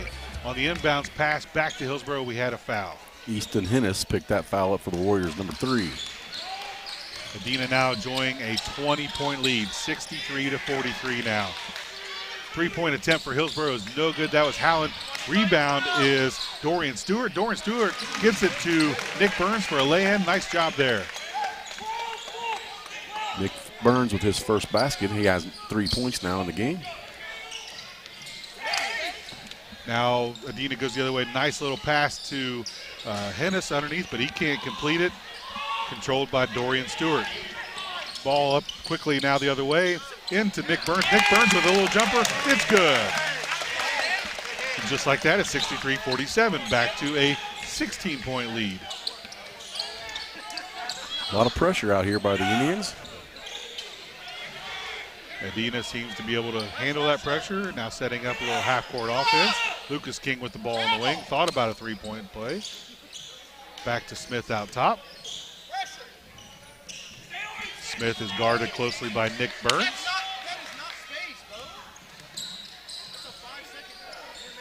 Now back to Caden Lee. Lee with the ball, guarded by Tate Davis. Tate, knee loses the ball. Howland recovers the loose ball. Takes it the other way for Hillsborough. Tate Davis now with the ball. Passes up a three-pointer. Back to Howland up top. Davis again with it again. Underneath to Stewart. Stewart lays it in. No good. Gets his own rebound. And they're going to call a foul on the floor. Blue 20 comes out to Jody Ader. That's a number 3 on Jody. Listen in to C103 everywhere you are. Download our free app. Listen online at c103.fm or even ask your Alexa device to play C103 Country. Hillsborough gets the ball in underneath to Stewart, but it's knocked away by Ader. Turnover, Hillsborough. Long pass to Ader. Ader lays it in, and it's good. 65-47. Ader now the first to crack the 20-point mark. He has 21. Ader is a nice basketball player. And another turnover for Hillsborough as they try to get it underneath. It doesn't work. Adina controls the ball. Down underneath to Lucas King. He gets it to Ader again with another lay-in for Ader. And we're back to a 20-point lead. And we're going to have a timeout on the floor. We'll be back right after this on C103. Country Manor Mixes has been in operation for 21 years, and they take pride in bringing the best blended flavors to your home. Creating tasty mixes is their passion. Country Manor Mixes blends the most flavorful combinations of herbs and spices to create a variety of delectable edibles. With over 48 flavors of dips, spreads, desserts, and dipping oils, they have something for every palate. Visit countrymanormixes.com to learn more or place an order. We could make a big, loud, expensive promo to talk about our high school sports coverage. Instead, we'll let our coverage speak for itself. Plenty of time for a catch and release, and oh, he drains it! Right side, he pulls up for the three, he hits. We're sitting on pins and needles, and it is good. Cherry picking out ahead she goes. With the tomahawk finish. Goes up, two-hand monster dunk. Your home for Shack Sports, C103, and Good Guys Radio TV. Whether you're buying, selling, or refinancing a home, you're going to need an appraisal. It's an important part of the process, and practically all lenders need a local expert like Southern Ohio Appraisers LLC in Hillsborough. An appraisal from Southern Ohio Appraisers can also be useful for accurate and fair estate liquidation, removing private mortgage insurance, settling a divorce, or disputing your county tax assessment. No matter the reason, trust the licensed professionals at Southern Ohio Appraisers in Hillsborough. Call 937-393-4484. Hillsborough tries to go underneath, but it's tipped away by Adina. Hillsborough will control. We'll honor one outstanding athlete as the Snappy Tomato Pizza and West Union and Seaman player of the game right after the final buzzer. Hillsborough taking the ball out. Now outside to Kibler. Kibler gets it back to Stewart. Stewart with the ball. Tries to drive in. A left-handed layup. No good. And it's controlled by Ader of Adina. Ader will bring the ball up for Adina. Now gives it up to Lee. Lee drives in. Can't find a lane. Gets it back out. Now back over to Heath. Now we're going to play keep away for a while and run this clock down probably.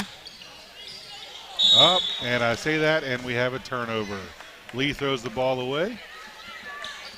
Caden Lee had a nice first half with 7 points, but he's been a little bit slower on the offense this half. He does a good job. What he lacks for in points, he does a good job setting up the offense and setting and controlling the ball. He's a very good ball controller. Yeah, don't mean to sell him short any means. He's absolutely the floor leader for the Warriors. Deflection out of bounds there by Caden Lee as we talk about him. Easton Hennis into the game, replaces Christian Heath for the Adina Warriors. Hillsborough takes the ball out on the far side, gets it into Howland. Howland with the ball, trying to look inside, can't get it in there. Gets it inside this time to Kibler. Kibler lays it in for the basket, 67-49 now. Nice look by Jack Howland with that assist. Lee with the ball, gets it stripped, and it's knocked away. Stewart with the hustle play, gets on the floor. Howland with the ball, gets it across to Tate Davis. Davis with a three, unfortunately misses, and we're going to go the other way. We're going to have a recovery foul on that rebound. Foul goes against Stephen Kibler, his first of the game, team's second of the quarter. Adina will take the ball out. Smith with the ball. Little token pressure by Stephen Kibler here. But we're going to get across the line now with Lee over to Ader. Ader with the ball back to Lee. Stay tuned. Our next game on the schedule is the Fairfield Lions versus the Western Indians. Should be a good matchup. Fairfield, as you know, is our undefeated SHAC team. We're going to face Western Latham out of the Southern Ohio Conference. Lucas King with the ball underneath. He's going to lower his shoulder, and they're going to call an offensive foul. Lucas King with that offensive foul picks up number 4 in the game. Going to have a substitution. Braden Hunter in for the Indians. Replaces Kibler. Lucas King probably having a quieter night than what Adina is probably used to seeing from him. Yeah, he's a little under his average. He averaged 11-2, and he's at 10 right now. He's been in foul trouble most of the game. Howland with the ball, looked at a three, didn't take it, goes in, takes the jumper, no good. Adina gets the rebound. We're going the other way now. Scoreboard update brought to you by H&R Block in West Union, your tax and financial partner. It is 67-49, 3 minutes, 14 seconds to go here in the fourth quarter. Adina drives. Hillsborough is going to be charged with the foul. Dorian Stewart, number 3, sends Lucas King to the line for his first trip for 2. Could get his average and then some right now. King's first free throw is good. It's a 68-49 lead for Adina. We'll talk to Coach Howland maybe after the game, depending on his availability.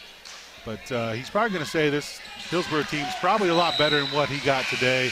Second free throw is good. It's 69-49. And they had a substitution. I thought they called timeout. But we got Christian Heath coming into the game. He does replace Lucas King. Thank you. And I think you're going to hear from Coach Howland that this Hillsborough team is a lot better than what we're seeing tonight. Just had an off game, unfortunately, and ran into a pretty good Adina crowd or team. Tate Davis with the jumper is no good. He gets the rebound back in. Nice little layup, reverse layup for 2 points for Tate Davis. That's 15 in the game now. Tate is a good ball handler too. We're talking about a couple good point guards here. Ader with the ball underneath the basket, goes in. Nice layup for Jody Ader. It's now 71-51, back to that 20-point lead, excuse me. Tate Davis with the drive. He's going to get fouled on the baseline. We're going to have a foul, and we're still underneath the bonus. Christian Heath for the Adina Warriors picks that foul up. That's number 2. Thanks again to our season sponsors, including Health Source of Ohio, providing a unique and comprehensive approach to health right in your community. Ball comes in to Stewart. Stewart with a nice turnaround, little spin move, and a bucket for Dorian Stewart. Lee goes the other way, gives it up to Smith. Smith goes in, drives in, gives it to Jody Ader. Ader with the layup. Ader racking up some points here in the fourth quarter. That was a designed assist by Smith because he had a layup and he gave it to Jody Ader. Hillsborough with the ball underneath to Tate Davis. Now to Stewart. Stewart's going to lay it up, and he's going to get fouled. Ader's going to pick up the foul. Stewart going to go to the line with the chance for a 3-point bonus.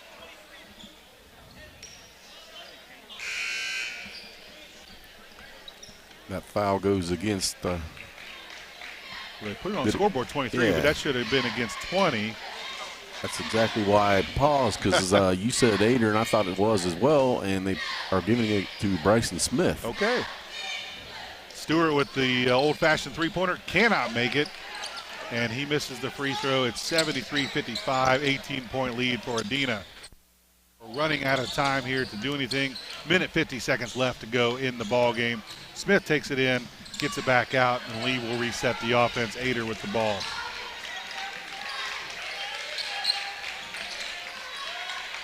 Ader underneath the basket, looks to go in there, but it's kicked away.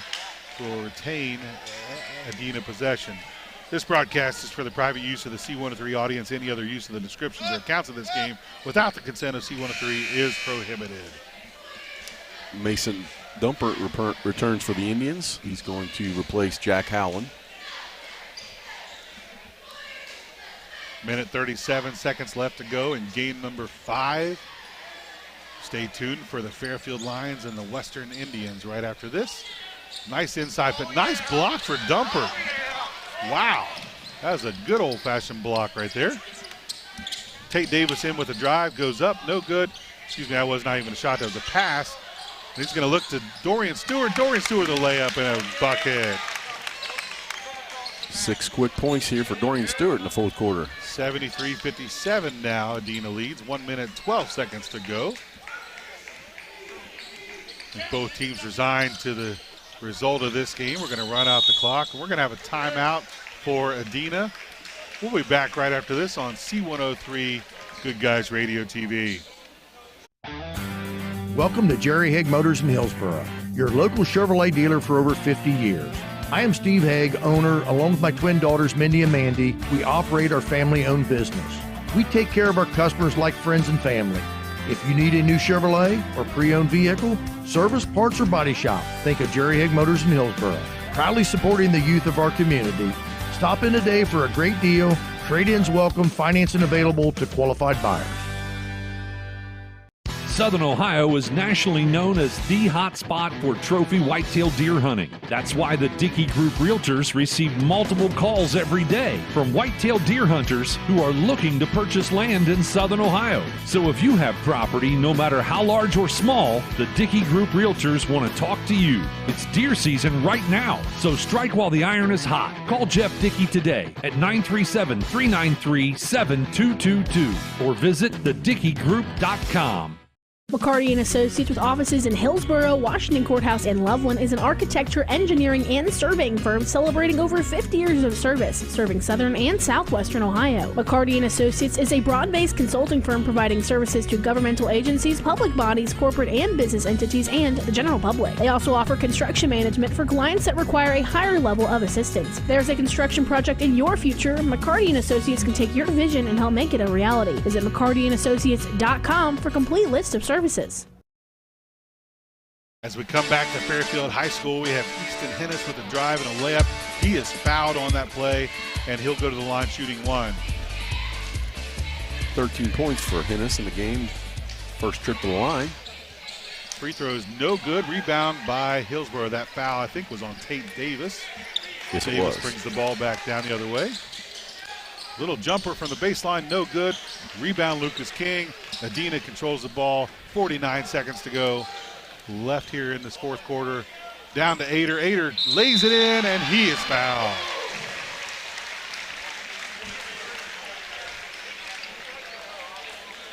The foul's going to go against Nick Burns for the Indians. He's going to send Jody Ader to the line for the old-fashioned three. He's 2 for 3 so far this game. Free throws up and good. It's 78-57, 21-point lead now. Not sure that Adina needed to go for that layup, but. Yeah, he could have pulled it out possibly, but got him to 30 points. Well, now I see why he took it. In the game now for Hillsboro will be,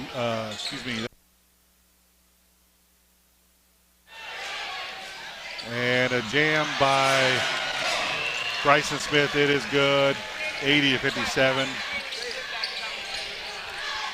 3-point shot by Tate Davis is no good. Rebound by Adina. Adina will walk this one off. It's going to finish probably 80-57. Adina will be victorious. So congratulations to the Adina Warriors. We're going to come back right after this for the Willie & Son Trucking postgame show here on C103. Who is Barry Chevrolet? Why don't you ask your friends and neighbors? Because after 70 years and 4 generations in the automotive industry, odds are we've made a happy customer out of somebody you know. Hard-working, proud Americans drive Chevrolets, and that's why we sell them at Barry's. Hats off to everybody driving a Silverado truck. You're my kind of people. Barry Chevrolet, your best deal dealer. What we believe matters because it shapes who we are. At First State Bank, we believe in rural communities. We have since our start in 1884. We're proud of where we come from. And while others have come and gone, we've remained, because standing by the folks you believe in is what a real local bank does. First State Bank, built on belief.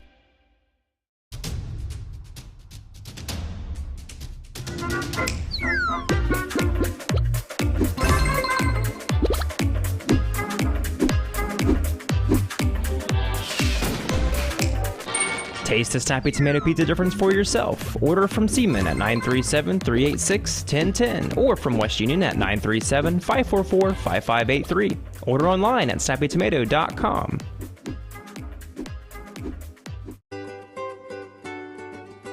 It takes a lot of energy to create a successful high school athletics program, and often is more than team coaches and school officials can do alone. That's why school athletic booster programs are so important. The Fairfield Athletic Boosters would like all concerned adults to show their school pride and say good luck, Fairfield Lions and Lady Lions, and congratulations, and have a great season. Go Lions! From the Fairfield Athletic Boosters.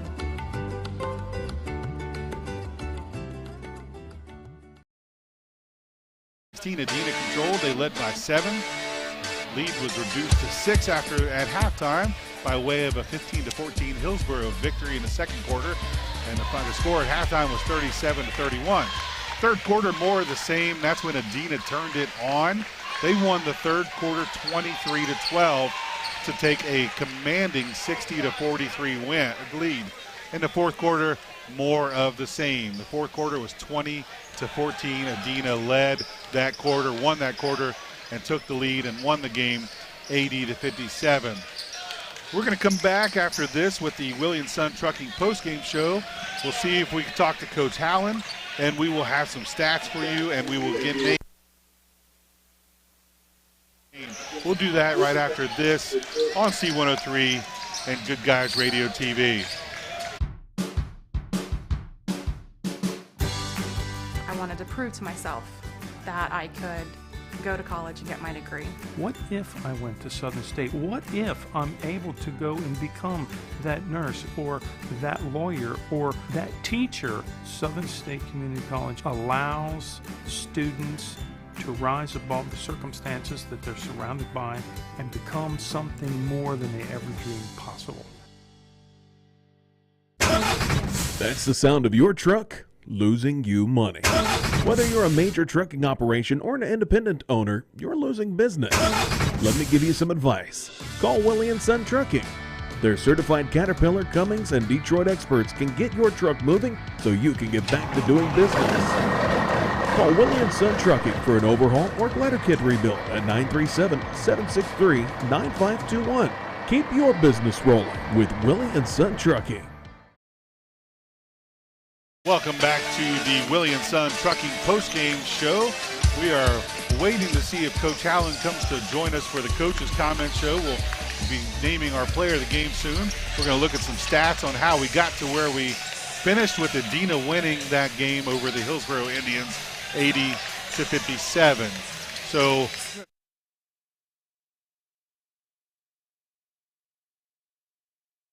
naming our player of the game soon. We're going to look at some stats on how we got to where we finished, with Adina winning that game over the Hillsborough Indians 80-57. So I'm going to turn to Craig Campbell right now to see if he's got some stats for us for this game. Mr. Campbell? Sure thing. We got for the team that came up a little short on the scoreboard, that was the Hillsborough Indians. They had six players reach the scoring column. Braden Hunter had 7 points. Did not shoot a free throw. Stephen Kibler, 10 points. Also, no free throws. Nick Burns, 5 points. Jack Howland, 3. Dorian Stewart was 16 points. He was 2 for 5 from the line. And then also Tate Davis was 16 points. He was 8 for 9 from the free throw line and 8 points from the field. As a team, they shot 21 for 75 from the field, 28%. 5% behind the arc. I have them making 1 out of 20. That's a tough night, no matter how you play it. And outside the arc, 5% inside the arc, 36% behind the, from the free throw line, 12 for 18, 67%. For the winning Adina Warriors, they had 7 players reach the scoring column. Lucas King, 12 points, 2 for 2 from the line. Caden Lee, 7 points, 1 for 2 from the line. Easton Hennis, 13 points, missed his only free throw. Christian Heath, 6 points, and one of those from the free throw line from the old-fashioned 3 there. And Bryson Smith, 10 points off from the field. Jackson Hicks had a single field goal. And, of course, the leading scorer above all, 30 points for Jody Ader, 3 for 4 behind the arc. 3 for 4 from the line. The Adena Warriors much better from the field, 26 for 47, 55% inside the arc, 42%. They shot 3 for 7. Did not shoot. I think I have that wrong for sure. I'll have to double check that behind the arc score.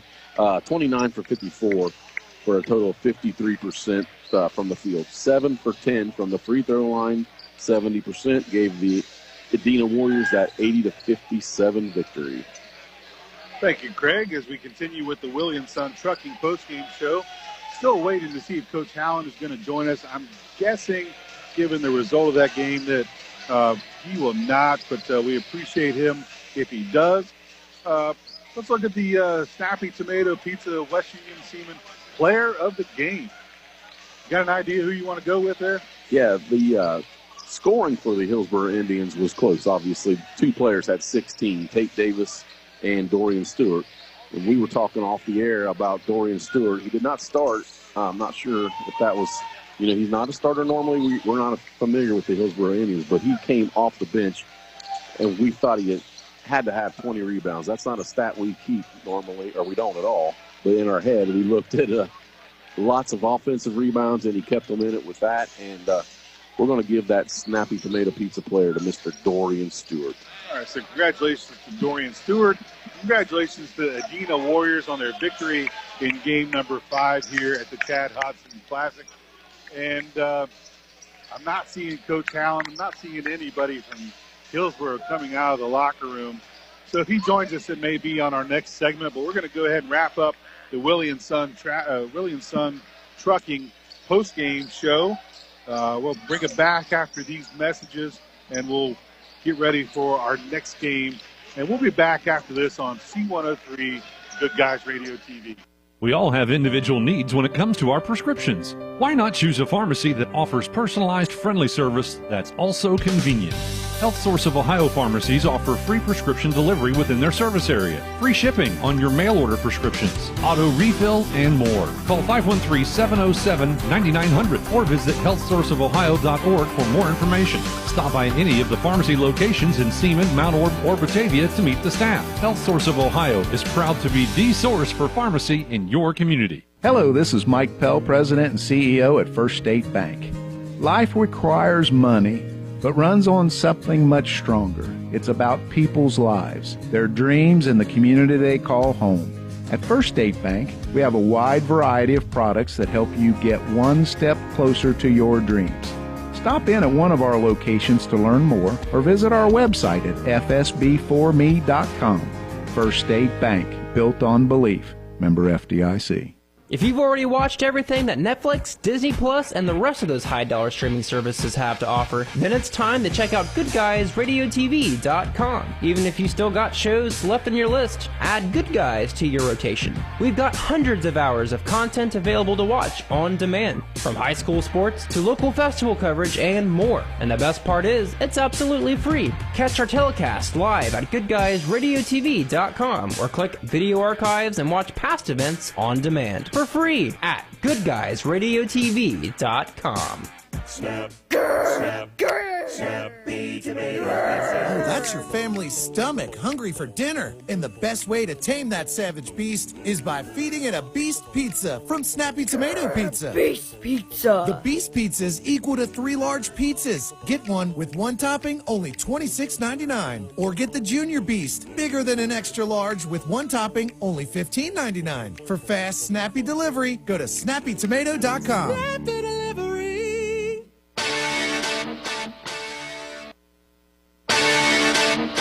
Get ready for game time. It's the Southern Hills Community Bank Tip-Off Show. Stay tuned. We'll head courtside right after this. Hi, this Do is you have Lindsay a roofing Cloud or from siding Southern Hills project? Community At Bank. Higgins, they manufacture steel roofing and siding every business day. With 17 colors in stock and 70,000 pieces of trim, they are prepared to ship your project immediately. Remember Higgins for your 40-year warranted, Energy Star compliant, American-made steel roofing and siding. Located 7 miles west of Hillsboro on US Route 50 and on AC Avenue, just off 35 in Jackson. Call 800-782-4239 or visit them on the web at higginsroofing.com. The Fairfield Lions of the Shack. We are here on C103 and Good Guys Radio TV. This is Chris Blanton. I'll be joined later by Craig Campbell. Maggie Dean is our TV producer and on the video side. And at home at the studio is Bailey Bellamy producing for us. When we come back with the Southern Hills Community Bank Tip-Off Show, we'll talk about this game. We'll introduce some rosters. We'll talk about what each team needs to do to win this ball game right after this on C103 and Good Guys Radio TV.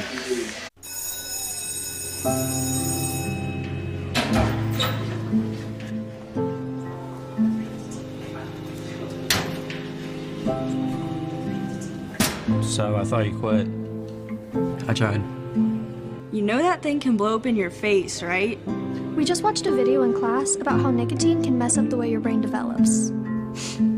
That's the last thing you need. But for real, you should probably tell your parents. Yeah, I guess you're right. Hey, can you come with me? Yeah, I got you. Let's go.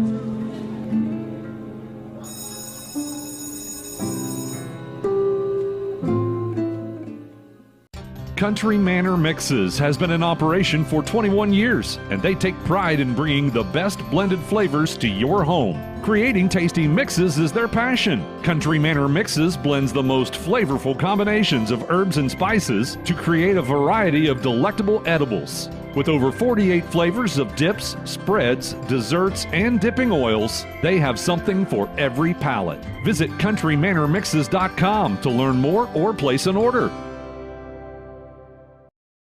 Games.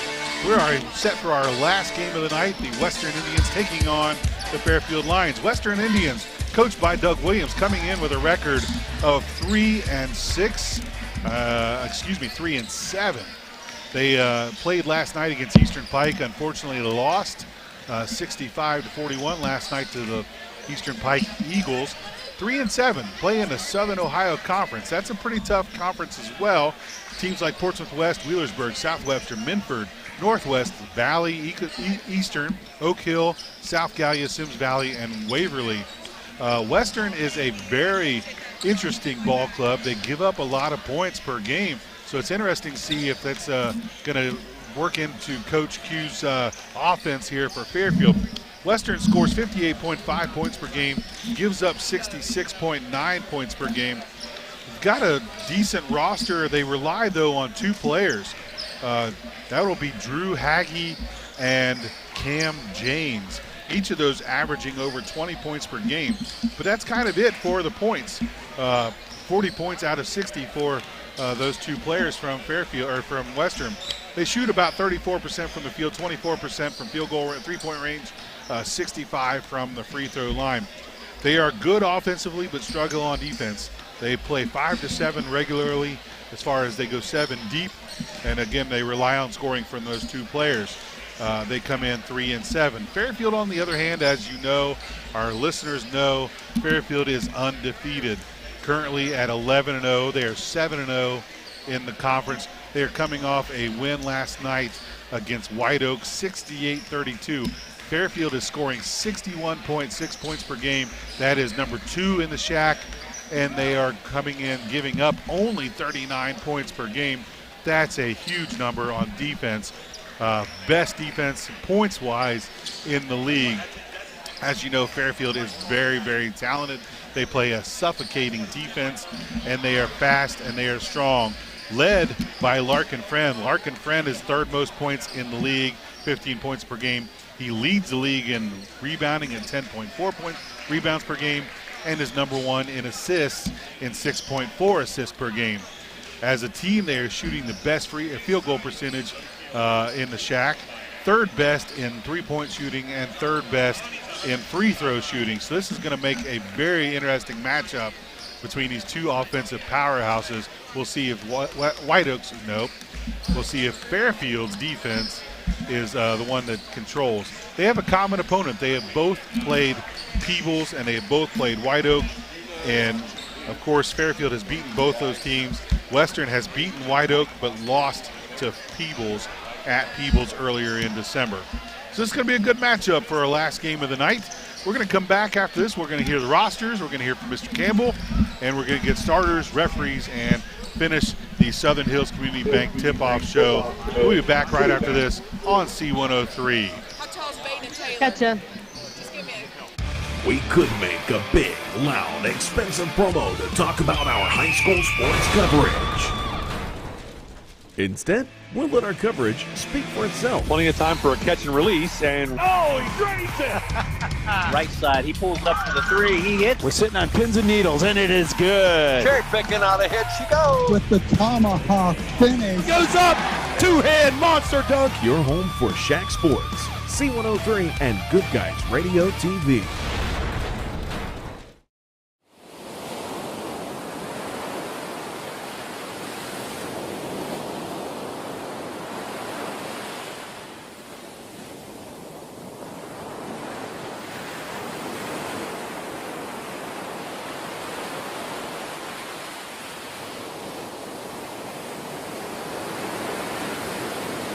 Welcome back, ladies and gentlemen, to Fairfield High School for our last game of the evening. Let's look at the rosters for both teams. Let's look first at Western Latham. Craig?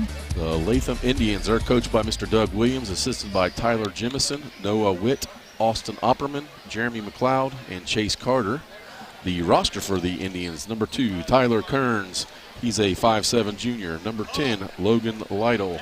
He's a 6-foot senior. A 5'11" junior. Drew Hagee is number 11. Number 12, Cam Janes is a 6'1" junior, also a 6'1" junior. Alex Sullivan, he's number 21. Number 30, Cutter Clay is a 5'10" junior. A 6'1" junior, Elijah McQuay, number 33. Number 54 is Wyatt Henderson, and he's a 6'1" sophomore. Also a 6'1" sophomore, Foster Davis wears number 55. Number 4, Baden Taylor, freshman, 5'8". Also a freshman, 6'2", Josiah Satterfield. Wyatt McQuay, number 3, is a 5'8" freshman. Number 10, a 5'9", Cole Grooms is, number 5, Cole Grooms is a 5'9" sophomore. Also at 5'9", but he's a freshman, it's Levi Fight, number 13. The cheerleaders for the Indians, Scotland Jordan, Alexis Scarborough, Sophia Rhodes, Cheyenne Nicely, Cece Stamper, Jaylee Tapp. Coached by Miss Sarah Hunt. All right, we'll come back after this. Right now we're honoring Chad Hodson. Before each game, his daughter has recorded a statement that they read to the crowd. Very touching. Chad Hodson, as you know, is a coach here at Fairfield. And those rosters right after this on C103. We could make a big, loud, expensive promo to talk about our high school sports coverage. Instead, we'll let our coverage speak for itself. Plenty of time for a catch and release, and oh, he drains it! Right side, he pulls up for the three, he hits. We're sitting on pins and needles, and it is good. Cherry picking out a hit, she goes. With the tomahawk finish. Goes up, two-hand monster dunk. Your home for Shack Sports, C103, and Good Guys Radio TV. Whether you are buying, selling, or refinancing a home, you're going to need an appraisal. It's an important part of the process, and practically all lenders need a local expert like Southern Ohio Appraisers LLC in Hillsboro. An appraisal from Southern Ohio Appraisers can also be useful for accurate and fair estate liquidation, removing private mortgage insurance, settling a divorce, or disputing your county tax assessment. No matter the reason, trust the licensed professionals at Southern Ohio Appraisers in Hillsboro. Call 937-393-4484. Welcome to Jerry Haig Motors in Hillsboro, your local Chevrolet dealer for over 50 years.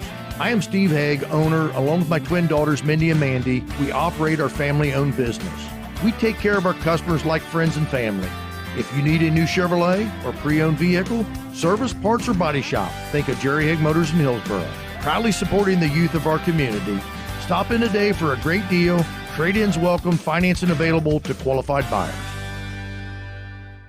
Southern Ohio is nationally known as the hot spot for trophy whitetail deer hunting. That's why the Dickey Group Realtors receive multiple calls every day from whitetail deer hunters who are looking to purchase land in Southern Ohio. So if you have property, no matter how large or small, the Dickey Group Realtors want to talk to you. It's deer season right now, so strike while the iron is hot. Call Jeff Dickey today at 937-393-7222 or visit thedickeygroup.com.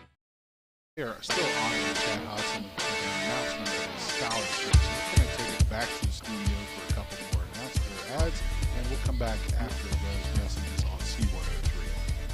McCarty & Associates, with offices in Hillsborough, Washington Courthouse, and Loveland, is an architecture, engineering, and surveying firm celebrating over 50 years of service, serving southern and southwestern Ohio. McCarty & Associates is a broad-based consulting firm providing services to governmental agencies, public bodies, corporate and business entities, and the general public. They also offer construction management for clients that require a higher level of assistance. If there's a construction project in your future, McCarty & Associates can take your vision and help make it a reality. Visit McCartyandAssociates.com for a complete list of services. Who is Barry Chevrolet? Why don't you ask your friends and neighbors? Because after 70 years and 4 generations in the automotive industry, odds are we've made a happy customer out of somebody you know.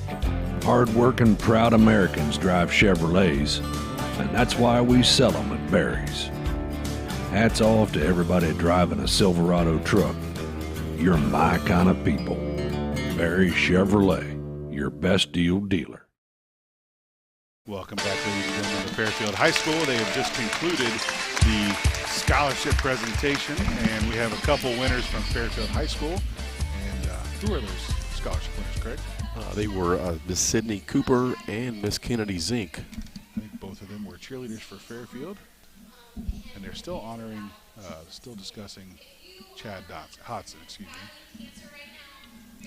So we're going to send it back to the studios for another update, and we'll come back right after this on C103. What we believe matters because it shapes who we are. At First State Bank, we believe in rural communities. We have since our start in 1884. We're proud of where we come from. And while others have come and gone, we've remained, because standing by the folks you believe in is what a real local bank does.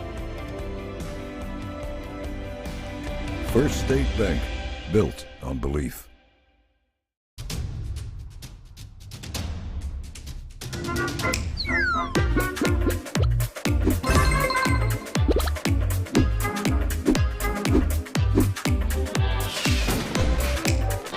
Taste the Snappy Tomato Pizza difference for yourself. Order from Seaman at 937-386-1010 or from West Union at 937-544-5583. Order online at snappytomato.com.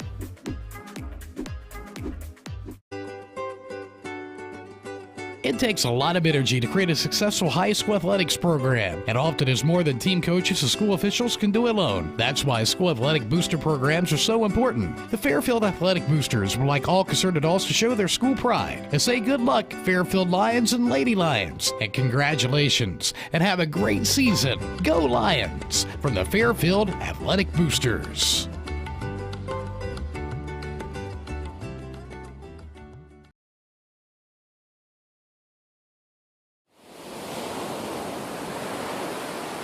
Welcome back to Fairfield High School. They have concluded the ceremonies prior to this game, celebrating and honoring Chad Hodson, as well as recognizing cancer survivors with a scholarship presentation to a couple of cheerleaders, as well as a prayer for all those who have been suffered from cancer. So let's look at the rosters now for the home team, Fairfield Lions. Craig? Absolutely. Coach Quentin Williams, and he will lead the Fairfield Lions 23-24, and he is assisted by Scott Williams, Jensen Dalton, Raymond Friend, Marcus Burns. Their manager is Jalen Dalton, athletic director Jamie Barnett, principal Stephen Hackett, and superintendent Keisha McCoy. Now for the roster, number 1, Larkin Friend. He is a 6'1 senior. Also a senior, 5'10 Trey House wears number 3. Brody Smith will wear number 5. He is a 5'10 freshman.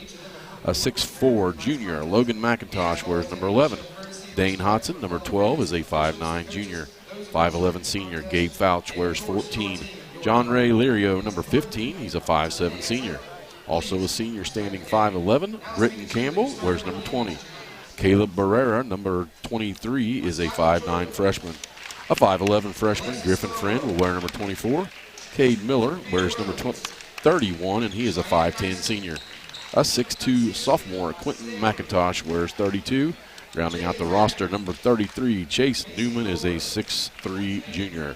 Cheering for the for the Fairfield Lions, Abigail Collins, Sydney Hooper, Kennedy Zink, Avery Teeters, Haley Crabtree, Emma Souders, Michaela Brown, Emmy Caudill, Jillian Harvey, Ava Hooper, Campbell and Friend is the mascot.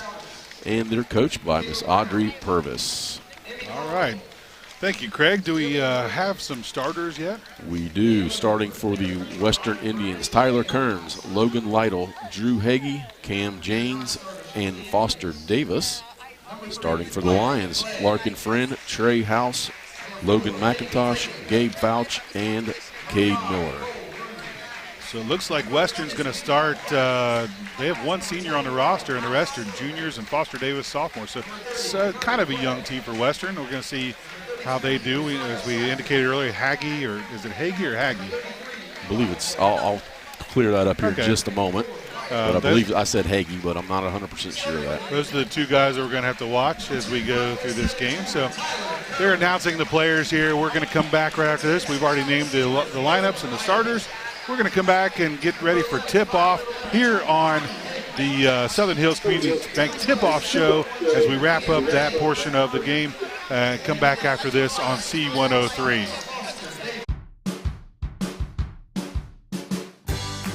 I wanted to prove to myself that I could go to college and get my degree.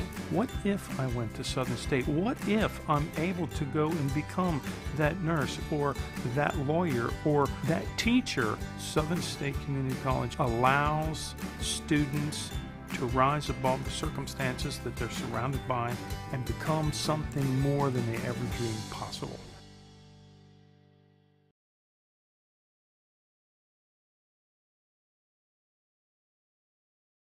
Welcome back, ladies and gentlemen, to Fairfield High School as we conclude the Southern Hills Community Bank Tip-Off Show. We're almost ready for action here as the starters for Fairfield have been announced or being announced. Western Latham will start going from our left to our right. Fairfield will go from our left. The green looks like Kelly Green. Nice. That's a nice Kelly green. I like that green. With white lettering and black outline. Fairfield will go with their home white uniforms with red lettering outlined in black. Looks like Cam James will tip it off for the Western Indians. And we'll see. And then it will be Logan McIntosh for the Fairfield Lions. We're ready for tip-off. Thank you for joining us on the Southern Hills Community Bank Tip-Off Show. Time for action. Fairfield will control the ball. Tips all the way down to the other end, and that will be Trey House with a quick two, and it is already 2-0 Fairfield. Nice start by the Lions to get that easy layup. Man-to-man pressure by the Fairfield Lions causes a blocked shot. Fairfield now brings the ball back up. Larkin Friend with the ball. Turnover now. It's stolen away by, that will be by Drew Hagee. Western now with the ball, now driving down to the baseline. Hagee with the ball in the corner. Three-pointer is no good, controlled. The rebound goes to Cade Miller. Hagee there for the Latham Indians, listed at 5'7". What do you think, Chris? That is not a tall team out there for the Western Latham Indians. Larkin Friend with the ball out to Logan McIntosh. Drive in, but there's going to be a loose ball. It's going to go Western Latham way. Number 10 there, Logan Lytle with a three. It is good. And I think, did they call it a three or is that a two? It's not on the scoreboard yet. There it is, three-pointer. You got it. Lions now with the ball going the other way. Gabe Fausch will control the ball on the other side. Larkin Friend now across court to, that's Miller. And we're going to call a travel, a back-to-back turnovers for Fairfield. Yeah, that's 3 now for the game. They had one early in the second possession. Not at all what Coach Williams would want to start that game. 3-2, Western Latham leads. After the game, we'll sit down with the coach for Coach's Comments show, brought to you by ACRMC Family Medicine. And right back, Fairfield forces the turnover. Western Latham throws the ball away. Some full court pressure now by the Indians. Larkin Friend brings the ball up the floor for Fairfield, guarded by Tyler Kearns. Tyler Kearns giving up several inches there to Larkin Friend. Look underneath the Logan McIntosh. McIntosh with the turnaround jumper is no good. Rebound to Haggie. Haggie brings the ball back up. James with the ball now. Cam James outside to Foster Davis. Now over to Lytle. Back to Haggie. Davis now over to Kearns. Kearns with a three-pointer. It is good. And that's a 6-2 lead for the Indians of Western. Friend brings the ball back across the line now to Miller. I'm sorry, that was Trey House, excuse me. They're going to call a foul. We're going to get a hold on Drew Haggie. That's going to be his first, team first. Larkin Friend will take the ball out right next to the scorer's table, next to Latham's bench. As now Gabe Fausch with the ball. Long shot from Logan McIntosh is no good. Rebound goes to Western.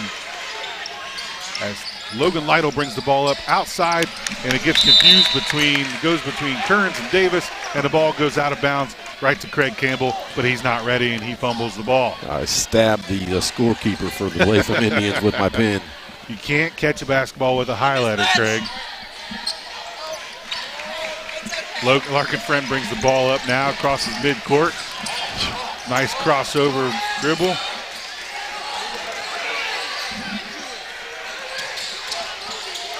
Ball goes down to the corner, back out top now to Miller. Miller with the ball goes to Trey House on this other side. Logan McIntosh with the ball at the top of the key. Looks underneath, nice look underneath, and that was Gabe Fausch with the basket.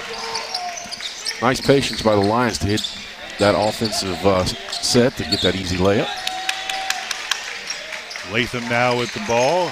Long shot by Drew Haggie, and he hits it. It's a three-pointer. 9-4 now. Latham leads. Coach Williams is going to maybe make an adjustment to key on the outside of the arc.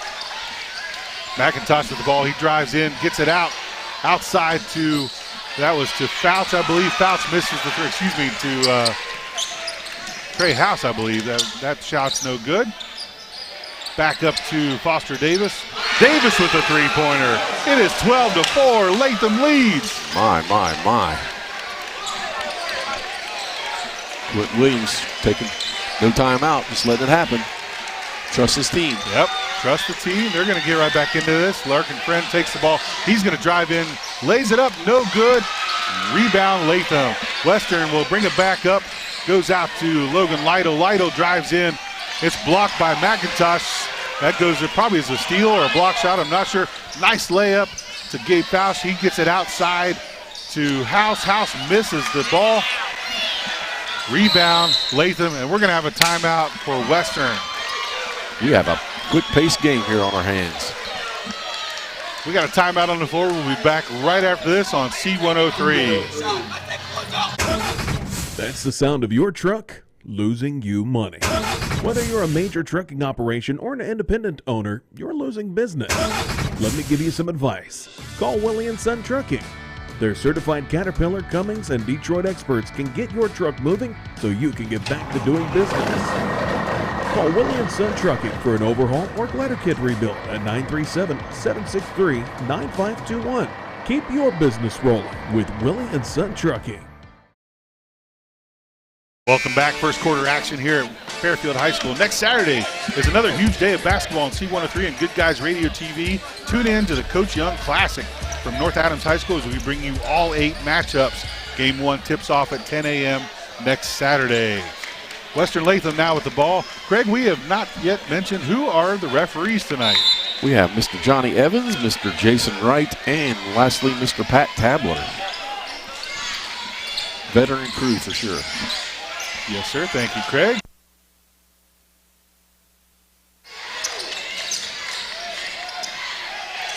Get trapped underneath, get a cross-court pass to Kearns. Kearns gets it back out to Cutter Clay now in the game. That's a nice basketball name, Cutter Clay, as we get a kick, and Western will retain the ball outside. I'm old school. We played Western when I was in high school, and it's so used to saying Western Latham, but I think their name is really just the Western Indians. They happen to be from Latham, so I'm used to saying Latham, so I apologize to anybody from Western High School if that's misleading. Long three there for Drew Haggy, no good. Friend will bring the ball back up for Fairfield. He loses the ball, but is able to tip it back to his teammate. Now controlled by Gabe Fouch, back to Friend.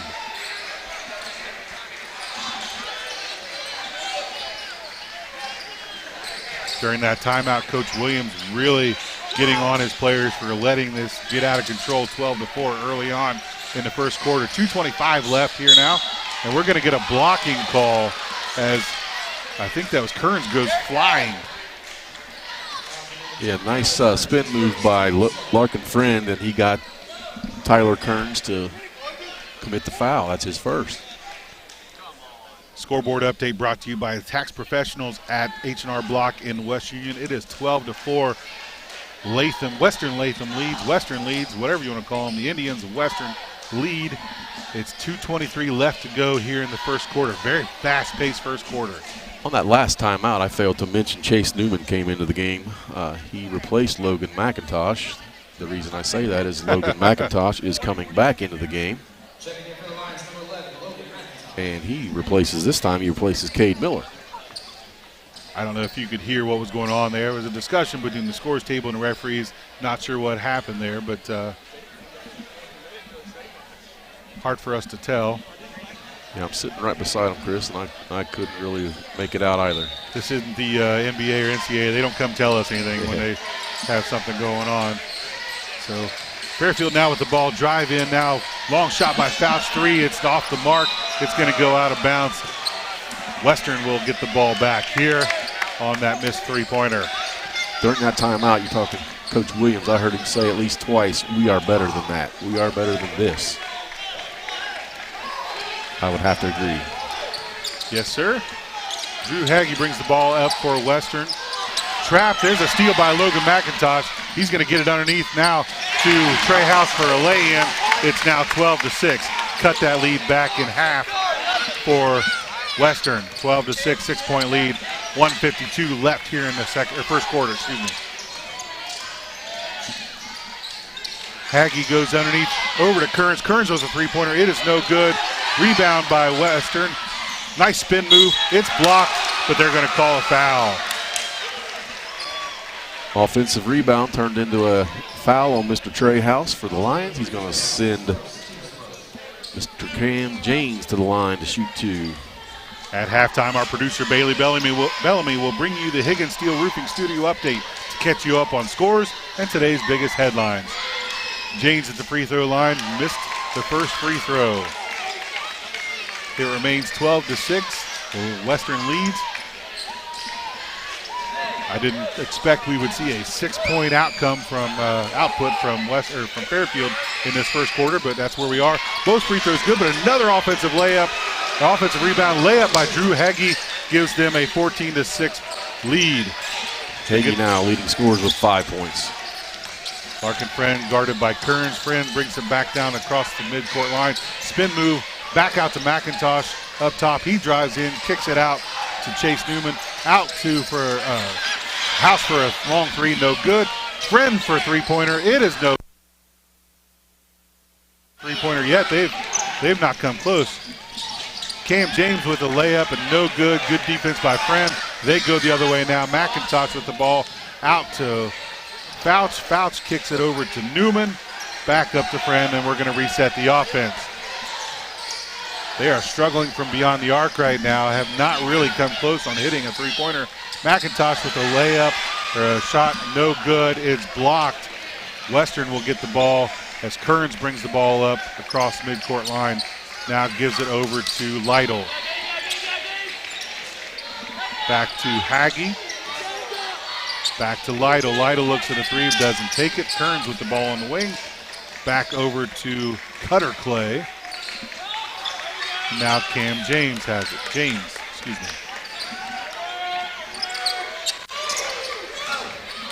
Western will now kind of do a little bit of a prevent offense, looking for this last second shot. 10 seconds to go. It's picked by Trehouse. Trehouse is going to go the other way, going to take a layup, doesn't get it. Defense by Haggie. Long heave is no good, and that's how we'll end the first quarter. 14-6, Western leads Fairfield. We'll be back right after this on C103. Do you have a roofing or siding project? At Higgins, they manufacture steel roofing and siding every business day. With 17 colors in stock and 70,000 pieces of trim, they are prepared to ship your project immediately. Remember Higgins for your 40-year warranted, ENERGY STAR compliant, American-made steel roofing and siding. Located 7 miles west of Hillsboro on US Route 50 and on AC Avenue, just off 35 in Jackson. Call 800-782-4239 or visit them on the web at higginsroofing.com.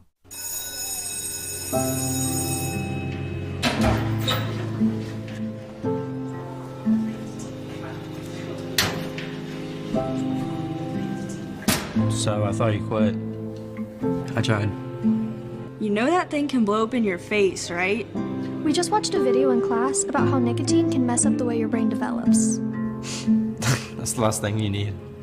But for real, you should probably tell your parents. Yeah, I guess you're right. Hey, can you come with me? Yeah, I got you. Let's go.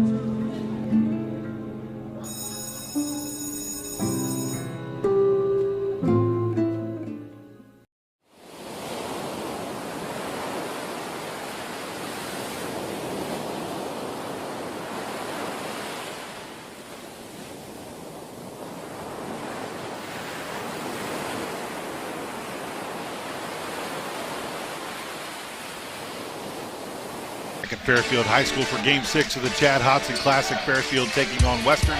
Western leading 14-6. And as we come back to action, Western will have the ball on their own side. Long three from Cutter Clay, no good. Rebound controlled by Western.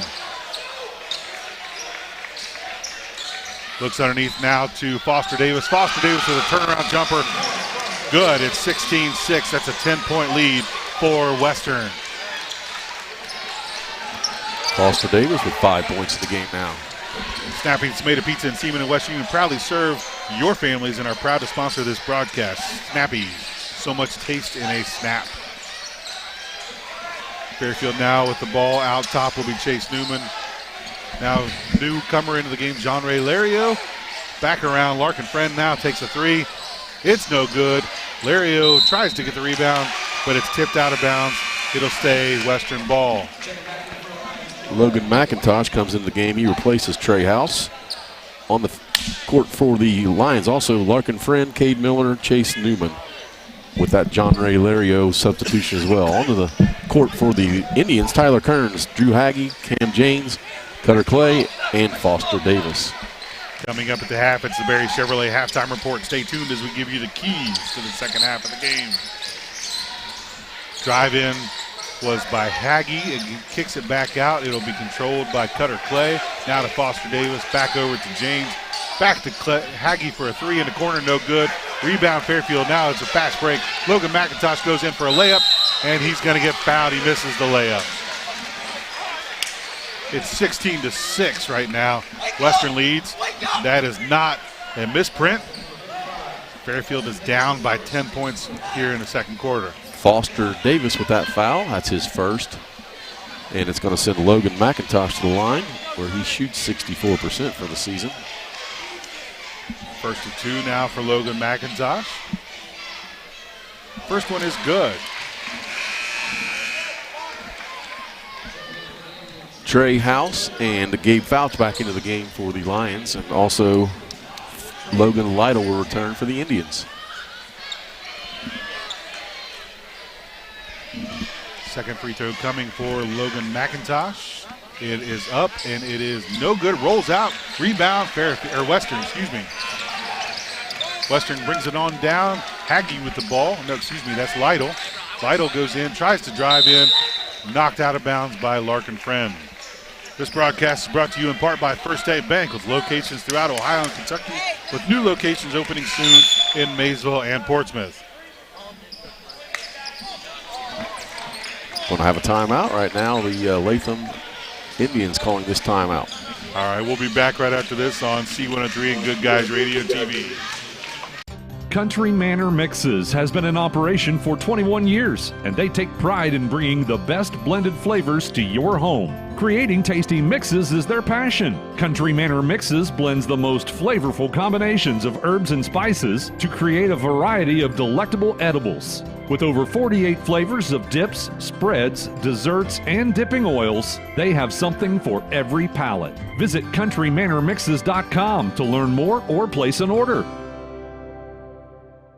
We could make a big, loud, expensive promo to talk about our high school sports coverage. Instead, we'll let our coverage speak for itself. Plenty of time for a catch and release, and oh, he drains it! Right side, he pulls it up to the three, he hits. We're sitting on pins and needles, and it is good. Cherry picking out a hit, she goes! With the tomahawk finish. Goes up, two-hand monster dunk. Your home for Shack Sports, C103 and Good Guys Radio TV.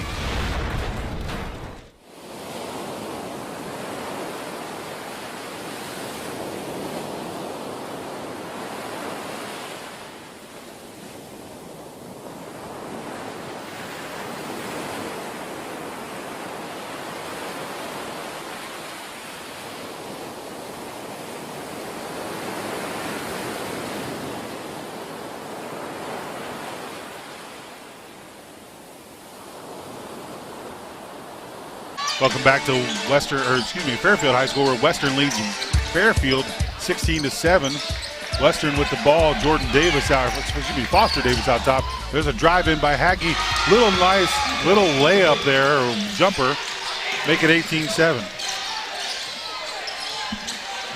Fairfield now with the ball. Larkin Friend controls. Logan McIntosh goes, and he's going to get fouled.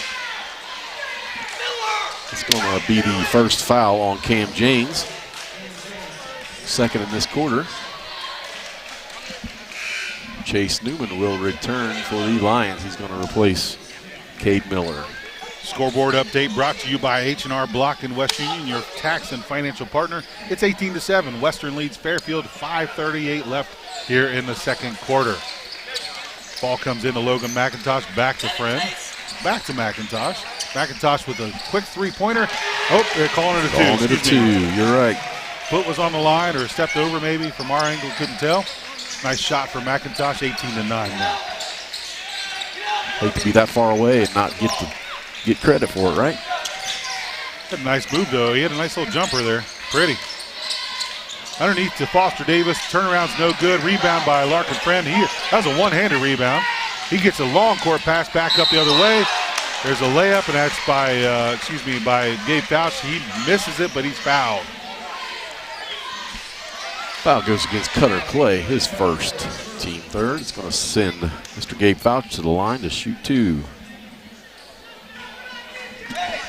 The tempo and the pressure is definitely leaning now back toward Fairfield's way. They look like they're trying to put some pressure on offense. Just got to stop Western from getting those second chances. Yeah, just when you say that, Tyler Kearns returns for the Indians, and he is the point guard, floor leader. Both free throws good for Gabe Fouch. It's 18-11. Back to a 7-point lead.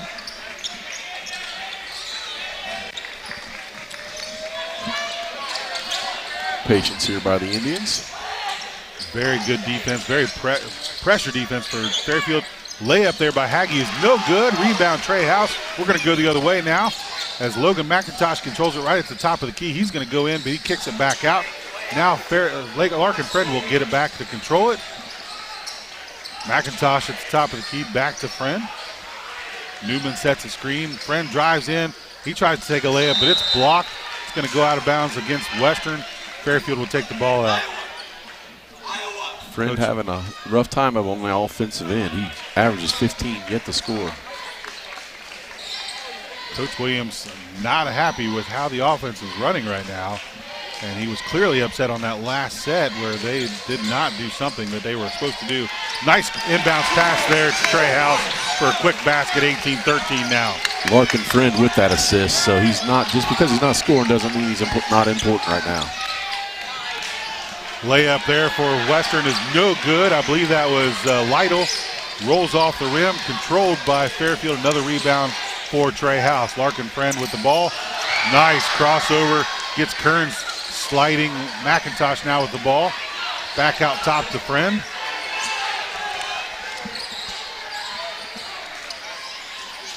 McIntosh with the ball back out top. Gives it over to Friend again. Mismatch back out underneath. to Chase Newman for a three. Good. In, out, and back in. It is now a 2-point lead, 18-16. Fairfield has crawled back into this now. Was that the first 3-point made by Fairfield at all? Absolutely, it was. Made them 1 for 8 now.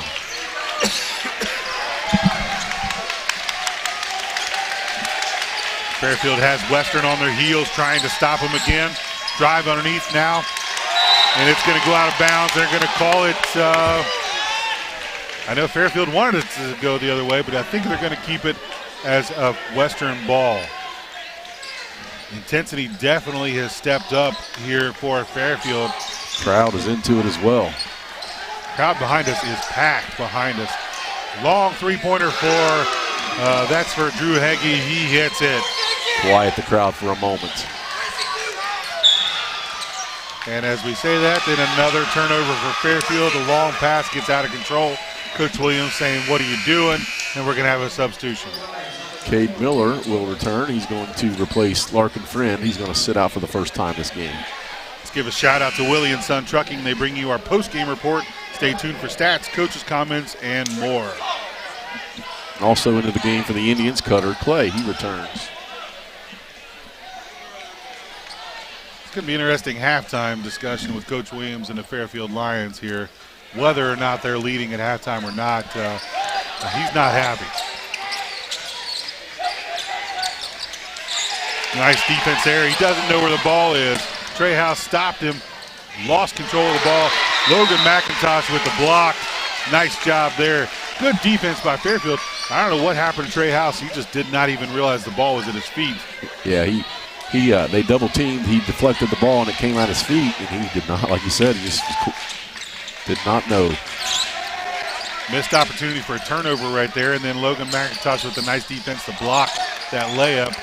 Western continues with the ball here. Coach Williams continues working the referees, and they Latham. I keep saying Latham. I apologize, guys. I'm sorry, Western fans. Cutter Clay with a missed layup and rebound controlled by Fairfield. Logan McIntosh takes the ball in, cannot complete. Western gets the rebound. And Coach Williams tells him, different Coach Williams. Coach Doug Williams tells him to slow it down.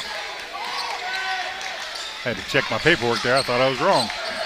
Three-pointer for Haggie. It is no good. Rebound is controlled by Cade Miller. Western has cooled off a little bit here in the second quarter. Nice long pass to Gabe Fouch. He misses the layup. He can't hit. No foul called. He's wanting a foul, so is the Fairfield bench. Western now controls. Cutter Clay with the ball. Gives it back over to Haggie. Almost a turnover there. Almost lost control of it there to Cam James. And he's going to get fouled. You want to get a reach in on the Fairfield Lions. It's going to be on Cade Miller. It's his first. Only the second foul total for Fairfield, first in this quarter. Larkin Friend returns, and also Tyler Kearns returns for the Indians. Trey House going to sit down. He's been out there most of the time, if not all the time. I don't know if he's come out, but He's going to take a well-deserved break. Western will fire the ball back in. Haggie in the corner, back out to Clay. And now out top to reset, Kearns with the ball. Rotate it back over to Haggie.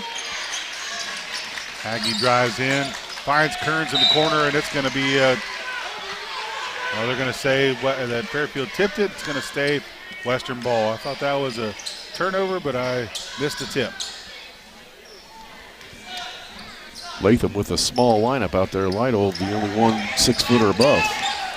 Clay with the drive, gets it over to Kearns. Kearns back to Clay. Clay in the middle, misses that shot.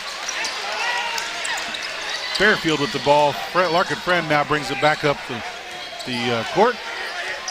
Very physical game. Referee's letting it play as then James gets in there and tries to knock it away. We're going to have a timeout on the floor. We'll be back right after this on C103. We could make a big, loud, expensive promo to talk about our high school sports coverage. Instead, we'll let our coverage speak for itself. Plenty of time for a catch and release, and oh, he drains it! Right side, he pulls up to the three, he hits. We're sitting on pins and needles, and it is good. Cherry picking out of hit she goes. With the tomahawk finish. Goes up, two-hand monster dunk. Your home for Shack Sports, C103 and Goodguysradiotv. Welcome back to Fairfield High School for the Chad Hodson Classic, last game of the night. It's a good one, folks. 40.9 seconds left to go here in the first half. Western leads 21-16. That's right, folks. Undefeated Fairfield down 5 right now with 40 seconds to go. Thank you to our season sponsor, Adams County Medical Foundation, for their sponsorship for our ball games. Fairfield with the ball brings it in. Gabe Fausch with the ball up top, gives it now to Newman. Back to Larkin Friend. 30 seconds to go in the first half. Newman down with the ball. Larkin Friend back on the side.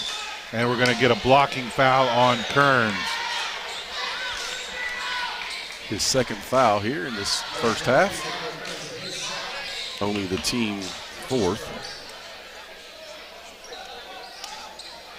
As you know, folks, the change in the rules, the 5 fouls in each quarter constitute the bonus. Reset after each quarter. Not quite in shooting time yet for either team. 24.7 seconds left here in the second quarter. 21-16 Western leads. Foster Davis into the lineup for the Indians on that timeout. And we have a turnover, a 5-second call on the Larkin Friend. Couldn't get the ball in time. Turnover, Fairfield, excuse me. Trey House will return to the lineup. He's going to replace Chase Newman. 24.7 seconds still remain on the second quarter. Western brings the ball back up. Haggie with the ball. They're going to take their time, going to work for a last second shot here. Haggie with the ball. Now over to James. James drives in, cross-court pass to Haggie. He passes up the shot. 5 seconds to go. Now to Lytle. 2 seconds, long three, no good at the buzzer. And we'll finish this half. It's 21-16 Western. We'll be back with second half action right after this. C103, good guys. We could make a big, loud, expensive promo to talk about our high school sports coverage. Instead, we'll let our coverage speak for itself. Plenty of time for a catch and release, and oh, he drains it! Right side, he pulls up to the three, he hits. We're sitting on pins and needles, and it is good. Cherry picking out of hit she goes. With the tomahawk finish. Goes up, two-hand monster dunk. Your home for Shack Sports, C103 and Goodguysradiotv. Whether you're buying, selling, or refinancing a home, you're going to need an appraisal. It's an important part of the process, and practically all lenders need a local expert like Southern Ohio Appraisers LLC in Hillsboro. An appraisal from Southern Ohio Appraisers can also be useful for accurate and fair estate liquidation, removing private mortgage insurance, settling a divorce, or disputing your county tax assessment. No matter the reason, trust the licensed professionals at Southern Ohio Appraisers in Hillsboro. Call 937-393-4484. Welcome to Jerry Haig Motors in Hillsboro. your local Chevrolet dealer for over 50 years. I am Steve Haig, owner, along with my twin daughters, Mindy and Mandy. We operate our family-owned business. We take care of our customers like friends and family. If you need a new Chevrolet or pre-owned vehicle, service, parts, or body shop, think of Jerry Haig Motors in Hillsboro. Proudly supporting the youth of our community. Stop in today for a great deal. Trade-ins welcome, financing available to qualified buyers. Southern Ohio is nationally known as the hot spot for trophy whitetail deer hunting. That's why the Dickey Group Realtors receive multiple calls every day from whitetail deer hunters who are looking to purchase land in Southern Ohio. So if you have property, no matter how large or small, the Dickey Group Realtors want to talk to you. It's deer season right now, so strike while the iron is hot. Call Jeff Dickey today at 937-393-7222 or visit thedickeygroup.com.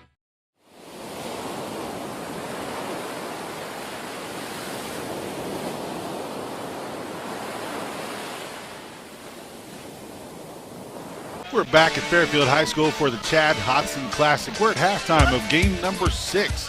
Western leads 21-16 over the Fairfield Lions. Yes, ladies and gentlemen, the Fairfield Lions, undefeated on the season, are trailing at halftime by 5.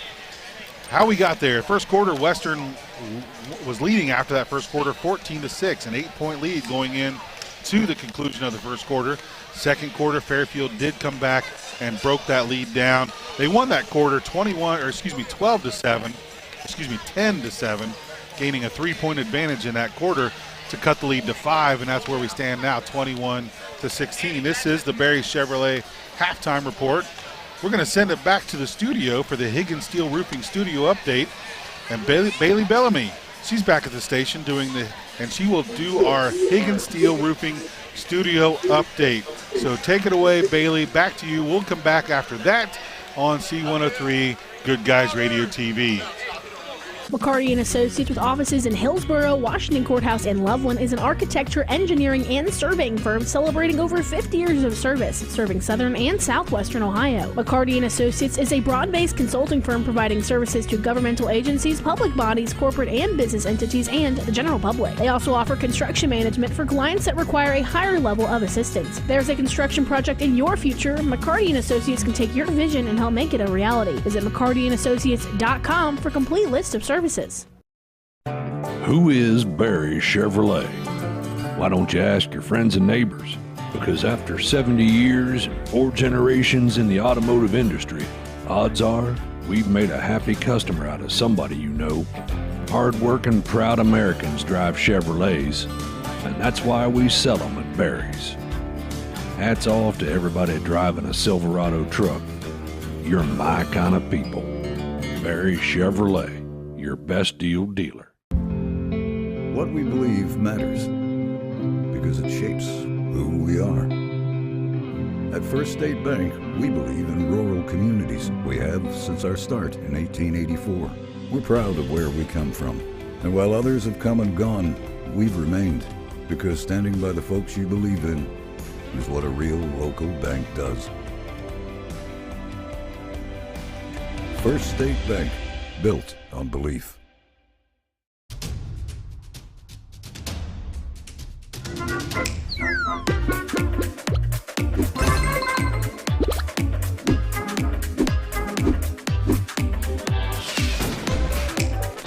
Taste the Snappy Tomato Pizza difference for yourself. Order from Seaman at 937-386-1010 or from West Union at 937-544-5583. Order online at snappytomato.com.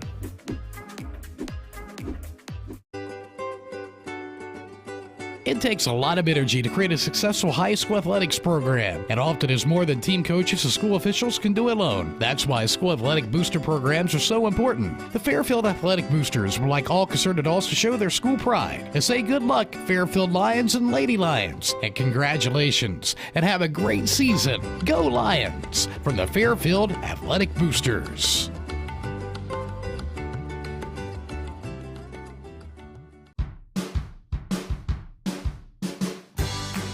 I wanted to prove to myself that I could go to college and get my degree.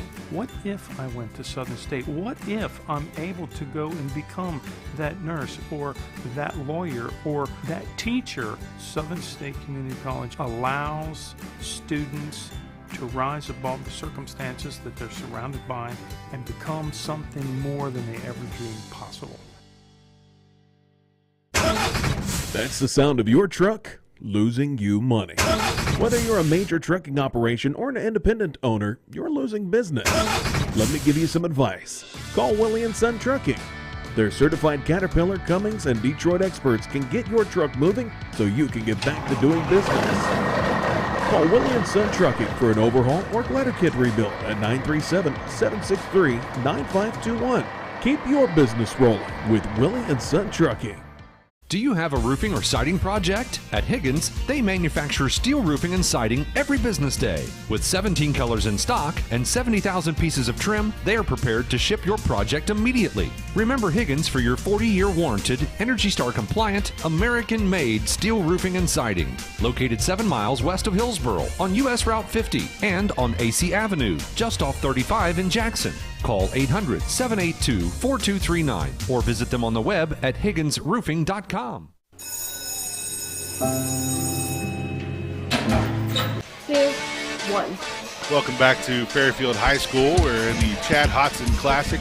Last game of the evening, Fairfield and Western.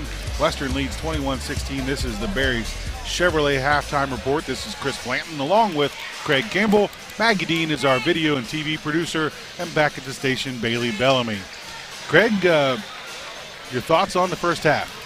Yeah, thoughts are we have the Western Indians with 2 players that average over 20 points. Drew Hagee, 20.4 coming in. He has 10 points. He's well on his pace to make that. However, Mr. Cam Janes, 22.2 coming in. He has yet to score.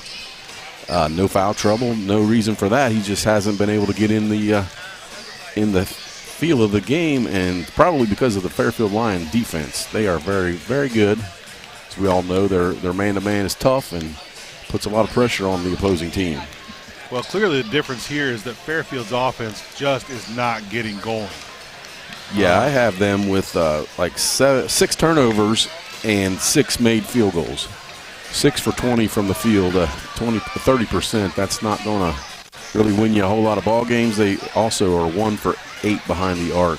Well, I think that's the key. I think they are the number one, as far as percentage-wise, shooting team in the league for field goal percentage from three-point range, and they are that's what's hurting them tonight. That's a lot of points they're leaving on the floor that they have not been able to get. So, yeah, I'm sure that Coach Williams addressed that, but you just can't turn on and off shooting usually. Here, this being a Saturday evening game and they played last night, there might be some fatigue factor coming into it. This is a team that has enough experience that they know what to do in the second half. I think that I could imagine Fairfield's going to make a nice adjustment. I could see a big run right here to start this third quarter. We'll see. Yeah, absolutely. I am not downgrading Fairfield's chances here. Latham having a good run, but Fairfield is a good team. That'll conclude the Berries Chevrolet halftime report. We'll come back right after this and begin third quarter action here on C103 and Good Guys Radio.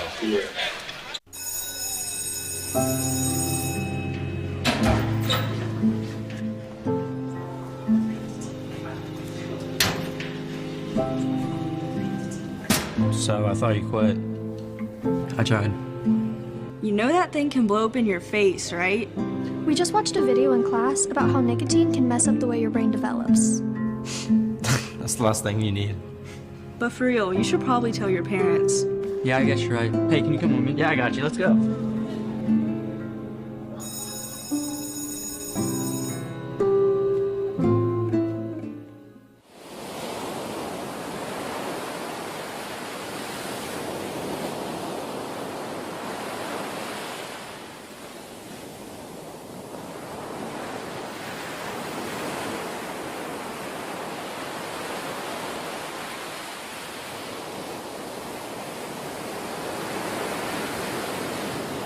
Fairfield High School for second half action, and right off the bat, Logan McIntosh with a turnaround jumper. It is now 21-18.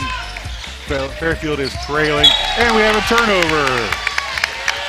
That was Logan Lytle turning the ball over to Tyler Kearns. The ball gets loose, out of bounds. It'll be Fairfield ball. Larkin Friend will now bring the ball up the floor for Fairfield. I am blocked by Coach Quentin Williams, but we'll do our best. Now across the court to House. House has the ball back to McIntosh, now to Friend. Western Latham switches on every screen on this man-to-man, and it's very impressive. Nice move there by House. Tries to drive in, doesn't get the layup. Rebound was to Miller. Miller can't get it to fall, and we're going to have a foul. Foul goes against number 12, Cam Janes. That will be his second. I thought it was going to be a two-shot foul, but I guess not. Yeah, I think they're calling that on the rebound. Coach Quentin Williams really upset. Actually, he's going to get the referees to talk to each other just to make sure. Okay. They are confirming it is on the floor, to the chagrin of Fairfield and their coaches. Get the ball inbounds here for Fairfield, trying to avoid another 5-second call. They do, and it'll be in Gabe Foucher's hands, back to Larkin Friend. Logan McIntosh and Cam James really having a contest on it. Logan McIntosh with a three-pointer, and we are tied at 21. With the snap of their fingers, tied. If it counts at all, it's a 5-point run for Fairfield. I don't know if I called that or not. Little layup for Jordan Davis. Foster Davis, no good. And we're going back the other way with Fairfield ball. Larkin takes it coast to coast, tries to do a layup, gets fouled.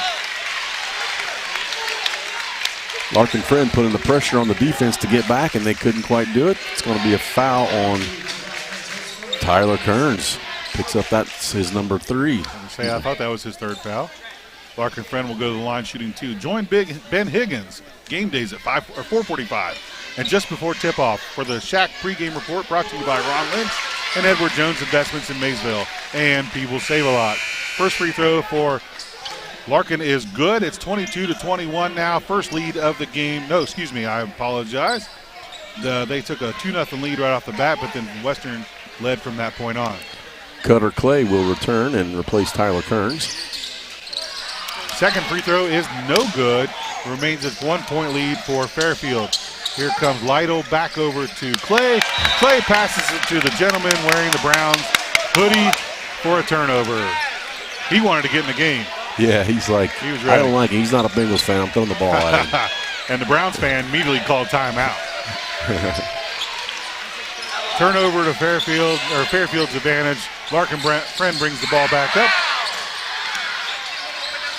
Cade Miller with the ball back over to Friend.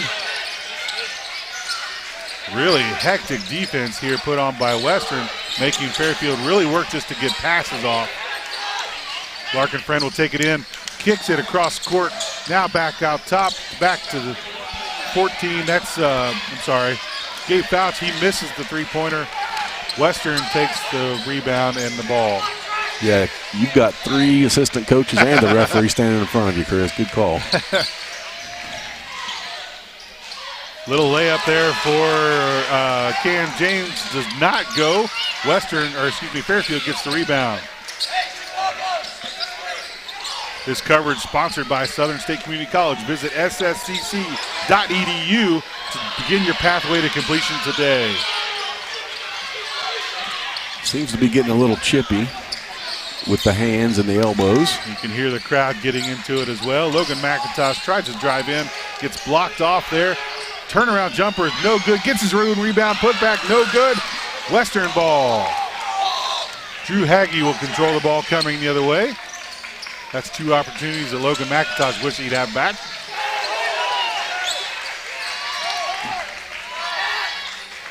James with the ball going the other way, gonna get a foul on the floor. Yeah, Gabe Fouch with that foul, he gets that. It's his first, team first of this quarter. Join us before each game as we bring to you the Southern Hills Community Bank Tip-Off Show. That's presented by Southern Hills Community Bank, featuring 8 locations across Adams, Brown, and Highland counties.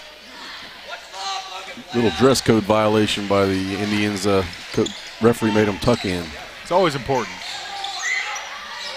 Short jumper there is no good. Rebound by a friend. Out. Quick pass to Trey House. Over to Gabe Faust, and he lays it in. Unselfish basketball. Got to love that. That's a 6-0 run to start the quarter, I believe. My math is wrong, maybe. So, excuse me, 8-0. And we have a basket. Cam James earned that with somebody on the floor at his feet.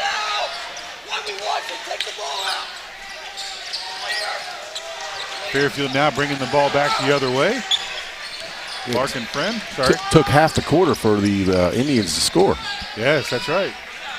4 minutes, over 4 minutes, excuse me. 24-23 now, Fairfield leads. Western. Fairfield with the ball in their own zone. Larkin really wanted to go underneath to a backdoor cutter, but couldn't quite get the window open. Bounce now back to McIntosh. McIntosh underneath. McIntosh going to shoot it. He likes that. No good on the roller. Friend with the rebound, lays it back up and in. They are really letting them play underneath and out front. Coach Williams is not happy with that. He really wanted a foul on that. Foster Davis, with a turnaround. We're going to have a timeout on the floor here. Western Latham will call this timeout. We'll be back right after this on C103. Country Manor Mixes has been in operation for 21 years, and they take pride in bringing the best blended flavors to your home. Creating tasty mixes is their passion. Country Manor Mixes blends the most flavorful combinations of herbs and spices to create a variety of delectable edibles. With over 48 flavors of dips, spreads, desserts, and dipping oils, they have something for every palate. Visit countrymanormixes.com to learn more or place an order. We could make a big, loud, expensive promo to talk about our high school sports coverage. Instead, we'll let our coverage speak for itself. Plenty of time for a catch and release, and he drains it! Right side, he pulls up to the three, he hits. We're sitting on pins and needles, and it is good. Cherry picking out of hit she goes. With the tomahawk finish. Goes up, two-hand monster dunk. Your home for Shack Sports, C103, and Good Guys Radio TV.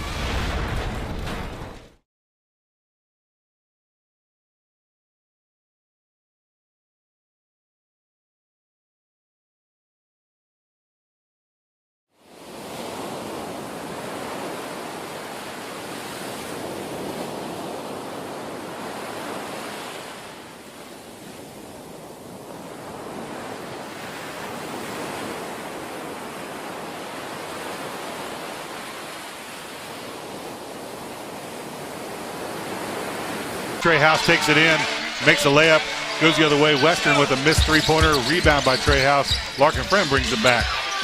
Larkin Friend drives all the way in, cannot quite get to the basket. I don't think they're going to call that a shot, but that's going to be a foul. That's going to be on Cam James. Number 3 on him, 2 in this quarter.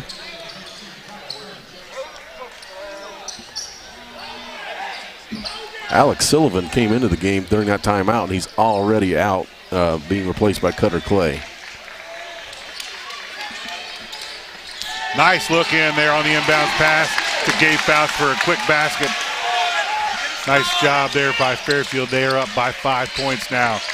Scoreboard update brought to you by Jeff Newman and his staff at HR Block, your West Union tax professionals. Long three, no good. It is 30-25. Rebound was by Cam James. He misses the putback. It is 30-25. 2 minutes, 20 seconds left in this third quarter. There's a foul on the play. Larkin Friend, just his first foul. He will send that Cam James to the line where he's shooting his third and fourth. Missed the first two. So left-handed free throw shooter. I assume left-handed all the time shooter. First one is good. 30-26 now the score. Fairfield leads by 4. That would be unique, especially for a high school player. For lefty or the crossing over? To shoot left from the free throw line and right from everywhere else. I assume that that's the way he does it, but I don't think I noticed earlier. Go ahead. Yeah, he's being held down. He's not not getting to shoot much. Foster Davis back in the game for the Indians. Fairfield now with the ball up, 3 points with 2 minutes, 15 seconds left here in the third quarter. Larkin Friend controlled, closely guarded by Tyler Kearns. Kearns, they wanted a foul on him on that. House with a quick shot. Jumper from the baseline's good. 32-27 now. Up by 5 again, matching their biggest lead of the game. Trey House in double figures with 10. Western now with the ball. Haggie looks like underneath the Fulton Davis. Fulton Davis with the turnaround, no good, but Haggie's able to get the rebound. That was a nice pass by Haggie underneath the Fulton Davis. Davis not quite able to finish.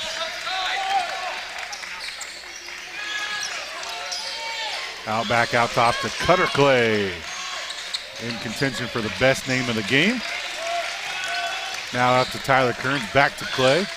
Looking underneath, but nobody open. Now to Lytle. Now back out, and now it'll be a drive by Haggie. He tries to drive, he loses the ball. It's going to get out and finally tip back to Tyler Kearns. Not sure how many hands were on that ball, but Kearns comes up with the ball. And then they lose the ball. Foster Davis not able to control. House with it out with the rebound, or excuse me, with the lay-in.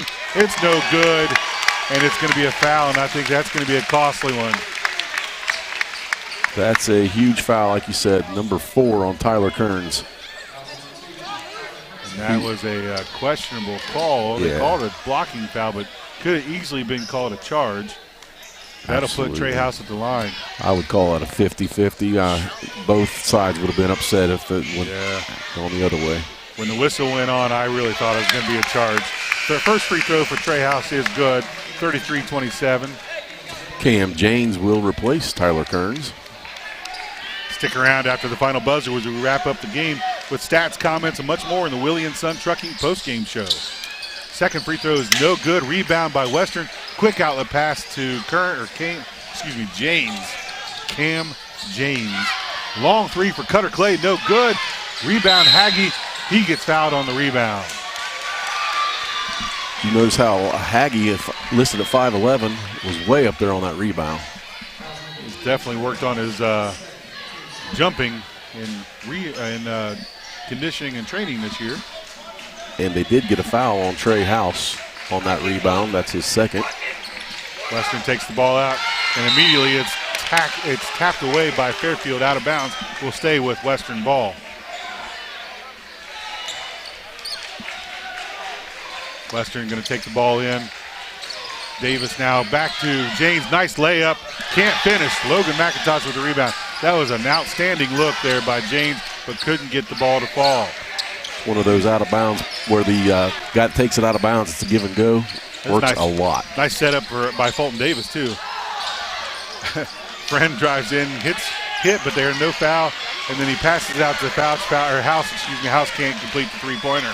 Goes back Western Latham ball now as James takes it all the way in, and he gets fouled.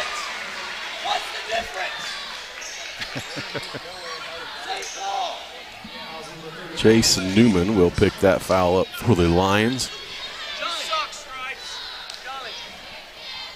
Coach Williams with a legitimate beef. Larkin got hacked as he went in on that end. The other end, they called the hack. Coach Williams asking, hey, what's the difference? Same thing, Easy says. Yep. We got Cam James at the line shooting 2. He hits the first one. 33-28 now. 5-point lead for Fairfield. And got a substitution, but he's not allowed to come in. He's coming in for the shooter. He's coming in for the shooter. I missed that ball, but he seemed to be very eager to get in there, even though he's coming in for the shooter. And they didn't. Thought they were going to let it slide, and I think Coach Doug Williams would have been quite upset on that one. But anyway, Alex Sullivan into the game. He replaces Cam James. By the way, that free throw is made. It's 33-29 now. 16 seconds to go here in the third quarter. Larkin Friend will bring the ball back up for Fairfield, looking to close this quarter out with the lead. Friend dribbles down in the corner, gives it out to to House. It's tipped. Who got that tip? Is that Trey House, I believe, with that tip? I'm not sure, Chris. I'll find out. However. It's 35-29, end of the third quarter. We'll be back right after this on C103. We could make a big, loud, expensive promo to talk about our high school sports coverage. Instead, we'll let our coverage speak for itself. Plenty of time for a catch and release, and oh, he drains it! Right side, he pulls up to the three, he hits. We're sitting on pins and needles, and it is good. Cherry picking out ahead she goes. With the tomahawk finish. Goes up, two-hand monster dunk. Your home for Shack Sports, C103, and Good Guys Radio TV. Whether you're buying, selling, or refinancing a home, you're going to need an appraisal. It's an important part of the process, and practically all lenders need a local expert like Southern Ohio Appraisers LLC in Hillsboro. An appraisal from Southern Ohio Appraisers can also be useful for accurate and fair estate liquidation, removing private mortgage insurance, settling a divorce, or disputing your county tax assessment. No matter the reason, trust the licensed professionals at Southern Ohio Appraisers in Hillsboro. Call 937-393-4484.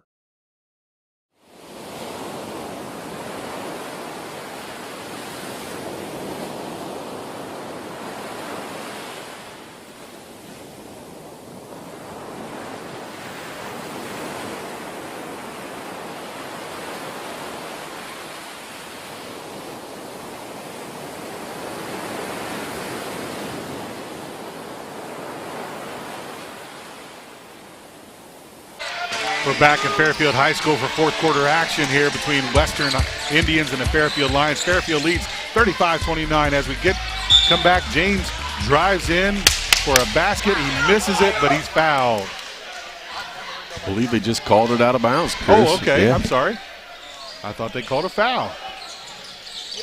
Out of bounds play now goes out deep to Logan Lytle. Lytle with the ball. Now to Haggie. He's going to shoot a three-pointer. It is good. 35-32 now. The score. Fairfield leads by 3 points. That was at least a step and a half behind the line. Nice shot by Haggie. Who made that last shot at the buzzer there for Fairfield? It was Mr. Trehouse. Okay. As we come the other way, Larkin Friend drives in. He's fouled as he attempts a shot. I think he's going to go to the line to shoot two. Foul goes against Cutter Clay. Larkin Friend to the line to shoot two. Listen in to C103 everywhere you are. Download our free app. Listen online at C103.fm or even ask your Alexa device to play C103 Country. Larkin Friend at the line shooting two. Outstanding free throw shooter. 36-32 as he makes the first free throw. It's a 4-point lead for Fairfield. Yeah, as you said, 79% coming into this game. Second shot goes up, makes it. It's now 37-32. Fairfield leads. Long pass to Western. Western, it goes out of bounds, but I think it was last touched by Fairfield. Western will retain the ball. The Lions have definitely ratcheted up the enthusiasm, the defense, offense, you name it. Ball comes back in now to James. James dribbles out, guarded by Gabe Fouch. Cross-court pass to Lytle. Lytle tries the three, and it's no good. Rebound goes controlled by Fouch. Larkin will bring the ball back up now. Fouch gets it to Fouch on the wing. Back out to Larkin out front. Waits for the screen by Chase Newman. Friend now dribbles, got a mismatch here. Nice spin move. Had the mismatch there. Yes, he did. That switching sometimes gets you in trouble, and Larkin Friend took advantage of that. He has 7 points now, all in this half. Biggest lead for Fairfield now at 7 points, 39-32. As James drives in, looks and finds Haggie inside. Haggie throws up a shot. It's no good, but he's fouled. That foul goes against Logan McIntosh of the Lions. That's his first. We'll send Haggie to the line to shoot two. Stay with us, and we'll honor one outstanding athlete as the Snappy Tomato Pizza and West Union and Seaman player of the game right after the final buzzer. First free throw up for Haggie is no good. Got a couple substitutions there, Craig. Yep, Cade Miller into the game for the Lions, going to replace McIntosh, and Tyler Kearns comes in. He replaces Lytle. I don't know if you noticed, Craig, but this referee that's right in front of us, I don't recognize him, but he looks like nothing, absolutely nothing phases him. He has the same facial expression, one way or the other. Like, he does not even care. I did notice that. That's impressive. Good for him. Yep, absolutely. Good call. Second free throw up for Haggie is good. 39-33 now Fairfield leads. Larkin Friend, as always, brings the ball up for Fairfield. Just inside the three-point line, takes a shot. It's no good. Rebound by Western. Now they go the other way. Here comes Kearns. He drives in, and he bounces it off with Larkin Friend's foot. It'll go out of bounds. It'll stay Western ball. I'd like to say nice defense by Larkin Friend, but he was just in the right place, right time. It almost looked like Kearns just did that on purpose.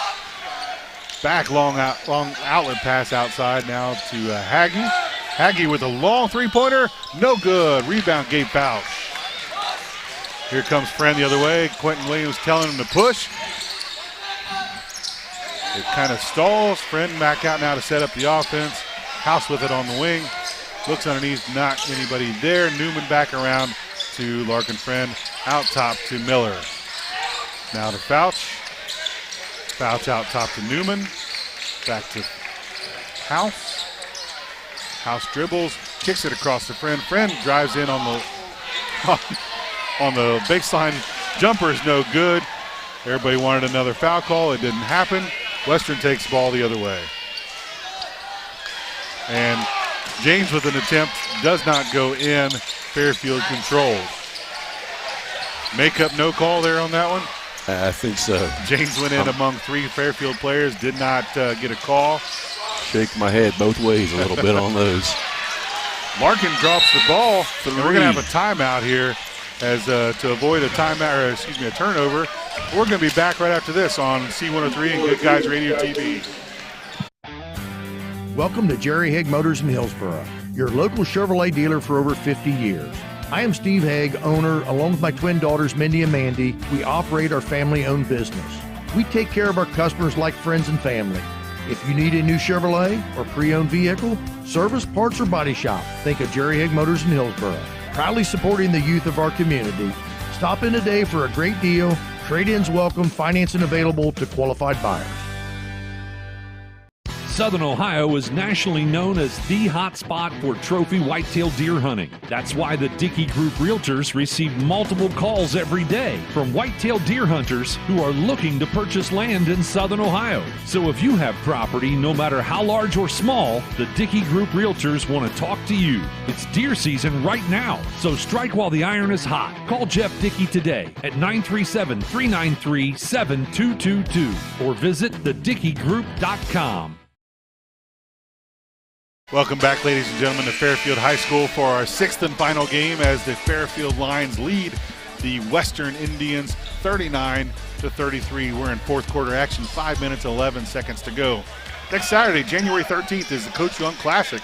8 games, all for one price, as well as the famous North Adams High School concession stand, always with good food. So get that. 8 great basketball games, all for one price next Saturday, and they'll all be here on C103 and Good Guys Radio TV. Larkin Friend will take the ball out for Fairfield.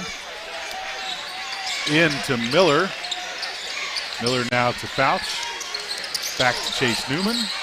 And back to Miller, excuse me. Larkin Friend back out top.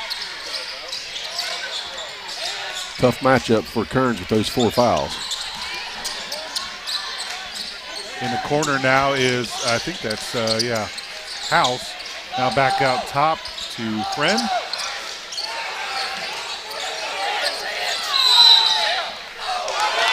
Oh, wow. They wanted a foul call, but they called a tie-up.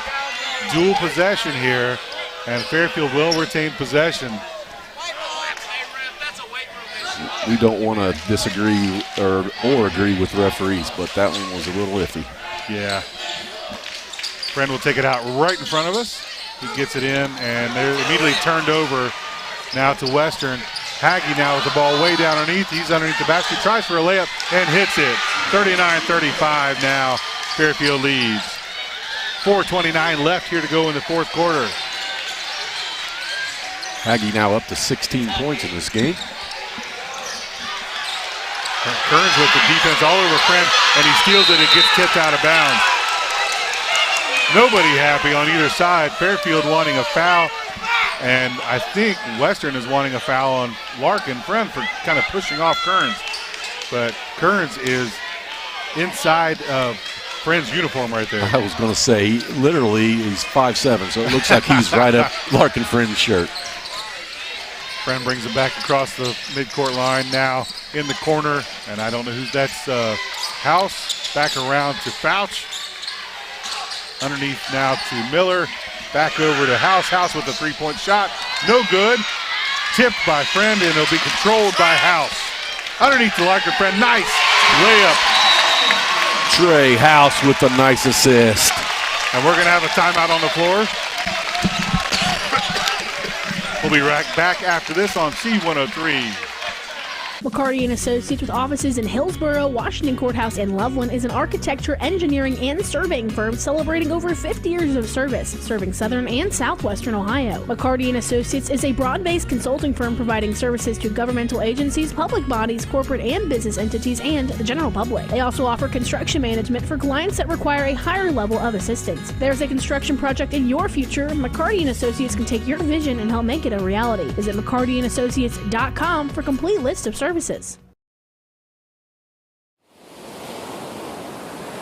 Welcome back to Fairfield High School, folks. It's a tight one, 41-35. Western is down, trailing Fairfield Lions. 3:48 left to go in the game, excuse me. And that's our scoreboard update, brought to you by our H&R Block in Western Union, your tax and financial partner. 41-35, Fairfield leads Western. Western's basketball, they will bring the ball back up from our left to right. Now the ball gets to the player, and Haggie will bring the ball up for Western.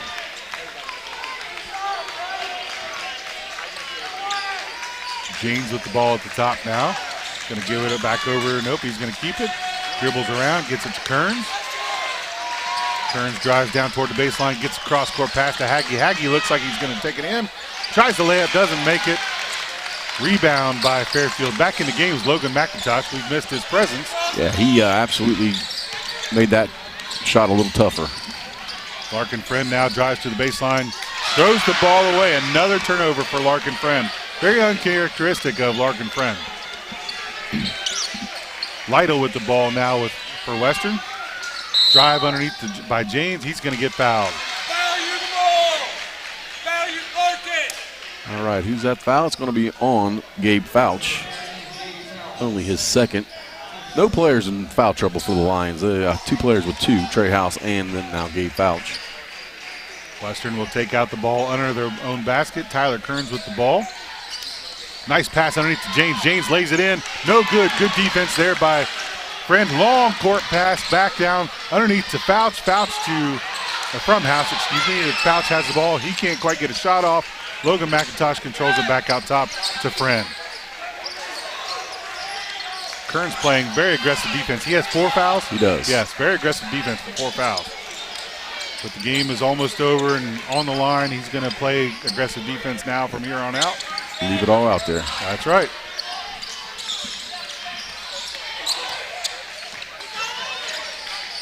McIntosh with the ball now, drives in, kicks it out to Friend. Friend with a three-point shot, no good. Still 3-point shooting problems for Fairfield. Western controls, 41-35. Thanks again to our season sponsor, including Health Source of Ohio, providing a unique and comprehensive approach to health right in your community. Trapped there by Haggie, but he gets out of it, and he's going to get fouled. I believe that's going to be on Newman. It is. It is. Newman's second. The score remains 41-35, 6-point lead for Fairfield. Exactly 2 minutes left to go here in the fourth quarter. This is one of those instances where the 5 fouls each quarter might come into, or definitely will come into play, because the Indians only have 1 and they're trailing. Western with the ball back in bounds. Lytle with it out top. Going to set up the offense. Coach Doug Williams calling in the plays. Now to James.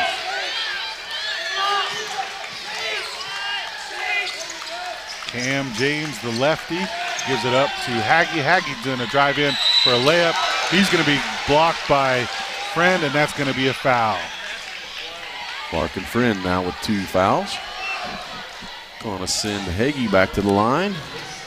He split a pair the last time, 1 for 2, and this is attempt number 3 and 4. Haggie with the free throw here. Free throw is up and no good. Sure, Fairfield's coaches are looking at who has and who has not made free throws, who to foul here coming up if we need to. Same thing for Fairfield. Second free throw now up and good. And we're going to have a timeout on the floor. Let's keep it right here. Craig, let's look at foul shots and foul trouble. Anybody in foul trouble for Fairfield? I think you said no. No, Fairfield now has 4 players, all with 2 fouls. Friend, House, Fouch, and Newman. And for the Indians, they do have Tyler Kearns with those 4 fouls. He's been playing that way for quite a while. Cam James also with 3 fouls, and he's had those for quite a while. Only 2 people have shot free throws for the Indians. James is 4 for 6, and now Haggie is 2 for 4. I guess it feels like, from our perspective, they've been to the line a lot more than what we've called. So they've all been this second half. Yeah. Yep. So we're going to get the ball back. 1:39 here to go in the game. 41-36. Fairfield leads. It's going to be Fairfield ball, correct? Oh, nope. I'm sorry. We haven't had the. No, you're right. Nope, I don't know. Oh, he was referring to timeouts. Said 2 of them. I thought we still had 2 free throws to go. Fairfield's going to take the ball out. Full court pressure here by Western.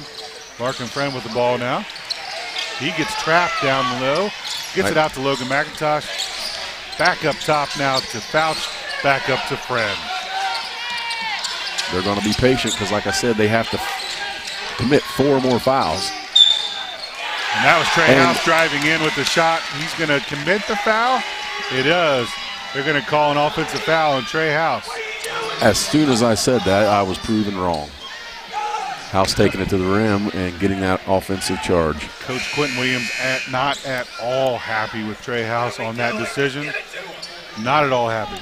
Cutter Clay will return for the Indians. He's going to replace Cam James. No, he's not. Excuse me, not Cam James. It's Tyler Kearns for defense. Haggie will bring the ball up for Western, down 41-36 now. And they're going to call a foul on Chase Newman.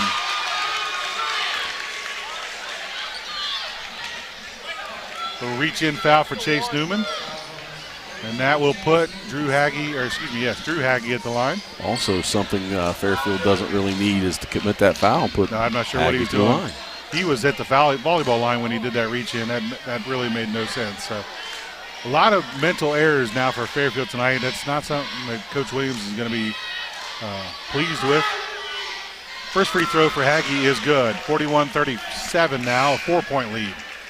Kearns will come back into the game for the Indians, and also Cade Miller will replace Newman for the Lions. The only fortunate thing for Fairfield is they don't have a bus ride home to think about this. If they do, can't come up with this win. Second free throw is up and no good, but rebound by Cam James. He makes the layup.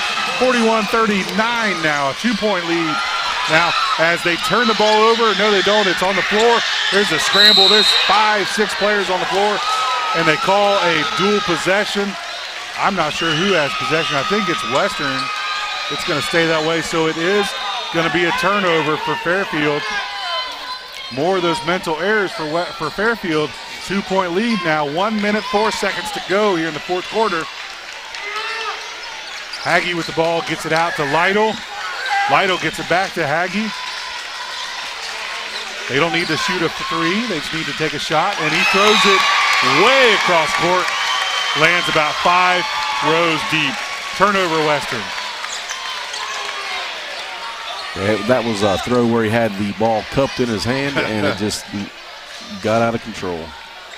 This is going to be a tough inbounds for the Lions. Especially facing full court pressure right now. They get it into Larkin Friend. He's immediately double teamed, but he get it out to Miller. Miller gets it to McIntosh. They don't need to force anything. Back out top. 48 seconds to go now. The Indians will make this a very long minute. They have yet to foul. They are going to foul now. They don't get it, though. There it is. This broadcast is for the private use of the C103 audience. Any other use of the descriptions or accounts of this game without the consent of C103 is prohibited. Haggie with that foul. That's only 2 on him. So it's 35.3 seconds to go. We're going to have a lot of foul calls probably here in these last 35 seconds. Fairfield gets it back into Friend. Kearns doesn't foul. He's got 4 fouls. Coaches are wanting someone to foul. They get it underneath, and I missed. Who was it? Trey House with the basket. Larkin Friend with the amazing assist. Long 3, though, back the other way to Lytle. Larkin Friend with the rebound, but it's stripped away. Fairfield ball. Larkin Friend strips it back, and we're going to get a foul. Larkin had it stripped away from him. He stripped it back, got possession, and the foul against Western. Cutter Clay will pick up that foul, number 3. 17.1 seconds to go, 43-39. Fairfield leads by 4, 17.1 seconds to go. McIntosh will take the ball out, gets it into House. House back to McIntosh, back to Friend. Now down, long court pass to Gabe Fouch. And that probably is the winner right there. Once again, a great look by Larkin Friend. Last 3 seconds here, long 3 by Haggie. It is good. And that's the buzzer, folks. 45-42 will be the final score. Fairfield will be victorious. We'll come back for the postgame show right after this on C103 Good Guys Radio TV. Who is Barry Chevrolet? Why don't you ask your friends and neighbors? Because after 70 years, 4 generations in the automotive industry, odds are we've made a happy customer out of somebody you know. Hard-working, proud Americans drive Chevrolets, and that's why we sell them at Barry's. Hats off to everybody driving a Silverado truck. You're my kind of people. Barry Chevrolet, your best deal dealer. What we believe matters because it shapes who we are. At First State Bank, we believe in rural communities. We have since our start in 1884. We're proud of where we come from. And while others have come and gone, we've remained. Because standing by the folks you believe in is what a real local bank does. First State Bank, built on belief. Welcome back to Fairfield High School as the game has just ended. 45-42, Fairfield is victorious over the Western Indians. We're here with the Williams Son Trucking postgame show. We're going to come back. We'll do stats. We'll do some recap, and we'll come back with the coach's comments and the player of the game later on. We'll send it back for a quick sponsor here on C103. We'll be back right after this.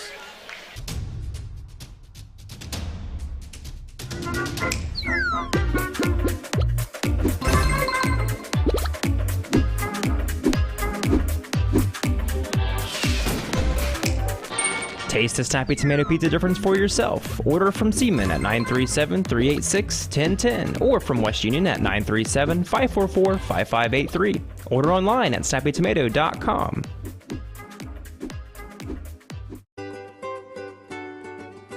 It takes a lot of energy to create a successful high school athletics program, and often is more than team coaches and school officials can do alone. That's why school athletic booster programs are so important. The Fairfield Athletic Boosters would like all concerned adults to show their school pride and say good luck, Fairfield Lions and Lady Lions, and congratulations, and have a great season. Go Lions! From the Fairfield Athletic Boosters.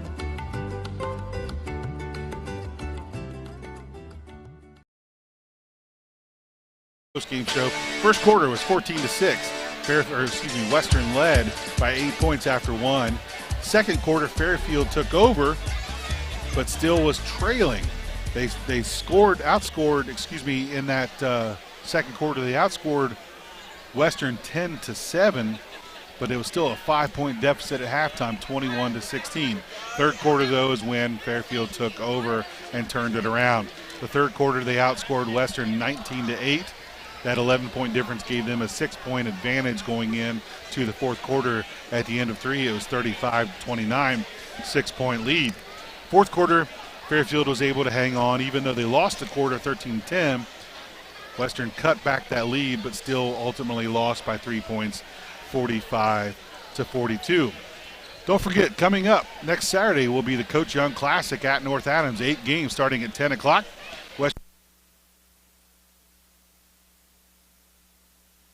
Chester versus Western Pike, Eastern versus Blanchester, Peebles versus Georgetown. All those 6 games are girls games. Then you have a doubleheader of back-to-back North Adams Chesapeake games with girls going. Coming up this week on C103, Good Guys Radio TV and 99.5. We're going to have some good games for you. Monday we'll have Lynchburg Clay at Eastern. I believe that's on 99.5, or maybe it's on C103. We also have White Oak at Fayetteville girls on Monday night, as well as New Richmond at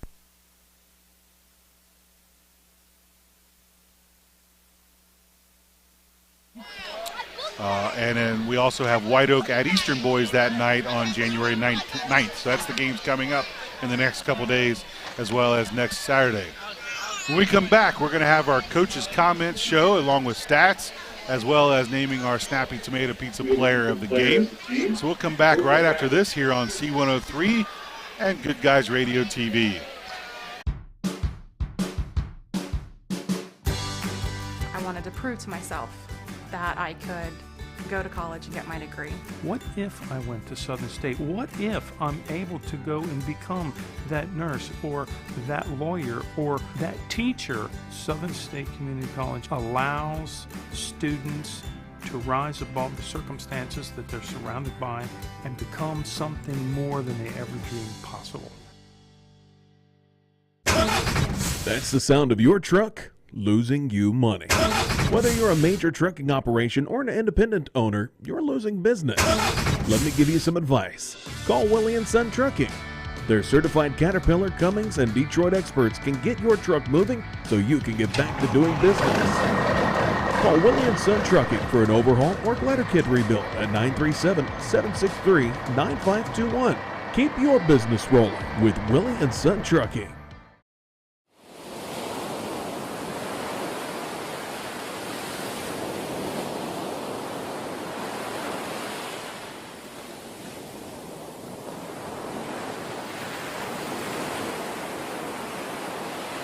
Welcome back to Fairfield High School, ladies and gentlemen. This is the Willie & Son Trucking postgame show. We're awaiting the appearance of Coach Quentin Williams for the coach's comments.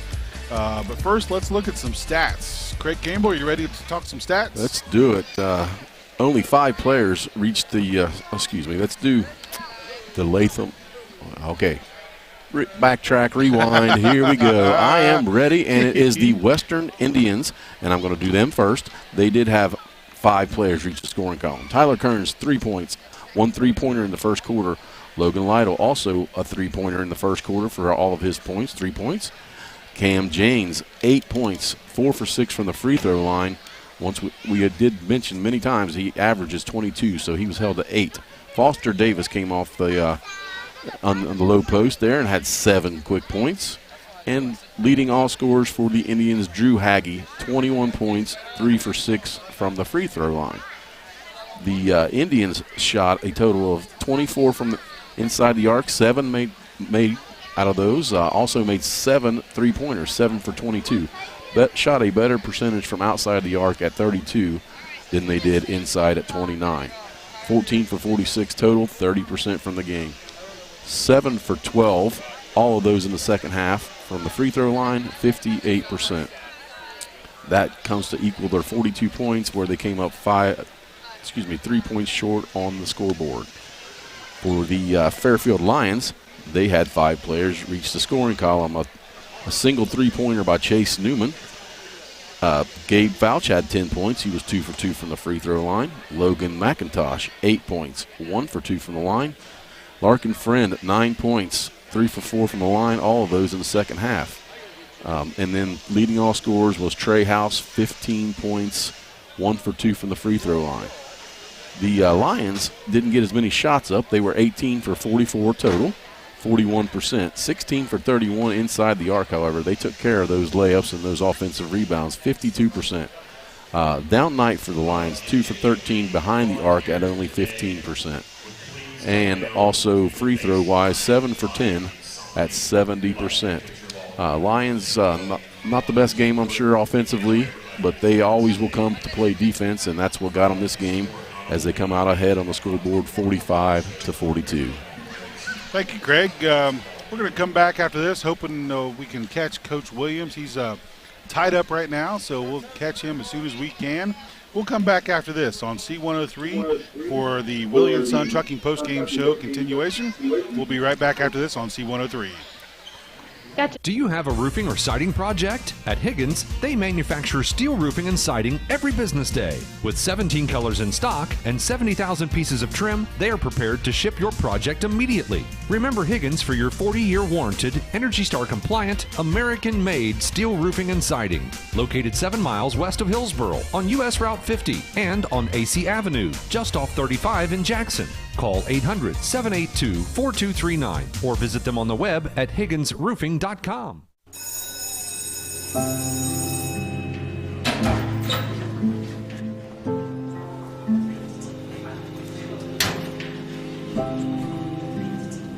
So I thought you quit. I tried. You know that thing can blow up in your face, right? We just watched a video in class about how nicotine can mess up the way your brain develops. That's the last thing you need. But for real, you should probably tell your parents. Yeah, I guess you're right. Hey, can you come with me? Yeah, I got you. Let's go.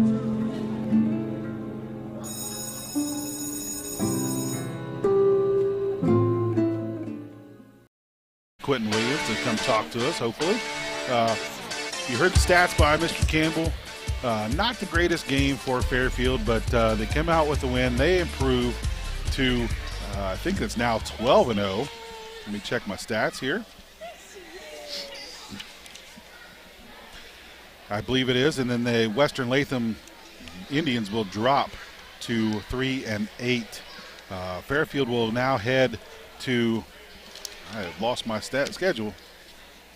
Excuse me. Fairfield will head to host Manchester next Friday night, so they get a couple days off. Then they'll go to Eastern after that. So got a little bit of an easier schedule coming up for Fairfield to try to get them back in rhythm. Not saying anything bad about Manchester and Eastern. Eastern's playing really tough right now, so that will be a tough game for them. Western Latham, however, as I said, drops to 3-8. They are going to go to host Oak Hill next week, and they will also play Manchester on the 13th. So common opponent there. So we're going to go back to the station for a quick update. We'll come back right after this and name the Snappy Tomato Pizza player of the game. We'll be right back on C103. Country Manor Mixes has been in operation for 21 years, and they take pride in bringing the best blended flavors to your home. Creating tasty mixes is their passion. Country Manor Mixes blends the most flavorful combinations of herbs and spices to create a variety of delectable edibles. With over 48 flavors of dips, spreads, desserts, and dipping oils, they have something for every palate. Visit countrymanormixes.com to learn more or place an order.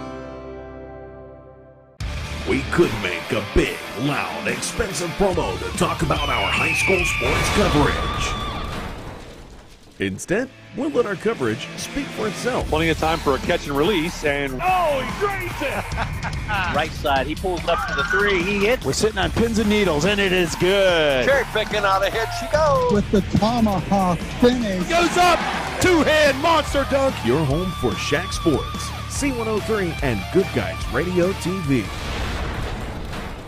Whether you are buying, selling, or refinancing a home, you're going to need an appraisal. It's an important part of the process, and practically all lenders need a local expert like Southern Ohio Appraisers LLC in Hillsboro. An appraisal from Southern Ohio Appraisers can also be useful for accurate and fair estate liquidation, removing private mortgage insurance, settling a divorce, or disputing your county tax assessment. No matter the reason, trust the licensed professionals at Southern Ohio Appraisers in Hillsboro. Call 937-393-4484.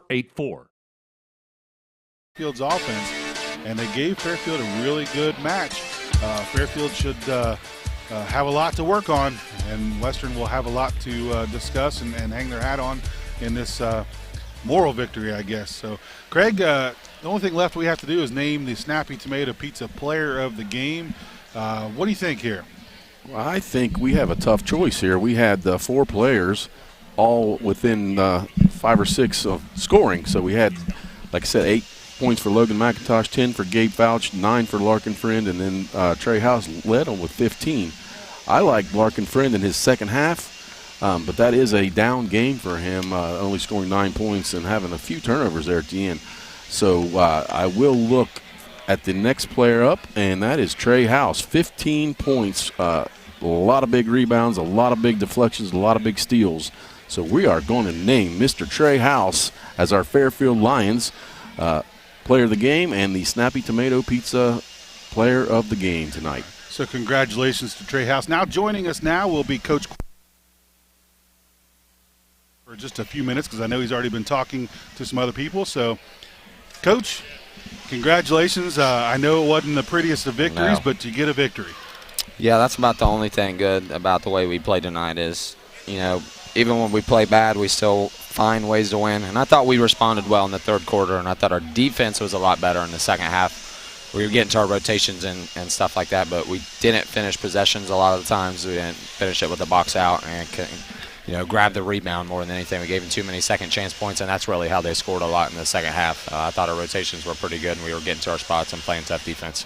For some of us that don't get to see Western, you and I talked ahead of time. Western comes in, doesn't look pretty on paper, but you know Coach Williams, and you knew that team, so you expected probably a bigger, tougher match. Oh, yeah, he's like I tell everybody, he's a great coach. I have a lot of respect for Doug, and I think he's one of the best coaches around. So I knew they have a good game plan, and they did similar game plan as they had against us last year, try to pressure us and rush us and speed us up, and we did. I mean, we played into their game a lot of tonight, and we have to learn from that, and we have to get better from that, and it starts with your point guard up at the top. Larkin's got to do a better job, slowing down and fighting the pressure with not speeding up, but with being patient and slowing down.